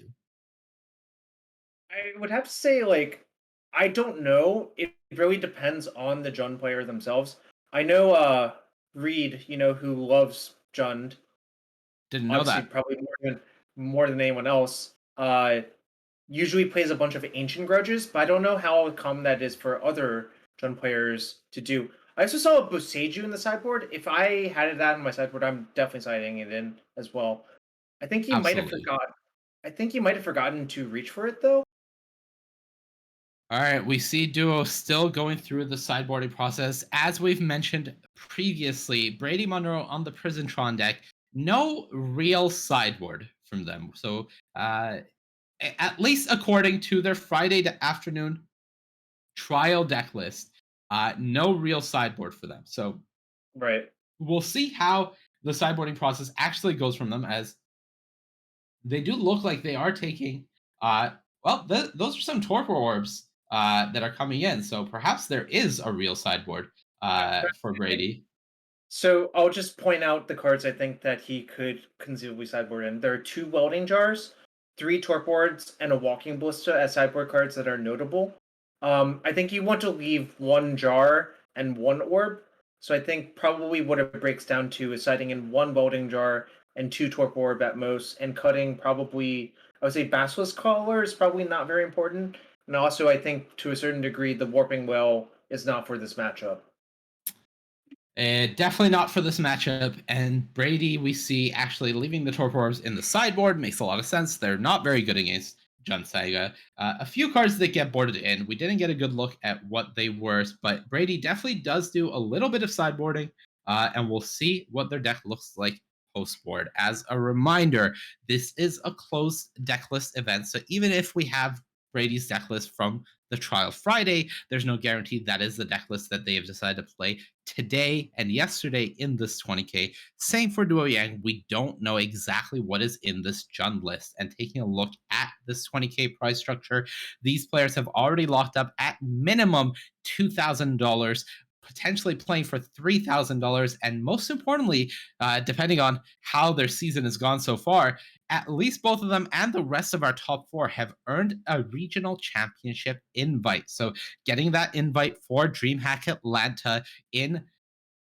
November, I want to say, Jarvis, I'm not exactly sure when, locked up, must mean a lot to both players, considering that is the first step, really, on the path back to the new Pro Tour that is coming back next year. Yeah, exciting stuff. Question for you: do you think Duo had the opportunity to scout Brady's first match versus Creativity? Uh I think Duo's match ended in a time frame where they may have had time to catch the tail end of that match. And is there a specific card that you're thinking about Duo knowing about versus not? No, I was just thinking about the hand he kept, which had Ragavan on the play. And I think you can only really do that if you know what deck your opponent's on, because like one win Ragavan on the play is kind of a risky proposition, you know. Yeah, that's fair enough. So it is possible that Duo does. I'm sure Duo at least knew by this point that the opponent is on Prisontron. If even if Duo didn't have a chance to get to watch it themselves, they probably came to this event with some friends, with some car mates, whatever, who had a chance to take a look around and be like, "Hey, your opponent, Prisontron," and it was like, "Thank you, yeah, we're good." So most likely, I would say that there's very little chance that Duo didn't know their opponent was at the very least on Prisontron going into this match. I think I've caught a glance of some sideboard cards coming in for Duo. That looks like Engineered Explosives and Pithing Needle. I agree. Sometimes the Needle's in the main deck, but I think here, um, regardless, the Engineered Explosives is probably not in the main deck. Yes, as it does do well to mention, this is a Jund Saga deck, so Pithing Needle is a reasonable card to put in your main deck as an Urza Saga target is a one of.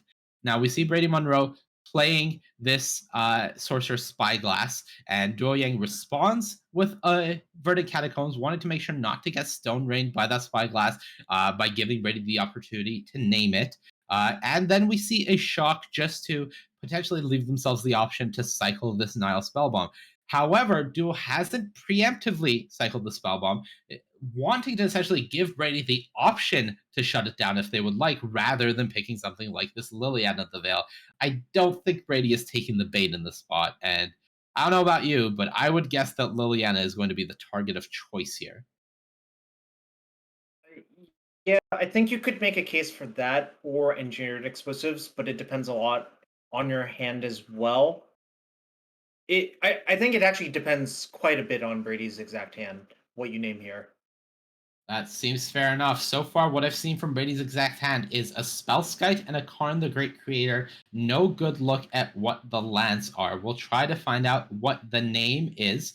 It might have been an Urza Saga that Duo pointed at. I'm not exactly sure. We will confirm from down on the table. Duo does go ahead and cycle that Nile Spellbomb at the end of turn, drawing their card.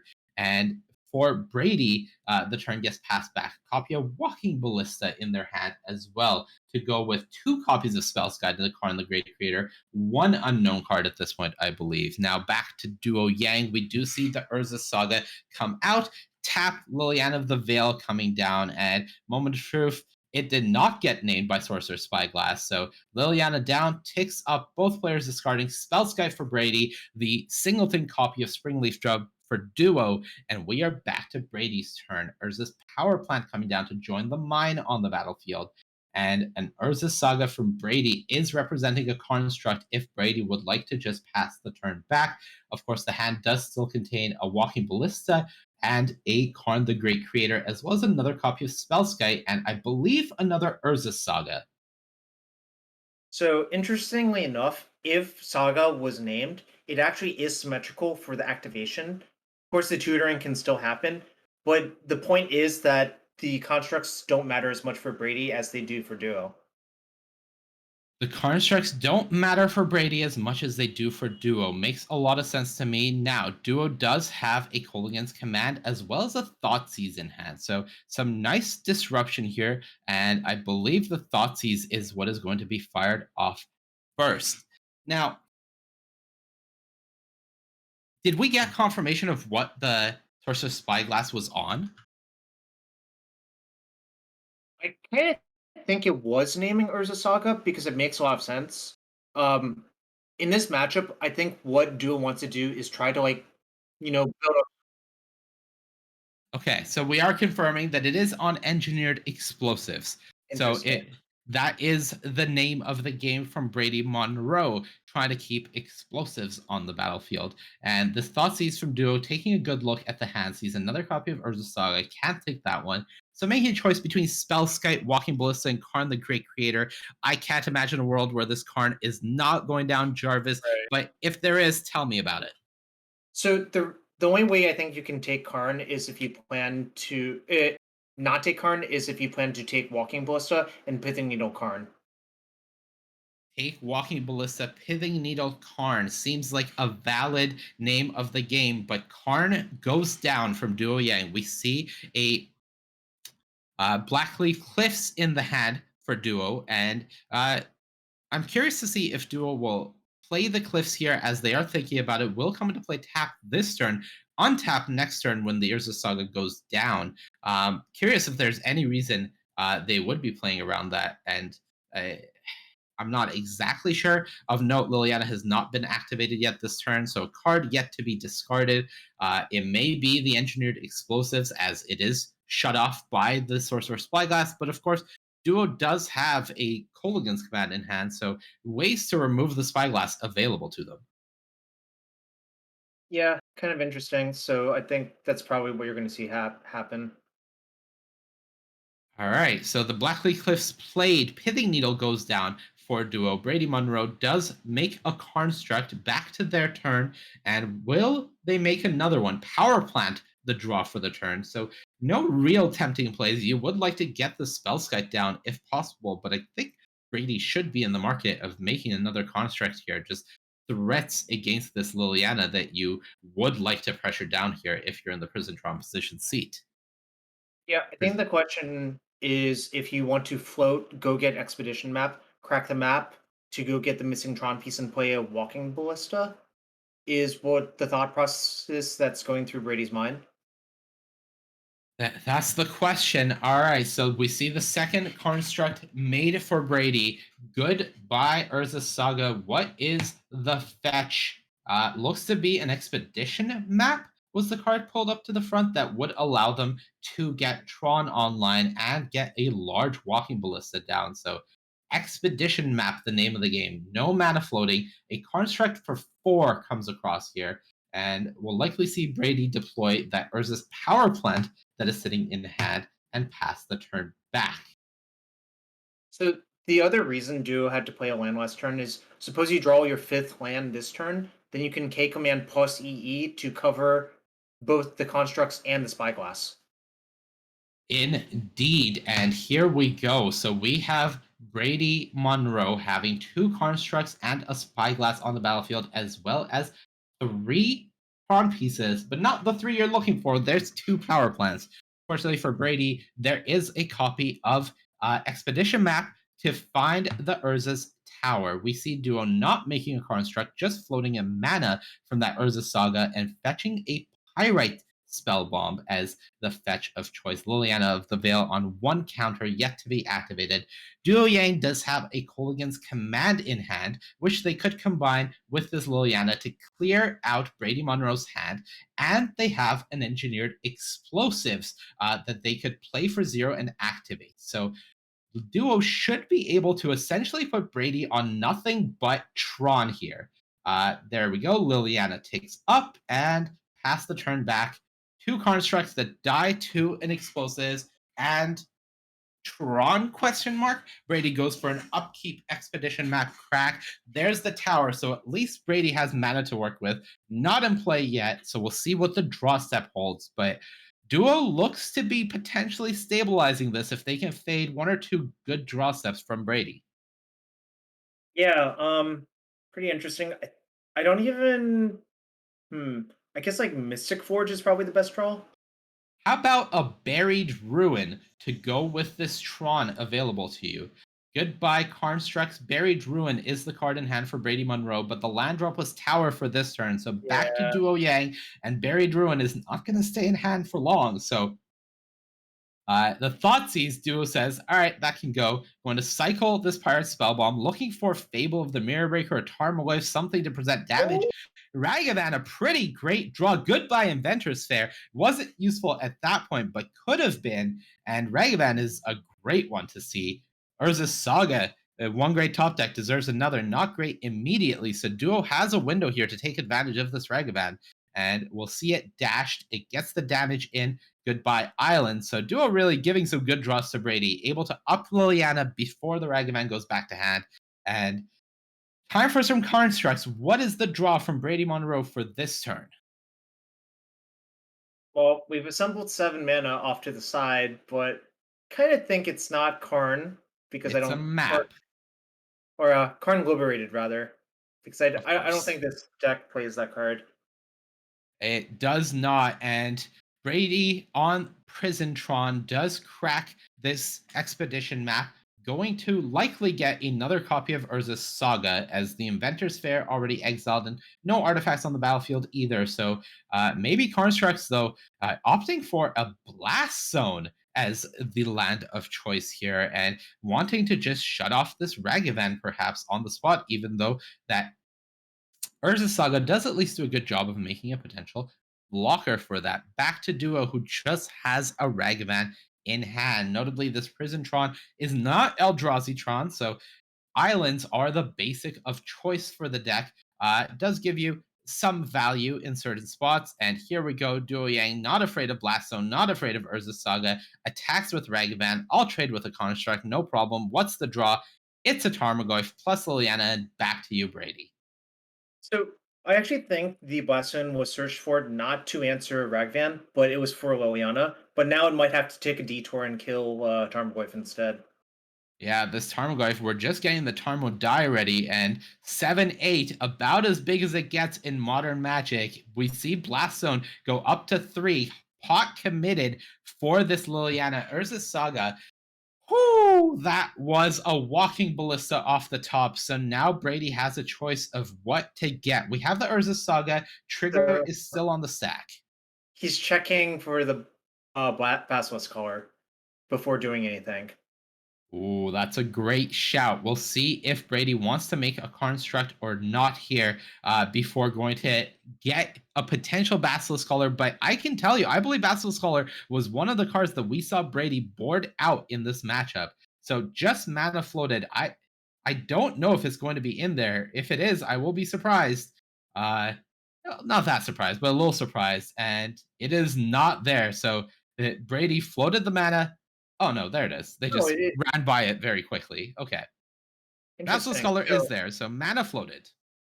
So this actually ends up really well for Brady. You can use the Blast Zone to crack the Liliana, play a Walking Ballista, equip, and then shoot the Tarmogoyf. And you should just do it immediately to play around a top-decked removal spell for the Collar.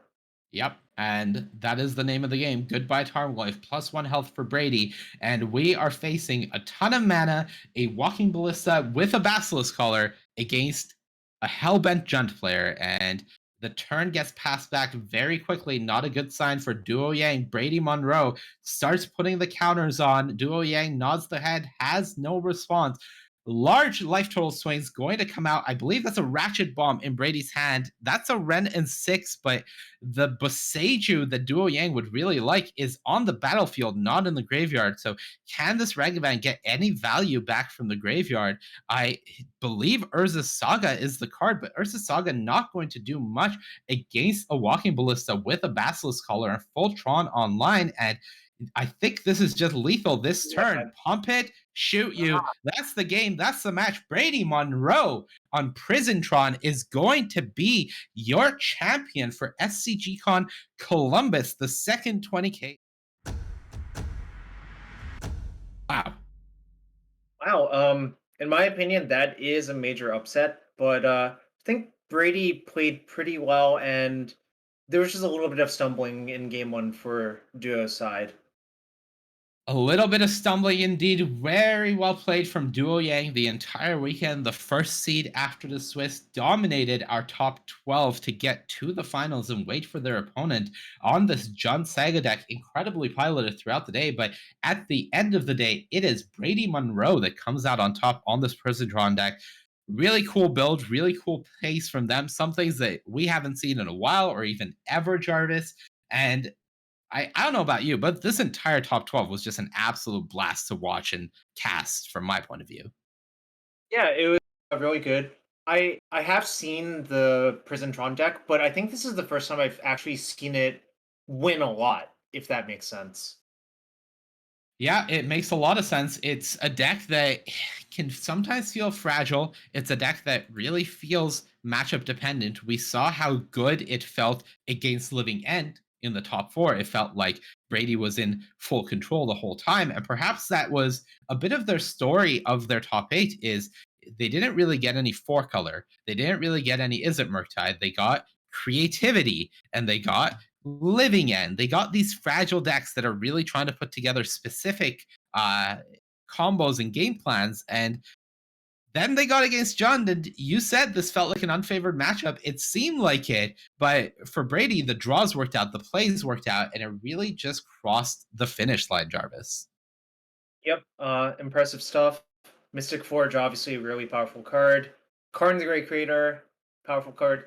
And we cannot de-emphasize the Tron aspect of the deck because I think without Tron in Game 3, the low resource count for Brady would have been an issue, except our lands did tap for multiple mana, so it ended up actually being important in that game. Yeah, we saw Brady having access to drawing the Walking Ballista, finding the Basilisk Collar, activating the Blast Zone, and playing both Ballista and equipping Basilisk Collar. Everything just lining up perfectly there for Brady, who was able to once again cross the finish line. Huge congratulations to them on this victory with Prison Tron. Now, we may be done with matches for the day, but I can tell you that Anu is on the floor working to get an interview set up with our champion. So we're going to kill a little bit more time while that gets set up.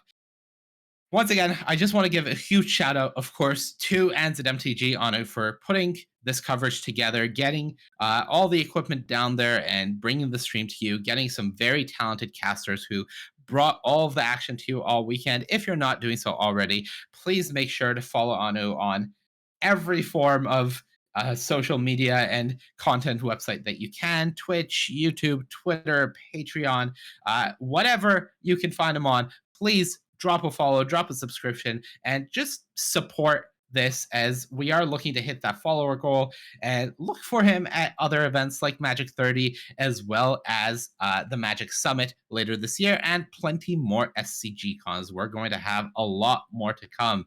And of course, check out the YouTube for VODs of all of the matches and all of the previous events. So make sure to check that out. Jarvis, it's been a blast so far. What's been your favorite moment of the broadcast today? Watching Prison Tron win, and hopefully maybe I can coerce you into trying that deck, even though you said you didn't really care for it. Can't, won't. Nice try. Hold on. How about you? I gotta say, it as much as it is weird to say, it's that Possessed Portal victory back in the Prison Tron Players top 8 match, the epic top 8 match that played out while we went through an entire other side of a bracket to put a player in the finals. There was a top 8 match that was still going, and by the time we got to tune back in, it was game 3, and it was Possessed Portal, the 8 mana artifact from Fifth Dawn that was able to get the job done for Prison Tron. And you could really say that all of this victory goes back to that Possessed Portal. Yeah, Possessed Portal, not a card you see very often.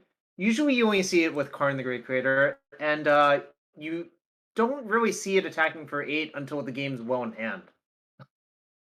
You really don't. And that was the case in the match that we watched, where finally, when everything had gone right and all the dust had settled, we saw Brady be able to turn on the Possessed Portal with Karn and get an attack through for lethal. All right, folks, that is it for Jarvis and I. We're going to send it to a quick break, and Anu will be back on the other side of it, hopefully with a winner's interview. But that's it from us. Congratulations once again to Duo Yang for making the finals with Jund Saga, but more importantly, congratulations to Brady Monroe with Prison Tron, who is the champion of our second 20K at SCGCON Columbus. Thank you for tuning in, and we'll see you next time.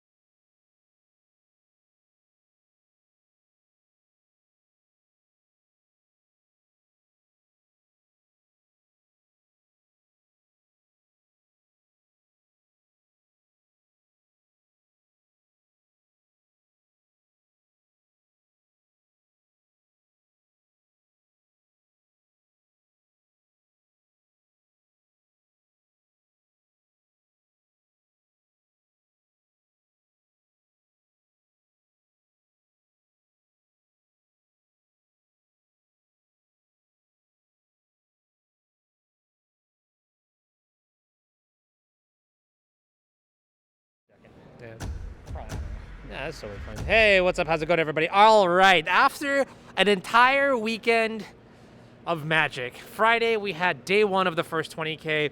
We saw the top 8 and top 12 rather, the finals taken down by Ross Merriam. Now we have the second 20K here, and we finally come to a conclusion. Brady Monroe, you are our champion for the weekend. Actually, just kidding. You have one more match. It's the final boss. You have to battle Ross Merriam on Jeskai Breach to see who truly is the best. No, I'm just kidding. That's a pretty good matchup. Ooh, okay, all right, yeah. Good matchup has been called. Congrats, man. This was a long day, and honestly, it feels like the deck that you're playing is also one that really requires a lot of things. The casters mentioned that, it requires a lot of, just down to the lowest level possible. There are so many things to keep track of between, the static abilities and even, the process of winning a game usually takes a lot of game actions. So it was a lot to keep track of. I played in the Friday event and didn't do so well, but I think it prepared me well for actually just playing the deck. Not necessarily playing against matchups, but just playing the deck itself, because it is hard. Yeah, I spoke with Koval beforehand, going into your matchup against Living End, and we talked about one special card that I think he gave you a copy of, and apparently it was close to MVP for the finals or even all of today. It was quite good, yeah. Yeah. Referencing the Warping Whale, of course. So the Warping Whale, it was relevant in your Rhinos matchup. We saw it. Did we see it against Living End as well? I countered a Living End, and then also in a different game I made a Scion, which nice wasn't really necessary, but it was an attacker. Because let's see, I don't remember what the board said. No, don't worry. It's been a long day. Cast Karn if I needed to as well. Gotcha. If you actually remembered, I would have been very. I would It's been way too long. Yeah. The joke was though that Koval is now going to charge you for the loner sphere or whatever it is. Take a chunk of your prize money, but that's. Renegotiate the ride home in the garage. Yeah, renegotiating the ride home too, huh? Yeah. That being said though, so talk to me about maybe today, if there were any highlights or anything like that, that you had in the Swiss or maybe in the top 12. No, actually, you didn't even have to play the top 12 because you finished third. Yeah, so I got the bye for the round of 16 or whatever you want to call it. So I was watching the playoff match that the winner of whom I was going to play in top 8, and it was Pete versus Alex, so the Breach versus Creativity. And Alex was one of my 2 losses in Swiss. Oh, wow. So I was really hoping that Pete won because, as I said, I think Breach is a pretty good matchup. And then he didn't, and I was sad. But I got to be on the play, and I did get a little bit lucky in that match against Creativity. But I drew a bunch of Spell Skites, which is I'll have to think about it a little bit more, but that might have been the best card in my deck this weekend.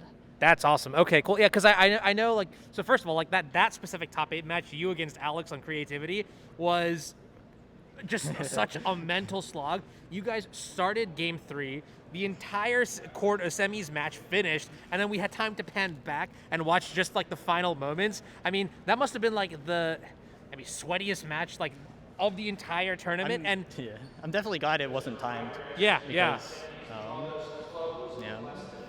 Cool. Very well. Well, as we close up, do you have any shout-outs? And also, if you know off the top of your head, any changes you'd make to your deck list going forward from this event?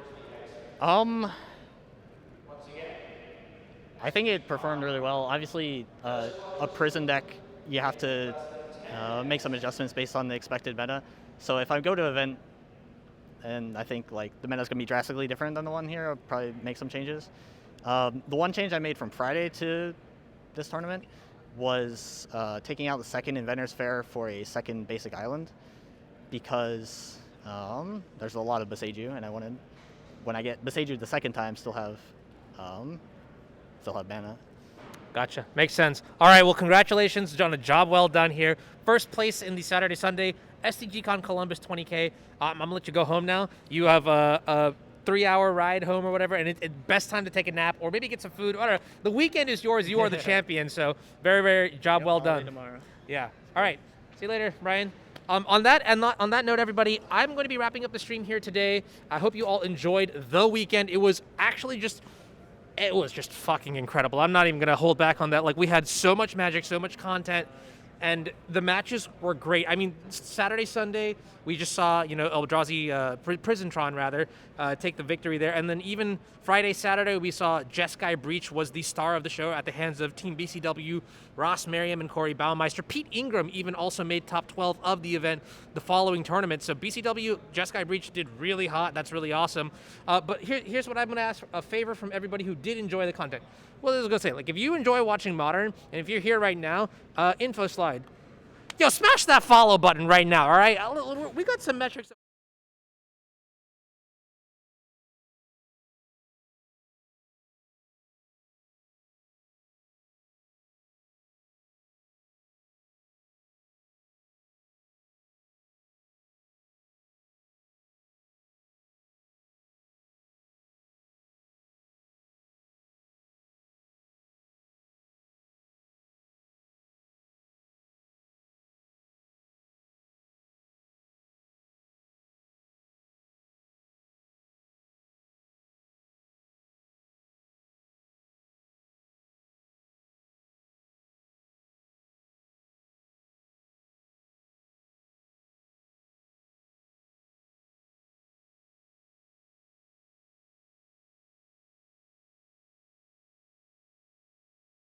Yeah, you guys can't hear me, can you? That was incredible. I did like the most heartfelt speech of my life, and Koval's looking at me right now. He's just like crying, tears, literal tears.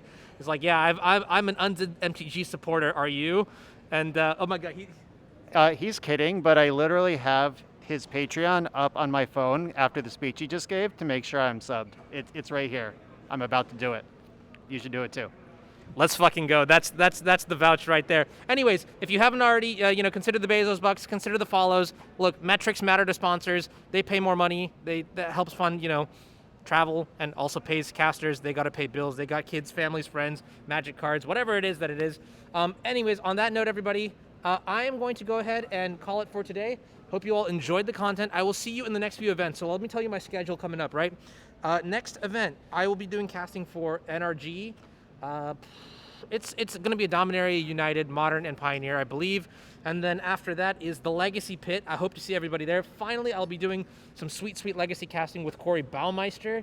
And after that, TwitchCon comes up, and then the Magic Summit following shortly after. I think DreamHack Atlanta might be on the agenda somewhere. Still waiting on information on that, but that's my schedule, and I'm trying to create paper coverage content for all of that. So appreciate all of your support.